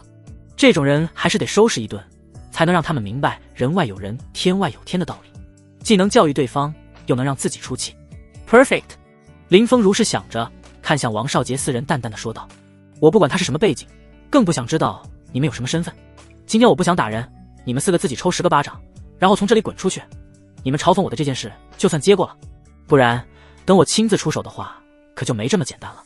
然而林峰的警告听在王少杰4人耳中，却仿佛像是天大的笑话般，纷纷捧腹大笑了起来。哈哈，你们听到了没有？他竟然说自己今天不想要动手，让我们自赏10个巴掌跟他道歉，然后滚出去。难他天，他以为他是谁啊？居然敢说这种话，该不是脑子坏了吧？卧槽，万一他真是精神病的话，那这件事还真有点不太好办。毕竟若是被传出我们几人竟然欺负一个精神病患者，那可真是一件非常丢人的事情。嘲笑、讥讽、轻蔑的话语不断从王少杰4人口中响起。对于林峰的威胁，他们没有一人放在了心上，只当是笑话。就在他们疯狂作死的时候，卢卡茜也被这边的动静给吸引了过来。在看到王少杰4人嘲讽的对象竟然是林峰的时候，他的脸色顿时就阴沉了下来，丝毫不给王少杰面子的厉声怒斥道：王少杰，你算个什么东西？别说你，就算你父亲王大龙今天来了，见到我男人也得客客气气的喊一句林先生。胆辱骂我男人，别说只是抽自己耳光了，哪怕是主动打断自己一条手，你父亲也不敢违背，还得感恩戴德，谢我男人宽宏大量，不与他计较。卢卡茜的怒斥听得王少杰4人一脸的懵逼。若只有林峰一人无视王少杰身份背景，还敢方话威胁的话，还能说是对方脑子不好使，精神有问题。但若连卢卡茜也跟着这样说，并且还深以为然，坦坦荡荡的，那就不太可能是这么一回事了。尤其是卢卡茜这样漂亮且有钱的女人，绝不可能会脑子不好使。毕竟这么多年来，王少杰打交道最多的就是漂亮的女人。漂亮的女人或许有可能没脑子，但漂亮还很有钱的女人，脑子绝对非常的伶俐。因为一个能够利用自己漂亮为优势赚钱，而不被男人骗财骗色的女人，就没一个蠢的。从林峰和卢卡倩两人一开始的对话中，王少杰判断出卢卡倩很有钱，并且通过对方刚才的怒斥，明显是认识自己的。在这种情况下，还敢说出他老子来了都要打断手道歉，还得感谢对方宽宏大量的话来，让他瞬间意识到自己今天或许可能踢到铁板了。这不禁让他的脸色有一点难看，当场认怂这事儿他有点拉不下脸，但让他继续找林峰的麻烦，他也没那个胆子了。毕竟他是真担心自己踢到了铁板，为自己和父亲惹来不必要的麻烦。略一思索后，王少杰干脆冷着脸，自顾自说道：“哼，懒得理你们，走，我们到别处逛逛，别因他们影响了我们的心情。”说罢，不等众人回话，他便灰溜溜地朝店门口走去，不想再面对林峰两人。同时他心里也打定好主意，离开后就让人调查林峰的底细。如果让他发现对方并没有像他所想的那样拥有天大的背景，那这一笔账他王少杰定要和林峰两人好好的清算。卢卡倩见林峰竟然没阻拦，顿时有点意外，因为在他的眼中，林峰可是睚眦必报的狠人，而是还是背景强大，是人命如草芥的那种。刚才他之所以故意大声的威胁王少杰，就是担心林峰会突然出手杀死王少杰，影响到今日的计划安排。所以他想过林峰或许会教训王少杰几人一番，但却没想过林峰竟然会任由王少杰几人离去，简直大大的出乎了他心里的预料。林峰见他一脸不解的样子，不禁给他解释道：“你对他们这种人的了解太少了，他们现在灰溜溜的离开，或许有一点怂了的因素，但更多的是因为现在还不清楚我们的背景，所以先暂时离开好，让人去调查。如果我们并没有让他感到恐惧的背景，那么迎接我们的将会是他们疯狂的报复反之。他们发现自己真的踢到了铁板，则会在第一时间就回来认怂。这钱他们迟早都得到，巴掌也迟早会抽，没必要急于这会儿。”林峰的解释让卢卡倩眼中闪过一抹明悟的神色，紧接着便是十分的期待。他特别好奇王少杰这个网红大少在发现自己真的踢到铁板后会有怎样的一副表现。看着轻笑的林峰，卢卡倩又好奇地问道：“难道你就不担心那王少杰在发现真的踢到了铁板后出国躲起来吗？”林峰摇摇头：“不担心，毕竟有他父亲呢。身为地产大亨，想来生意做得非常大，这种人脑子一般都非常聪明。届时哪怕王少杰几人逃出国外去，他也会主动将他们绑回来，送到我面前。如若不然，我不介意好好教一教他们该如何做人。”林峰这副轻松淡然的样子，让卢卡倩看向林峰的目光变得愈发的崇拜，因为他清楚地知道林峰并不是在吹牛，而是万大地产老总王大龙。对于林峰来说根本就不算是什么，毕竟就连权势滔天的左相都未能伤及林峰分毫，就更别说一介商人的王大龙了。捏死王大龙对林峰来说就像是捏死一只蚂蚁般简单，所以两人很快便将王少杰的事情抛在了脑后。卢卡倩也开开心心地挑选起了心仪的衣服，打算将林峰按照自己心中理想的男神模样打扮。另一边，王少杰带着几人离开奢侈品店后，随意地找了家咖啡厅。几人坐下后，除王少杰外的几人纷纷忍不住的低声吐槽了起来：“王少，咱们为什么要走啊？我瞅他们就是在虚张声势。”“是啊，王少，您父亲可是王大龙，跺一跺脚都能让秦国地产行业抖三抖的存在，何必在意他们的威胁？”“没错，除了官方外，我就不信这世上还有个人能让王少您父亲服软低头的。”几人的马屁，不得不说拍的是一点水准都没有。王少杰听着不但没有被安慰到的感觉，反而心里还感到非常的无语。自家事自己清楚，王家其实并不像外界人所认为的那样。或许在普通人眼中，他父亲位于秦国富豪榜前3，已经是秦国最牛逼的那一撮人了。但从小在王大龙熏陶教导下的他，却十分的清楚，所谓的秦国富豪榜其实根本就代表不了什么。秦国真正的富豪就没一个在富豪榜上，就比如秦国8大世家，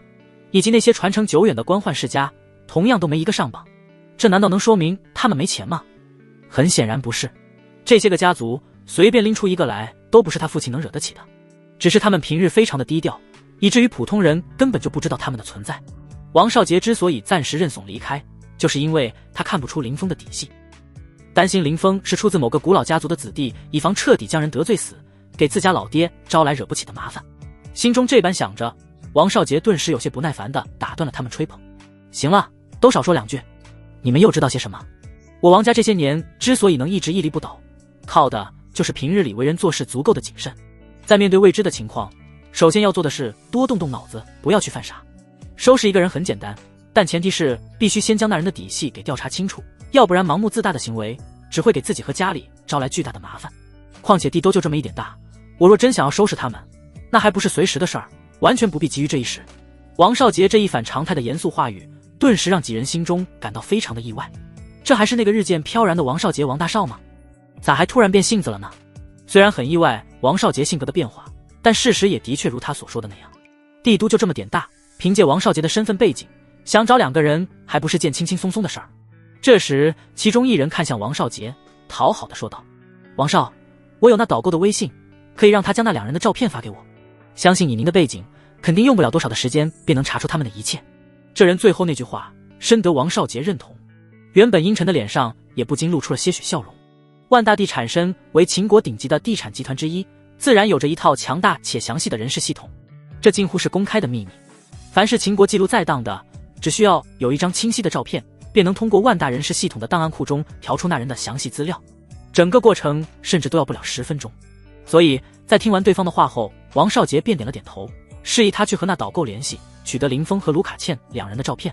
得到准许的女人当即便拿出手机联系了那家奢侈品店的导购，将要求大致的讲了一遍。当然他着重跟对方讲了是王少杰要的。当那导购得知是王少杰要的之后，二话不说便答应了下来，然后就从监控系统里调出林峰和卢卡倩两人清晰的画面，悄悄拍照发给了女人。收到照片的女人第一时间就转给了王少杰，由王少杰发给万大地产资料中心的经理，让他帮忙调查林峰两人的详细资料。在对方表示收到后，王少杰几人便陷入了漫长的等待。大概过了8-9分钟后，王少杰这边还没收到调查的结果，反倒是万大集团紧闭的会议室大门却被从外面粗暴地推开了。正在集团开会的万大老总王大龙被突然推开的大门打断了讲话的节奏，不由满脸的不悦。但当看清来人后，脸上不悦却被疑惑和凝重替代。这突然推门闯入的不是别人，正是王大龙唯一的秘书。当兵出身的王大龙可不是那种有事秘书干没事干秘书的废物，他选的秘书除了身材相貌外，更重要的是能力和眼力，所以能成为他秘书的绝对是人才。像这种莽撞的行为根本不是对方能够做得出来的。如今出现了，就只能说明一件事，那就是发生了非常严重的事情，让他等不到会议结束再跟他汇报。正是因为想到了这一点，王大龙这才有了这般情绪的转变。未等秘书先开口，他便直接询问道：有什么事吗？不好意思王总，发生了一件特别严重的事情，只是这事是您的家事，不方便在这里说。秘书满脸紧张地说着，介于事态严重性，不得已出声建议道：要不您先结束会议，回办公室后我再向您汇报。秘书的解释让王大龙立刻意识到事情或许比他所想的还要更加的严重，否则对方绝对不会让他先结束会议，而是会让他先暂停会议。明白事情严重性的王大龙顾不得集团一众高层有什么反应，当即便宣布了散会，走在自己秘书的前面朝办公室走去。等关上门后，王大龙便迫不及待地望向秘书道：说说吧，到底发生了什么事情，竟然让你紧张成这样？秘书闻言不敢有丝毫耽误，立刻就将早已整理好的话汇报了出来。大概10分钟以前，王少给资料中心发来了2张照片，从对话中负责人判断王少好像和他们发生了冲突，所以让公司调查对方的底细。通过调查，我们查到了那两人最新的情报。女的那个叫做卢卡倩，是一个来自国外的网红 DJ， 倒是没什么背景，但那个男的竟然是那位来自柳家的柳岩，带来帝都的那位元婴期大能。如今外面都在传，这人就是柳家在外的脸面，若是柳家因他而怪罪集团，那集团所有的项目可就危险了，尤其是广陵。原本还算沉稳的王大龙在听完秘书的汇报之后，顿时瘫坐在了真皮沙发上，好似全身的力气都被抽走般，一时间竟是连坐直的力气都使不出来。王大龙的表现直接把秘书都给看懵了，他跟了王大龙这么多年的时间，从未看过这样的对方。这些年来，万大地产也遇到过不少的危机，但无论危机有多大，王大龙都是心态沉稳，冷静应对的，脸上从未露出过半点的紧张与恐惧。如今这副魂都宛若被抽走的样子，他还真是第一次见着。其实他不知道的是，万达地产资料库里能查到的有关林峰的都只是基础资料，对方这些10日所干的那些事情，万大地产可不敢收集录入到资料库上面，所以他才以为招惹到林峰，单单只会影响到万大集团在秦国各地的项目开发。可他不知道，王大龙却十分清楚林峰来帝都后做过的所有事情了，尤其是关于左相动用近百死士围杀林峰，为此甚至还私自调用10台激光炮，结果却被林峰一人反杀，没留下一个活口。这事儿他都知道的清清楚楚。阿林峰的确是柳家的人没错，但被保驾护航的却不是林峰，而是身为秦国8大股老世家的柳家。如今帝都圈子里的人给林峰的定位就是一个杀性极强的疯子，一旦招惹到对方，没有被屠灭全家，都算底下的祖宗磕头磕得快。毕竟这种刚杀完近100号死士，还能悠然自得带妞逛街的疯子，不论从实力还是心态上，都已经超脱了法律和正常人的心理范畴，已经到了无人能够制裁的地步。面对全家都有可能陪葬的事情，王大龙又怎能不害怕？孽子，真是孽子啊！这都干的什么事，连林峰都敢惹！王大龙瘫坐在沙发上，非常愤怒地骂道：这些天地都关于柳家林峰的事情传得沸沸扬扬的，他这孽子竟然半点没关注，一天天的只顾在外面玩女人，一点圈子里的大事都不关注，真把老子说的话全当耳旁风了吗？毫不怀疑，倘若此刻王少杰在他面前的话，绝对会被他的唾沫星子给淹死。只是王少杰毕竟是他的独子，所以骂归骂，骂完后王大龙还是得想法子替自己儿子解决这次危机的，至少得将王少杰的小命保住咯。这般想着，王大龙强撑起精神，询问起了整件事情的详细细节。秘书早就猜到了这点，于是当王大龙问起，他连忙说道：我已经找太古会负责人要了份现场的视频，王总您过目一下。王大龙见秘书说有现场的视频，眼睛顿时一亮，连忙从秘书手中接过手机仔细观看了起来。等他看完视频后，顿时大大的松了一口气，脸上也不禁露出了一抹喜色。好，很好，林先生并未对少杰动杀心，仅仅只是要少杰自扇10个耳光来当作道歉。可惜少杰没有抓住这一次机会，也不知道还能不能挽回。或许我亲自拎着少杰到林先生面前，抽他10个耳光，再跪着给林先生磕头道歉，没准林先生大人不计小人过，就原谅少杰了呢。王大龙的自言自语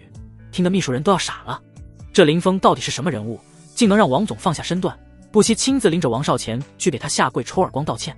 秘书心里怎么想的，王大龙不清楚，也不想去知道。打定主意后，他当即朝秘书吩咐道：帮我查下林先生现在的位置，并且保证实时准确性。听到王大龙命令的秘书一刻都不敢耽搁，应下后就准备立刻去处理。看着对方匆忙离去的背影，王大龙又连忙补充了一句：先将少杰的位置发给我，然后再去找林先生所在的位置。秘书闻言停住了脚步，点开手机，快速将王少杰所在的位置发给了王大龙。见王大龙没其他事情要交代的后，这才继续快步走出了王大龙的办公室。办公室门被重新关上后，王大龙也拿出了手机，给安保部经理打了个电话：你带3个身材魁梧点的人到停车场等我，跟我去办点事。电话那头的安保部经理闻言，当即就连忙保证道：好的，王总，我现在就带好人到停车场等您。挂断电话后，王大龙挺了挺腰杆，随后站起身来朝客梯走去。几分钟后，当他出现在地下停车场电梯口之时，安保部经理早已带着3个人等候在这了。含安保部经理在内，4人全都长着一脸的横肉，身上不经意间流露着强悍的修士气息，显然都不是什么普通人。再加上身穿着便装，与其说他们是保安，倒不如说更像是打手。事实上也的确就是，万大身为地产行业佼佼者，不但有安保的需求，更需要大量的打手。毕竟这偌大的公司自然不可能会没有见不得光的事情要做，而眼前这4人便是万大集团专门培养出来做脏活的人。脏活他们做得多了，但这替老板办事他们还是第一次，所以他们4人现在的脸上都充满了兴奋与激动，想着等会无论老板让他们办啥事，都要狠狠地出力，争取借着这个机会搏出一个光明的未来。但很快，王大龙上车后说的第一句话就让他们全都傻眼后悔接这一个的任务了。因为王大龙要他们做的事是在不伤及性命和内脏器官的情况下尽力殴打王少杰，不但要打到王少杰鼻青脸肿浑身淤青，而且还要打到连王大龙这个亲爹都认不出来的那种，这让他们怎么敢信啊？回过神来后，安保部经理有些难以置信地问道：老板，您确定没在和我们开玩笑吧？王少可是您儿子，就算他真惹您生气了，大不了痛骂一顿就好了，不至于这么狠吧？其余3人此时也都纷纷小心翼翼地劝解着王大龙，显然都有些不敢动手殴打王少杰。王大龙见状，下意识伸手揉了揉眉心，毕竟自己让他们打的是自己的儿子，万大集团未来的东家，所以这几人不敢对王少杰动手，也是情有可原的事情。让你们做你们就做，一切后果由我来负责，让你们打他也并是非家事，而是有迫不得已的原因。记住了，下手的时候注意点，同时也留意千万别让他跑了。王大龙沉重的语气让4人顿时明白了事情的严重性，4人也不再推辞，连忙向王大龙拍胸保证一定完成他下达的命令。王大龙见状，这才满意的点了点头，缓缓闭上了眼睛，示意司机开车前往太古汇。太古汇艾斯咖啡厅，王少杰见始终都等不到那边的回复，眉头不禁深深的皱起。以前他让那边的人帮忙调查某个人的时候，基本10分钟不到就能得到他所想要的一切信息，可现在都快过去半个小时了，结果那头却一点动静都没有，这不禁让他隐隐察觉到了一丝不对劲。难不成那两人还真有什么通天的背景，所以资料中心那边调查起来有些费劲儿？操！如果真是这样的话，那自己又得出去躲躲了。这样，就算他真有大背景，也不可能专挑跑到国外来找我麻烦吧？这短短的瞬间，王少杰心里甚至已经想着该如何跑路了。只是当下他还没能彻底的下定决心来。他想等一等，等资料中心经理给自己回信。然而回信没等到，却等来了自家父亲带着4个彪形大汉走进了咖啡厅里来。气势汹汹的模样顿时让王少杰的内心越发的不安。不等王大龙说话，他便小心翼翼的低声询问道：爸，你怎么来了？王大龙此时阴沉着脸，闻言淡淡的说道：跟我走，这里不是说话的地方。说罢也不管王少杰是什么反应，扭头又看向另外的2男1女道：还有你们3也都跟上来。王少杰几人虽然不知道王大龙叫他们跟上要去干什么，但面对王大龙的命令，他们没人敢违抗，于是全都走在王少杰身旁，跟在王大龙身后，径直朝着太古汇停车场专用电梯走去。等一行人来到停车场之后，王大龙这才忧心忡忡地看向王少杰说道：少杰，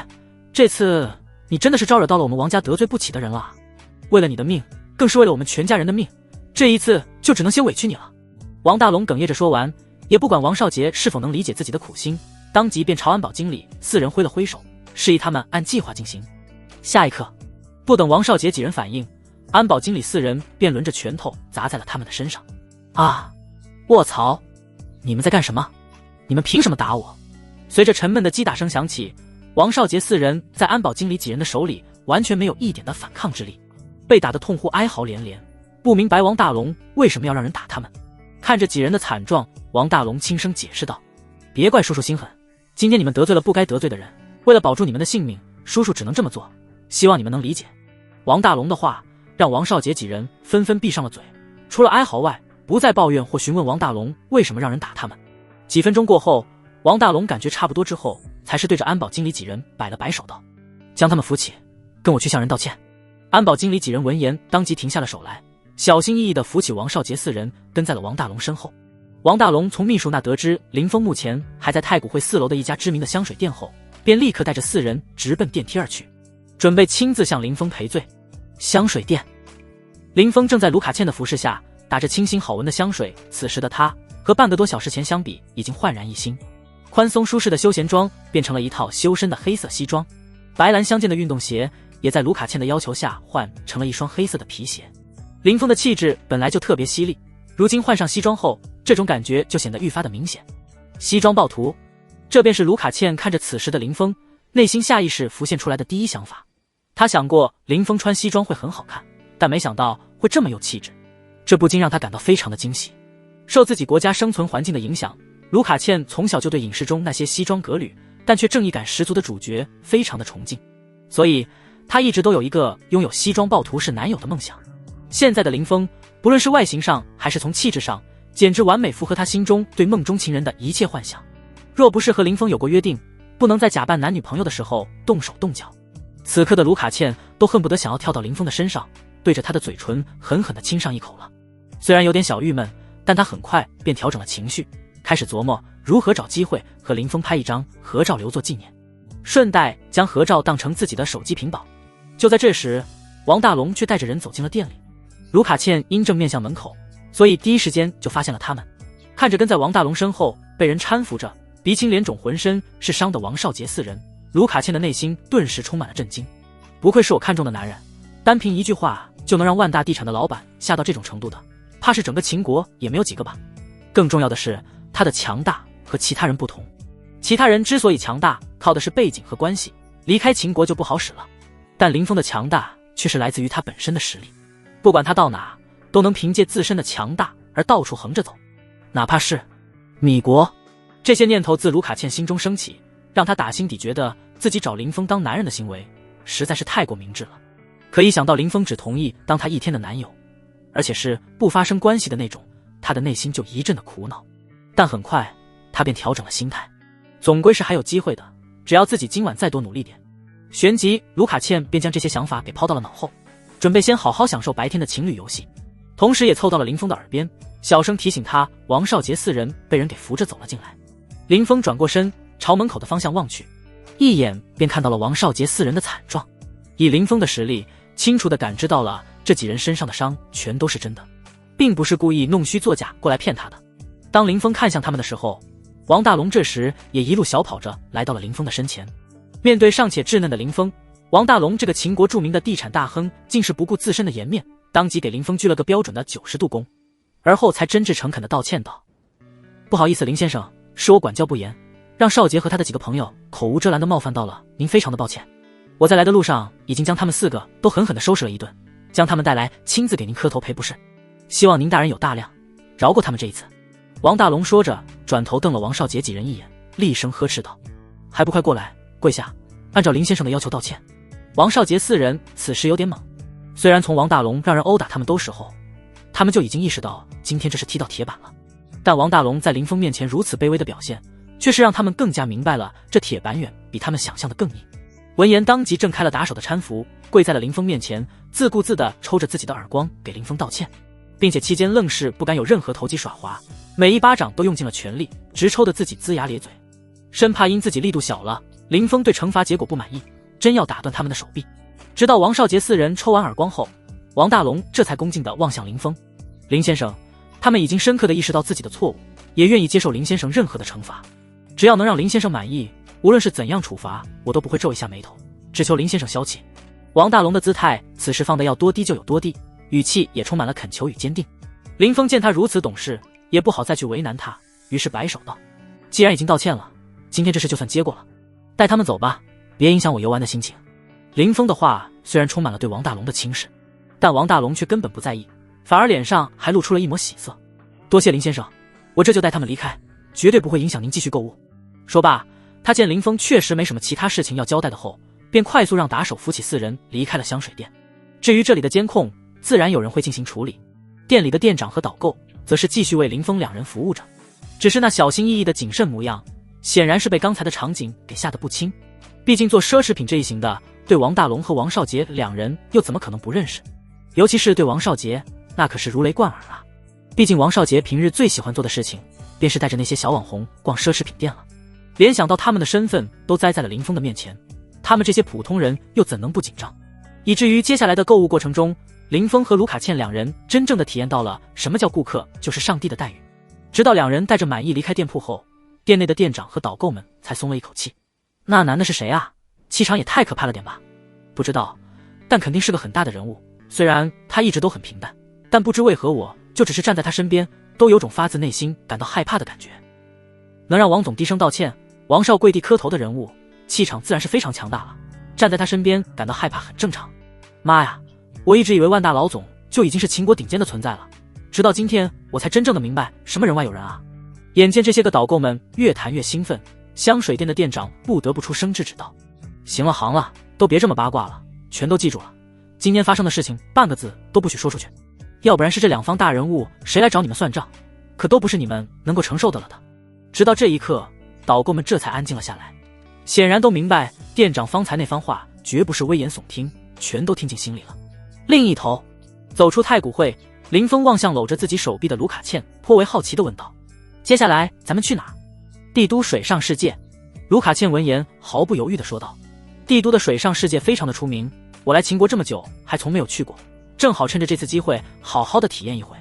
听到卢卡茜说要带自己去帝都水上世界的林峰，内心不禁有些许错愕。先是大夏天的带他买西装皮鞋也就不说，毕竟太古汇老总有钱，里面的空调温度开得比较低，可若穿着这身衣服就有些另类了，而且会很热。现在又说去水上世界，那这身衣服岂不是白买了？一时间，林峰搞不懂卢卡茜是怎么想的。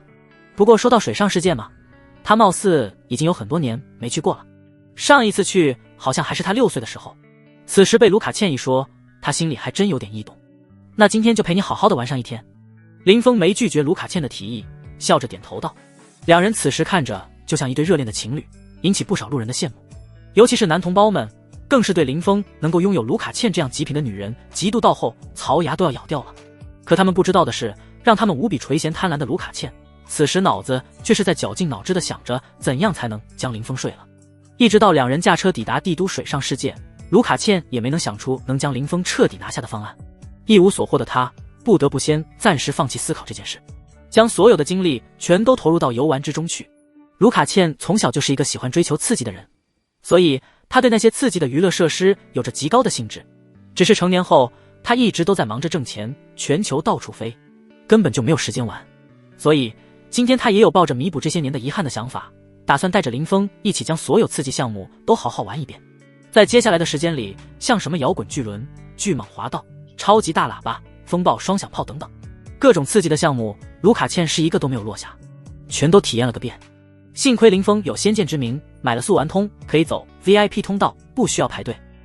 要不然这一天时间得排队排完去，就别说玩完所有刺激项目了。不过有一说一的，虽然这些项目对林峰来说没半点刺激，但一个个玩下来之后，还是让他逐渐的沉浸在了欢快的氛围里，以致他那近些年一直未曾松懈过的心神头一次放松了下来。这种放松的感觉，甚至让他隐隐感觉到自己修为的瓶颈竟是出现了一丝丝松动，有了一点快要突破的迹象。境界的松动让林峰恨不得立刻就回去开始修炼，但他明白突破不是一蹴而就的，如今只是有了突破的契机，但却并不代表他积累已足够。所以思索了片刻，他决定先履行自己的承诺，陪完卢卡茜一天。毕竟人无言而无信，人无信而不立，既然答应了，那就一定要做到，这是林峰心中一直以来的底线。卢卡茜并不知道林峰在这短短的片刻时间里想了多少的事情，玩完这个项目后便忙不迭地拉着林峰去玩下一个项目了，一刻都未有停歇，甚至连晚餐两人都是在水上世界的汉堡店里解决的。直到晚上9点半闭园，林峰才带着意犹未尽的卢卡茜返回了酒店。这一次两人并没有选择回偏僻的瑰丽酒店，而是在附近的星级酒店随便开了间房。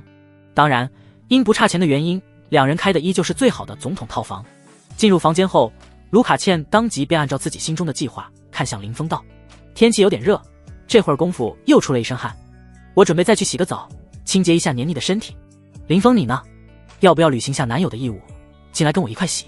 嘿嘿，你是知道的，我并不会拒绝。林峰闻言脸上顿时露出尴尬的笑容，摆手拒绝道：我这个男友只是临时的，某些男友应尽的义务，我看还是算了吧。虽然卢卡茜知道林峰是不会答应的，但在亲耳听到林峰的拒绝后，他的内心还是忍不住的有点小失望。呼，不着急，今晚还有大把的机会。凭借自己的相貌与身材，再加上热情与主动，卢卡茜就不信还拿不下林峰。自我安慰着，卢卡茜很快便走进了浴室，开始洗起了澡。因为心里装着事，所以卢卡茜洗得非常的仔细，以至于她并未察觉到房间里林峰异常的情况。原来这间总统套房有2个浴室，卢卡茜此时正在使用的这个浴室玻璃竟然是特殊材质的，一旦空气的温度变高，玻璃上的磨砂就会逐渐的消失，变透明起来。这样就导致卢卡茜在浴室里的一举一动全被坐在正对浴室沙发上的林峰尽收眼底。因修为高深的缘故，林峰视力远非一般人可比，这一看之下，竟是连卢卡茜身上有几根毛都知道的一清二楚了。这不禁让他的呼吸变得急促了些许，同时不禁自我暗示了起来：我身为他临时的男友，稍微看看应该不算过分吧。林峰这般自我安慰着，意识到也没再刻意扭头避开眼前的景色，再加上玻璃的特殊性，卢卡茜在浴室内完全看不到外面的情况，所以直到他洗完澡后都未曾发觉林峰不动声色地看完了他整场的直播。随着卢卡茜洗完澡开始擦身子，林峰这才收回了视线，同时下意识地咽了下口水，显然是被眼前的卢卡茜勾起了心底的欲望。当卢卡茜穿着浴袍从浴室出来后，突然发现浴室玻璃竟然变得有点透明时，不禁将目光望向了正在看电视的林峰身上，眼底充满了狐疑的神色。我的天，这浴室的玻璃居然有问题，自己洗了这么长时间，难道林峰他没发觉玻璃变透明了？这怎么可能？换作是他都不可能做到明知一个美女在里面洗澡却没有一丝好奇，只要不是性取向有问题就绝对不能会。那为何？难道自己的身材对他来说真的没有半点吸引力？这刹那，无数的念头自卢卡茜心底响起，深深陷入到了胡思乱想中。他不知道的是，当他从浴室出来后便默不作声的行为，让看似在看着电视的林峰内心同样是紧张不已。难道他发现我刚才在偷窥他了？一想到这个可能，林峰就羞愧的恨不得能找个地缝钻进去，毕竟人家大大方方的邀请，他却言辞去拒绝，结果转头便趁着对方洗澡了，又偷偷去窥探人家。这种行为别说做了，听起来都觉得非常的犯贱。好在卢卡茜并未直接揭穿他，而是在他尴尬不已时大方的笑道：林峰，我已经洗好了，你要不要也去洗一洗？林峰闻言下意识望向了卢卡茜，随后便愣了一下下，内心顿时充满了尴尬。现在他都已经知道了浴室的玻璃有古怪，自然不可能进去洗澡，毕竟进去洗的话，无异于是在告诉卢卡茜自己确实看了对方洗澡的全程，那还不得直接尴尬死啊。可若不去洗的话，又显得他有些心虚，还是会被卢卡茜确定他刚才偷看了的事实，这不禁让他有点头疼。思索一番后，林峰最终还是拒绝了卢卡茜的提议。我修行多年，早在几年前就无需洗澡了，而且从水上世界离开前就已经洗过一遍了，我也没出汗，就不洗了吧。况且时间也不早了，玩了一天也都挺累的，依我看，咱们还是早点休息吧。卢卡茜听林峰不打算洗澡时，心里顿时升起一股失望的情绪，因为他在确定林峰看光他洗澡全程后，其实内心并没有太多的羞涩，想的更多的是从林峰身上看回来，结果林峰根本就不按套路来，将他心里的那点小期盼给彻底破坏了。不过他仔细回想了一下，貌似林峰陪着他在烈日之下玩了一整天，确实没有出过汗，说不用洗澡倒也不算是骗他。虽然有一点失望，但一想到马上就可以和林峰睡在一起时，卢卡茜的内心又重新高兴了起来。早睡好啊，身为临时的男友，和女友睡在一起是再正常不过的事了吧。我倒要看看，以我这么火爆的身材，都跟你躺一张床上了，你还能忍住不动心？卢卡茜这般想着，望着林峰笑着回应道：好啊，玩了一天确实挺累的，那我们就早点睡觉吧。那就跟昨晚一样，你睡床我倒沙。林峰闻言点头说着，只是话还没说完就被卢卡茜开口打断了。哎，这样可不行，身为男女朋友，哪有人来酒店后就丢下女朋友跑去沙发修炼的呀？卢卡茜望着林峰，语气颇为责怪。林峰见状陷入了犹豫，良久终于妥协道：好，但我们是假装，可不可能真做那些情侣才做的事情，所以今晚咱们都必须老老实实的睡觉，不能做任何逾矩的事情。卢卡茜闻言一脸的开心，连连点头道：林峰你就放心吧，我就只是想要体验一下抱着男友睡觉的感觉，保证不会对你做出过分的事来。林峰看着卢卡茜笑眯眯的模样，虽然觉得对方绝对不可能会如他自己所讲的那么老实，但还是没忍心拒绝。林峰的默许让卢卡茜内心十分的欣喜，他不怕林峰提要求，就怕林峰还是和昨天一样，直接在沙发上打坐一晚。若真是那样的话，即便他身材再如何爆炸，对林峰也将无计可施。但现在就不同了，既然林峰同意了他的要求，两人同睡一张床，他就不信林峰还能抵抗得住自己的魅力。再加上林峰正是处于血气方刚的年纪，一旦遭到诱惑就非常容易冲动犯错误。一切都准备就绪，今晚我就不信还吃不定你。为避免夜长梦多，卢卡茜在林峰同意后就立即拽着他的手向床上走去。在卢卡茜的推波助澜下，很快林峰便换上了酒店提供的丝绸睡衣，安静地躺在了床上。至于卢卡茜则是还穿着浴袍，抱着林峰的胳膊靠在了林峰的怀里。他微微扬起俏脸，深情地望着林峰道：林峰，你知道吗？今天是我这些年来最为开心的一天。小时候我家里很穷，吃喝都十分节俭，更不用说去游乐场玩了。自我懂事后，因为不想一直穷下去，所以在别人忙着谈恋爱或消遣时光的时候，我无时无刻不在努力的学习，一刻都不敢松懈。你别看我现在这模样，其实我可是个货真价实的学霸。除秦国画外，我还精通多国的语言，是个名副其实的语言天才。成为一名 DJ 然后突然爆红，也只是机缘巧合的成果。这些年之所以一直都在做，主要还是因为这行来钱快。也许是因为以前穷怕了，所以我在出名后便一门心思不停地捞钱，只想趁着热度还在存更多的钱，以至于我长这么大从来都没有好好放松地玩过一天。今天是我这辈子玩得最痛快和开心的一天，这一切都是因为林峰你，所以我会牢牢记住这一天，一辈子不会忘记。如果时光能够重新来过的话，我想我一定会好好的享受生活，不会再将赚钱放在首要目标了。林峰就像是个合格的听众，安静地听着卢卡茜讲述着自己的故事。在察觉到对方情绪低迷时，林峰还会用温暖的手掌轻轻地抚动对方的发丝，以表示安慰。但在听到对方竟然是个精通多国语言的学霸时，林峰还是感到特别意外的。毕竟卢卡茜在他心中的形象是性感与漂亮，和学霸这两个字完全不沾边。但他也清楚，卢卡茜完全没有在这种事情上骗他的必要。毕竟对方是不是学霸，对于他们两人之间的关系没有任何的影响。令他更加好奇的是，卢卡茜为何好端端的会突然说出这番充满懊悔与愁绪的话来。因为这情况一般只会出现在那些即将要死或人生受挫想要重新来过的人身上。像卢卡茜这种一直顺风顺水，事业也蒸蒸日上，现在又多了自己这么一个强大的靠山，正是越活越好的时候。为何会突然就开始后悔人生，甚至还幻想着重新来过？这让林峰实在是想不明白，也摸不着头脑。虽然看不懂，但林峰还是本能的出声安慰道：“你这么多年积攒下的钱，相信只要不大手大脚，这辈子应该都很难花完。以后将生活的重心放在享受生活上，弥补过往的遗憾不就好了？”林峰安慰的话不但没令卢卡茜感到好些，反而还越发悲伤了。弥补？他的生命都已经进入倒计时了，哪还有什么机会进行弥补呢？一想到这点，卢卡茜内心甚至有些崩溃到想哭。只是他并不想因为自己的情绪影响到自己接下来的计划，所以卢卡茜在心里不断地告诫着自己不能哭，这才强行压下了想哭的冲动。林峰，咱们休息吧，我想好好的抱着你睡上一觉，感受一下有对象的感觉。林峰揉了揉他的头发，点头应声道：“好，睡觉吧。”说罢，林峰倒也没多想，缓缓地闭上了自己的眼睛。卢卡茜见状，心中不禁松了一口气，抱着林峰胳膊的手下意识加紧了几分，使自己的身体尽可能地贴着林峰。他穿着的浴袍其实非常薄，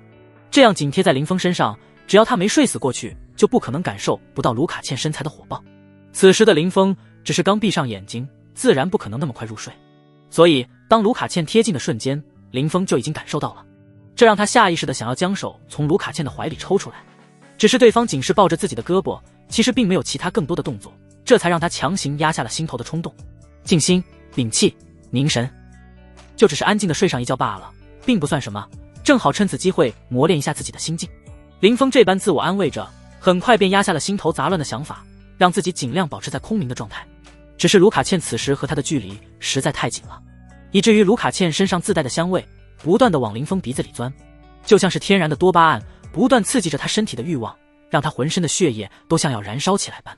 一开始还好，但随着时间的推移，卢卡茜就变得不老实了起来，抱着他的胳膊不停地乱动，让他不得不被动地吃着卢卡茜豆腐，撩得他心中欲火越发的旺盛。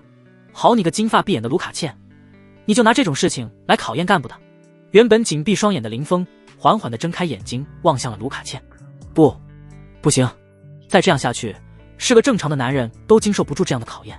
林峰虽然不知道卢卡茜为何突然不老实地扭动起身体来，但内心的红线让他明白自己不能再继续下去了，不然他可能真会犯错误。所以他心头一横，准备将手从卢卡茜的怀中抽回来。结果他才刚有点动作，便被卢卡茜瞬间察觉到，将他的胳膊给抱得更紧了，那样子像是用上了他所有的力气。悄然睁开眼，卢卡茜眨巴着可怜兮兮的眼睛望向了林峰。林峰，能不能不将胳膊抽出来？不行。林峰强忍着心头的悸动，直接坦白道：“再不抽出来，我怕自己真的要犯错。”卢卡茜闻言仍旧不为所动，甚至还愈发的大胆：“林先生，真就不能犯一次错吗？这只是大多数男人都会犯的错，没有什么。”卢卡茜的话让林峰非常的无语。诚然，的确有很多男人会犯这样的错误，甚至部分男人还将这一行为归类于正常的社交行为，只要善待妻子，按时把钱拿回家，就不算犯错。但他和那些人可不一样，逢场作戏这种事他可做不出来。所以即便卢卡茜已经表示得非常清楚了，甚至还不用他负责，他还是严声拒绝了。卢卡茜，我有自己的原则，既然说了只是假装男朋友，那就不能去做真男友该做的事。说罢，林峰也不管卢卡茜内心有什么想法，直接将自己的胳膊从卢卡茜怀中给抽了出来。能和卢卡茜睡一张床上，已经是他心里的底线，再进一步的行为，他无论如何都答应不了。卢卡茜看着林峰这番决绝的举动，内心顿时彻底崩溃了。身为一个精明的女人，她自然看出了林峰不是在说笑，而是认真的。如果她再对林峰做出任何亲密举动的话，林峰可能真的会离开。到时以林峰的地位，除非他遇事有求于林峰，否则大概率是再也见不到对方的了。一想到这一点，再加上生命也所剩无几了，让他再也扛不住内心的崩溃，再次当着林峰的面嚎啕大哭了起来，呜呜。卢卡茜哭得很伤心欲绝，眼泪跟不要钱似的往下掉。林峰见他突然又哭了，好似天塌了似的，顿时有一点无语。我说不至于哭得这么悲惨吧，我承认你冒着生命危险陪我引出对手，让我欠了你一个很大的人情，但这并不代表我会被你的眼泪左右，你再哭的话，我可就走了。卢卡茜听林峰说要走，顿时让他本就崩溃的情绪更加彻底了，一时没忍住，更是朝林峰大吼道：“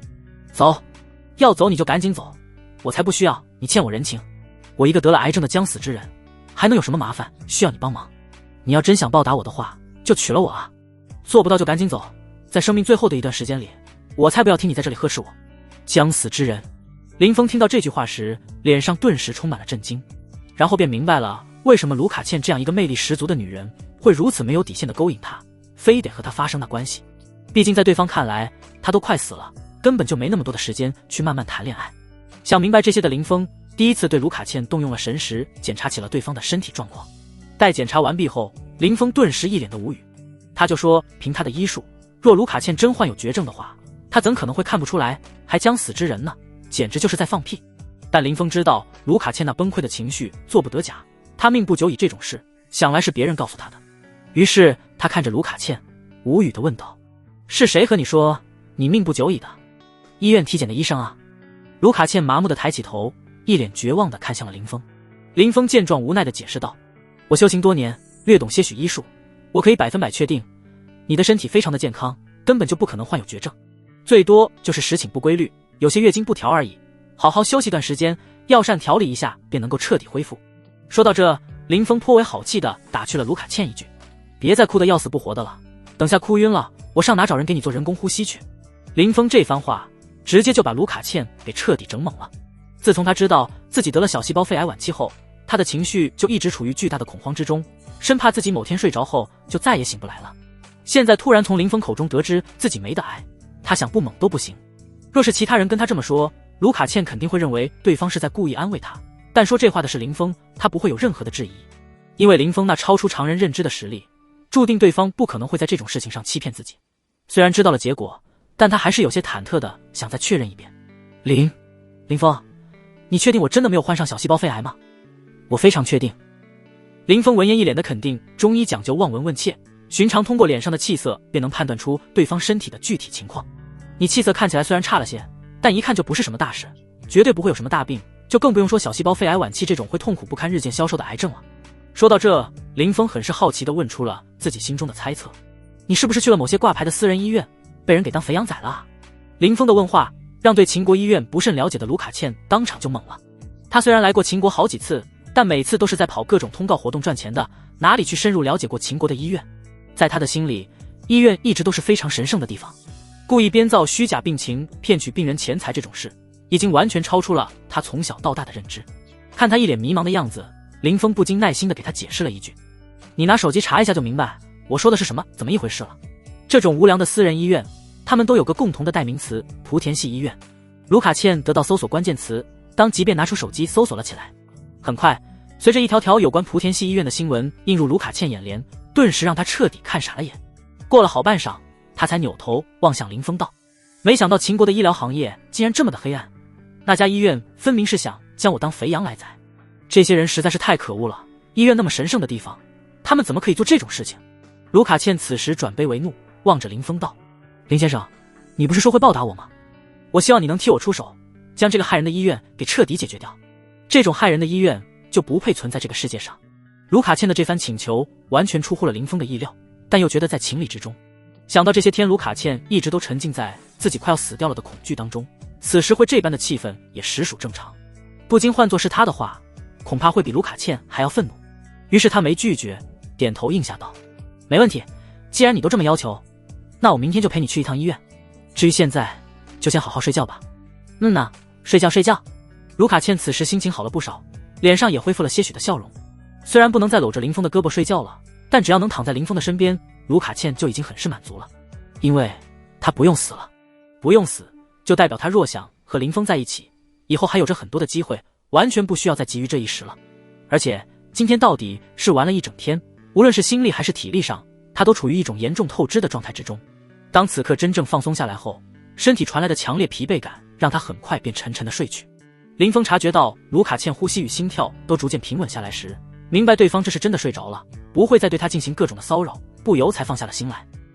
不一会儿，林峰也在闭眼沉思中缓缓地进入了梦乡。只是这一晚，两人睡着后的睡姿都不太老实，不知何时竟是抱到了一起。待到天亮时，卢卡茜整个人都被林峰搂在了怀中，甚至身上的浴袍在何时被解开的都不知道。而林峰的一只手也顺着敞开的浴袍彻底伸进了里面。床上这一幕，任谁看了都会认为两人是对幸福的新婚小夫妻。毕竟唯有新婚或偷情才会如此的甜蜜。林峰是第一个从睡梦中清醒过来的，他没有睁开眼，但修士强大的感知力却让他第一时间就感觉到了卢卡茜被自己给搂在了怀里，甚至他的手还握在了不该握住的山峰之上。陡然意识到这一点的林峰本能地收回了自己的手来，结果手是收回来了，但因为动静太大的缘故，顺带着把卢卡茜也给弄醒了。卢卡茜悄然睁开眼，突然发现自己的浴袍不知何时已经完全敞开了，而林峰的手却正从自己的浴袍里抽了出来。这突兀的一幕让刚睡醒的他一时有点懵，但下一刻还未完全清醒过来的他竟是直接抓住了林峰抽回来的手，给重新又塞了回去。这不禁早已清醒的林峰感到非常的尴尬，尤其是卢卡茜接下来的话更是让他脸皮直抽抽，十分的无语。林先生，你继续，我还没睡醒，什么都不知道。卢卡茜害羞地说着，便再次闭上了自己美丽的眼睛，好似真的睡着了一样。这种掩耳盗铃行为看得林峰眼皮直抽抽。此时此刻，林峰觉得自己非常有必要为自己辩解一下，因为从卢卡茜的举动上来看，对方明显是误会他了，以为他趁他睡着后偷偷占他的便宜，这特么可不行。为了不让这顶老色批的帽子彻底被扣在自己的头上，林峰颇为尴尬地认真解释道，不管你信不信，我其实没有故意占你的便宜，我的手不知何时就已经放在了你那里，我睡醒发现这一情况后，下意识就想将手拿出来，所以不小心才惊醒了你。林峰的解释让卢卡茜内心不由得有一点失望，他还以为林峰是早上醒来看到自己火爆的身材，一时没控制住自己，所以才有了方才的举动，没想到这一幕居然是林峰睡着后的无意之举。不过林峰既然都这么说了，他也就不好再继续装睡了，只得缓缓睁开了眼睛，有些不甘又羞涩地望着身旁的林峰。林先生，其实我不介意的，你完全没必要解释，况且我喜欢你这件事的确是真的，想给你同样也是真的，你完全符合我心中对另一半完美的遐想。我喜欢你，哪怕你现在不愿接受我，但没关系，我会在接下来的时间里努力追求你，让你慢慢接受我对你的爱。卢卡茜说这番话的时候声音非常的小，若非林峰听力远超常人的话，还真不一定能听得清。声音虽小，但其中蕴含的坚定却十分的强烈。经历过差点死去的卢卡茜，他此刻心里看得非常开，钱他反正都已经赚得差不多够了，接下来他要做的便是好好的享受人生，而这个过程最好是有一个自己喜欢的男人陪着自己，而这个男人便就是林峰，因为林峰是他这么多年来唯一能够看得上眼的，而且还是那种既不贪他财又不完全只贪图他美色的男人。只因他在某些时候明明能够清楚地感觉到林峰是被他美色吸引的，并且起了冲动，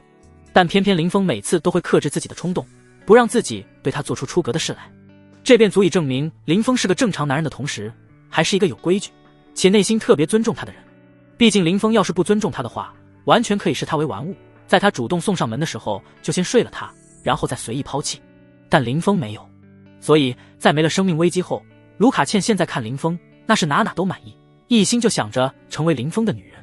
只要成为林峰的女人，卢卡茜毫不怀疑自己睡觉都能从梦中笑醒，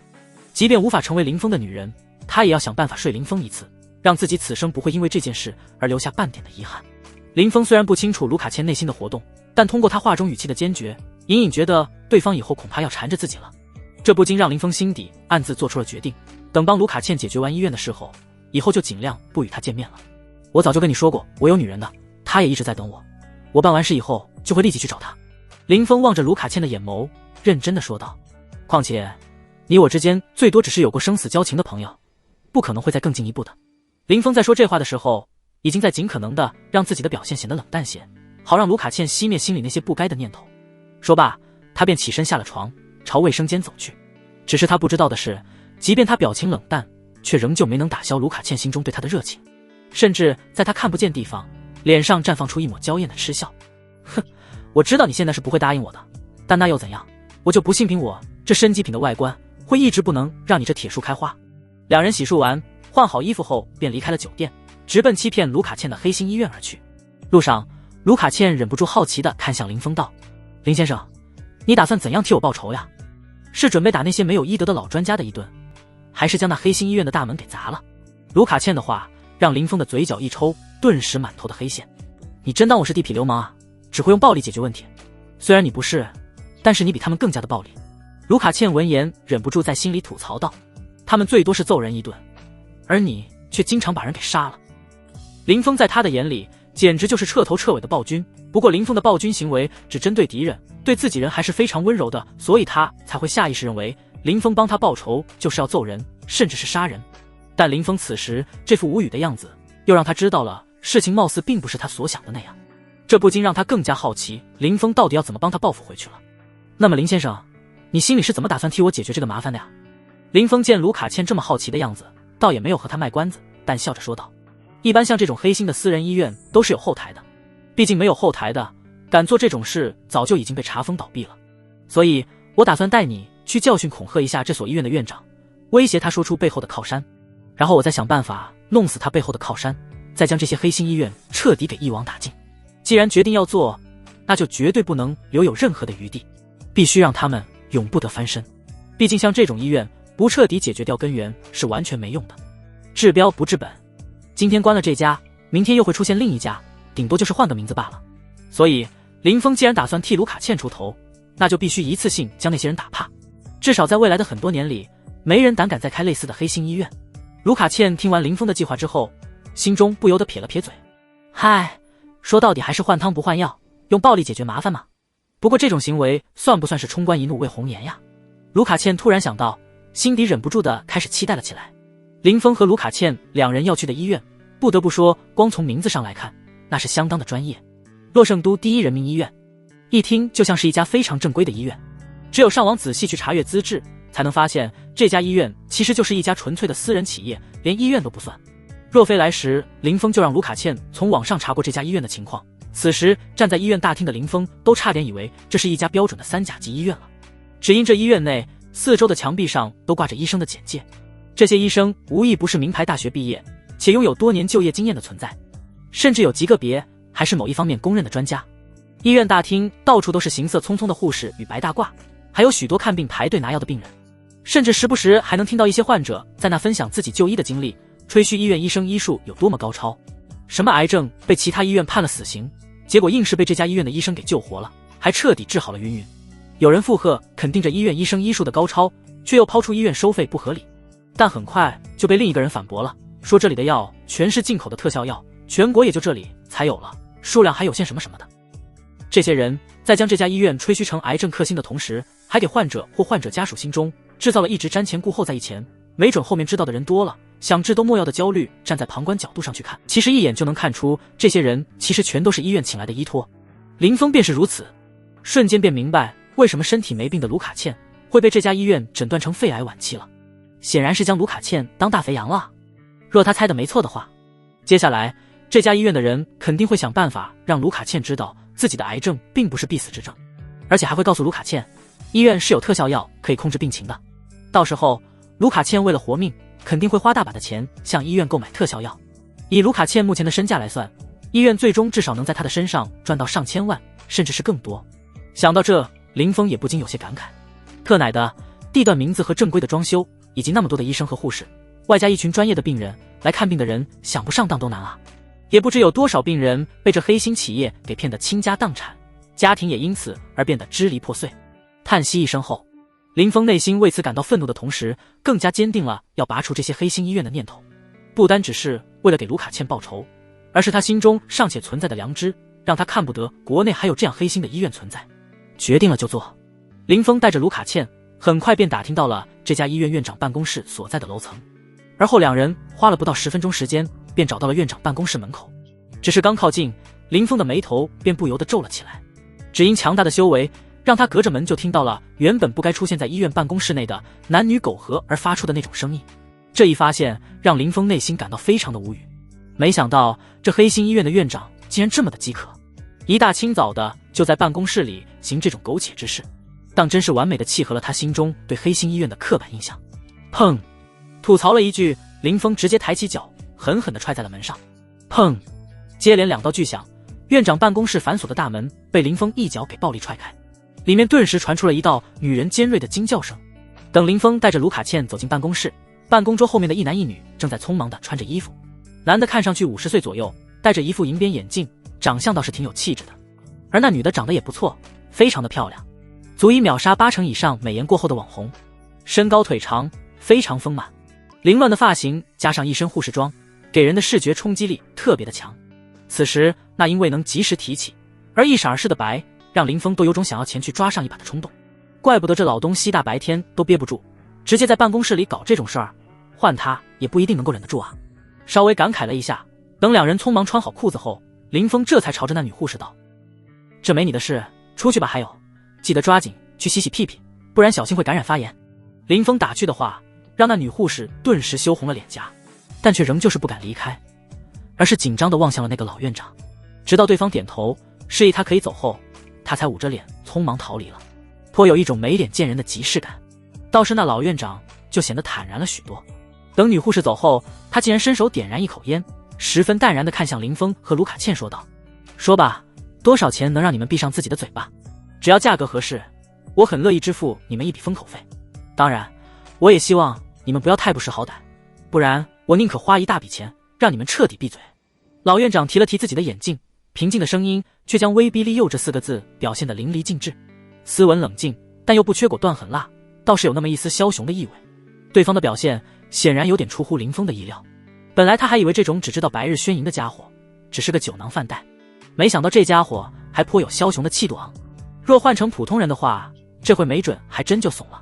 毕竟对方再怎么说也是一家医院的院长，想要弄死一个人还真费不了太大的劲儿。只可惜他面对的是林峰，根本就不惧他所谓的恐吓与威胁。我可不是来抓你奸的，我是来为我身边这女人以及那些被你们欺骗的病人讨公道来的。刚才这事儿只不过是个碰巧的意外而已。老院长闻言顿时深深皱起了眉头，看向林峰的眼神也变得犀利了起来。原本在他以为林峰是来抓奸的，只要用钱能够摆平的那都不算事，所以哪怕是被林峰和卢卡茜两人撞破了丑事，他的心底其实也没有太过的慌乱。但此刻林峰的话却让他清楚地意识到，这两人就是故意来捣乱闹事的，这让他顿时感到有些头疼。看着林峰缓缓开口道：“他怎么了？难道是在我们医院看病了吗？你们花了多少钱，我愿意双倍奉还。就一个要求，将你们今天看到的事情全都咽进肚子里去，别让第3个人知道。”林峰笑了，都到这个时候了，你非但不知错，居然还想着用一点钱来解决问题。看来好好的教育你一顿，你是不会明白这世上有很多事情是用钱都解决不了的了。说着，林峰嘴角的笑意愈发的冷冽，一步一步的朝着老院长走去。老院长见林峰竟然想对他动粗，终于是控制不住的露出了惊慌的神色。先不说他这个岁数还能不能动手，就算真的还能动，又怎么可能打得过正值青年的林峰？这一刻，他甚至已经决定不顾颜面要叫保安了。可当他有这个想法的瞬间，林峰的巴掌就已经狠狠地扇在了他的脸上。啪！清脆的声音骤然响起。下一刻，老院长只感觉自己脸颊一疼，连带着口水一起，竟是直接被扇飞了6、7颗牙齿啊！神经传来的巨大疼痛让他痛呼尖叫的同时，整个人瞬间从座椅上跌落，匍匐在地，捂着脸蜷曲了起来。老院长悲惨的样子并未引起林峰的同情，反而对方刺耳的尖叫让林峰眉头深深的皱起，感到十分的不喜。于是他绕过办公桌，来到老院长跟前，扬起巴掌又给了对方一耳光，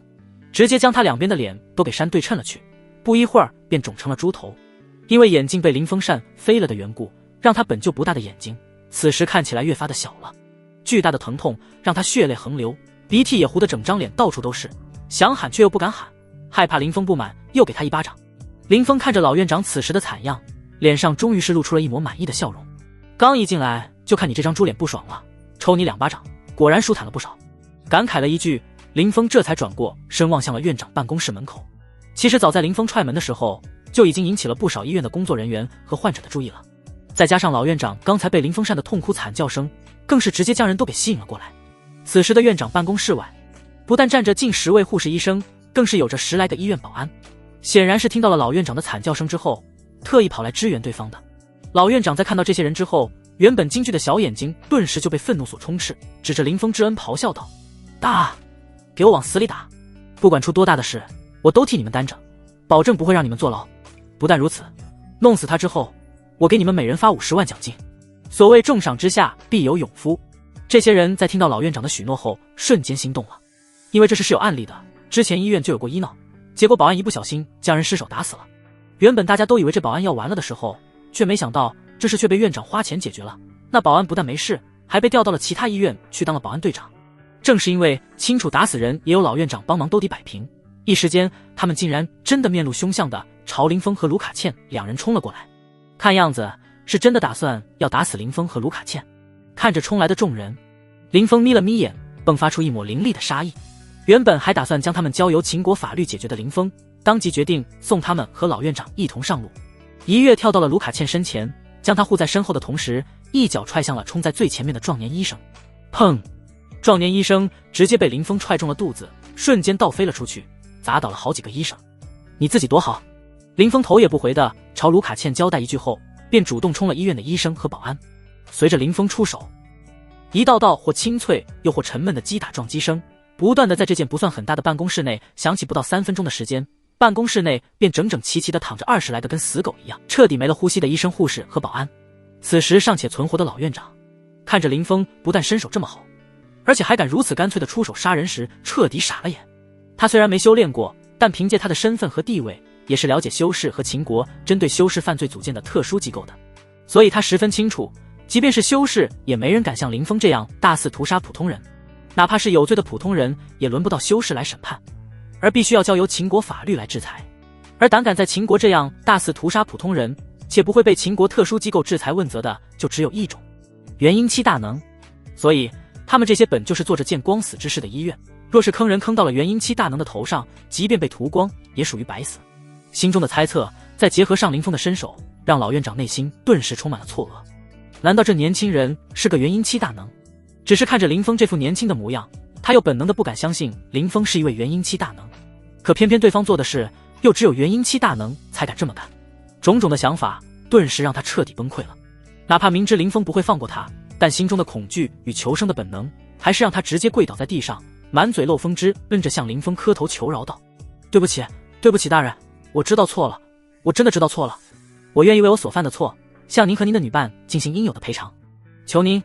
饶我这一次，无论他被我们医院坑了多少钱，我都愿意不100倍1000倍，哪怕是我所有的钱都可以赔偿给他，只求您能饶我这一次，我真的知道错了。对此林峰只是冷眼的看着，这种满脑子认为能拿钱解决一切事情的人，当真是非常的可愤又可悲。不可否认，钱确实是这个世界上最重要的东西，但并非每个人心中都会将钱排在首位，毕竟有些东西在人心里是比钱还要更加重要的。比如说了林峰，在他的心中，情与德就比钱更加重要。别说林峰不缺钱，就算他非常的缺钱，也不可能被老院长这种不义之财所收买。无视了对方的乞求，林峰只是冷声威胁道：我今天不只是为了他，还要为无数跟他一样被你们坑过的人讨一个公道，所以求饶的话就不用再说了，直接说出你背后的保护伞是谁，我还能给你个痛快。如若不然，我不介意在你身上多费些力气，用一用大清的酷刑。老院长在听完林峰的话后，顿时也顾不上磕头求饶了，直接就懵了。他没想到林峰不但要弄死自己，还要让自己3族陪葬，当真是好狠的心啊。一想到这，老院长的头当时就摇得如同拨浪鼓一样。你杀了我吧，我背后没有你说的什么保护伞，一切都是我自己所为。看来对方的地位很高啊，以至于让你哪怕是死也不敢出卖他。老院长方才一刹那的紧张，让林峰知道他就是在说谎，于是他的表情瞬间就冷了下来。怎么，是担心出卖他之后会让你的家人也跟着遭殃吗？在这种时候还能想着自己的家人，看来你这老东西也不是一点人性都没有。也好，方才正好没有打过瘾，既然你不愿开口，那我就可以在你身上好好试验一下那些只流传于典籍的逼供手段了。希望你千万要嘴硬一些，能让我玩个尽兴。林峰的威胁让老院长紧张害怕到额头布满了冷汗，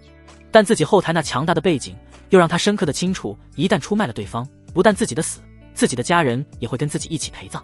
这顿时原本有些松动的内心又重新坚定了几分，哪怕是死也绝不会出卖自己的保护伞半个字。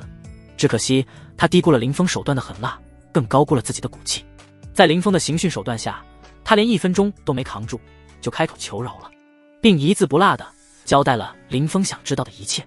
听完对方的交代，林峰的眉头不禁微微的皱了起来，因为这件事里面竟然涉及到了一位朝中的2品官员，太医院使、卫生警。难怪这老东西不敢轻易出卖对方，感情是当朝的2品官员，而且还是人际关系最错综复杂的太医院使。得罪这种人，寻常人的确是不好善后的。可林峰不同啊，不过是区2品，根本就入不了他眼。秦国权倾朝野的左相都快要被他给整死了，一个太医院使而已，直接摁死那不是顺手的事吗？知道对方的身份就行。林峰此时看向老院长的目光，宛若像是在看一个死人。现在你可以死了。冷冽如刀的声音从林峰口中响起。下一刻，林峰伸手朝老院长的脑袋轻轻一拍，一股强大的灵力瞬间从他的掌心喷薄而出，顷刻间便摧毁了老院长的大脑。老院长闷哼一声，七窍瞬间涌出了血来，身体一软趴在了地上，彻底断去了生机。一旁看完全程的卢卡茜，此刻浑身在打颤，显然是被眼前恐怖的景象吓的。虽然他知道林峰喜欢杀人，但知道是一回事，亲眼看到又是另外一回事。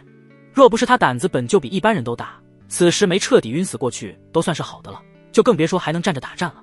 看着一地的尸体，卢卡茜忍不住满心的腹诽：我的天啊，还说你不是一个只懂暴力的人呢。况且你这行为何止是暴力2字足以形容的，毕竟暴力的人最多也只是揍他们一顿，而你却是直接杀了这么多的人。阿伟虽然内心不住的吐槽着，但一想到林峰这么做的原因时，他却怎样都厌恶不起来，甚至望着林峰的眼神变得愈发的崇拜。毕竟在他的眼中，林峰这是属于行正义之士，同时也是在为他出头，这让他如何能不爱？只是看着这一地的尸体，卢卡茜还是有些担心会给林峰招惹来麻烦，于是望着林峰很是担忧地问道：林先生，这里死了这么多人，会不会给你带来很大的麻烦？要不趁着还没人发现，你先跟我回米国，等事情被压下去之后再回来如何？卢卡茜突然的开口，说出来的话却是让林峰感到内心一暖，于是转身看向卢卡茜，温柔地笑道：哈哈，出国避难，等风头过去后再回来，你以为这是在拍电影吗？不过你也不用太担心，我既然敢杀他们，就自然能摆平后续一切的麻烦。你累不？累的话你先坐一会，我打个电话叫人来收尾。林峰说着便伸手将卢卡茜拉到了原本属于老院长的椅子旁，轻轻地摁着他的肩膀，让他坐了下去，随后才拿出手机拨通了柳岩的电话。林峰也没过多的废话，直接将这里发生的事情简单的给柳岩说了一遍。虽然柳家在帝都的势力有些许薄弱，但架不住这2人暗地投诚的朝堂大臣数不胜数啊，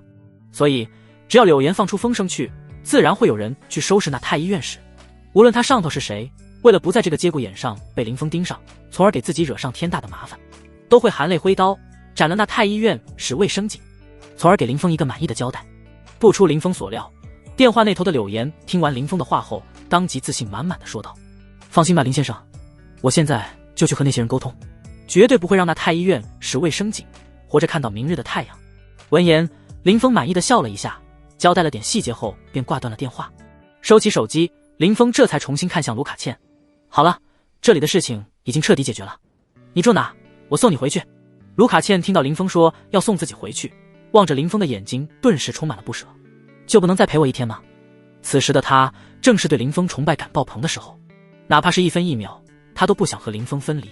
林峰见他这模样，顿时明白了卢卡茜这是对他还没有死心，仍旧想和自己发生些什么，这不禁让他笑容一收，故意板着脸严肃地说道：我明天还有事要忙，现在必须先回去准备准备，所以现在你必须要先回去，知道了吗？卢卡茜闻言，情绪顿时就低迷了下来，只觉内心非常的郁闷，但又担心因为自己的原因而耽误了林峰的事情，所以也不再磨蹭，将自己目前居住的酒店地址告诉了林峰。林峰听完后，脸上终于是恢复了笑容，带着卢卡茜走出了院长办公室，还非常有礼貌的顺带上了门。虽然楼上的动静很大，但其实并未对楼下的病人或医生护士造成太大的影响。走廊和大厅依旧人来人往，看病的看病，拿药的拿药，全都忙着各自的事情。林峰带着卢卡茜离开洛圣都第一人民医院后，便开着车将卢卡茜送回了草皮给他安排的酒店。期间2人通过手机的热点新闻知道了有关秦国医疗系统的反腐头条，大概说明了秦国2品大臣太医院使卫生警与多家私营企业勾结，创办了多家私人医院，草菅人命，谋取钱财一事。现在人已经被顺利拿下并关了起来，等收集捋清所有罪证，不日便会对其进行公开审判。那些与其勾结的私人医院都被相关部门紧急关停，并抓捕了含负责人在内的医护人员及依托患者共计1000来号人。此时随着车子稳稳地停在酒店的门口，卢卡茜才从震惊的情绪之中慢慢缓过来，意识到这才是林峰真正的手笔。对方不但替他解决了那家坑他的医院，甚至还将帝都能被查到的所有类似洛圣都第一人民医院的黑心医院也一并解决了。而这一切的起因都是林峰为了自己才做的。一想到这点，卢卡茜的心底就充满了感动，甚至有种想要以身相许来报答林峰的冲动。只是不等他开口，林峰便率先察觉到了他脸上的异动，先他一步打开了车门，走下了车去，而后绕到副驾驶，给卢卡茜拉开了车门，十分绅士地搭了把手，将他从车里牵出来，同时严肃地说道：好了，我就送你到这儿，你自己回酒店房间吧，时间不早了，我也该回去和柳岩商议要事了。接下来几天我都没什么时间，如果你们遇到什么麻烦危险的话，最好还是别联系我了啊。说罢，林峰便回到了车上，不等卢卡倩回话，便开着车头也不回地离开了。他算是彻底看明白了，卢卡倩觊觎他的心是从未熄灭过啊。这也就算了，但偏偏卢卡倩还是那种给点阳光就灿烂的类型，稍微给他点好脸，他就觉得自己又行了，甚至是将他给彻底拿下。所以这一次林峰走得非常的干脆，以冷漠的行动来慢慢磨灭卢卡倩对他的觊觎之心。可林峰不知道是，即便是这样也没能打消卢卡倩内心对他的觊觎。望着林峰驾车逃也似的背影，卢卡倩嘴角微扬，露出了一抹胜利的微笑。如果你真对我没半点感觉，才不会这般如避蛇蝎的躲我。你现在如此刻意躲着我，只能说明我的魅力你还是有些抵挡不住的。想到这，卢卡倩的眼底闪过了一抹决绝。秦国有句古话叫日久生情，只要我在秦国待的时间够久，我相信自己迟早能将你彻底拿下。林峰离开酒店后便返回了柳家的别墅，明天便是他给南宫慕容那些附庸官员离开帝都的最后期限了，所以他需要跟柳岩确定一下具体的情报，好决定自己明天的行动。此时正值午时，路上到处都堵得一批，哪怕林峰车技再如何娴熟，面对这种情况也无计可施。足足开了近1个半小时，才堪堪抵达星河湾别墅区。柳家别墅，当林峰出现的瞬间，那些驻扎在帝都的柳家人看向林峰时，目光无不充满了敬佩之意，甚至是柳岩看向林峰的目光，在畏惧中也夹杂着深深的崇拜。虽然他已经一再高估林峰的实力，但没想到还是有些低估了。他想过林峰或许会赢，但却没想到林峰会赢得如此的轻松。一人解决了隐卫的结丹小队就不说了，甚至连足以毁灭元婴大能的激光炮都没能伤及林峰分毫，反而还被他一人给尽数反杀了。这等恐怖的战力，说实话，柳岩是真有被吓到。林先生都如此厉害了，那他背后的3位桃花岛岛主，他们又该有多厉害？再加上桃花岛那些潜伏全球的势力，简直不敢想象会有多恐怖。怪不得世人都说桃花岛是一个可以覆灭世上任意国家隐世宗门啊！柳岩此时看着回来的林峰，内心只觉无比的庆幸，庆幸自己当时坚定地带着整个柳家投靠了林峰。他此刻无比相信，柳家在他的这一决定下，定然会再次延续数百年的辉煌。如今的秦国暗流涌动，形势早已发生了天翻地覆的变化。那些个皇室成员已经开始触碰8大世家的逆鳞了，显然是有要铲除吞并他们的趋势。如若没有新靠山，等皇权争夺分出胜负后，新皇登基时便是8大世家被清算之日，柳家更是首当其冲，将会是被第一个清理的对象。届时面对权柄最为凝聚鼎盛之气的朝廷，柳家就不可能像之前应对赵家时那样能够轻松应对了。这些念头在柳岩的脑海中一闪而逝。见林峰走来，他当即便迎了上去，语气无比恭敬地说道：“林先生，您回来了。”林峰闻言点头应了声，而后开门见山道：“你现在有没有时间？我有点事想找你了解一下。”柳岩闻言连连点头道：“有的，林先生，不过这里不是谈话的地方，要不咱们上书房那边去，您看可以吗？”对于柳岩的建议，林峰没有任何的意见，点头示意他带路。而别墅里的那些柳家人看着自家代理族长柳岩对林峰卑躬屈膝的，没有半点主家应有的样子时，却没一人感到半分的意外，只因他们心里都认为，像林峰这样的强者，怎么尊敬服侍都不为过。尤其是想到这一次林峰替柳家出头，将权倾朝野的左相南宫慕容拿下后，柳家的名声将彻底在帝都打响，这对柳家来说简直是见天大的好事。哪怕柳家事后并不打算在帝都置办更多的产业，但至少在帝都，没人再敢称他们柳家的人是外地乡下人，那些个打压瞧不起的行为也不会再有了。甚至是当他们柳家人与帝都本土世家发生冲突后，退让的也不再会是他们，而是那些帝都本土世家，而这些都将会是林峰这位强者给他们挣回来的。所以柳家上下现在对林峰那都是相当的感激与崇拜。书房里，柳岩刚一关上门，林峰便直言询问起有关南宫慕容那边的情况。截止到目前，那些原本跟随南宫慕容派系的官员都以各种原因罢官回乡了。柳岩听到林峰的询问，认真的应道：“如今朝堂上那些投靠或有意支持我们的官员也都已经商量好，明天便会让南宫慕容倒台，逼他不得不提前告老还乡。到那时，身无官职傍身的南宫慕容自然会失去皇室的庇护。届时林先生想知道些什么，怎么问，那都是您说的算。皇室只要脑子没有坑，是断然不会为了一个失去官职的南宫慕容与您交恶的。”林峰听完柳岩的汇报，嘴角扬起一抹残忍的微笑。这一天他可是等了有段时间了呢。不过这一切在他看来都是值得的，因为以南宫慕容的地位，在杀神殿中再怎么说也得是个高层了吧，甚至是那12位暗黑杀神之一也说不定。到时顺着南宫慕容这根线，说不定就能将当初挖他黄金右肾，还将他林家灭门的畜生给找出来，以报当年挖肾灭门之仇。虽然林峰此刻内心非常的激动，但他还是强迫自己的情绪逐渐平复了下来，只因他清楚越到最后就越容易出乱。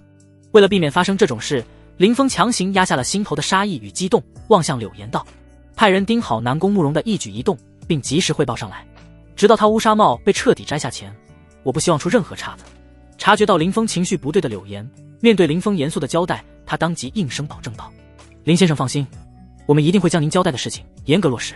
绝不会在这种关键时刻拖您的后腿，耽误您办事。满意的点了点头，林峰转身离开了书房，回房间休息去了。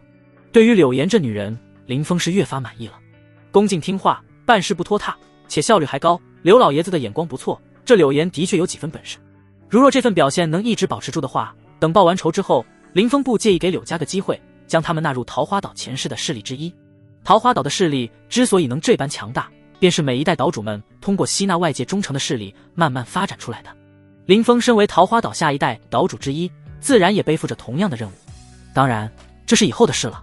在事前解决前，他是不会对柳岩透露丝毫相关决策的。柳岩并不知道自己的表现已经被林峰记在了眼里，并决定提拔柳家。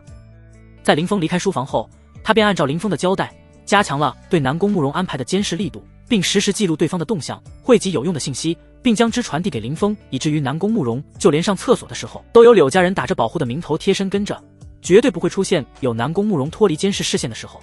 另一头，林峰回到房间后，他就凝心静气，开始盘膝打坐，修炼起了九岩归元诀。翌日，当清晨第一缕阳光透过窗帘洒在林峰的脸上，他立刻便从修炼中退了出来。洗漱一番后，他径直来到了别墅客厅。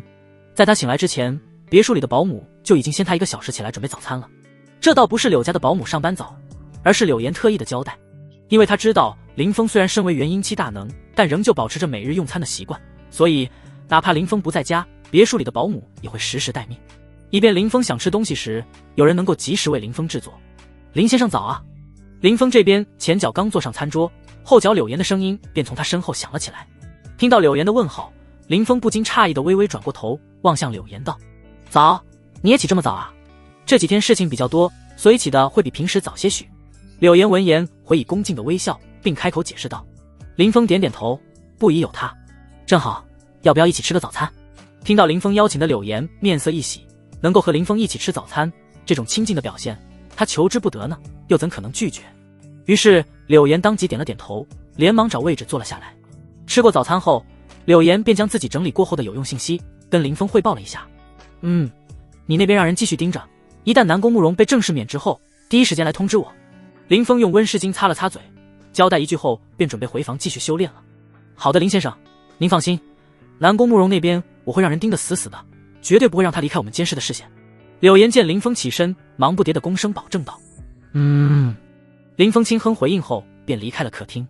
回到房间后，林峰也没有浪费时间，当即便继续打坐修炼九岩归元诀了。只因他心里非常清楚，以他目前的实力，报仇已然不成太大的问题，但若想要迎娶自己的师尊洛瑶仙子，阻力会比他所想的还要大。毕竟林峰将来成为桃花岛新一任岛主之一，是板上钉钉的事情。他想娶自己师尊洛瑶仙子，那就是冲师，这在修行界是绝不能够允许的。哪怕林峰的天赋非常好，100年内有望将九岩归元诀修炼至第6层乃至是第7层，为了桃花岛颜面，大师尊和二师尊大概率也是不会同意的。要想让他们同意，除非他能完成一件足以压下因这件事而丢掉的面子的事来，方才有些许可能。要不然当初他离岛时跟洛瑶师尊说的话，将完全是自大的空谈，是以他才会如此勤奋的修炼，积累底蕴，寻找突破的契机。下午5点，直至柳岩敲响房门找他时，林峰才再次从修炼状态中退了出来。睁眼的瞬间，一抹金光自林峰漆黑的瞳孔中一闪而逝，没丝毫耽搁，林峰当即便站起了身来朝门外走去。他知道柳岩既然过来找他了，那就说明他们的计划有结果了，同时也说明了一件事，他现在可以不用再压制自己心头的怒意，可以去收拾秦国元左相南宫慕容了。林峰拉开门，当见到柳岩后，对方开口说的第一句话正如他所想的一样。林先生，在下午4点左右的时候，左相南宫慕容便以身体原因为由，向秦皇辞去了左相的职位，目前已经离开皇宫，回家了。柳岩此时满脸兴奋地望着林峰，强行压着内心的激动，恭敬地说道：“林先生，您现在就过去左相府的话，就能直接找到他。”林峰此时嘴角挂着一抹冷冽至极的轻笑：“很好，帮我备一辆车，立即送我去左相府一趟。另外，让你的人继续给我盯着南宫慕容，一旦他离开，必须第一时间通知我。”“是，林先生放心，我们一定会盯紧南宫慕容，不会让他脱离我们的视线。车子早已准备好，就在别墅门口，随时都能走。”柳岩知道此时正是关键的时候，所以对细节的把控非常的严谨。林峰交代的他完美做到了，林峰没交代，他也已经提前安排了，主打一个先君优而优。半小时后，司机开着车将林峰送到了左相府门口。左相府是一座非常典型的四合院，同时也是身份的象征，隶属朝廷，由历任左相居住。林峰在司机的提醒下缓缓地睁开了眼睛，司机此时已经先一步走下了车，给林峰拉开了后座的车门。林峰见状点点头，走下车后朝他吩咐了一句道：“你找个地方歇会儿，就不用陪我进去了。”司机闻言当即恭敬地应道：“好的，林先生。”待林峰走远，司机这才回到了车上，将车开到一处不阻碍交通的地方停稳。左相府此时大门紧闭，林峰想进去肯定是走不了正门的了，于是他沿着四合院的围墙绕了一小圈，不动声色地打量了一圈，确定周围没人后，便越过高墙进入了左相府院内。只是刚一落地，林峰的眉头便瞬间皱在一起，因为他突然感觉到了一股似有若无的杀意正笼罩了自己的身上。这是算准了我会过来，所以提前安排了人手，准备殊死一搏。林峰冷笑着，顿时便猜出了南宫慕容心中最后的打算。不过即便知道南宫慕容已经设好了埋伏，正在等他自投罗网，但他还是没有一丝犹豫地向着南宫慕容所在的正厅走去。一步一步，林峰走得无比的轻松，好似不曾察觉到里面的埋伏一般。随着他刚踏入左相府正厅，第一次看清南宫慕容时，下一刻，以林峰为中心，6个方位竟突然同时蹦出一个蒙面黑衣人，朝他发起了偷袭。察觉到他们身上同根同源的灵力波动的瞬间，林峰心底下意识闪过了一丝错愕。特么了个蛋，这阴柔的气息以及那股用香包都无法掩盖的尿骚气味，这不纯纯的宫廷太监吗？太监就算了，特喵的还全是元婴期，这底蕴当真不小啊！林峰心中感慨着，但手头上的动作可不慢。九言归元诀瞬间发动，爆发出恐怖的灵力，迎着6名死元婴太监反杀了过去。踏天烈焰掌，轰！随着一道无形的波动，以林峰为中心朝四周震荡开来，瞬间作用在了6名元婴太监的身上，减缓了他们冲击的速度。与此同时，一股带着毁灭气息的烈焰也紧随其后，朝着6名元婴太监正脸席卷而去。6名元婴太监见状，当即放弃了偷袭，调转灵力护体的同时击溃迎面的烈焰。砰砰砰，数道爆炸声响起，一时间7人交战在了一起。林峰凭借强大的实力，与6名元婴初期的太监打得有来有回，虽不落下风，但也未占多少的优势。尤其是这6名太监和他所追求的修行理念大差不差，同样是为了追求急速和攻击而完全放弃了防御。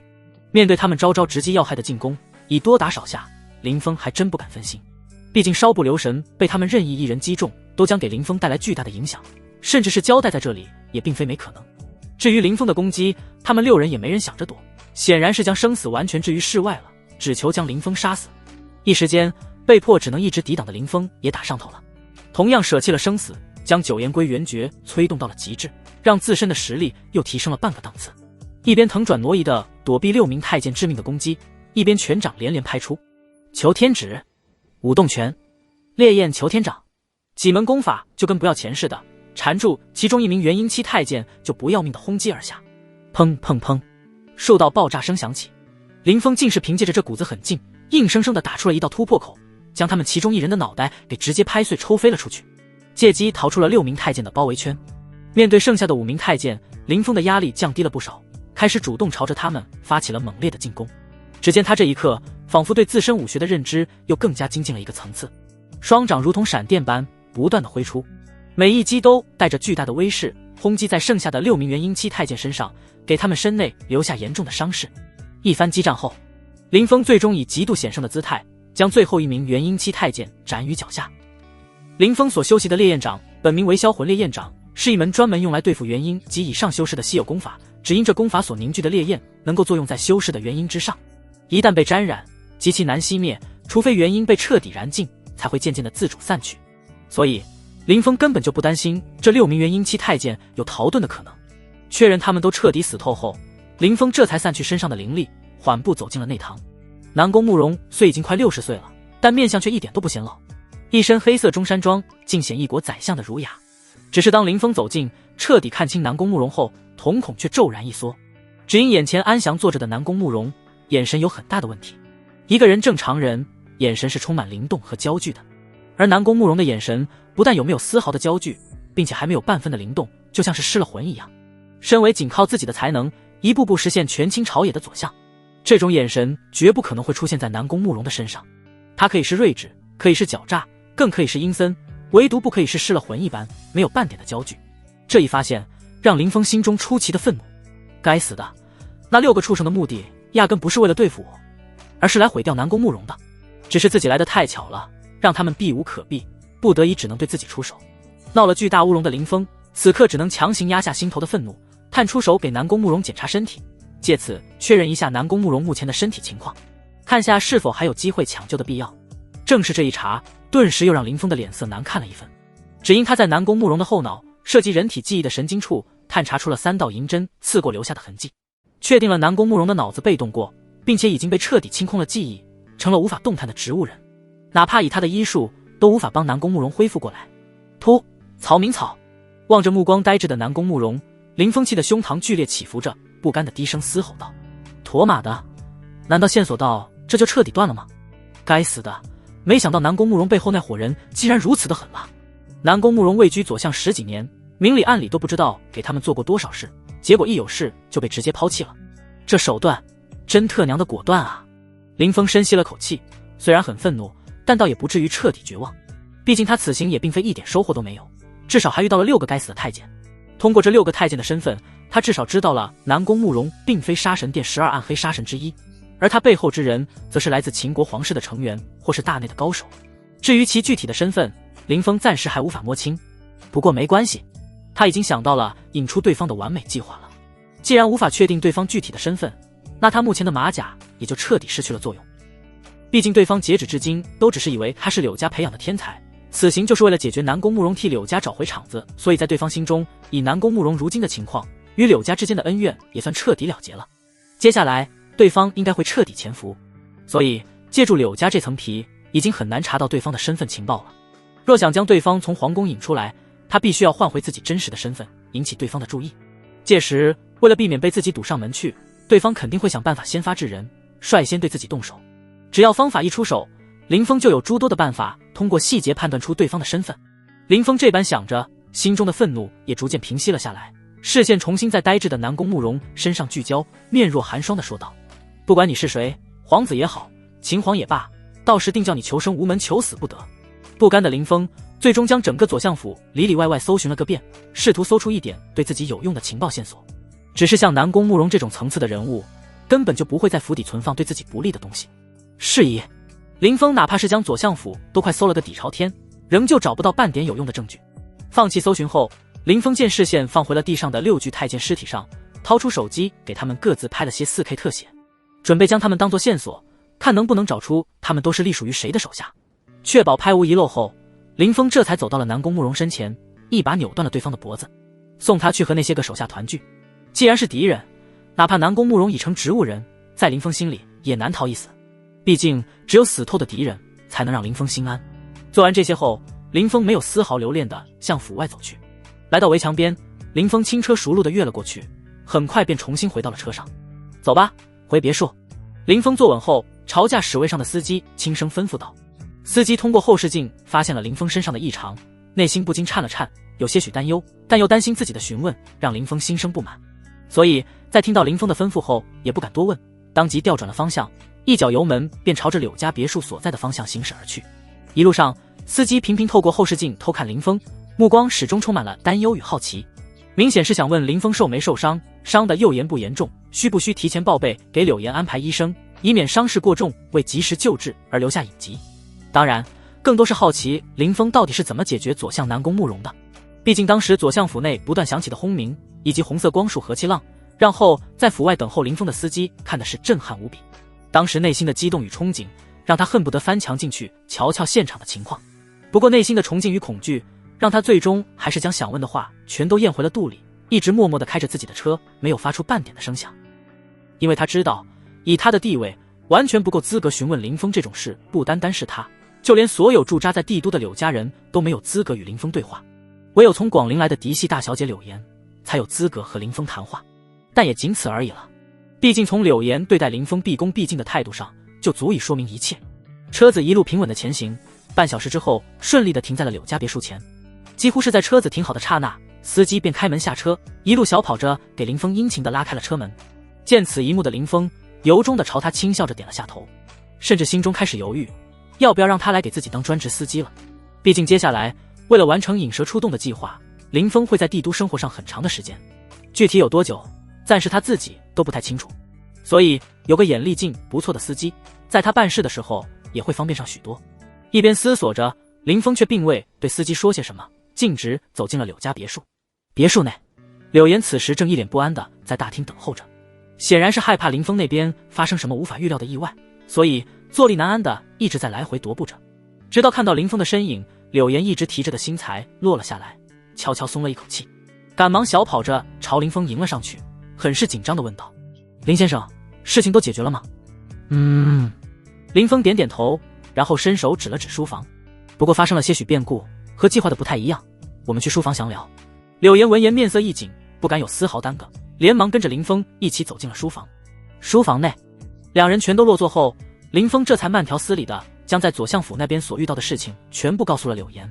当柳岩得知林峰最终还是晚了一步，等他抵达左相府之时，南宫慕容已经被6名元婴期太监给先一步灭口之后，柳岩的脸上顿时露出了一抹惊讶与惋惜。林先生，既然线索已经断掉了，那您接下来准备怎么办？林峰闻言思索了片刻，最终还是决定将自己下一步的计划全盘告诉给柳岩。除了对方从他出岛以来帮他做了不少事，是个有脑子且值得信任的人外，最重要的是他后面的计划还有用得上柳岩的地方。所以让柳岩知道他下一步的计划，其实也并不算什么坏事。当柳岩听到林峰决定暴露自己真实的身份，以此来引出当年的仇人时，他的脸上顿时露出了一抹认同的神色。林峰这个计划不说有多好吧，但至少是行得通的。只暴露自己真实的身份，隐藏自己桃花岛当代传人的身份，不仅不会因桃花岛的庞大势力而吓到对方，选择彻底藏起来，还能对方察觉到林峰出现的目的。为了避免夜长梦多被林峰亲自找上门，对方肯定会先坐不住，率先跳出来对林峰出手。届时林峰便能借此来顺藤摸瓜，找出当年的仇人，报自己的灭门夺肾之仇了。所以这一条计划是行得通的。于是柳岩在听完林峰的计划后，当即十分诚恳地认真表态道：林先生，既然您已做出了决策，那我们柳家也定然不会拖您的后腿。您有任何需要用得上我们柳家的，尽管吩咐，我们定会全力支持您。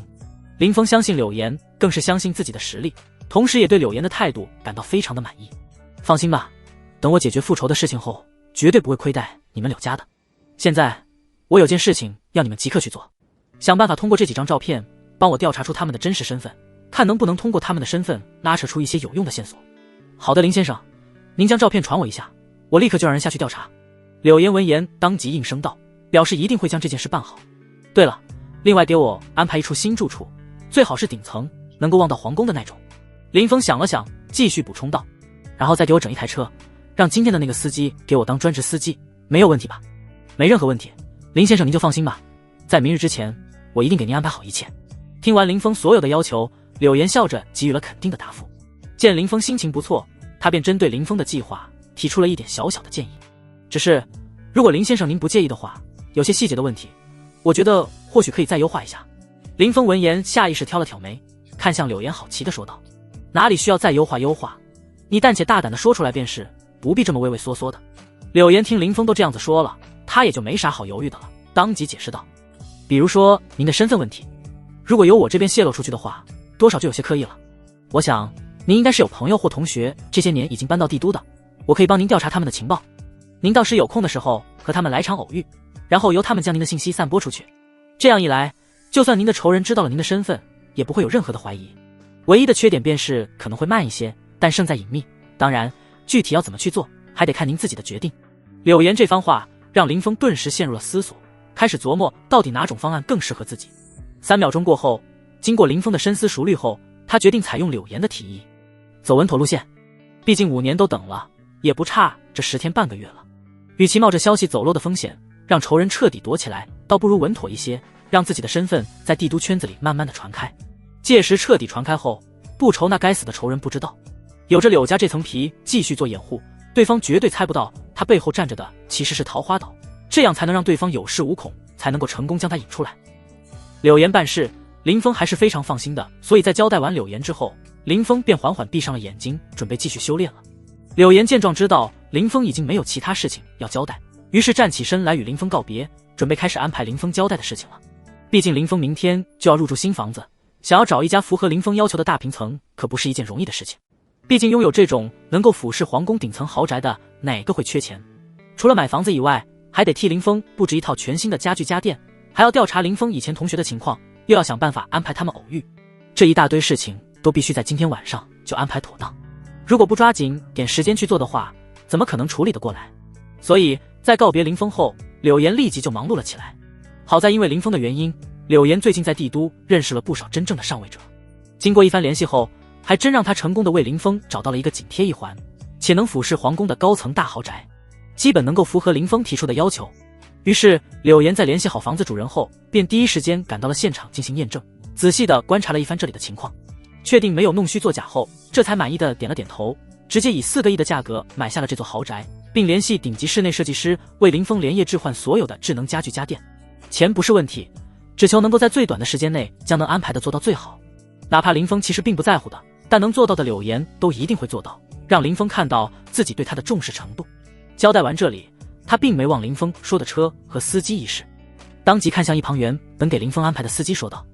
柳山，林先生对你的表现还算满意，以后的一段时间里，你就负责给林先生当专职司机吧。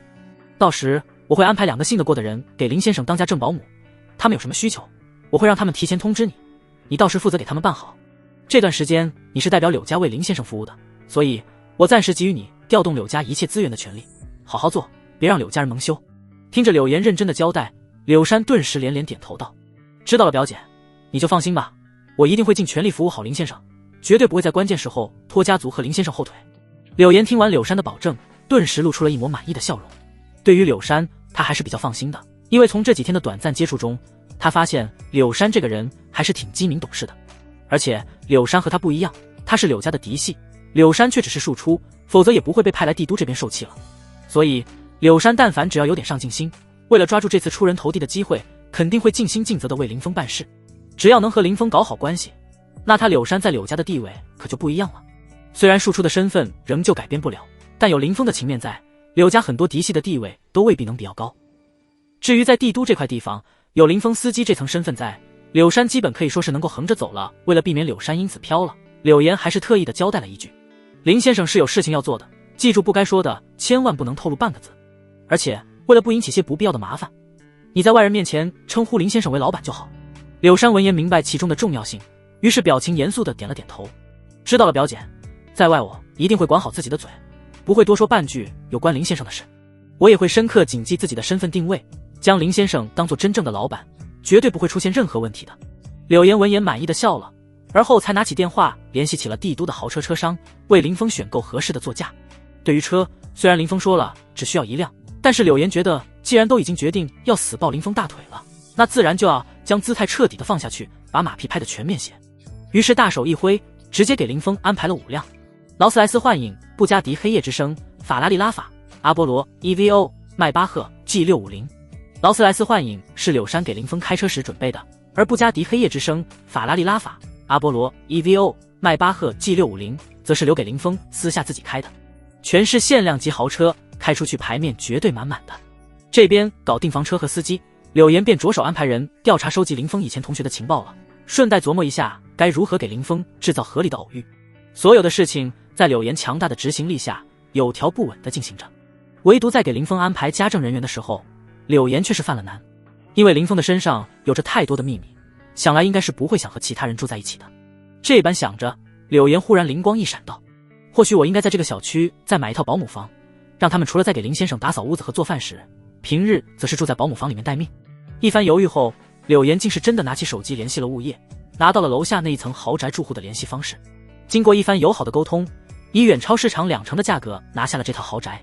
以后我也住在林先生楼下，这样林先生有事交代找我时也能更方便。更重要的是，能够监督那些家政保姆，让他们更加尽心尽责地服务好林先生。这一晚，柳岩几乎都没有停歇过片刻，一直忙碌到第二天早上，终于是赶在林峰享用早餐时，将5套钥匙交到了林峰的手上。林先生，这把是房子的钥匙，等您入住录下指纹后，就不需要再带钥匙出门了。柳岩说着，又分别指着另外4套挂着车标的钥匙道：另外，我还给您准备了5辆车，其中1辆车的钥匙我已经交给柳山了。柳山从今日起便是您的专属司机了，您需要用车时给他打电话就行。除此之外，另外4辆车分别是布加迪黑夜之声、法拉利拉法、阿波罗 EVO 和迈巴赫 G650， 是我为您准备的独行代步工具，车子就停在地下的车库，您一下去就能看到。为了方便您有事情能够随时通知到我，我将您住所楼下那一层房子也买了下来，平日里我和家政保姆都会住在您楼下，以便听候您吩咐。柳岩站在餐桌旁，姿态放得非常低，一脸小心谨慎地将自己的安排全部告诉了林峰。林峰听着柳岩的汇报，见他为了方便替自己做事，竟然做到了这种程度，眼中不禁露出了一抹意外与赞赏。原本他对自己大仇的报后是否要收柳岩为自己管家这件事就有些想法了，如今更是异动了几分。这般想着，林峰望着柳岩，笑着点头道：这样也好，以后有事找你确实方便了许多。这样，你那边也赶紧回去收拾一下吧，收拾完我们今天就搬过去入住。好的，林先生。柳岩闻言连连点头，然后也不再耽搁回房收拾东西了。约莫半小时不到，他便收拾完了自己要带的东西，开车载着林峰来到了为他购买的豪宅处。进入豪宅后，林峰第一时间便来到了客厅巨大的落地窗前，望向了远处的皇宫。虽然距离还是有点远，但在林峰破望之眼的加持下，还是能够清晰地看见皇宫内部情景的。像那些巡逻的护卫、行走的太监，以及那些正在小心翼翼伺候着秦皇妃子的宫女，都在林峰的破望之眼看得一清二楚。只是林峰虽然能看清，但却并不能长时间窥视，只因破望之眼的使用与距离有关，距离越远，对灵力的消耗就越大。饶是以林峰如今的灵力储备量，顶多也就只能维持1炷香左右，便会彻底的消耗殆尽。1刻钟倒也勉强足够了。收回了视线，林峰不禁暗自喃喃道：只要坚持每天都观察，凭借着自己对唇语的了解，也许在某一天会有意想不到的收获。林峰满意了，看向柳岩赞赏道：这里的视野还不错，我喜欢。柳岩见林峰对自己挑选的房子很满意，心中顿时大大的松了一口气，立即回以林峰恭敬的笑道：林先生您满意就好，那我就先不打扰您了，这边我都已经交代好，每天都会有人按时上来为您做饭，打扫家里的卫生。我这2天会尽快收集研究您那些同学的情报，争取尽快为您创造与他们会面的机会，琢磨琢磨如何通过他们更加合理的泄露您真实的身份。好，一切就交给你了。林峰点点头，示意柳岩可以自行去忙了。柳岩见此也没再啰嗦，恭敬地应了一句后便带人离开了。回到楼下，柳岩继续分析着自己调查整理出来的情报。时间在忙碌中飞速流逝，转眼便来到了林峰入住新居的第3天。在这3天里，林峰不曾踏出过新居半步，每天除了吃饭修炼外，便是坚持不懈地观察宫内的情况，试图寻找有用的情报。翌日上午，当林峰正在房间打坐修炼时，柳岩却突然找上了门来。想来是通过3天的思索，已经研究出了能够让自己接触同学暴露身份，又不会显得特别刻意的完美的方案。于是林峰退出修炼状态，给柳岩开了门，将她领进了客厅。事实也的确如林峰所想的那样，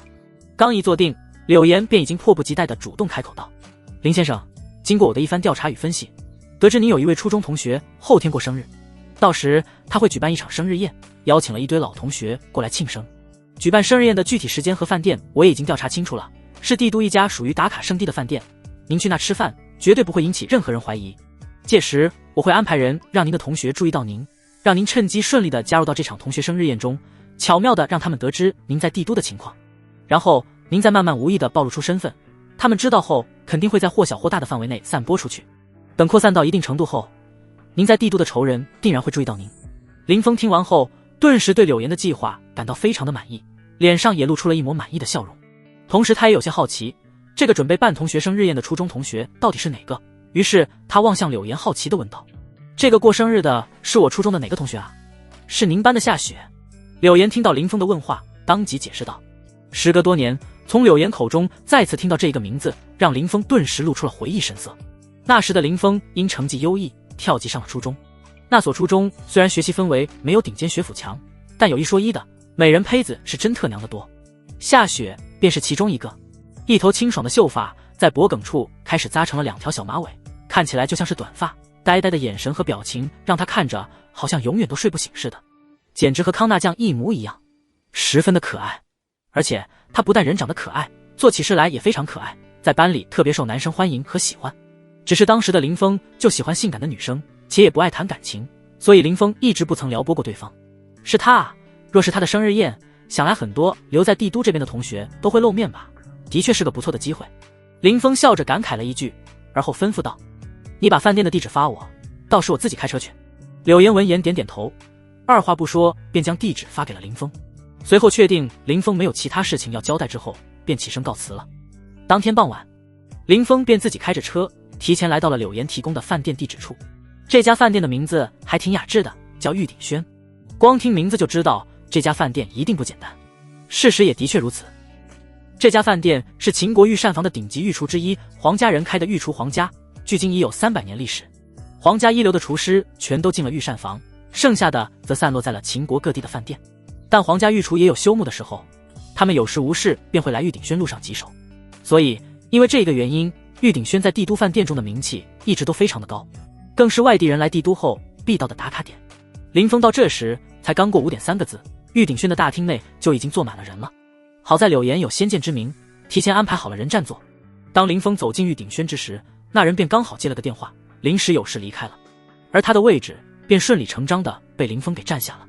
做戏做全套，林峰坐下后便抬手招来服务员，就着菜单点了几道玉鼎轩的招牌菜。因做菜要时间，所以店员在收走菜单的同时，盛了3道经典小食摆在了林峰的桌上，供林峰品尝等上菜。只是林峰估计自己是没有机会等菜上桌了，因为他这张桌子的位置正好朝向玉鼎轩大门口。此时正好看到一道有些熟悉的身影和3个同样眼熟的女生朝大厅内走来。这4人不是别人，正是林峰的初中同学，今日的寿星夏雪和3个他初中的同班女生。此时此刻，他们只要从林峰身旁经过，就一定能看见林峰。即便他们看不到，柳岩提前安排好的人也会帮他们看到林峰。但是很显然，柳岩准备的第2个计划要用不上了。只因4人走进大厅后，夏雪的目光就非常巧合地落在了林峰的身上。突然遇见多年未见的林峰竟然独自一人坐在大厅里吃饭，他顿时满脸惊喜地指着林峰对身旁的3人说道：你们看，那个人是不是我们初中的同班同学林峰啊？听到夏雪的问话，那3名女生的目光下意识便朝着他手指的方向望去，最终落在了林峰的身上。待看清林峰的长相后，他们3人的脸上也齐齐露出了惊喜的神色。真的是林峰，当年他初中都没毕业就突然消失了的，也没在同学群里冒过泡，我都以为他怎么了呢，没想到居然在这里遇到了他。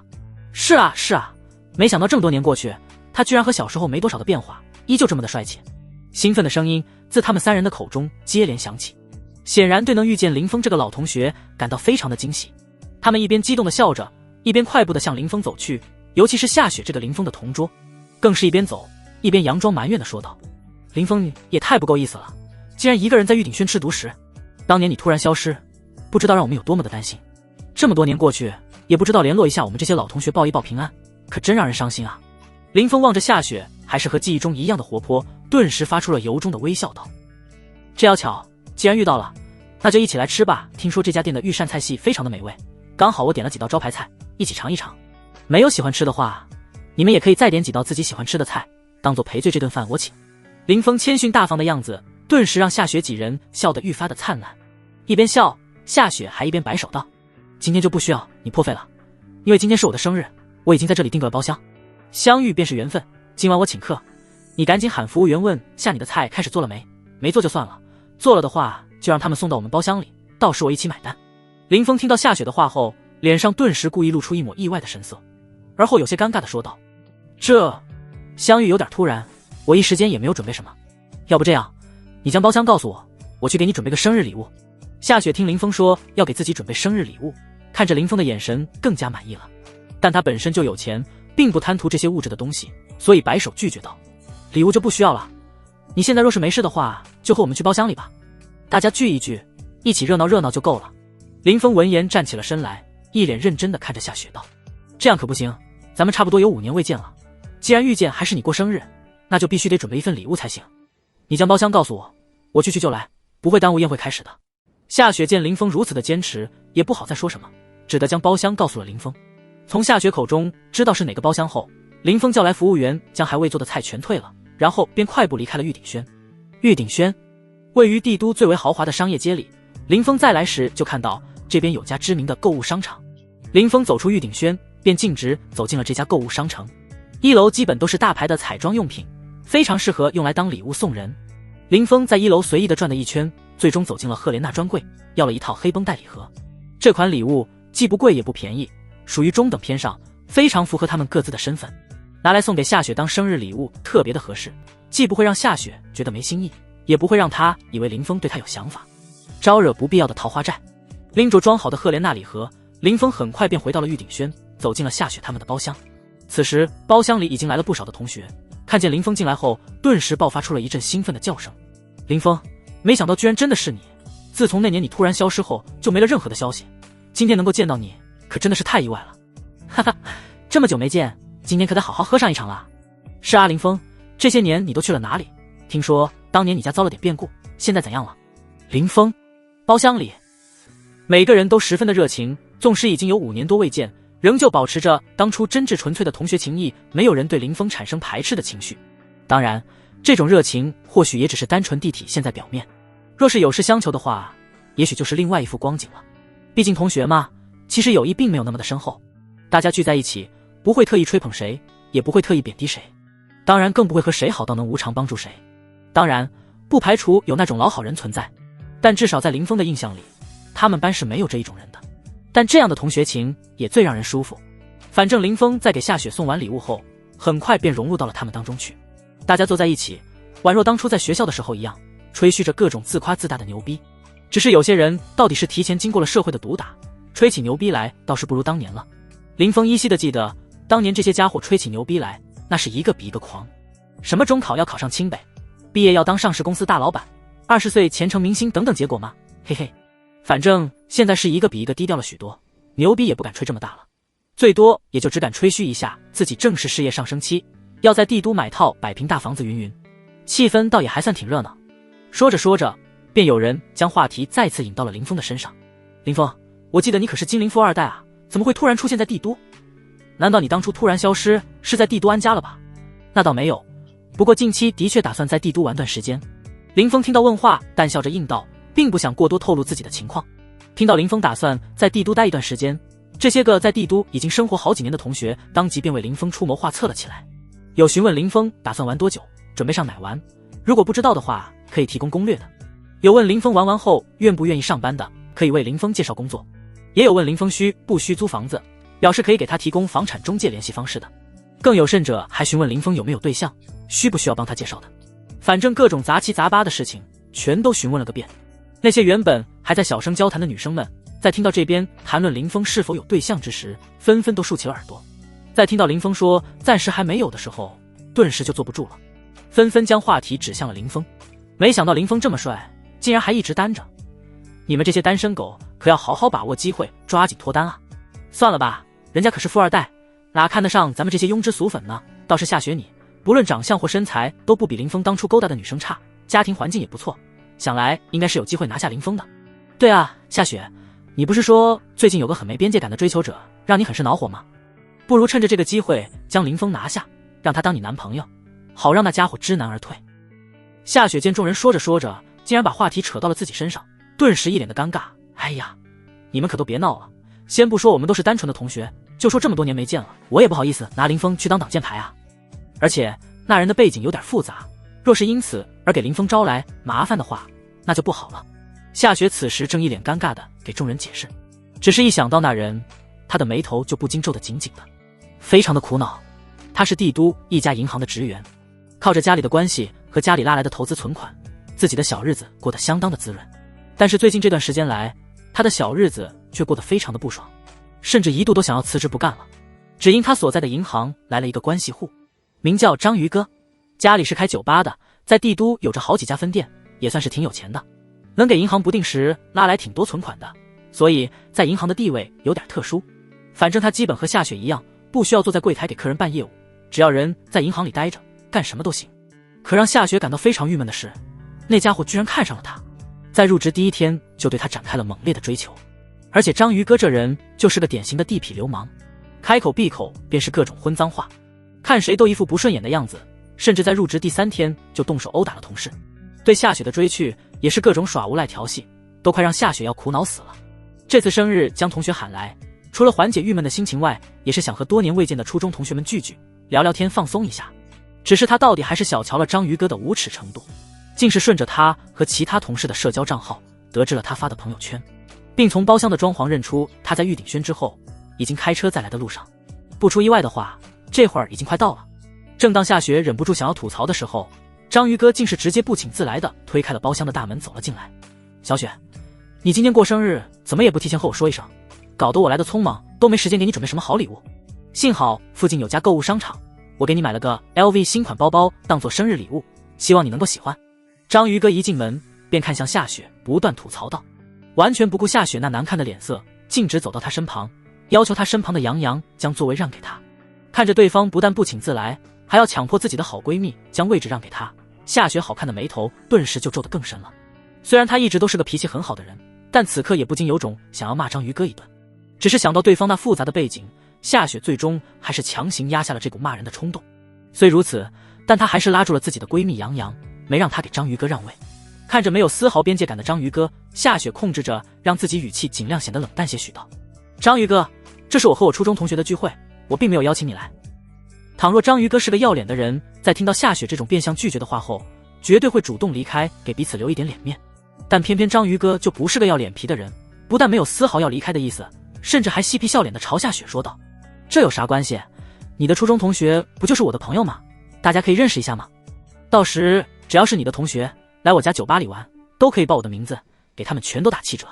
而且我觉得你的同学们都很欢迎我，想与我认识，不信我可以问问他们给你看。说着，章鱼哥便直接无视夏雪愤怒的表情，嬉皮笑脸的看向林峰等人道，自我介绍一下，我叫章鱼哥，是小雪的同事，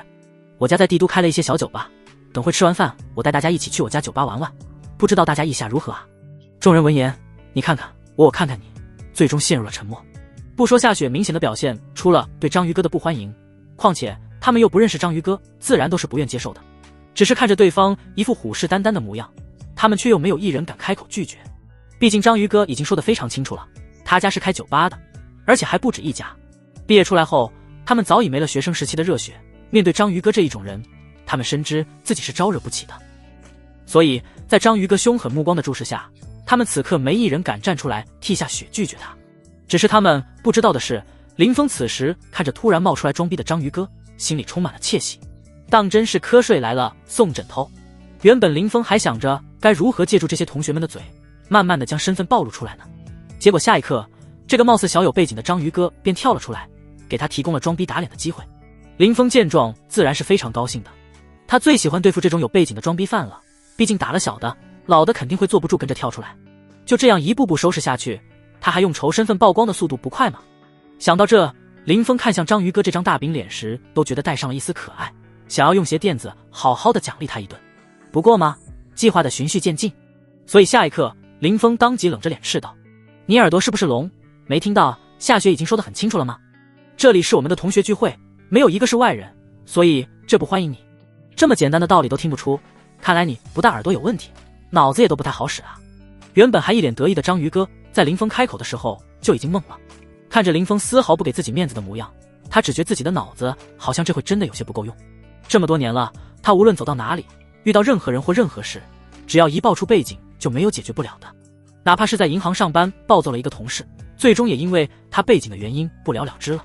对方根本就不敢反抗，更不敢报警去法院告他，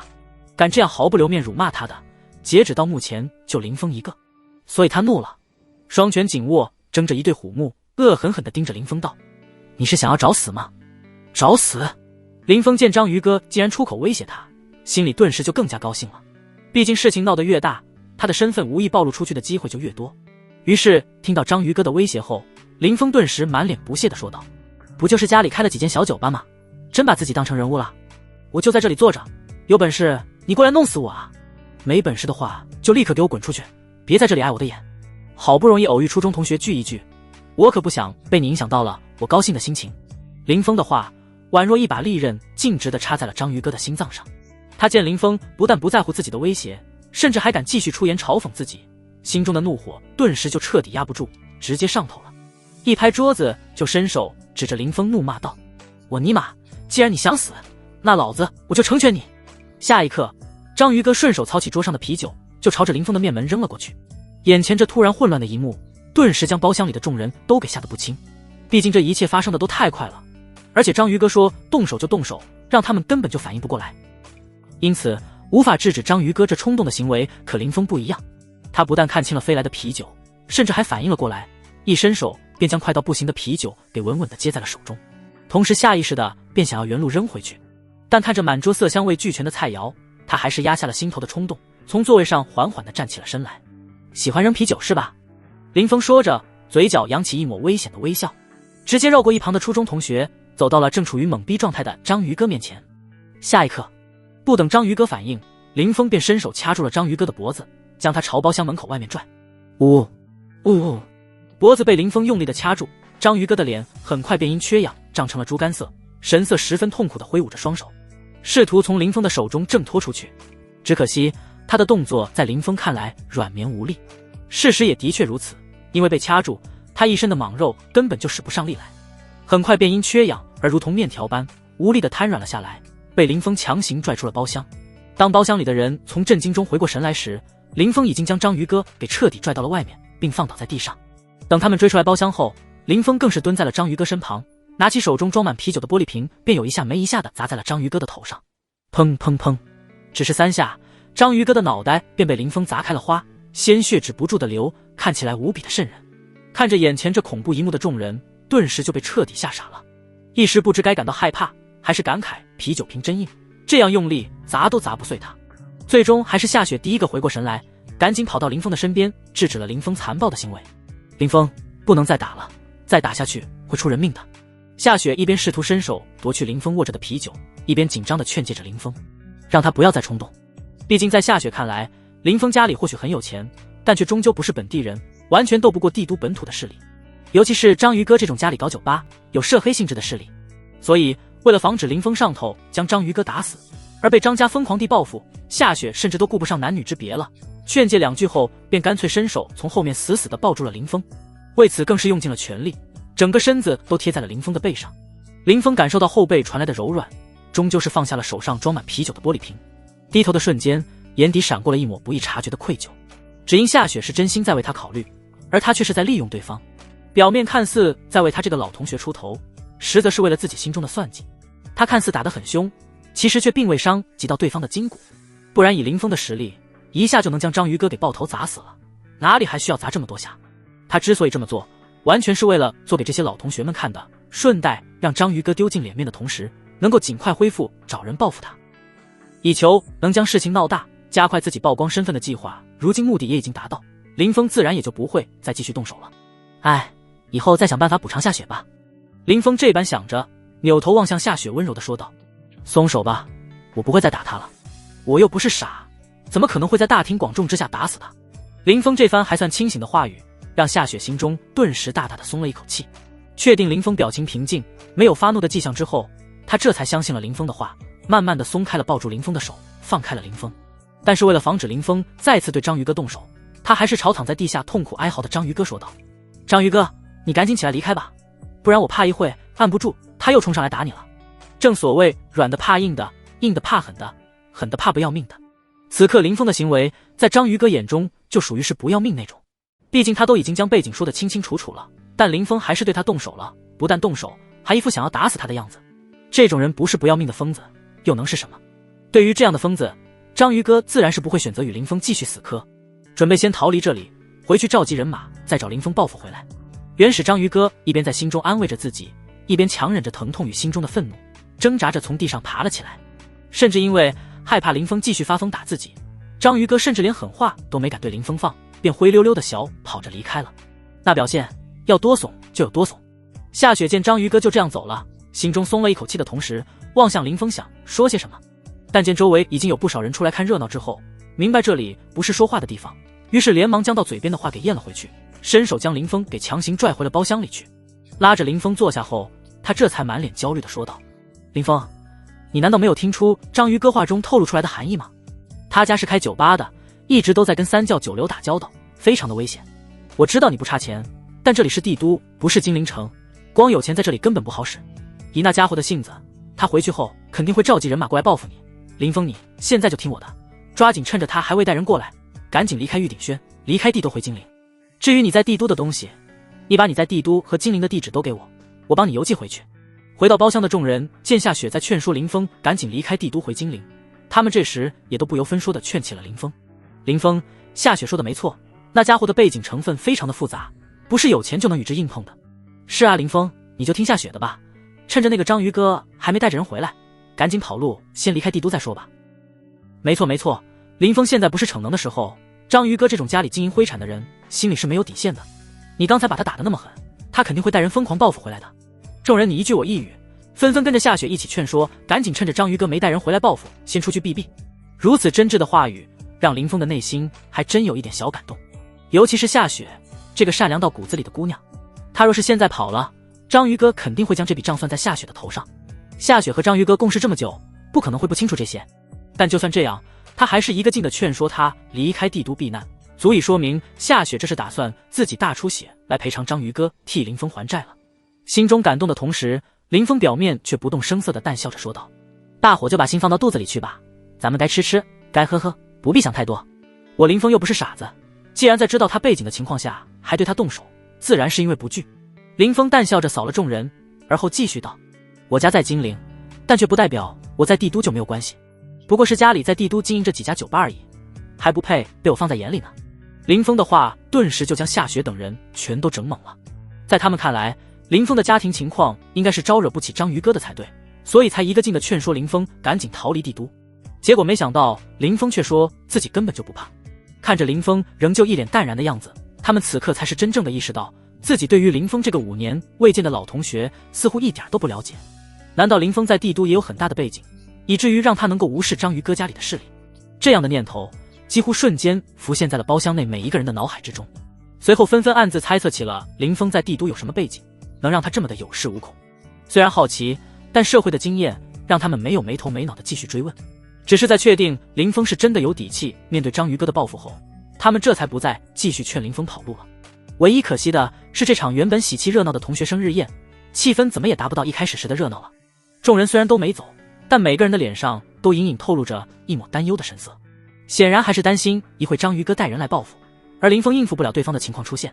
林峰此时看着众人心中有事的模样，当即一口饮下杯中的啤酒，望向众人道：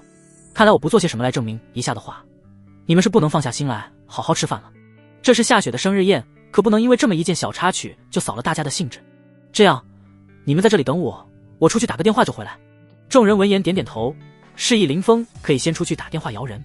林峰见众人如此，也就不再啰嗦，站起身来便离开了包厢。随着林峰一走，包厢里的众人便再也忍不住的开始悄悄讨论了起来。你们说林峰在帝都到底有没有关系啊？遇到这么大的事，竟然一点情绪变化都没有，这我们上哪知道去？这么多年未见了，谁都不知道他这些年到底发展的怎样好吧？林峰以前就是富二代，虽然后来好像出了点事儿，但想来应该不是什么大事，在帝都也有点关系，挺正常的吧。他既然都出去打电话了，想来是真的有关系。他不想透露，我们也别想那么多了，该吃吃该喝喝玩吧。走廊外，林峰走出包厢后，便被草皮的老板刘运才打了个电话。虽然让柳岩处理也可以，但那就有些违背他的初衷了。通过刘运才这个夜店老板来解决章鱼哥，不但能摆平当前的麻烦，还能让刘运才好奇他另一层身份，增加他身份散播的速度。而且刘运才和章鱼哥家里都属于同类型产业，他找刘运才帮忙，不管从哪方面都说得过去。顺带他也能借着这个机会带下雪等人去草皮给刘运才捧场。届时刘运才知道后肯定会过来敬酒，然后顺理成章地见到他的这些个初中同学。到时候肯定会有一大批有心人会知道他在帝都有很多初中同学，这种与他当前身份截然不同的情况一定会引起他们心中的好奇，通过调查挖掘，让他的真实身份彻底的曝光开来。届时他的目的就算顺利完成了。很快，电话那头刘运才便接通了电话。晚上好，林先生，不知您找我是有什么事情吗？虽然隔着电话，但林峰通过对方的语气感受到了刘运才那小心翼翼的模样。听到对方的问话，林峰淡笑着说道：是有点小事，我同学生日聚会上有一个不开眼的家伙被我给收拾了一顿。这家伙好像叫做章鱼哥，家里在帝都开了几家酒吧，担心被他叫人搅乱了气氛。我想着你们是同行，应该都认识，不如你替我解决一下，让他们一家滚出帝都去，别再让我遇到，能不能办到？电话那头听清整个事件来龙去脉的刘运才闻言连忙开口道：林先生，这事儿一点都不难，您尽管放心把事交给我就行，收拾这种垃圾货色我来办就行，不需要您浪费这时间。林峰闻言满意的笑道：既然这样，那就麻烦刘老板了。对了，帮我留个卡座，一会我们聚会结束后去你夜店坐一会儿。刘运才听到林峰说一会还要来自己夜店，更是开心的连连说道：林先生你敢信，我一定给您和同学留个视野最好的包厢。挂断了电话，林峰这才转身往包厢走去。林峰相信刘运才既然敢接下他交代的事，就一定不会让他失望，会把事情给办得漂漂亮亮的。事实也的确如此。对着电话一直讨好微笑的刘运才，在挂断电话后，此刻心情无比的兴奋，这他妈就说我刘运才的机会啊！只要这次将事情办漂亮了，不就可以和林先生扯上关系了？再不济也能让林先生欠个小人情。虽然只是小人情，但林先生在帝都是何等地位，这一份人情在关键时刻或许能够保命啊！这般兴奋的想着，刘运才不然阴森的笑道：张浩天啊张浩天，你可别怪哥哥我不顾同情情义啊，要怪就怪你的命不好，生了这么一个爱惹是生非的儿子，平日里横行霸道就算了，偏偏惹到了林先生。很显然，刘运才的确认识章鱼哥的父亲，毕竟干酒吧的本就是同行，有些实力的或多或少都基本认识。所以刘运才一听林峰说出章鱼哥的名字，且家中在帝都开了几家酒吧时，刘运才就知道他是谁的儿子了。为了将事情办漂亮，刘运才当即便运转起了自己所有能动的关系，打算将章鱼哥父子务必连夜赶出帝都去。喂，李所，我小刘啊，我这边有件事想让您。随着林峰推门走进了包厢，原本还在议论的众人目光当即全都聚集到了林峰的身上。夏雪更是紧张地看着林峰道：林峰，怎么样？你找的人能解决掉当前的麻烦吗？可以的。林峰闻言笑着点头道：我刚才跟对方一说，他就说一切都包在他身上，让我放心玩。而且我找的那人在帝都也是开酒吧的，我让他给我们留了个包厢，等会大家吃饱喝足后转场去玩玩。林峰的解释让夏雪一直提着的心终于是放松了下来，看着林峰连连点头道：对方出了这么大的力，的确该过去捧捧场子的，正好明天是周末，大家都不用上班，可以痛快的好好玩上一场。既如此，今晚我们大家不醉不归。没错，不醉不归。听到林峰已经彻底摆平了麻烦，他们顿时也都放心了心来，想要好好的放纵一场。毕竟生活在帝都这种寸土寸金的地方，除非是家里有钱的富二代，要不然压力还是非常的大的。包厢里除了夏雪是白富美以外，其余人的家境都特别普通，可想而知长期生活在帝都的他们压力有多大。林峰见气氛终于轻松了下来，不再因章鱼哥的事情而紧张沉闷，顿时也端起酒杯继续和众人叙起了旧来。不过考虑到稍后还有一场酒要喝，林峰便朝众人提议道：诸位，那酒吧老板特意给我准备了不少的好酒，晚点到那后咱们再好好的喝第二场，这一场咱们尽量都少喝一点啊。众人听到林峰说酒吧那边已经准备了不少的好酒，不少人顿时眼前一亮。林峰不差钱，背景也不差，能被他说是好酒的，那肯定是真正的好酒，这不就让众人期待了起来。一直到晚上9点多才算是结束了这第一场聚会，直到林峰他们离开玉鼎轩，也没等到章鱼哥带人来报复。这一点更是让众人明白了一件事，章鱼哥这个家里经营灰产的恶霸真的被林峰一个电话给彻底解决了，这不禁让他们对林峰的热情更甚了几分。想着大家毕竟是同学一场，以后哪天自己要是不小心得罪了招惹不起的人物，也可以请林峰帮忙解决一下，倒不是他们现实，只是作为生物的本能罢了。不管自身强大或弱小，都会希望自己能有几个强大的朋友，在自己遇到麻烦时能帮自己一把。当然了，在大多数情况下，他们或许一辈子也遇不到什么大事，用不上这道关系。玉鼎轩门口，夏雪看着林峰道：林峰，你开车了吗？需不需要我帮你喊个代驾？行。林峰闻言没有拒绝夏雪的好意，毕竟喝车不开酒，开酒不喝车，他林峰可是个老实的守法公民嘞。那你把你朋友的酒吧名字告诉我一下，我先设置下定位。夏雪见林峰点头，于是询问地址道：酒吧的名字你应该听过，草皮夜店，在帝都挺有名的。随着林峰报出酒吧名字后，原本来叽叽喳喳交谈的众人顿时全都安静了下来。草皮，他们何止是听过，这家酒吧在帝都简直不要太出名。草皮夜店的老板也许在林峰眼中只是个微不足道的小人物，但在他们这些人眼中却是手眼通天的大人物。所以在得知林峰的朋友竟然是草皮的老板之后，他们才会这么的震惊。沉默几秒后，他们顷刻间便爆发出了更大的热情。卧槽，林峰，没想到你竟然藏得这么深，居然认识草皮的老板。就是啊，早知道你认识这种大人物，刚才我们就不用那么紧张了。你这也太不地道了，林峰，害得我们担惊受怕那么久。等会到了酒吧后，你必须得自罚3杯酒才行。夏雪虽然没有像众人那样，但望着林峰的目光也不禁充满了异样。显然对林峰认识草皮老板这件事，同样给他带来了不小的震惊。林峰看着他们一副自己攀附上草皮老板刘运才的样子，颇为无奈地轻笑了一下，倒也没想过解释什么。毕竟解释跟他们所猜想的截然相反的话，就有些太过装逼了。同学一场，有时太过装逼了不好。等夏雪帮他叫的代驾到了后，林峰报了停车位后，便将车钥匙递给了代驾，让他自己去停车场取车。今天除了夏雪和林峰之外，还有5、6个同学是开车过来的。在代驾将车全部开到玉鼎轩门口时，众人之间的差距就显露出来了。林峰的车是柳岩给他准备的4辆车之一的阿波罗 EVO， 售价仅2000多万，但因全球限量仅10台的缘故，有钱也不一定能买得到。夏雪的车则是一款落地300万不到的玛莎拉蒂布里奥，其余的6个开车过来的同学混得最好的座驾也才是奥迪 A7， 其他的则都是些普通代步车。所以当林峰的车被代驾从停车场开到玉鼎轩门口之时，众人的目光全都下意识被吸引了过去，眼中充满了羡慕。尤其是在看到悬挂在车头5个9的车牌后，除了羡慕外，更多的则是无比的震惊。毕竟这种特殊的牌号在任何地方都一样，没有过硬的关系和足够多的钱是根本弄不下来的，就更别说林峰的车牌还是帝都的 A 牌。只是路人的心中的震惊却远不及林峰那些同学心中的震惊。毕竟在他们心中，林峰只是来自外地的富二代，虽然有钱，但应该也没有到那么夸张的地步。但此刻的这一辆顶级超跑却是再次打破了他们的心中对林峰的认知。毕竟这辆价值2000多万的超跑，再搭配上5个9的帝都 A 牌，可不是什么普通富二代能够拥有的了。难道当初接送他上课放学的宾利是他家最低调的车了吗？他们不知道的是，林峰带给他们的震惊才刚刚开始，等到草皮后才是真正让他们三观都为之震颤的时候。20分钟后，林峰一群人便来到了草皮夜店。当林峰带着夏雪等人刚走进草皮那一刻，刘运才特意安排的营销小李便热情地迎了上来。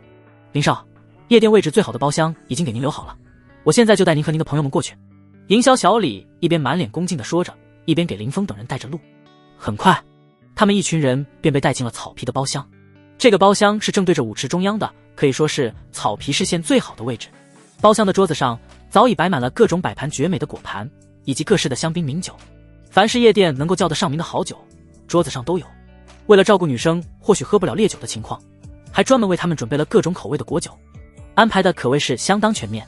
营销小李将林峰等人带进包厢后，更是恭敬笑道：林少，我们老板说了，您有什么需要可以尽管跟我们吩咐，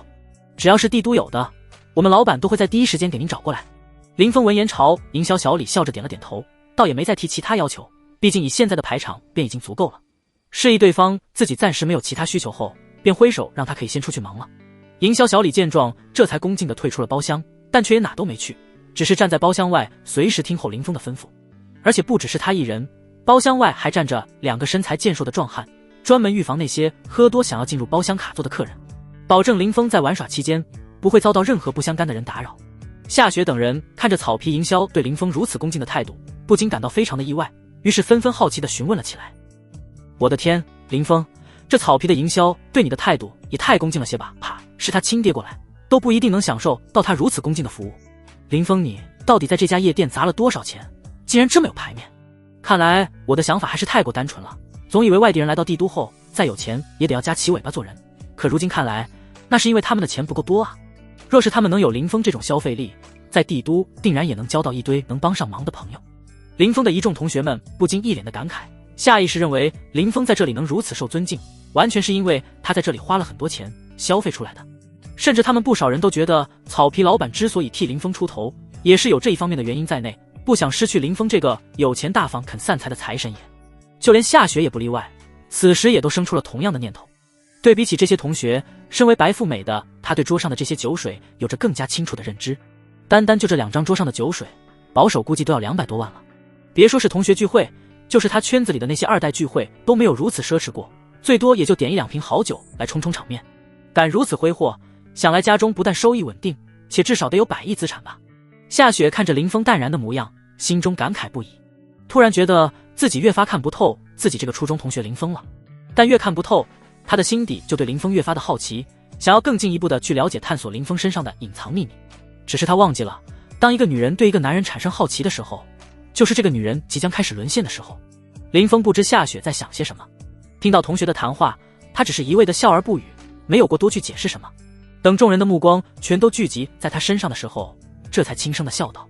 大家今天吃好，好玩好就行，其余的就不要多想了。来来来，让我们给自己倒满酒后举起酒，敬我们今晚的寿星夏雪一杯。林峰洒脱的话语让一众同学顿时变得更加兴奋了，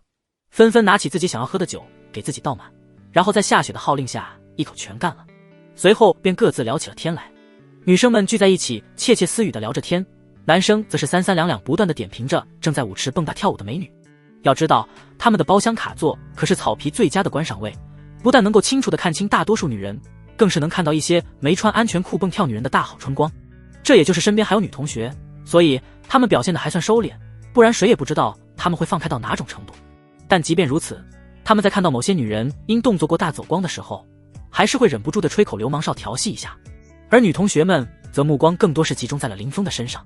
毕竟相对于舞池上的那些个男男女女，还是林峰这个越发神秘的老同学更让他们在乎。你们发现没，现在的林峰比起曾经更帅了，整个人都散发着一种无法形容的气场，让人忍不住想往他身上扑。哈哈，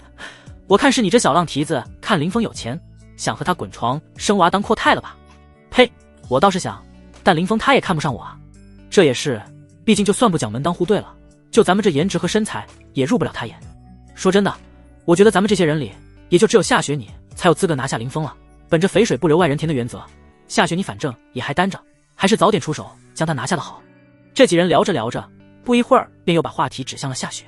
有一个算一个的，全都在明里撮合着夏雪与林峰。夏雪听到众人的撮合，一张白皙的小脸顿时羞得红红的，一时不知在想些什么，倒也没有说出什么拒绝的话来，只是不着痕迹地看着林峰，显然心里并不介意和林峰接触看看。若这是发生在那件事以前的话，林峰还真不介意与夏雪接触试试的。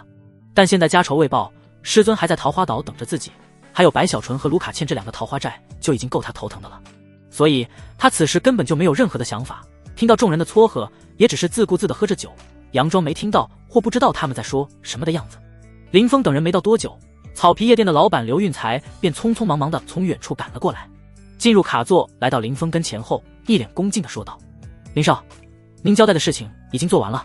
章鱼哥和他的父亲都已经连夜离开了帝都，并向我们保证今后都不会再踏入帝都半步，甚至名下的房子和酒吧也已经连夜挂牌，准备低价处理掉。那章鱼哥他爸也就张浩天在离开时还一个劲地和我说好话，向我保证回老家后一定会好好教导儿子，希望您高抬贵手饶他们一次，不要对他们赶尽杀绝。林峰坐在卡座沙发上，听完刘运才的汇报后，望向他颇为满意的笑道：放心，我也不是什么赶尽杀绝的人，既然他们一家已经识趣的离开了帝都，那今晚的事便算接过去了。顿了顿，林峰对上刘运才那恭敬的眼神，轻笑着说道：这是你办得不错，算我欠你个人情。刘运才听林峰亲口承诺记自己一个人情，内心顿时就乐开了花，能替林少您做事就已经是我的荣幸了，哪还用得着您记我人情啊。林峰看着刘运才那副明显快要乐得压不住嘴角的笑容，此时竟然还在自己面前装什么谦虚，顿时只觉非常的无语。不过倒也没去揭穿他，摆了摆手道：一码归一码，好了，这里都是我同学，有你这个外人在，他们放不开去玩，如果没什么事，你就先忙你的去吧。好的，林少，您要是有事交代的话，尽管让营销通知我，那我就先离开了，祝您和您的同学们玩得尽兴。刘运才听林峰这么说，恭敬地留下一句话后便转身离开了。他对林峰恭敬的态度比方才的营销小礼有过之而无不及，特别的夸张，这让包厢内包括夏雪在内的所有人都彻底的懵了。他们原本还一直以为林峰能够让草皮老板出面摆平章鱼哥，是因为林峰在草皮消费非常大，草皮老板不想失去林峰这个财神爷才答应下来的。而且他们认为的摆平也只是简单的解开恩怨，让章鱼哥不再对林峰进行报复。但是通过草皮老板说的那番话来看，事实貌似与他们所想的完全不一样。林峰所谓的摆平根本就不是和解了事，而是将章鱼哥一家全都赶出帝都，这么的恐怖。要知道，想在帝都开一家酒吧，不但要有黑道上面的关系，更要有白道上面的关系，不论是缺少哪一点，酒吧都绝对开不起来。就算真开起来了，也用不了多久便会被各种意想不到的事情整得焦头烂额，甚至直接将好不容易装修好开启的酒吧关门大吉。章鱼哥的父亲能在帝都多个地区开酒吧，足以说明他爸背后的关系还是很硬的，至少让他在帝都立足经营是没有问题的。可现在就因为章鱼哥和林峰发生的点冲突，他们一家竟然就连夜被赶出了帝都，甚至是名下所有的酒吧和房产都要全部低价抛售掉，这怎么能让他们不为之感到震惊？而且草皮老板对林峰的态度也完全不像他们所想的那样，看起来反倒像是对方在巴结林峰。这种态度可不是对待大客户那么的简单。这一刻，关于林峰背景到底有多大这事，在夏雪等人的心中掀起了轩然大波。他们在猜测的同时，看向林峰的目光中甚至还隐隐地带上了一丝本能的畏惧。普通人见到大人物，由心控制不住的那种。直到草皮老板离开包厢时，他们仍旧处于无比震惊的情绪当中，一时间倒是不敢再开林峰和夏雪之间的玩笑了。反倒是夏雪，此刻非但没因刘运才对林峰的态度而对林峰生出畏惧的情绪，反而是对林峰这个老同学愈发好奇了。所以在刘运才走后，他便站起了身来，主动坐到了林峰的身边，不断找话题和林峰交谈了起来。这么明显的举动，傻子都能看出来，他现在是真的对林峰有兴趣了。窈窕淑女，君子好逑这句话套用在男人身上同样好用。只要男人足够的优秀，那些平日里普通人求而不得的女神也是会主动倒追的。现在的夏雪便是这一种情况。虽然他目前还看不透林峰的情况，但从林峰目前所展现出来的实力，就足以说明他是一个非常优秀的男人，而且还是他懂事以来遇到的除了他父亲以外最优秀的男人，没有之一。所以他承认他是真的心动了。如果错过这一次，夏雪不知道自己这辈子是否还能再遇到一个像林峰这样优秀的男人了。所以为了把握住这样的机会，他决定主动对林峰发起追求的进攻。这不是势利，也不是嫌贫爱富，这是女人心底与生俱来的慕强的本能。毕竟她本身就不缺钱，还是家里的独女，家里数亿的资产将来都会是她的，所以根本不缺钱的她不可能会专门为了钱而委屈了自己。她之所以对林峰心动，主要还是她打从心里觉得这个多年未见的初中同学实在是太好了，不但气质独特，遇事还敢打敢拼，且自身还如此的优秀。她觉得跟着林峰这样的男人，这一辈子都不可能会委屈了自己，所以她才会下意识地靠近林峰，想要了解更多有关林峰的事情，甚至是成为林峰的女友。林峰不是傻子，自然看出夏雪这是真的对自己动心了，这不禁让他的内心感到有些许尴尬。毕竟他对夏雪是真的没半点的想法，而且他已经有师尊了，是不会接受夏雪的。就在林峰苦苦思索该如何让夏雪放弃对自己的心思时，整个夜店却突然陷入了一阵巨大的尖叫声之中。林峰此时也不禁被吸引了注意，朝舞池处看了过去。待看清情况后，林峰的眼中顿时露出了一抹了然的神色。原来是卢卡茜登场了。他只是站在台上，随意地挥了下手臂，便引起了整个夜店70%以上的男女尖叫配合，足以说明卢卡茜的人气有多么的高。真漂亮，这个卢卡茜也太性感了吧！纤长美腿夺命腰，前凸后翘阎王笑，这身材简直是无敌了。若是能睡她一夜，哪怕第二天就见阎王也稳赚不赔啊！我说你就别再做梦了，这种极品女神可不是我们能够拥有的。她可是全球性质的顶尖大网红，有人曾统计过她的收入，保守估计1年有2-3亿进账。你拿什么去拥有人家？激烈兴奋的议论声自包厢内的一众男同学们口中不断的响起，就连夏雪这些女同学看向卢卡茜的目光都充满了羡慕。林峰听着他们的议论，顿时眼前一亮，当即便想到了一个能够让夏雪彻底断掉念想的主意。想让一个女人对男人死心，最好的办法便是这个男人身边有一个比他更加优秀的女人。此时的卢卡茜在夜店这种特殊的环境氛围下，足以令所有女人都为之黯然失色。如果是她的话，想来应该足以令夏雪彻底放弃心中对她的那点不该有的想法吧。这么想着，林峰当即不动声色地给卢卡茜发了条微信，告诉对方自己卡座的位置，以及让对方临时假装一下自己的女友，过来找下他。发完信息后，林峰便收起了手机，一边打量着台上的卢卡茜，一边端起酒贴在唇边慢慢地品尝了起来。在他的注视下，正在表演的卢卡茜像是听到了什么惊喜的声音，当即从屁股的口袋里拿出了自己的手机。显然卢卡茜这是给林峰的微信信息提醒设置了特殊的提示音，要不然在这么嘈杂的环境里，他是不可能在林峰刚给他发出信息就瞬间知道的。看完信息的卢卡茜在林峰的注视下，像是得到了什么惊天的喜讯，以致眉梢都充满了浓浓的笑意。收起手机后，他便朝着林峰卡座所在的方向挥了挥手，同时更是拿起话筒大声地喊道：今天我男人来了，所以我可能就没有时间再继续给大家表演了。在这我提前跟大家说一声抱歉，请大家多多谅解。等这首歌放完，今晚的舞台便暂时交由其他的 DJ 小姐姐来继续为大家演奏。卢卡茜在舞台上如此大声地宣布自己的男人来了，这不禁让夜店里的所有人都感到非常的震惊，一时间有些不敢相信自己的耳朵，怀疑自己是不是耳鸣听错了。尤其是那些专门为了卢卡茜而来的客人，此时更是一脸的郁闷。虽然他们也清楚卢卡茜这样的极品根本就不是他们能够觊觎的，但这并不妨碍他们希望卢卡茜一直都保持单身啊。毕竟自己不能拥有，那自然也不会允许别人拥有嘛。可如今卢卡茜直接用麦大喊自己的男人来了，这不禁让他们的心在这一刻也跟着悄然的碎了。只有那些帝都顶尖富豪圈子里的人对卢卡茜的话没有感到一丝的意外，因为他们本就知道且认为卢卡茜是林峰的女人，所以他们不但没感到意外，甚至还有不少人已经开始琢磨着要不要趁着这个机会上去认识下林峰。只是他们想了想，最终还是全都作罢了，没有一人敢去打扰林峰的。毕竟说到底，他们老子都不一定够格和林峰攀谈，就更别说是他们了。林峰包厢内，那些个原本来兴高采烈的男同学们在听到卢卡茜高调宣布的话后，同样是露出了一脸沮丧的神色。尤其是那个说卢卡茜是大网红，年入好几个亿的男同学，此时情绪更加的崩溃，就好像是自己的老婆被人给抢走了似的，十分的夸张。各种心碎吐槽的话语自他们的口中不断响起。林峰听着他们浮夸的呼喊，只觉有些小尴尬，哪怕知道他们都是在故意搞笑的，毕竟卢卡茜现在的身份是他的女朋友啊。林峰此时都已经能够想到待会卢卡茜来到他们包厢时，这些人知道卢卡茜是他的女朋友之后的尴尬场面了。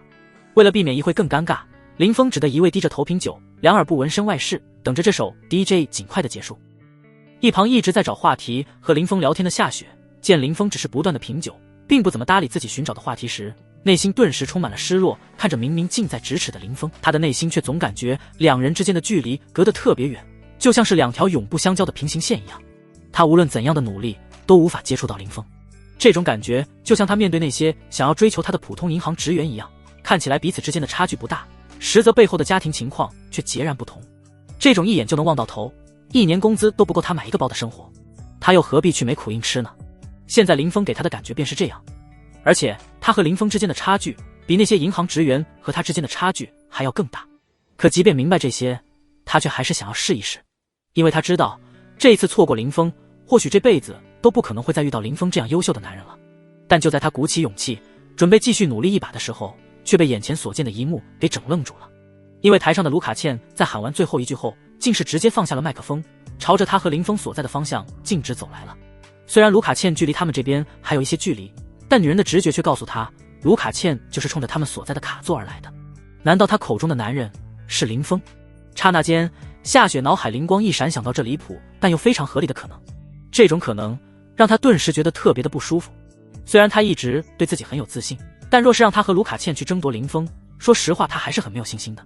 毕竟她是一个自尊自爱的女人，如果林峰真的有女朋友的话，她是不会插足林峰感情去做那第三者的。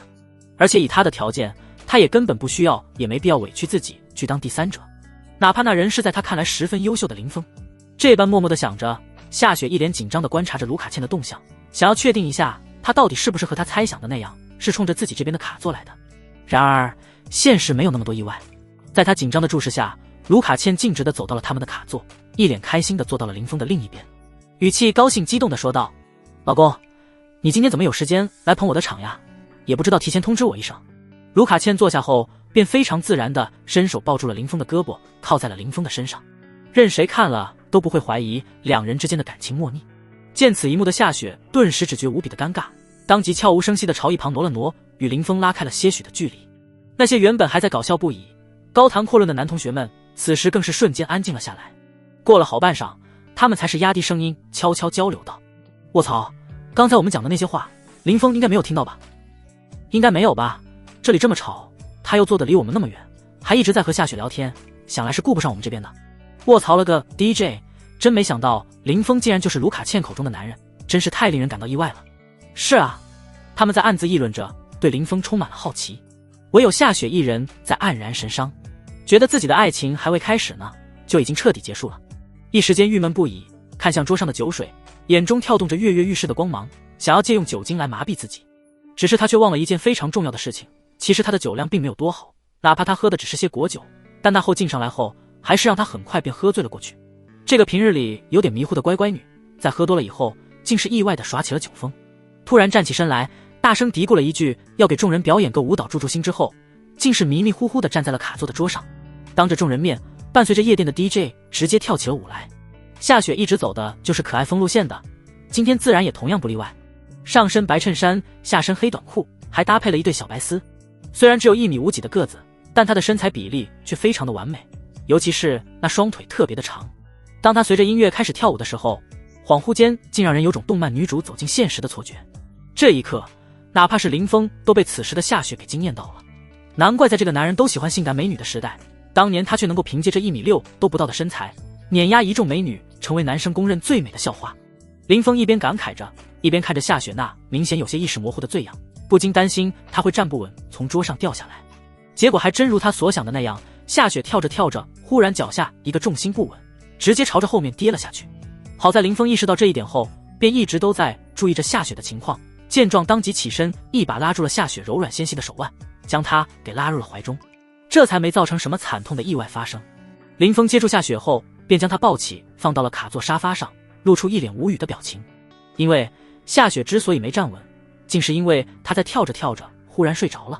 还睡得巨踏马的香。好在林峰发现的及时，并未引起周围同学们的注意，以至于他们都未发现夏雪差点摔倒的这惊险的一幕。眼见夏雪短时间内是醒不过来了，于是林峰干脆将她交给了卢卡茜，让她先帮忙照顾一下，而他自己则是被那些心虚的男同学们拉拽着一起过去划拳喝酒了。在这种热闹兴奋的气氛下，很快他们便被林峰一个人给全喝趴下了。放眼包厢，除了林峰一个男人外，无一人还能保持清醒的。散场时，还是林峰让夜店帮忙安排的车子，将他们全给一一送走了。唯独在夏雪这里，却是遇到了一点小麻烦。因为此时的夏雪睡了一觉后，有些迷迷糊糊的，像是醒酒了，但却又未完全酒醒，竟然抱住了林峰，不让夜店安排的司机送他，强行要求林峰亲自送他回家。林峰见他这副可爱无赖的模样，既好气又好笑，最终只得无奈的看向卢卡茜说道：“那你就先回去吧，我送一送他，不然以他如今的状态，要是在路上和司机闹起来的话，我还真有点不太放心的下。”若卢卡茜真是林峰的女友，他肯定是不会让林峰送夏雪回去的，但偏偏他并不是，所以纵使他心中吃味，也说不出不让林峰送夏雪回去的话来。只是为了防止夏雪趁着醉酒和林峰发生点什么，他还是故意很大声的对林峰说道：“那老公，我就先回酒店洗澡等你了，你可要尽快回来啊。”真是个戏精。林峰听到卢卡茜如此的话语，不由得在心中暗自评价了一句。不过做戏做全套，他仍旧在卢卡茜说完之后笑着回应道：“好，你先回酒店里等我，我送他回去后就过去找你。”说罢，林峰便用灵力驱散了体内的酒精，将夏雪扶进阿波罗 EVO 的副驾驶，给他系上安全带，关上车门后，这才坐进了主驾。从半清醒状态的夏雪口中得知他家的地址之后，林峰便顺着导航提供的路线，一脚油门飞驰了出去。从导航上看，夏雪家竟然离林峰目前住的小区距离非常近，只不过林峰住的小区是在1环外围的区域，而夏雪家则是属于2环内。虽然房价相差并不是很大，但真比较起来的话，还是林峰所住的小区档次更高些。当林峰开着车来到夏雪家小区门口时，早已提前接到电话的夏雪爸妈已经在这等待多时了。看着林峰竟然开了一辆一看就非常高级的超跑，而且还悬挂着 DA99999 的车牌时，夏雪爸妈的脸上顿时充满了不敢置信的神色。抛开车的价值不谈，光着这个车牌就不是一般人能够拥有的了。这让他们夫妻俩一边感谢，一边从林峰手中接过夏雪朝小区里面走远后，夏雪的母亲便忍不住地望向夏雪的父亲说道：“老公，小雪这个同学看起来背景应该非常不简单，你说我们能不能让小雪请她出手，帮我们家度过眼前的难关？”夏雪的父亲听到妻子的话后，脸上明显也露出一抹异动的神色，但还是认真地摇了摇头，拒绝了妻子的建议。不合适，我们家这次遇到的麻烦非常大，先不说人家愿不愿意帮，就算真的愿意帮，这么大的人情若是我们欠下的也就罢了，可若是小雪欠下他这么大一个人情的话，你说将来小雪能拿什么去还？说到这，夏雪的父亲语气异常的坚定：“我夏东海就算是破产，也不会委屈了小雪，关掉公司，卖掉这里的房子，我们拿着1两亿回老家去也能活下去。”显然在他的心中，自己一手创办的公司根本就没有自己的女儿重要，只是他在说这话之时，并未注意到原本应该醉死过去的夏雪眼皮眨了眨，显然是并未彻底醉死过去，并且还将他们的对话一字不落的全都听进了耳中。另一边，林峰将夏雪送回他爸妈手中后，便直接返回了自己的住所，然后便一如既往地站在客厅巨大的落地窗前，运转破望之眼观察着皇宫内院的情况。只可惜林峰还是如往常一样，并未从那些护卫宫女或太监贵人的身上得到有用的情报。待到林峰感觉体内灵力消耗过半后，林峰这才停止了窥视，回房间拿衣服准备洗个澡睡觉。可就在这时，他的手机却突然响起了一连串的微信提示声。都这个点，是谁在给我发信息啊？这让林峰感到有些许疑惑，难道是刚才分开的那些同学？这般想着，林峰即便从口袋里拿起了手机，解锁点开了微信。感情不是同学在找他，这些微信信息全是卢卡倩给他发的，而且信息的具体内容竟然全是卢卡倩本人的一些自拍照，而且全是穿着酒店浴袍的，发到网上秒被和谐的大尺度照片。这不禁让看完照片之后的林峰表情顿时就变得异常复杂了起来。可恶的妖精，这是要逼自己犯罪啊！林峰敢说，任何一个正常的男人在看到卢卡倩发给他的这些照片后，绝对一时兴起，开始自我奖励了。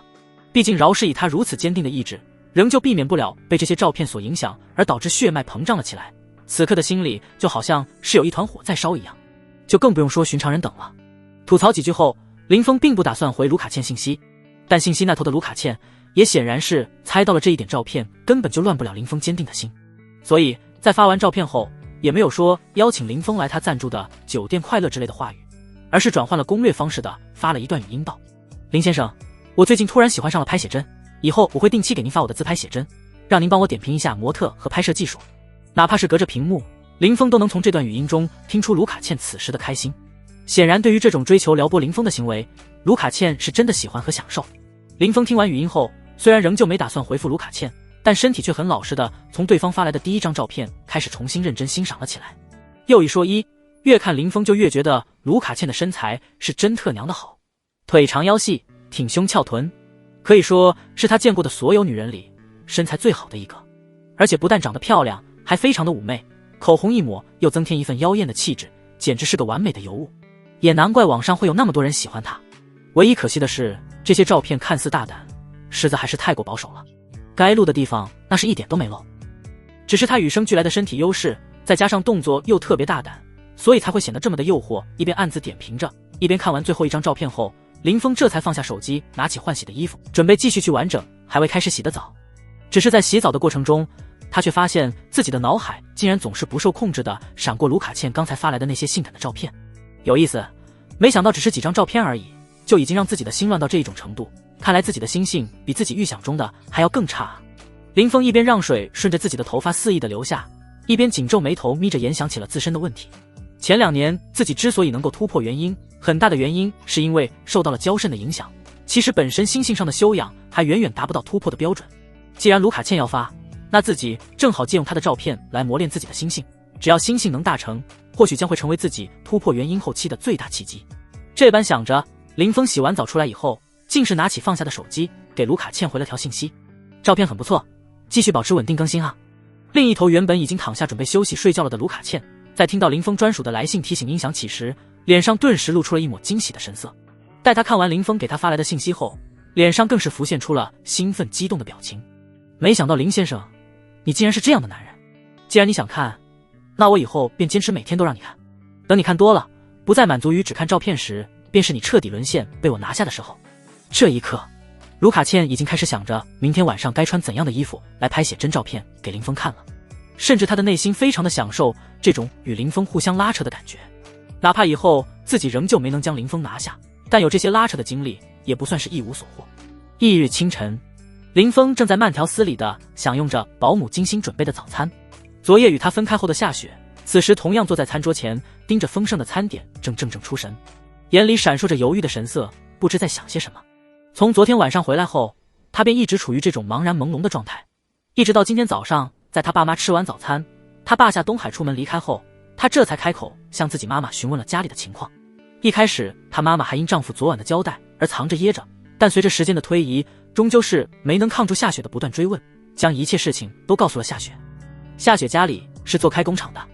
主营类目是医疗器械，和帝都多家医院有着深厚的供需关系，所以生意一直都还算稳定。可就在不久前，帝都医疗界却突然发生了一起很大的震荡，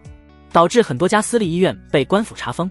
这其中不乏压着夏雪家工厂设备货款未结清的私立医院，间接使得他们家凭空多了一笔3个多亿的材料及生产开支的债务。一夜之间就直接将他家的公司给彻底拍死了。要知道，他们家所有的资产也不过才2个多亿，剩下全是银行贷款和压的供货商的钱。这些钱若不还上的话，他家工厂怕是会立即倒闭。到时除了这套房，他家便真就彻底一无所有了。虽然这套房产也值1个多亿的样子，但光有房没钱，他们一家也不可能还能在帝都生存得下去。为了活下去，他家就只能卖掉这唯一的房产，带着钱回老家或其他城市生活了。目前唯一能够挽救他家工厂的办法，便是趁着目前这些医院还正处于资产清点的阶段，想办法将属于自己的货款给要回来。但原本负责这块的太医院时卫生警，也因这场震荡被罢免官职，直接斩首了。目前这事的是一位新院士，夏雪他爸根本就连对方的门庭都踏不进去，就更别说找对方帮忙，让对方在清算这些被查封的私立医院资产的时候，提前结清自家的医疗器械货款了。毕竟给这些私立医院提供医疗器械的可不只有夏雪他们家，到时肯定是谁有关系就先结算谁。而且这些医院的资产都是有限的，到时肯定会有一些供货商得不到资金的结算。不巧的是，夏雪家便是无法结算中的一员。这段时日里，夏雪的爸妈已经想尽了一切的办法在托人找关系，可这钱也花了，事也办了，结果却宛若石沉大海般听不到半点的声响。所以在昨晚林峰送夏雪回来的时候，夏雪妈妈才会对林峰有了点想法，觉得林峰也许能帮他们家摆脱当前的困境，度过这一次难关。当夏雪听完自己妈妈交代的一切后，她也本能的觉林峰或许真的能够帮助他家解决当前的难题。毕竟林峰昨晚给他带来的震撼实在太大了，以至于林峰在他心中那神秘的背景已经与深不可测画上了等号。所以他相信林峰若是愿意替他家出头的话，很大可能是可以帮他家从新任太医院时手中提前要回医疗器械货款的。但对于要不要给林峰打电话求助，却成了他现在一直犹豫的点。因为这通电话一打，他欠林峰的人情可就欠大了，就像他爸昨晚说的那样，是正常情况一辈子都无法还清的人情。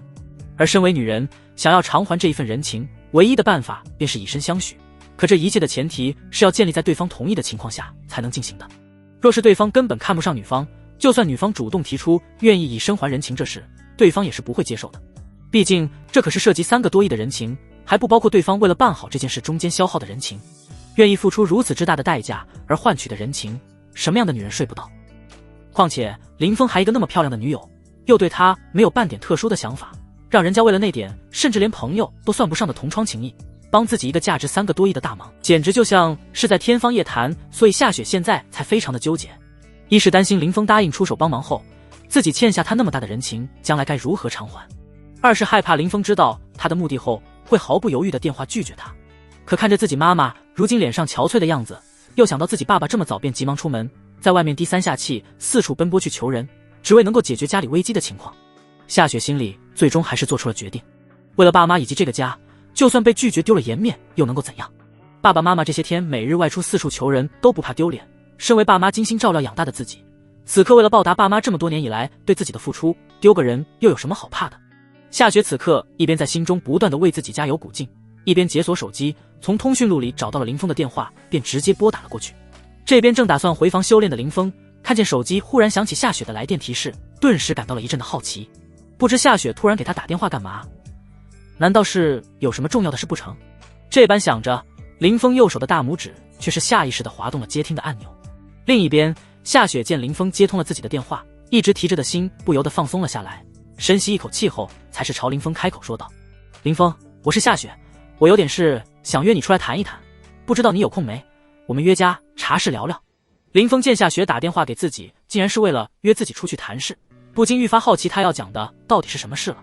于是他没有拒绝，轻声应下道：好，你发个位置给我，我过去找你。夏雪听到林峰同意自己的邀请后，不由面色一喜，挂断电话后便将茶室的地址定位发给了林峰。秦国人喜欢喝茶，所以全国各地都有茶室的存在。夏雪给林峰发的定位的这家茶室，是他们这个圈子里的人经常去的一家。虽然不是什么连锁店，但无论是环境氛围还是装修布置，都是帝都所有茶室中顶尖的存在。里面不但有着来自全国各地的上等茶叶，更是有着经过多年专业培训出来的顶级茶艺师，能让喜欢喝茶但又不会或不想泡茶的客人体验品尝到茶水口感最好的状态。当然了，这价格嘛，肯定也不是寻常普通人能够去得起的了，是茶室的品级和茶叶的珍贵程度而定，最次的都要4位数一场。夏雪在征得林峰同意后，便第一时间换上衣服，开车赶去了茶室。他准备先提前去订好包间，并熟悉下茶具，到时好亲自为林峰泡茶。只是当他来到茶室时，他便瞬间就后悔自己来的有些太早了。夏雪这才刚到茶室不久，便有资格富二代不请自来的走进了他的包间。这个富二代曾经还追求过他，被他严词拒绝了，只因对方的名声实在是太差了，吃喝嫖赌样样精通，还养着不少的女大学生。这种行为让夏雪对他没半点好感，并且还感到非常的厌恶。此时见对方自顾自地坐了下来，夏雪当即便压着怒意，厌恶地说道：于曾，我约了朋友过来，请你现在马上离开这里，不要影响到我一会的聚会。于曾闻言满不在乎地说道：你在装什么呢？圈子里谁还不知道你家马上就要破产了呀？以你家里的情况，这种店你恐怕很快就要消费不起了。不过我倒是可以给你指一条明路，我堂哥正好是负责这次资产清算中的一员，只要你肯从了我可以求我堂哥出手帮你加一把。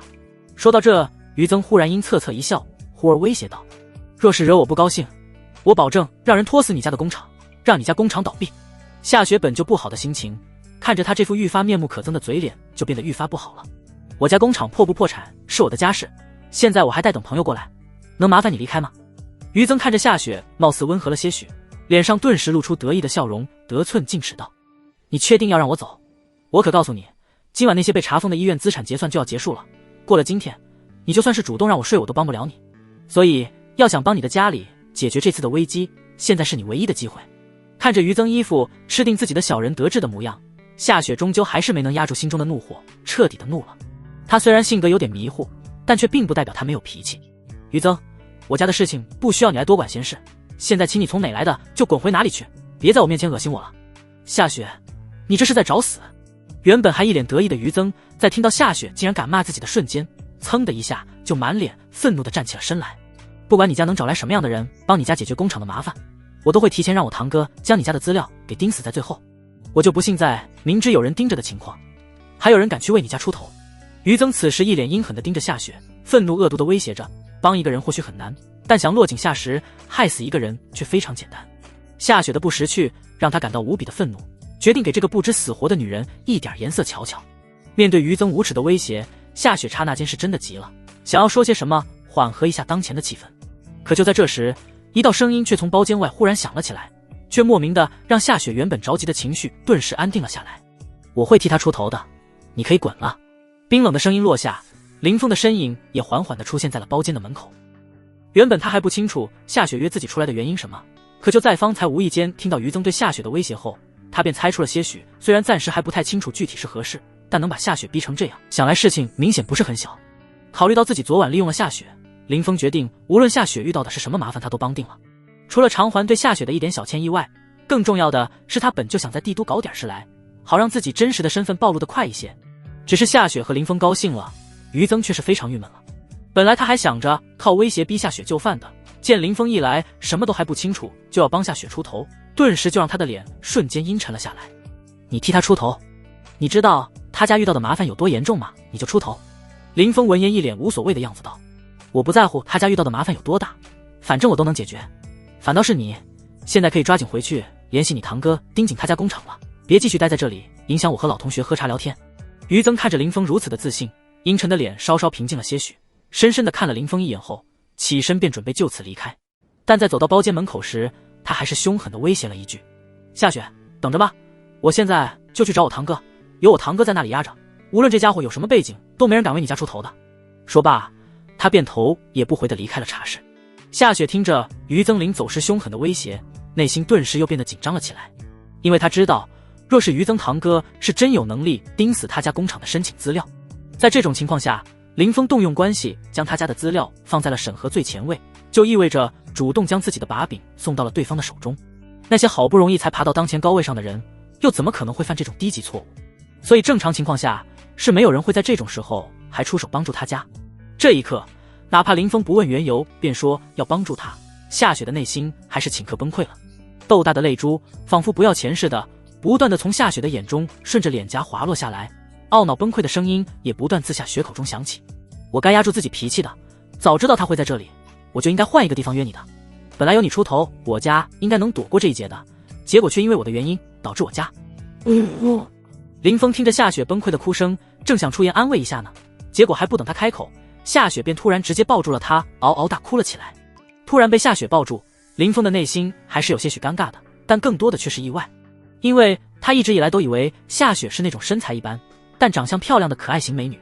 但此刻被夏雪紧紧地抱住，身体完全贴在自己身上传来的感受，让他这才明白过来，自己对夏雪其实一直都存在不小的误解。虽然夏雪不论是身高还是体型都特别的娇小，但这却并不代表夏雪哪哪都很小，至少她那藏在宽松衣服下的身材还是非常爆炸的，简直就像是2座隐藏的小山一样在狠狠顶着她。有点意思，童颜巨斧影吗？这刹那，林峰虽然觉得这么一对大宝贝跟着夏雪被隐藏了这么多年，还真是有些受委屈了，但还是伸手拿起纸巾替夏雪擦起了眼泪，顺带安慰道：别哭了，我都说了会替你解决你家的危机了，你就别再担心了。林峰的安慰非但没让夏雪停止哭泣，反而还让她哭得更凶了，一边哭还一边泪眼婆娑地看着林峰道：你不懂，我家这次遇到的麻烦非常严重，有很多人都在盯着，若正常情况下你愿意替我家出头或许还能够解决，但现在有余宗的堂哥在那里盯着，是没有人愿意冒着被人抓住把柄的风险来替我们家解决麻烦的。林峰听完夏雪崩溃哭泣的原因之后不由得笑了，你就把心放到肚子里去吧，我既然说了帮你，那就肯定能帮你把你家遇到的麻烦彻底解决，你只管告诉我具体情况，剩下的我来处理，绝对能让你家渡过难关的。林峰自信的语气终究是让夏雪崩溃的心情好转了些许，从林峰怀中坐起，强行振作起来，给林峰仔细的讲起了最近自己家里所发生的事情。几分钟以后，林峰便从夏雪口中得知了整件事情的来龙去脉，明白了是怎么个事后，他的心里顿时只觉无比的尴尬。只因夏雪家之所以会遭受这一次危机，始作俑者其实就是他，只是以夏雪家的情况还不够格知道这一件事情，所以才不知道这件事情真实的内幕。不过虽然有点尴尬，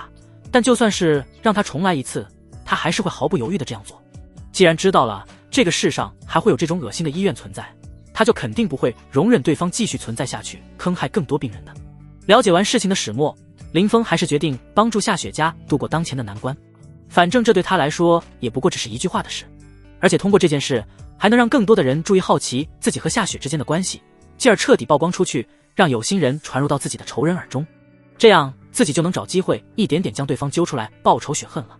想到这诸多好处，林峰看向夏雪，再一次承诺道：这事儿简单，交给我来处理就好，你接下来就安心的回家里待着，我保证那些医院欠你家的器械货款会一毛不少的结算给你们。真的可以吗？夏雪听到林峰自信的话语，脸上由阴转晴，露出了一抹期许的神色。当然。林峰轻笑着点了点头，并且调侃道：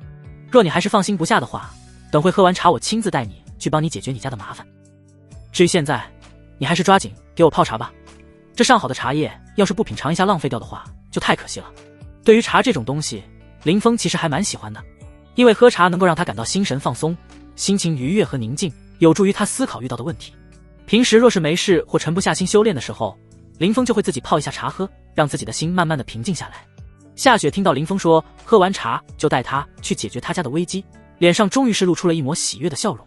现在的他已经完全相信林峰是真的有能力抗住余增堂哥带来的压力，帮他家解决当前的危机。毕竟这种事情光吹牛逼是没有用的，吹得再厉害，一会若是办不到的话就会越丢人。所以夏雪擦拭了下眼角残留的泪水，然后对林峰说道：林峰，我先去趟洗手间洗一下手，回来马上就给你冲茶。好。林峰点点头，示意夏雪赶紧去。只因他非常清楚，夏雪其实不光要洗手，更是要重新补一补脸上的妆容。毕竟在男人面前，除非有特殊情况，否则他们是绝对不会愿意看到自己妆容出现瑕疵这幕的。刚才哭了那么久，夏雪的妆容早就哭花了。现在家里的危机即将要解除，心理压力没那么大之后，她自然会注意起自己的个人形象了。约莫10分钟以后，夏雪这才从洗手间姗姗归来。和林峰想的一样，她果然是重新补了个妆容。放下包后，夏雪便开始给林峰泡起了茶。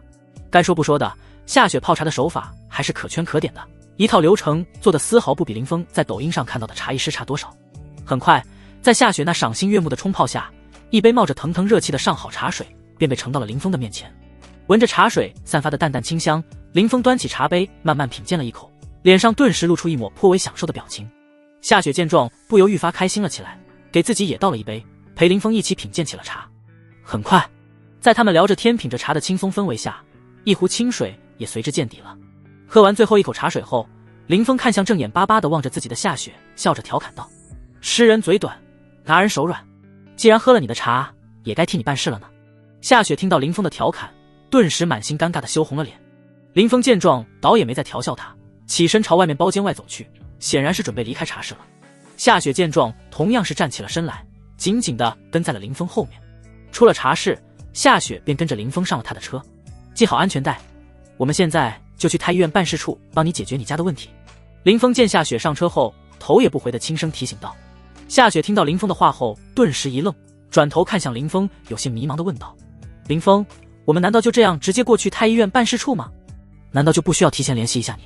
上面的人，然后送礼之类的？来的时候我妈已经交代了，若是需要送礼什么的，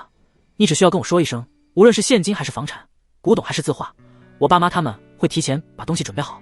这一次夏雪爸妈显然是已经做好了大出血的准备，只要能让太医院那边帮忙把货款结了，哪怕是送出工厂2年的利润，他们也不会有丝毫的犹豫，最多当这2年白干了。只要公司还能够正常运行下去，对他们来说便是天大的喜讯。林峰听完夏雪的话后，顿时一脸的无语。夏雪女士，请你赶紧将你那些乱七八糟的想法全都给我收起来，搞腐败这种事情我是坚决不会去做的。我带你去也只是过去正常说一下而已，相信太医院的新任院士在知道你家的情况后，肯定会给你家结清货款，不会让一家正经经营的公司无辜倒闭的。林峰的话让夏雪的脸上顿时充满了尴尬，只是他虽然平日里有些小迷糊，但一些基本做人的道理他还是懂的，于是仍旧有些不放心地道：就算不用送礼，那也至少需要提前联系一下吧，不然这样贸然上门去，是不是有些不太礼貌呀？林峰闻言不禁摇头笑了下，并没再说话。这套理论只适用于小人物拜访大人物，但他林峰就是地都除秦皇以外最大的人物，堂堂太医院士在他面前又能算得了什么？说句难听的，林峰亲自上门拜访他，那是他天大的荣幸，不说多热情欢迎，至少也得用出12分的小心来认真的接待，何须他提前先联系告知对方自己要上门拜访？林峰的坚持让夏雪顿时放弃了继续劝说林峰的想法，安安静静地坐在副驾驶上等抵达目的地。林峰启动车子后，便一路朝着太医院办事处飞驰而去。半个小时后，便稳稳地停在了太医院办事处门口的停车位上。下了车，林峰带着夏雪很快便走进了太医院办事处。此时里面的人其实并不多，但是当林峰和夏雪2个陌生人忽然进来时，还是吸引了不少人注意，尤其是夏雪这个娇小可人的美女。无视众人的目光，林峰很快便通过大厅墙上挂着的办公分布图，找到了太医院使办公室具体的位置。只是他还没来及迈动脚，便冤家路窄的遇到了刚分开不久的于增。除了于增外，他身边还站着一个和他模样有几分相似的中年男人。在看到林峰和夏雪的刹那，于增顿时便对身边的中年男人咬牙切齿道：哥，我刚才跟你说的就是他们，你可前往，要不能让他们走后门，帮夏雪家提前结清医疗器械货款的钱啊。于增的堂哥叫做于树，是太医院一位手握实权的办公室主任，常年待在官场，且深受上级重视的他，身上有着很浓的官位。听到自己堂弟于增这么说，他顿时一脸严肃地看向林峰和夏雪2人，打着官腔道：你们的事情已经听我于增说了，你们这种想法非常不正确。身为秦国的公民，你们要相信我们国家部门的决定公平性，不论是谁，我们都会一视同仁，按照章程严格执行的，该轮到谁就会提前通知谁，绝对不会出现徇私舞弊走捷径的情况出现。于树说话的声音很大，明显是故意说给太医院办事处大厅那些工作人员听的。一旦他的话悄然传开，届时那些想要帮助林峰和夏雪的人就要先考虑他这一番话的影响力的有多大了。哪怕是一些职位比他更高的人，也不可能冒着如此之大的影响替林峰和夏雪2人出头走后门。毕竟这是一个不好，就有可能会引来上面的调查，继而降职，甚至是罢免职位也说不一定。同时他也没想到会如此的幸运，居然能让自己在办事大厅碰到林峰和夏雪，不然真要在私下阻拦2人办事的话，还真有点麻烦，至少会让他平白得罪2人要找的那个人。现在就好了，他已经提前将话放出来了，就不存在还会得罪人这事儿了。不仅如此，又能替自己堂弟于增将事情办妥，简直不要太幸运。可就在他为自己的做法感到非常满意时，林峰一句话便是让他的脸色瞬间阴沉了下来。说完了吗？说完了就赶紧滚，不要挡住我们的路了。林峰此时看着眼前的于增于树2兄弟，毫不留情地开口呵斥道。林峰的呵斥令于树非常的难看，盯着林峰阴沉地说道：看来你是不到黄河心不死，不撞南墙不回头啊。既如此，那你就去吧，我倒是要看看你待会儿是否还能够如此的趾高气扬。废话可真多。林峰闻言不咸不淡地噎了他一句，旋即带着夏雪绕开了他们，朝楼上走去。一旁见自己堂哥被如此对待的于增，顿时满脸紧张地问道：哥，他们不会真能找人替夏家解决这一件事吧？于树闻言看着自己堂弟如此紧张的模样，摇头轻笑道：不会的，于增你就放心吧，前太医院士和多位教授主任才刚被抓不久，现在太医院里每个人都胆战心惊的，生怕自己工作上出现半点的差错。再加上我方才的那一番话在，没人敢冒着这么大的风险帮助他们的。你要不放心的话，就跟我在这里一起等等看，看他们如何灰溜溜的从楼上下来离开办事处。于增见自己堂哥如此的自信，脸上的紧张之色顿时就被兴奋所替代。看着夏雪逐渐消失的背影，阴恻恻的笑着道：哼，那就好，这个婊子一直都看不起我，不肯做我的女人，这次我倒是要看看他家工厂倒闭后，他还能不能继续保持住这一份骄傲。这边林峰带着夏雪很快便来到了太医院使的办公室门口。身为朝堂2品大臣，太医院使的办公室还是很大的，装修布置的也都还不错，办公室里面做了个隔断，变成了2个房间，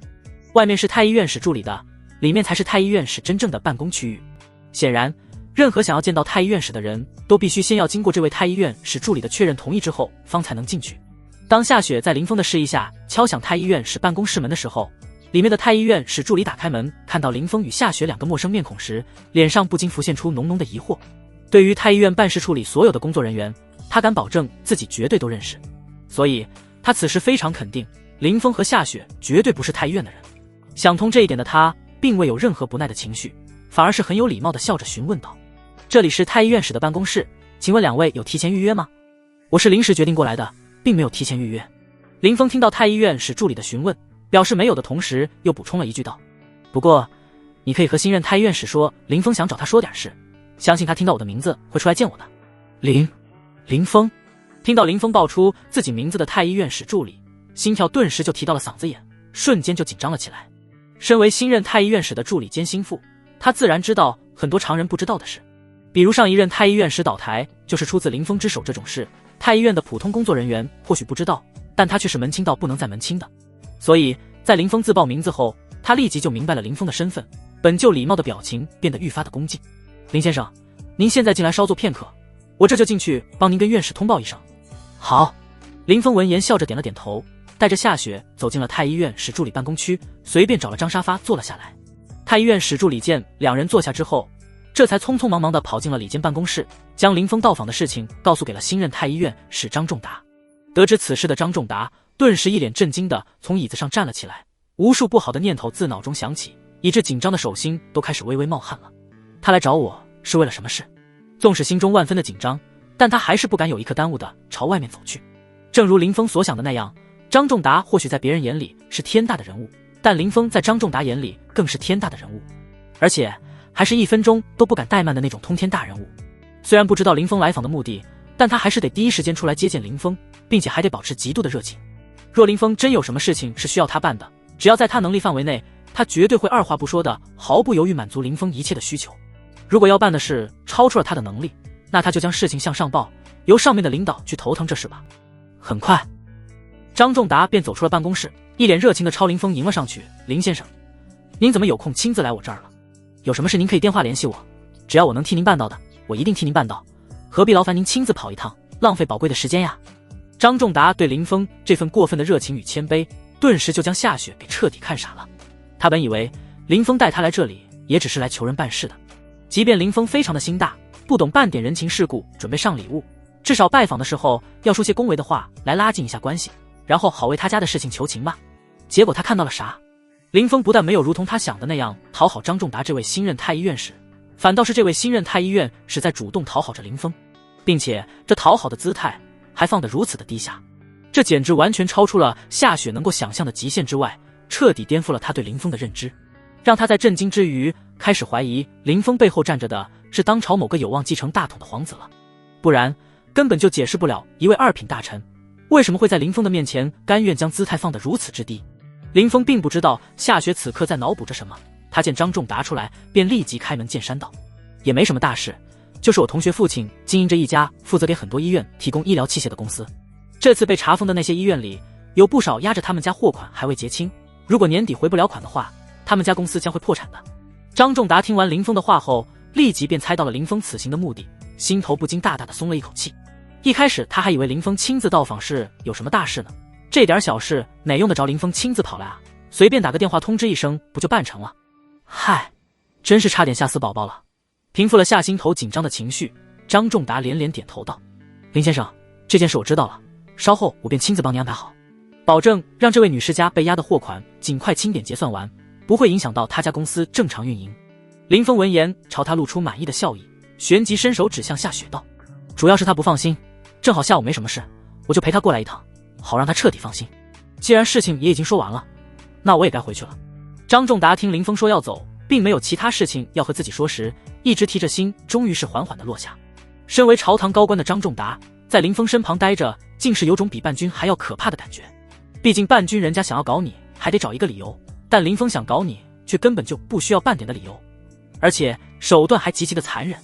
与林峰相比，晋代君上的残忍程度简直是相形见绌，不值一提啊。随后他便跟在林峰的身旁，竟是准备亲自送林峰和夏雪两人离开。一楼大厅内，于增和于树这一对堂兄弟还在那等着看林峰的笑话，结果却看到太医院使张仲达竟然亲自将林峰给送了出来，这不禁让他俩顿时傻眼了。卧槽，他们不是眼花看错了吧？堂堂秦国太医院使二品大臣张仲达竟然亲自在给林峰引路，要不要这么魔幻？然而下一刻，让他们两个更加惊恐的事情发生了。只见突然看到他们两人的林峰像是想起了什么似的，伸手指向于树，对张仲达说道：张院使，刚才这人说不允许任何人为夏雪父亲出头走关系，我看他好像挺铁面无私的，你在帮助夏雪父亲的时候，可千万要将他先安排好，可别让他在底下找麻烦，害我还得再跑一趟。张仲达听林峰说于树方才竟然找过林峰麻烦时，脸一下子就黑了，十分不满地横了他一眼之后，当即朝林峰讨好表态道：林先生，您可能不太了解官场的情况，官场上有些人总是一副道貌岸然的模样，说起事来那是越说就越伪光正，可这种人往往自身都会存在很大的问题。接下来我一定会严查于树，绝对不会让一颗老鼠屎破坏了我们整个太医院队伍的名声。这是你们自己内部的事情，我就不多过问了，就送到这吧，我就先和夏雪回去了。林峰看着张仲达一副急于让太医院和于树划清界限的样子，不由笑着摆了摆手：好的，林先生，路上注意安全，有空常来坐。张仲达闻言一脸恭敬地说道，但还是坚持将林峰和夏雪送上车去。此刻那原本还满脸嚣张等着看林峰笑话的于树两兄弟，此时却是彻底傻眼了。尤其是于树，眼瞅着自己的职位马上就要往上再挪一挪了，结果现在却成了太医院的害虫，顶头上司的眼中钉。这一刻他只觉眼前一黑，好悬眉直接眩晕过去。望向于增，他一脸崩溃的咬牙问道：于增，他到底是什么身份？为什么他能让院使大人亲自一路送上车去啊？只是此时的于增也同样是一脸的懵逼，显然他和于树一样，对林峰的身份背景也一无所知，甚至他的情绪比起于树来还要更加的崩溃绝望。因为他家也和夏雪家一样是做医疗器械生意的，并且被压的货款数额比夏雪家还要更加大。于树被针对，那他家的资金结算肯定也会遭到同样的针对。这一刻，于家破产似乎将成为彻底的定局，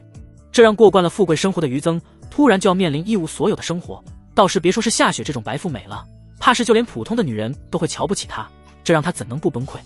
只是这一切可就不是林峰和夏雪两人该管的事了。两人开车离开太医院办事处之后，林峰这才朝副驾驶位上的夏雪轻笑道：现在放心了吧？林峰这充满调侃的语气让夏雪顿时尴尬不已。毕竟一开始林峰就已经说了肯定能够帮他解决家里的危机，可他却一直担心由于曾从中作梗会导致林峰无法顺利帮助他家走出当前的困境。可如今的事实是，林峰不但帮他家解决了当前的危机，整个解决的过程才异常的轻松，这让他明白自己小瞧了林峰，如今又被当事人问起，自然是感到非常尴尬的。但尴尬之余，他的内心却也是充满了喜悦，毕竟压在自己爸妈身上的大山已经算是彻底解决了，这自然是一件值得非常开心的事儿。所以饶是有点尴尬，但他还是忍不住开心地发出邀请道：林峰，是我太小瞧了你背后的关系了，我向你道歉。为了表达歉意，今晚我请你吃大餐怎么样？在我出来之前，我爸妈就交代了我今天一定要请你来我家吃饭。林峰，我跟你说哦，我妈妈的厨艺那可是非常不错的，烧的一手正宗南方菜，在帝都平日里可都吃不到的哦。林峰听到夏雪真挚的邀请，知道自己帮了他们家这么大的忙，若是不给夏雪爸妈一次感谢的机会的话，他们怕是会很难心安。所以他略微思索了几秒后，便笑着答应道：好啊，正好我也好久没有吃南方菜了，那今晚我就厚着脸皮叨扰叔叔阿姨喽。哈哈，瞧你说的，你帮了我家这么大的忙，我们答谢你都来不及，请你到家里吃顿饭，有什么叨扰不叨扰的呀？夏雪见林峰愿意去自己家里吃晚饭时，就露出了开心的笑容，而后又听到林峰那搞怪的话语，顿时就笑得愈发乐不可支了。随后便立即给自己妈妈发了条信息，告诉她林峰晚上要来家里吃晚饭，并将林峰已经帮家里解决货款结算问题的情况也一并发在了微信家人群里面。只是现在林峰在身边，他不好说的太过详细，于是只是简单的编辑了一下就发了出去。夏家，夏雪的爸妈一直都在紧张的等着夏雪的信息，甚至夏雪爸爸夏东海还在责怪夏雪妈妈昨晚的多嘴，害得夏雪提前知道了家里的情况。但当夏雪的消息发送过来后，得知自家公司的危机已经解决时，他口中的埋怨顿时就消失没有了，嘴角弯起的笑容是怎么都压不下去，就连因公司近期状况而日渐佝偻的腰杆，在这一刻也下意识地挺直了起来。但很快他又忍不住地担忧起了自己女儿的情况，于是满脸担忧地望向自己妻子道：老婆，那个林峰帮了我们家这么大的忙，不会趁机强迫咱们女儿为他做些什么吧？若是真的需要咱们女儿牺牲色相来解决公司困境的话，那还不如让公司倒闭呢。夏雪妈妈见自己丈夫这般模样，顿时有些恨铁不成钢的道：我倒是希望那林峰想对咱们女儿做些什么呢？他既然能够替咱们家解决这么大的麻烦，说明他肯定有着很大的背景，女儿要是跟了他，那咱们还用担心女儿未来还用受气吗？只可惜咱们女儿没这个福气，人家不但有对象，而且还是个顶尖的网红，年收入比咱家3-4年都多。他能替咱们出头，完全是因为女儿和他是同学的缘故，所以你根本不用瞎想这些有的没的，自己吓自己。夏东海听自己妻子这么说，心中不禁大大的松了一口气，随后有些不服的厉声反驳道：你懂什么？你以为地位高就真的好吗？女儿跟了这种男人是不用受外人的气了，但这个男人和他家人呢？与其去赌这个不确定，还不如给咱们女儿招个上门女婿，只要咱家有钱，对方就会一辈子对咱家女儿好。针对这事儿，夏雪爸妈两个人你一句我一句，喋喋不休的互相拌着嘴，但还是很快便起身走进了厨房，开始忙活了起来。毕竟自家女儿说过了，林峰晚上要来家里吃饭，这个时候要是还不抓紧忙活的话，晚上的饭菜可就丰盛不起来了。只是没过一会儿，夏东海的电话便不断的响个不停，全市帝都各大医院采购部打来的，基本都是想要和他家公司合作，让他家公司提供医疗器械的，其中不乏有国内知名的3甲级医院，这可是他家公司以前绝对够不到边，没有资格谈合作的超然存在。结果现在却主动联系寻求谈合作，这不禁让夏东海有种还在做梦的感觉，满脑子的不敢置信。这些医院的采购有点不对劲，简直像是上赶着给我们公司送钱的。难道小雪的那个同学还帮我们联络了一下那些医院的高层，送我们家一场富贵？夏东海一边帮妻子打着下手，一边好奇地跟妻子嘀咕着。夏雪妈妈听到自家丈夫的话后，本能地摇头否定道：不可能，若真是这样的话，小雪在群里肯定会说的。既然她没说，那就证明没有这种事。夏东海闻言愣了一下道：那岂不是说这些人都是为了讨好小学的同学，所以才和咱家公司下订单的了？夏雪妈妈点点头，没错，这人的地位一定非常高，所以才能啥都没说便间接影响了这么多医院。真不知道他的背景到底的多大，竟然能让这些人如此主动地上赶着讨好。夏东海此刻不禁一脸的感慨，显然是有些被林峰给震惊到了。反倒是夏雪的妈妈对这件事表现得要更加的洒脱，看着自己丈夫随意的说道：他背景再大也和我们没任何的关系，我们已经接受了他天大的人情，可不能再继续欠他人情了，不然就算将小雪卖给他都不够偿还的。夏东海听到自己妻子的提醒，顿时恍然清醒了过来。老婆，你说的没错，以后还是老老实实做我们的生意，尽可能的给小雪留下更多的财产吧。这些电话的事情等会记得一定要告诉小雪的同学一声，毕竟这些人都是冲着讨好她来的。夏雪的妈妈认同的点了点头，旋即又提醒了夏东海一声。好。夏东海此时满脸的轻松，开始安心的给夏雪妈妈打起了下手。等林峰和夏雪两人来到时，他们夫妻俩也为林峰准备好了一桌全是南方菜系丰盛的晚餐。饭桌上，夏东海夫妇看着林峰时，脸上更是充满了说出来的热情。林峰，这次你真的是帮了我们家一个大忙啊，我们夫妻俩必须得敬你一杯。夏东海说完便举起酒杯与林峰碰了一下，随后便一饮而尽。夏雪的妈妈见状也随之热情地笑道：林峰，阿姨也没什么别的大本事，但阿姨祖上也曾是宫廷御厨，南方菜做的可比外面很多饭店都要更正宗，以后你要是想吃了，随时都可以来阿姨的家里，阿姨亲手给你做。说着更是用公筷给林峰夹了一道梅菜扣肉，贴心地放到了林峰的碗里。林峰看着他们如此的热情，倒也没驳了他们的心意，来者不拒的全都接了下来。在又一次和夏雪的爸爸夏东海碰杯后，林峰颇为无奈地笑道：叔叔阿姨，你们不需要这样，我是夏雪的同学，按辈分上来讲是你们的晚辈，你们这样过度的热情让我都有些不好意思留下来继续吃饭了。听林峰这样说，夏雪的爸妈这才停下了对林峰不停的感谢，只是一味的帮林峰夹菜。同时借着这个机会，夏雪的爸爸夏东海也是将那些医院联系他订购医疗器械的事情告诉了林峰。林峰听完只是淡淡的笑道，既然他们联系您，那您就正常与他们合作就是，不必有太大的压力。我听夏雪和我说过，您对自家工厂的管理和器械质量都是对标国际标准实行的，能力没问题，质量也过关，那就放心大胆的去做就行。夏东海见林峰竟然真让自己接那些单子，不禁有一些意外，但还是小心翼翼地问了一句，这样会不会让你欠下他们的人情啊？算不上。林峰摇了摇头，这种小事还不够资格让我欠人情，最多也就是想和我混个眼缘而已。在夏东海说出这件事情的时候，林峰就已经猜出这是肯定是新任太医院使张仲达私自安排的，目的就是为了与他混个好眼缘，省得今后太医院有哪些不开眼的得罪了林峰，林峰将事情算到他张仲达头上。林峰的解释让夏雪一家人顿时都懵了，没想到仅仅是想跟林峰混个好眼缘，就能给他们一家送来一场泼天的富贵。他们甚至都有些不敢想，林峰的背景到底得有多么恐怖啊？难道是皇？一念至此，夏东海夫妇顿时都打住了接着深入猜测的念头。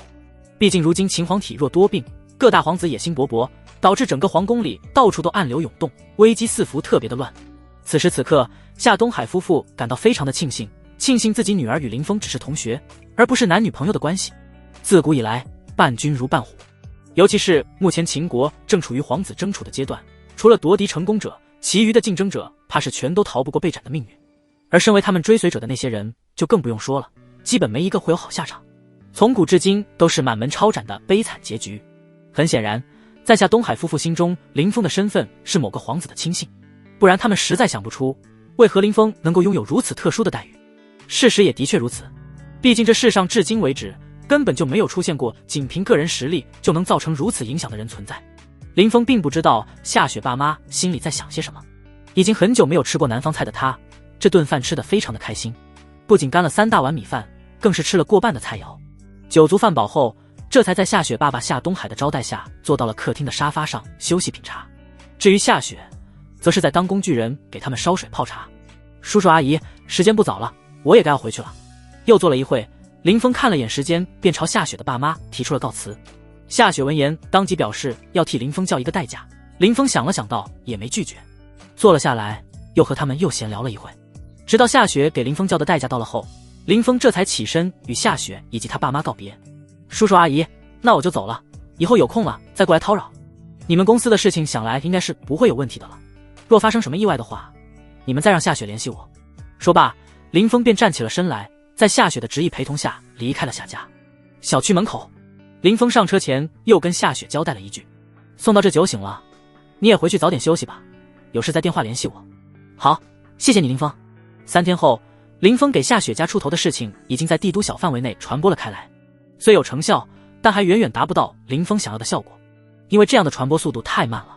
这几天，林峰除了定时修炼和不定时偷窥皇宫内部情况外，更多的便是思考如何让这件事传播的速度变得更快些，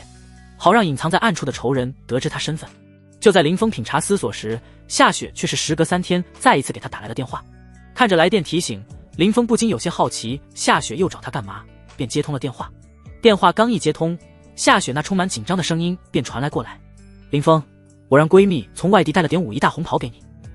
碰巧她今天生日，所以让我带你一起过去，想见见是谁竟能让我如此的上心，叮嘱她帮忙带茶叶。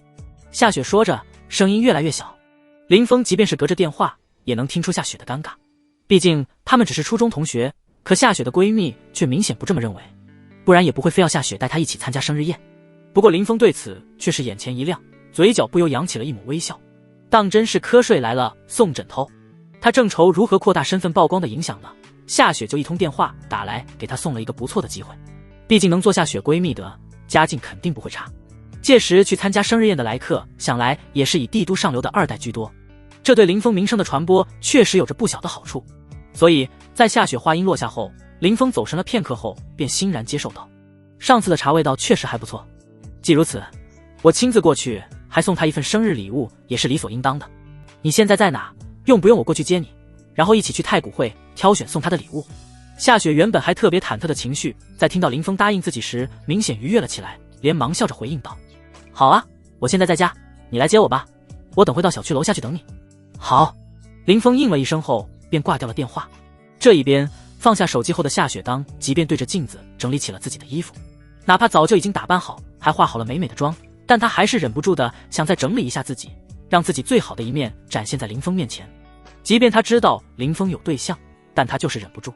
在确定没有任何问题后，她这才拿起手机装进包包出了门，到小区门口等林峰来接她。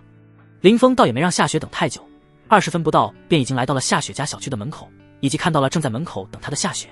待车子靠近，看清夏雪的穿着打扮后，林峰不禁眼前一亮。白丝深蓝水手裙，就是衬衣略显宽松，将她完美的身材完全掩盖了，有点可惜。林峰不禁如此想到。虽然在打量夏雪的穿着，但林峰却还是将车子精准无误地停在了夏雪的身旁。等夏雪上车后，林峰便开着车朝太古汇快速驶去，打算给夏雪的闺蜜买件精美的礼物当谢礼。毕竟不管怎么说，对方给他带回的茶叶就得价值20-30万了，自己再怎样也不能寒酸了不是。所以在夏雪帮忙提供的几个选项下，林峰最终选了一款价值36万的水晶项链，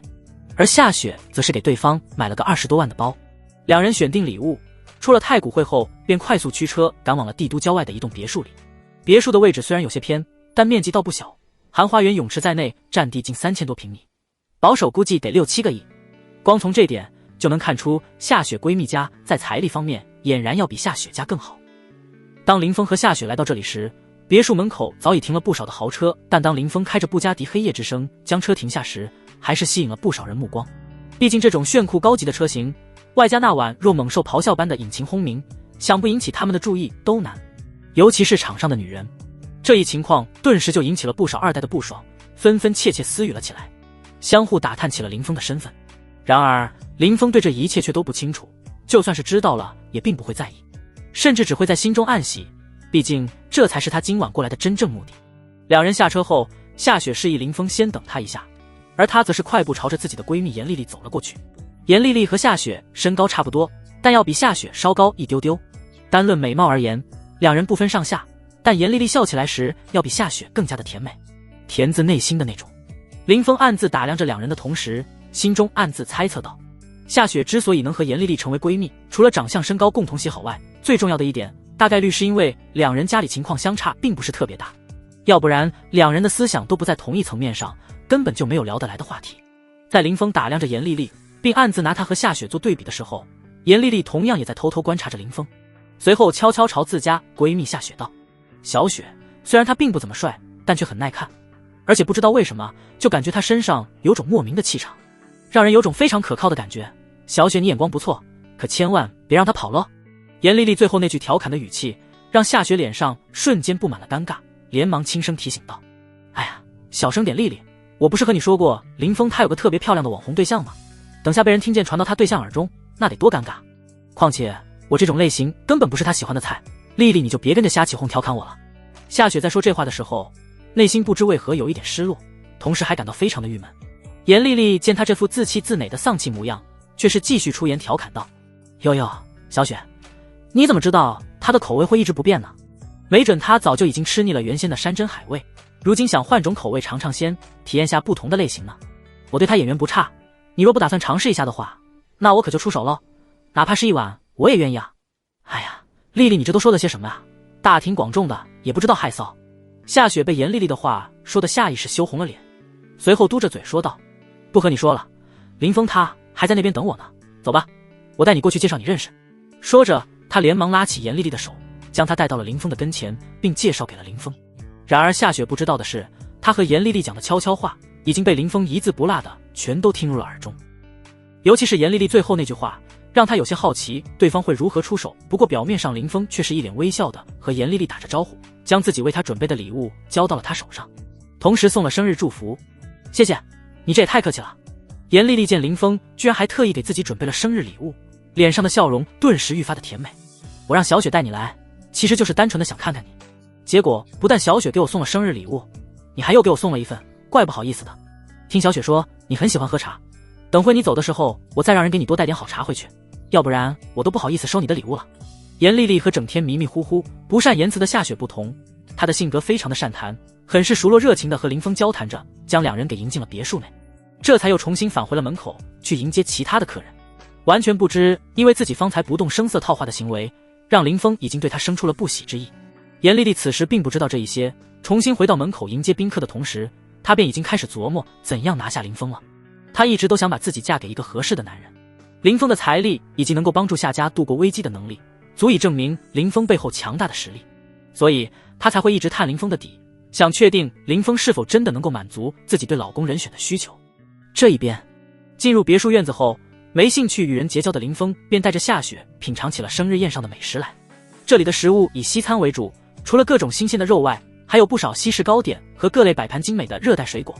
林峰带着夏雪一时间吃的倒是非常的开心。直到夏雪端着一块鹅肝准备递给林峰的时候，旁边恰好有一对好似情侣的男女路过，被那女的手臂碰到了胳膊，导致手上的鹅肝与酱汁直接洒在了女人的身上。洒落的酱汁将对方的裙子瞬间染脏了。发现对方的裙子被自己端来的酱汁弄脏后，即便清楚是对方的问题，但夏雪还是连忙开口道歉道：“不好意思，方才我没注意到你，没伤到你吧？”只是她的主动道歉却并未换来对方的和解，反而因夏雪的道歉好像占理了似的，当即冷着脸便朝夏雪威胁道：“对不起有用的话还要官差做什么？你今天必须陪我一条一样的裙子，要不然我定叫你吃不了兜着走。”对方的理不饶人的可恶嘴脸，顿时就让本就不善交际的夏雪当场就懵了，一时呆呆地愣在原地，不知该如何应。林峰见状站起了身来，将他护在了身后说道：“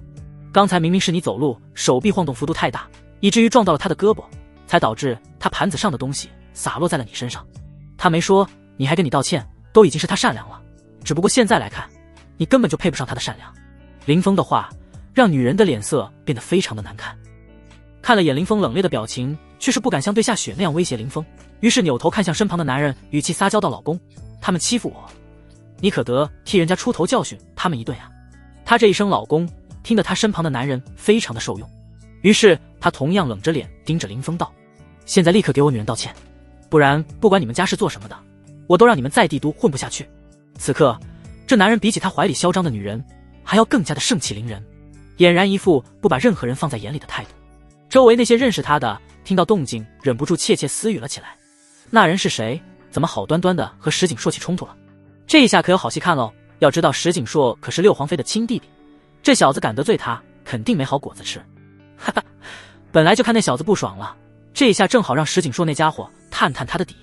这些人无疑不是看热闹不嫌事大的主。很显然，林峰一出场所展现的排场实在是太过嚣张了，以至于引起了不少人内心的不爽。只是他们一时不知林峰背后的底细，所以才暂时不敢轻举妄动找林峰麻烦。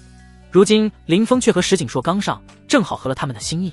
不但能借助石景硕的手出气，还能探一探林峰的虚实。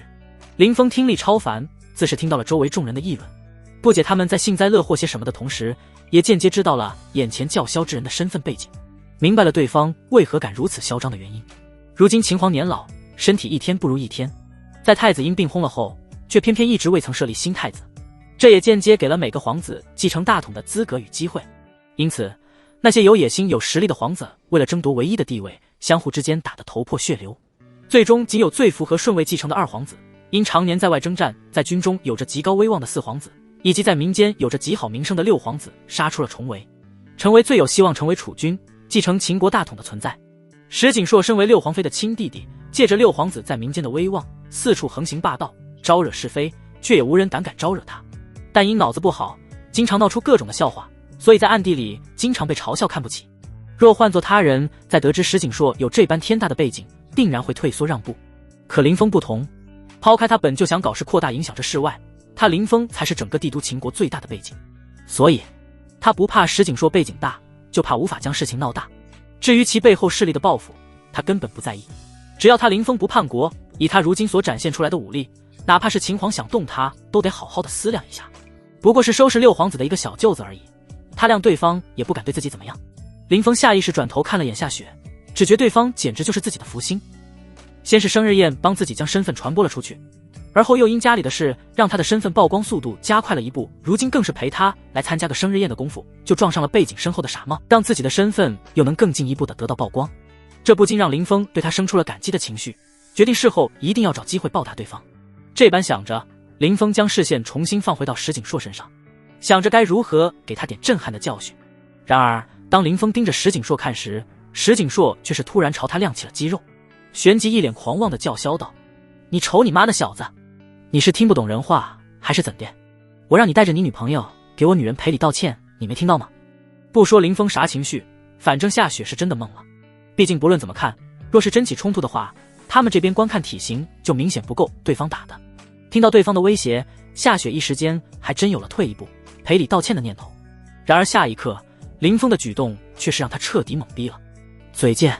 只见林峰冷笑一声，下一刻一步迈出，直接抬手一巴掌重重地扇在了石景硕脸上。啪！一道清脆刺耳的巴掌声在浪漫的清乐声中响起。等众人反应过来时，石景硕那重达200多斤的魁梧身躯已经倒飞了出去。没错，他被林峰这一巴掌给直接扇飞了。这还是在林峰有意收力的情况下造成的威势。因为石景硕被林峰扇飞前还搂着那女人的缘故，所以他们两人齐齐都倒飞了出去，最终跌落在了院子的草坪上。此时两人的样子，那是要多狼狈就有多狼狈，同时也让驻足围观的众人都一脸的震惊，有些不敢相信自己的眼睛。毕竟石景硕的体型比2个林峰都壮实，打起架来也是异常的凶猛，结果却被比他差了好几个重量级的林峰给一巴掌抽飞了出去，简直是匪夷所思。我的发，这怎么可能？他怎么敢对石景硕动手？卧槽！虽然我看这家伙不爽，但却不得不佩服他的勇气，竟然敢在帝都对石景硕动手，也不怕遭到六皇妃报复。他简直是超人。此刻无论是有意还是无意的，他们这些人在看向林峰时，眼里都充满了惋惜与幸灾乐祸的目光。此时得到下人通知的严丽丽也从门口处匆匆小跑了回来。本来他还想过来制止石景硕，避免林峰被揍的，可如今看来他貌似有些来晚了。冲突貌似已然结束，而且林峰不但没事，有事的竟然是那个被他在心中贴了无脑暴力标签的石景硕。这极具反差的一幕顿时让他的脑子有些不够用了，同时他也彻底放弃了勾打林峰的想法，只想着等下要尽快与林峰划清界限，以免害得自己受到林峰的牵连。这般想着，他下意识的便小跑着上前扶起了倒地的石景硕，同时语气冷淡地看着林峰道：“林峰，你实在是太过分了，竟然在我的生日宴上和我的客人动手，这里不欢迎你这种没有礼貌的人，请你立刻离开我的生日宴。还有夏雪，我的生日宴也不欢迎你。”乍一听到严丽丽话的林峰微微愣了下，旋即便忍不住笑了。看着对方这副着急与自己划清界限的样子，林峰只觉非常的好笑。虽然他早就看出严丽丽为人太过精明，不可深交，但也没想到自己一出事，身为夏雪好闺蜜的严丽丽便迫不及待的与自己，甚至是夏雪当场划清了界限，脸色变幻之快，着实出乎了林峰的预料。至于林峰身边的夏雪，则更是一脸的懵逼加茫然。毕竟他在心中是真将严丽丽当成自己最好的闺蜜，结果严丽丽竟然一来就不问缘由的要与他断交，这让他如何不难过？刹那间，夏雪那大大的眼睛便挂满了泪水，伸手拉起林峰就想要离开这里。可以他的力气，林峰若是不想走的话，他又如何拉得动？察觉到夏雪情绪的林峰不由轻声安慰道：“不哭，现在先不急着走，毕竟那对狗男女还没跟你道歉呢，要走也得等他们给你磕头道歉后再说。”林峰说着，眼神冰冷地看着被严丽丽和其他二代搀扶起来的石景硕两人。而严丽丽见林峰和夏雪还不走，竟然还想要找石景硕麻烦，她顿时只觉脑袋都快要炸了。毕竟这里是他的主场，石景硕在这里受到任何的委屈，他都得担上一份责。为了林峰也好，为了自己也罢，他都不可能再让林峰继续在自己的生日宴上对石景硕动手。所以他当即沉下脸，朝林峰冷冷地说道：“林峰，他可是当朝六皇妃的亲弟弟，你刚才打他的那一巴掌就已经足够你死好几回了，如今还要对石景硕动手，难道你就不怕被夷三族吗？”夷三族？林峰听到严丽丽的威胁，眼中陡然迸发出一股浓郁到极致的杀意，嘴角微扬，勾起一道不屑的弧度。看着决定彻底站在石景硕那边的严丽丽，颇为惋惜地说道：“你这么精明的一个人，怎么在这会儿却突然犯傻了呢？毕竟我又不聋，你难道就没想过我既然敢对他动手，是因为我其实根本就不在乎他的背景？”严丽丽闻言瞳孔骤然一缩，她还真没往这方面想过，毕竟在她看来，石景硕就已经是背景通天的存在了。林峰一个外地人，背景再大又怎么可能大得过石景硕？所以林峰要是不说的话，他还真从未想过这一点。可一经林峰提醒，他这才突然想起，林峰既然能帮夏家解决破产的危机，背景肯定不会小。而且通过今晚的短暂交流，他可以肯定林峰和他一样是个脑子精明的人，一旦决定做某事，肯定是经过深思熟虑的结果。既然他敢对石景硕动手，那就真的说明他不在乎石景硕背后站着的六皇子，而不是因为他忽然发癫，瞬间想清所有关键点的他，顿时就懵了。他不敢想，能让林峰胆敢无视石景硕背后站着的六皇子的背景会有多恐怖。或许是另外2位有望继承大统的皇仔，也说不一定。看你曾经是夏雪闺蜜的份上，我今天不和你计较，但你若再敢阻我，我不介意连你也一并收拾了。林峰看着严丽丽，声音冰冷地警告道。面对林峰的威胁，严丽丽在完全看不透林峰背景的情况下，还是怂了，缓步离开了石景硕身边，一副不再插手的样子。再次直面林峰冰冷目光的石景硕2人，顿时就慌了。尤其是石景硕，方才挨了林峰1巴掌的他，比任何人都清楚林峰的恐怖。他毫不怀疑林峰能够1巴掌将自己拍死。此时他已经后悔招惹林峰了，可若让他给夏雪下跪磕头道歉，他同样是无法接受的。毕竟这事一旦做了，那他在帝都可就真的彻底抬不起头了。望着林峰，他面色难看地打着商量道：我姐是六皇妃，能不能看在我姐夫的面上别让我磕头了？只要不让我磕头，我们可以跟你女朋友赔礼道歉。可若你真让我磕头了的话，那我们之间的事情可就真的没有任何余地了。你看怎么样？看着不断给自己分析利弊的石景硕，林峰不禁被彻底逗笑了。看来这货其实并不是一个没有脑子的蠢货，之所以行事无所顾忌，完全是因为仗着他姐夫六皇子的身份，根本无需在乎他人的看法罢了。一旦遇到像他这样敢无视他背景的人，这个家伙便会瞬间聪明起来。周围围观的众人此时同样有着和林峰相同的想法，纷纷感叹自己这些年来竟然看错了他。此时面对石景硕的提醒与分析，林峰若真和他一样是背靠大人物撑腰的话，也会还真会给他一个台阶下。只可惜林峰并不是，林峰能有如今的地位，完全是仗着自己一身近乎无敌的实力。除非他废了，否则没人能在他面前狂妄，不然就要做好被他当场拍死的心理准备了。他没当场弄死石景硕，就已经很给他身为六皇子的姐夫面子了。所以笑过后，林峰看着石景硕，语气依旧冰冷地说道：说完了吗？我耐心有限，趁我现在还没起杀心，赶紧带着你女人一起过来下跪道歉，不然我就算是弄死你们俩，你那六皇子姐夫也不敢拿我怎么样。林峰的话让石景硕登时愣在了原地，一时间他觉得自己的脑子有些不太够用了。在帝都再说起自己姐夫六皇子还敢用这种语气的，除了二皇子之外，就只有常年征战的四皇子了。可即便是他们，也不可能会以这种口吻谈论六皇子，至于他们的追随者，就更不可能了。这不禁让石景硕怀疑自己难不成猜测错了，眼前的林峰其实并没有什么背景，而是一个外表看起来正常，实际上脑子有问题的神经病。可一想到林峰可能是个神经病，真的可能会随时杀了自己，石景硕的内心就愈发崩溃了。妈了个蛋的，留得青山在，不怕没柴烧，跪下磕头就磕头吧，只要能活着回去，就能找机会将面子找回来。若是惹这神经病发疯，将自己当场弄死的话，那事后就算自己姐夫替自己报仇了，也无济于事。毕竟自己都死了，就算报仇了又有什么用？这么想着，石景硕内心又挣扎着自我安慰了片刻，一咬牙便拉着自己的女伴朝林峰和夏雪2人跪了下来，一边磕头一边道歉道：对不起，这次是我们不对，我代表我女人给你们磕头道歉，希望你大人有大量，饶过我们这一回。说罢，石景硕也不顾女伴的懵逼，拉着他便给林峰和夏雪2人磕了个重重的响头。现在我们头也磕了，歉也道了，是不是可以走了？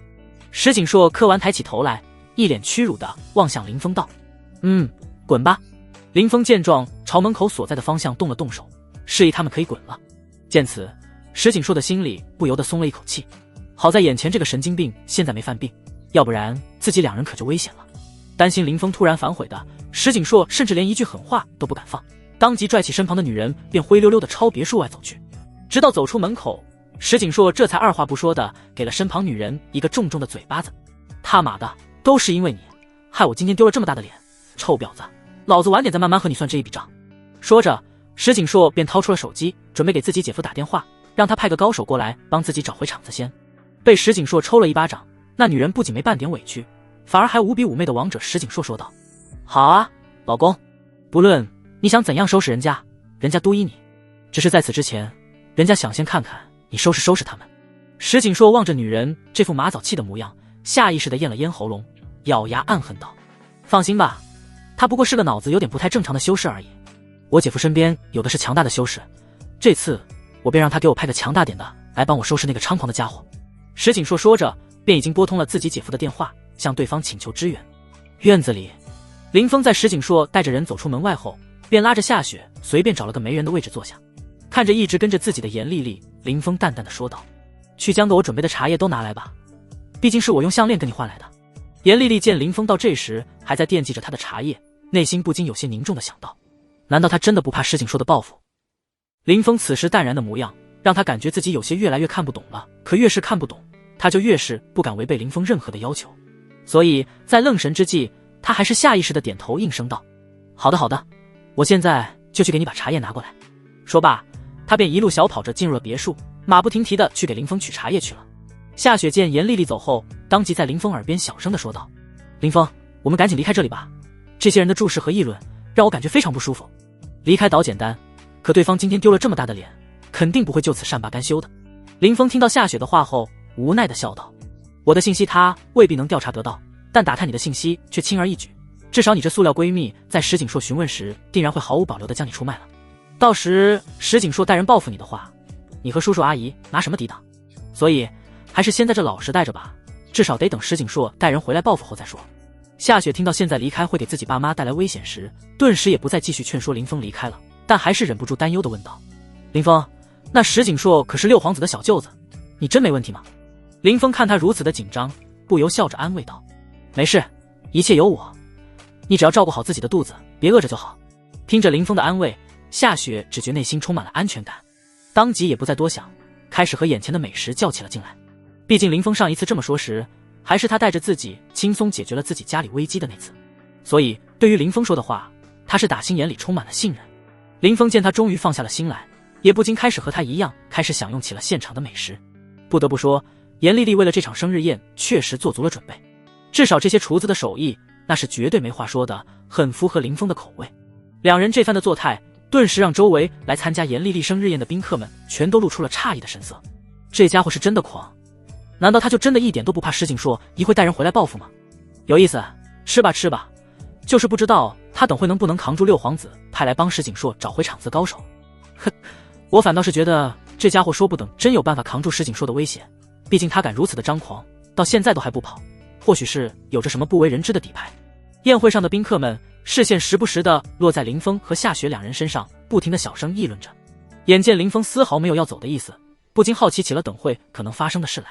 不少看林峰不爽的人，内心更是希望石景硕的报复能够来得更快些，好让他们可以接着看热闹。半个小时后，别墅外，石景硕看着眼前下车的男人，脸上顿时充满了惊喜。赵前辈，没想到我姐夫竟然将您派来了，这实在是太好了，相信有您出手，那家伙就算是三头六臂也插翅难飞了。赵钱听着石景硕那兴奋的话语，眼底顿时闪过一抹郁闷和不屑。身为一名实力强劲的元婴期大能，他自然是不愿替石景硕这种货色出头当打手的。可偏偏他这些年因醉心于修炼，没能攒下多少的家底，再加上后代不争气，竟没一人有修炼的天赋。为了能给后代博一个富贵，他这才无奈选择了投靠六皇子。毕竟他是元婴期大能，只要他不叛国，不犯下不可姑息的罪案，即便最终六皇子败了，他也不是遭到新皇的清算，并且该有的待遇总归会有的。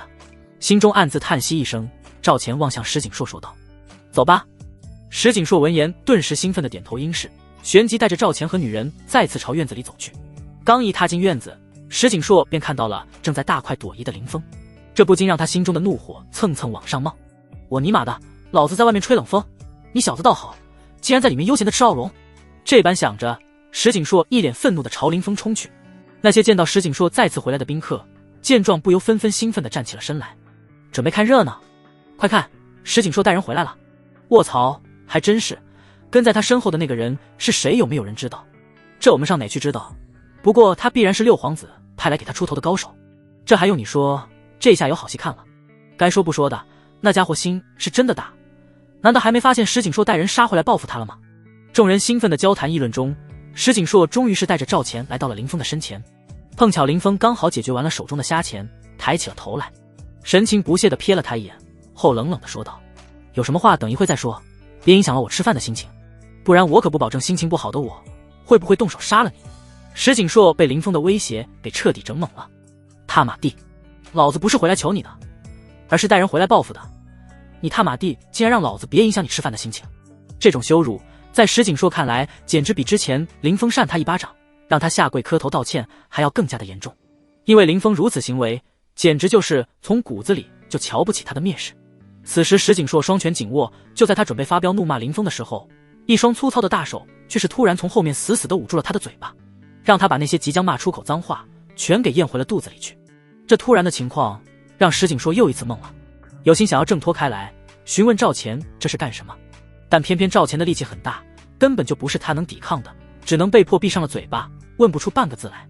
周围那些等着看热闹的宾客此时也懵了，看不懂场中的情况，三三两两的交头接耳着，小声议论了起来。这是什么情况？那人不是石景硕带来的高手吗？怎么突然捂住石景硕的嘴，不让他说话？我靠得近，如果我没听错的话，好像是那家伙说让石景硕不要影响他吃饭的心情，然后石景硕带来的高手便捂住了石景硕的嘴巴。差点我都以为他是林峰请来的人了，感情是石景硕带来的人临阵反水了啊！看来事情貌似没有我们想象的那么简单，那家伙仅凭一句话便让六皇子派给石景硕的高手临阵反了水，难道他真有什么天大的背景，以至于连六皇子派给石景硕的高手都不敢当面得罪他？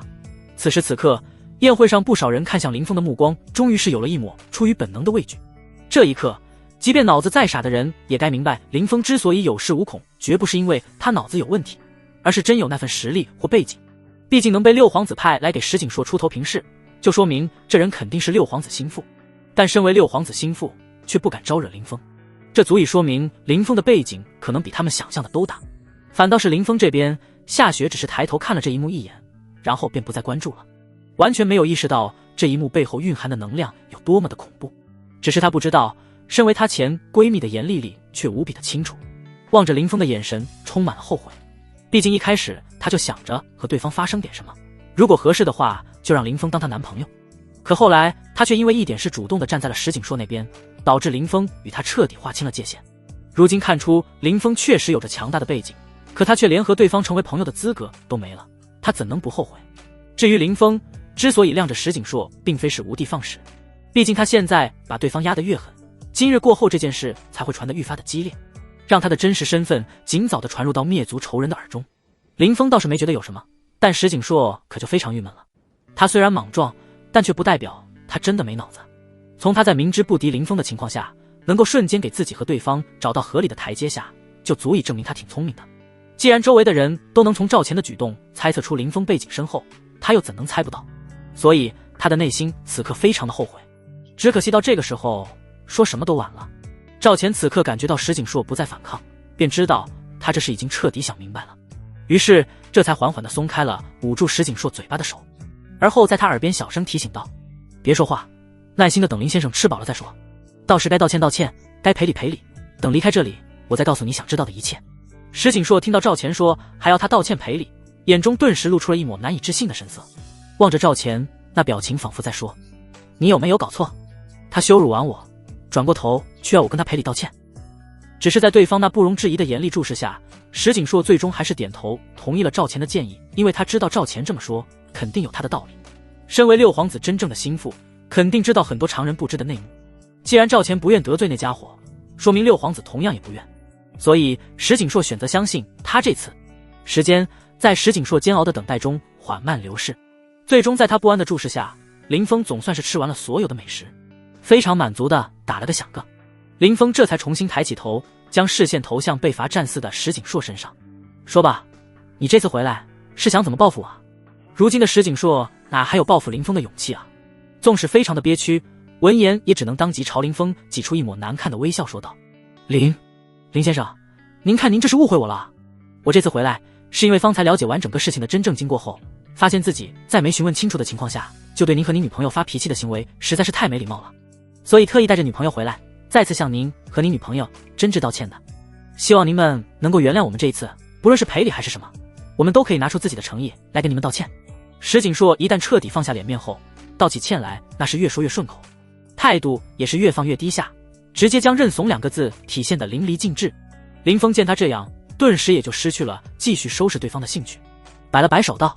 你的道歉我接受了，至于赔礼就算了，我还看不上你那点东西儿。石景硕见林峰不打算继续追究他找人重新杀回来报复的行为，心里不由大大的松了一口气，道了一声谢后，便立即带着女朋友和从始至终不曾和林峰有过半句交流的赵钱转身离开了这里。林峰见状，拿起一旁的茶叶，站起身来望着夏雪道：麻烦解决了，可以回去了。好。夏雪闻言同样站起身，乖巧地点了点头，跟着林峰离开了别墅。随着他们一走，原本还有些凝重的气氛顿时就变得轻松了起来。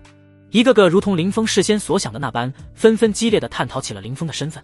相信过不了多久，帝都便会传出身为夏雪初中同学的林峰和柳家培养的顶级天才少年元婴林先生竟然是同一个人这件事。到时林峰的目的便就彻底达成了。另一边，离开严家别墅后的石景硕望向赵钱，忍不住地道：“赵前辈，那家伙是谁？他到底有怎样的背景，竟然让您……”我忍气吞声到这种程度。赵钱闻言没好气的道：“他哪需要什么背景啊？他本身就是最大的背景，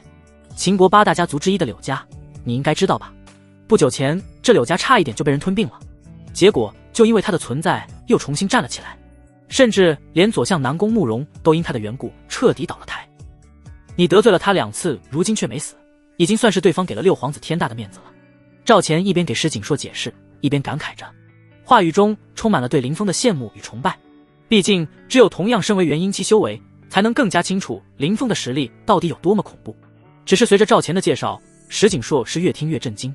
最后更是当场愣住了。只因通过赵钱的介绍，石景硕瞬间便猜出了林峰的身份。毕竟对于林峰的事迹，他可太熟悉不过来。毫不夸张地说，他石景硕就是一个地道的风吹。毕竟仗着六皇子那层关系，凡是林峰在帝都做过的每一件大小事，就没有他不知道的。甚至他还经常幻想自己也能和林峰一样强大，凭借个人武力便能压得朝堂一品大臣抬不起头来。但也因为对林峰非常的了解，所以他要比大多数人更加清楚林峰的强大。所以在听到赵钱说他今晚得罪的人是他一直崇拜的林先生之后，石景硕顿时连腿都吓软了。若不是坐在车上，怕是这会儿已经瘫倒在地了。但即便如此，他的身子还是重重地瘫坐在了副驾驶靠背之上，只觉浑身使不出半点的力气，连坐直身子都感到异常的费劲，根本办不到。震惊过后，石景硕竟是满脸兴奋地朝赵钱说道：“卧槽，没想到他竟然就是林先生，更没想到我今晚在得罪他以后还能够活着离开，这简直就是个天大的奇迹！哈哈，天无绝人之路啊！等到时候林先生的身份被传开，绝对不会有人因我今晚给林先生下跪磕头而小觑我分毫。毕竟单论这一点，就连曾经权倾朝野的左相都不如我石景硕。”赵钱听完石景硕这脑回路偏的离奇的兴奋话语，顿时只觉非常的无语。被人逼着屈辱下跪道歉是件光荣值得炫耀的事吗？丢人都丢到家了，还搁着自我陶醉，满脸自嗨呢。虽然无语石景硕当前的表现，但赵钱却不得不承认一点，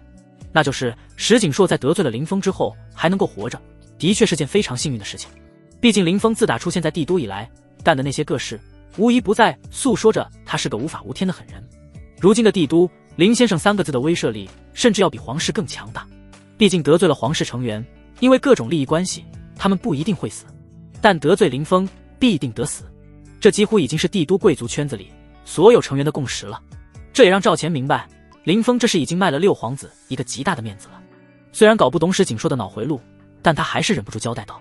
回去以后低调点吧，别再犯在林先生手上了，不然下一次怕是谁也护不住你了。你既然如此崇拜林先生，想来也应该清楚，如果林先生真把你弄死了的话，六皇子这边是没人能有实力替你报仇的。”石景硕闻言连连点头：“赵前辈放心，我又不是蠢，怎么可能会主动撞上去送死？以后但凡是林先生出现的地方，我当场便掉头就走，绝对不会出现在他的面前，让他重新记起我。”石景硕这副认真的样子让赵钱心中非常的满意，脸上也不禁露出了笑容，随后又交代了几句，这才回到了自己的车上，向六皇子汇报这边的情况。待听完赵钱的汇报后，六皇子顿时沉默了，过了好一会才悠悠说道：“这件事你办得非常好，以林先生的实力，这件事能和平解决已经算是不错了。只可惜如今他风头太盛了，要不然倒是可以借此机会给他送一份大礼，拉拢一下他。”这边林峰在将夏雪送回去后便回家修炼了。在这段时间劳逸结合的修炼方式下，林峰感觉自己的修为隐隐有了要突破的迹象，想来用不了多久，他的修为便能够再精进一步，顺利迈入元婴境后期。林峰这边倒是平静了，可帝都的2代圈子里却一点都不宁静。当严丽丽的生日宴结束以后，不少人便开始四处打探起了林峰的身份。很快林峰的表面身份便被他们给全扒了出来。当他们得知林峰竟然是最近将左相活活逼死的林先生之时，全都被吓了一跳。尤其是那些在严丽丽生日宴上暗中嘲讽过林峰的2代，更是被直接吓软了腿，担心林峰会私底下来找他们麻烦。而这其中最后悔无外乎是夏雪的塑料闺蜜严丽丽了。在得知林峰身份后，她简直是肠子都悔青了。一想到自己本来是有机会和林峰发生点什么，甚至是交往的，结果却因为自己的势力彻底与林峰失之交臂，这不禁让她狠狠地给了自己一耳刮，气得整晚都睡不着觉，差点没气出结节来。明明今天应该是她这一年之中最快乐的一天，结果却成了她人生最郁闷难受的一天。不仅错失了与林峰结识，甚至是交往的机会，还弄丢了一个与林峰关系非常要好的闺蜜。如此巨大的损失让她心痛到难以接受，甚至为了避免今后再触景生情，她决定以后都不再举办生日宴会了。今晚注定有不少人会紧张，甚至是害怕到睡不着觉。可偏偏却有一人例外，便是石景硕。在所有人都因林峰是林先生而紧张不已时，石景硕却在家里开了支香槟，兴奋地庆祝了起来。他已经可以预见自己的名声将会在今晚过后再次提升一个档次，毕竟他可是屈指可数能在得罪林峰之后以仅挨了一巴掌的极小代价安然无恙地活了下来的男人啊！这般兴奋地想着，石景硕当即便给自己倒了满满一杯酒，直接一口便干了下去。坐在他身旁的女人虽然不懂石景硕为什么如此兴奋，但却还是非常识趣地端起酒杯陪了一杯。随后便开始了大家都不喜欢看的游龙戏珠的环节。兴奋激动的石景硕不出片刻便让那女人痛哭出声，哀嚎连连，声音说出来的旖旎与惨烈。翌日，当林峰正在开心地享用早餐时，柳岩便一脸喜悦之色地上来给他汇报起了昨夜的情况。林先生，您昨晚踢下雪出头教训石景硕的事情已经在帝都富豪圈里彻底传开了。不出意外的话，想来现今绝大多数的人都已经通过深度调查知道了您金陵林家独子的身份，相信用不了多久便能传入您仇人的耳中。林峰听完柳岩的汇报后，眼中顿时闪过一道金芒，嘴角也不禁露出一抹微笑来。忙了这么久，总算是看到成果了。望向柳岩，林峰笑着吩咐道：接下来就没什么事要做了，等着就行。对方在知道我的身份信息后，肯定会坐不住，忍不住主动出手，届时只需见招拆招，将对方的身份给揪出来即可。说到最后，林峰眼睛一眯，语气中充满了凌冽的杀意。柳岩被林峰这突然迸发而出的杀意给吓了一跳，但还是下意识做出了回应。好的，林先生，接下来这段时间我会让柳家所有人都低调一些，绝对不会影响到林先生您一切的行动计划。林峰点点头。对了，在这件事情上，夏雪可以说是帮了我非常大的忙。我记得他家是做医疗器械生意的，你让广陵那边帮忙看下那边的医院有没有这类的需求，如果有的话，帮忙牵一下线，把一些业务交给夏雪他家去做吧。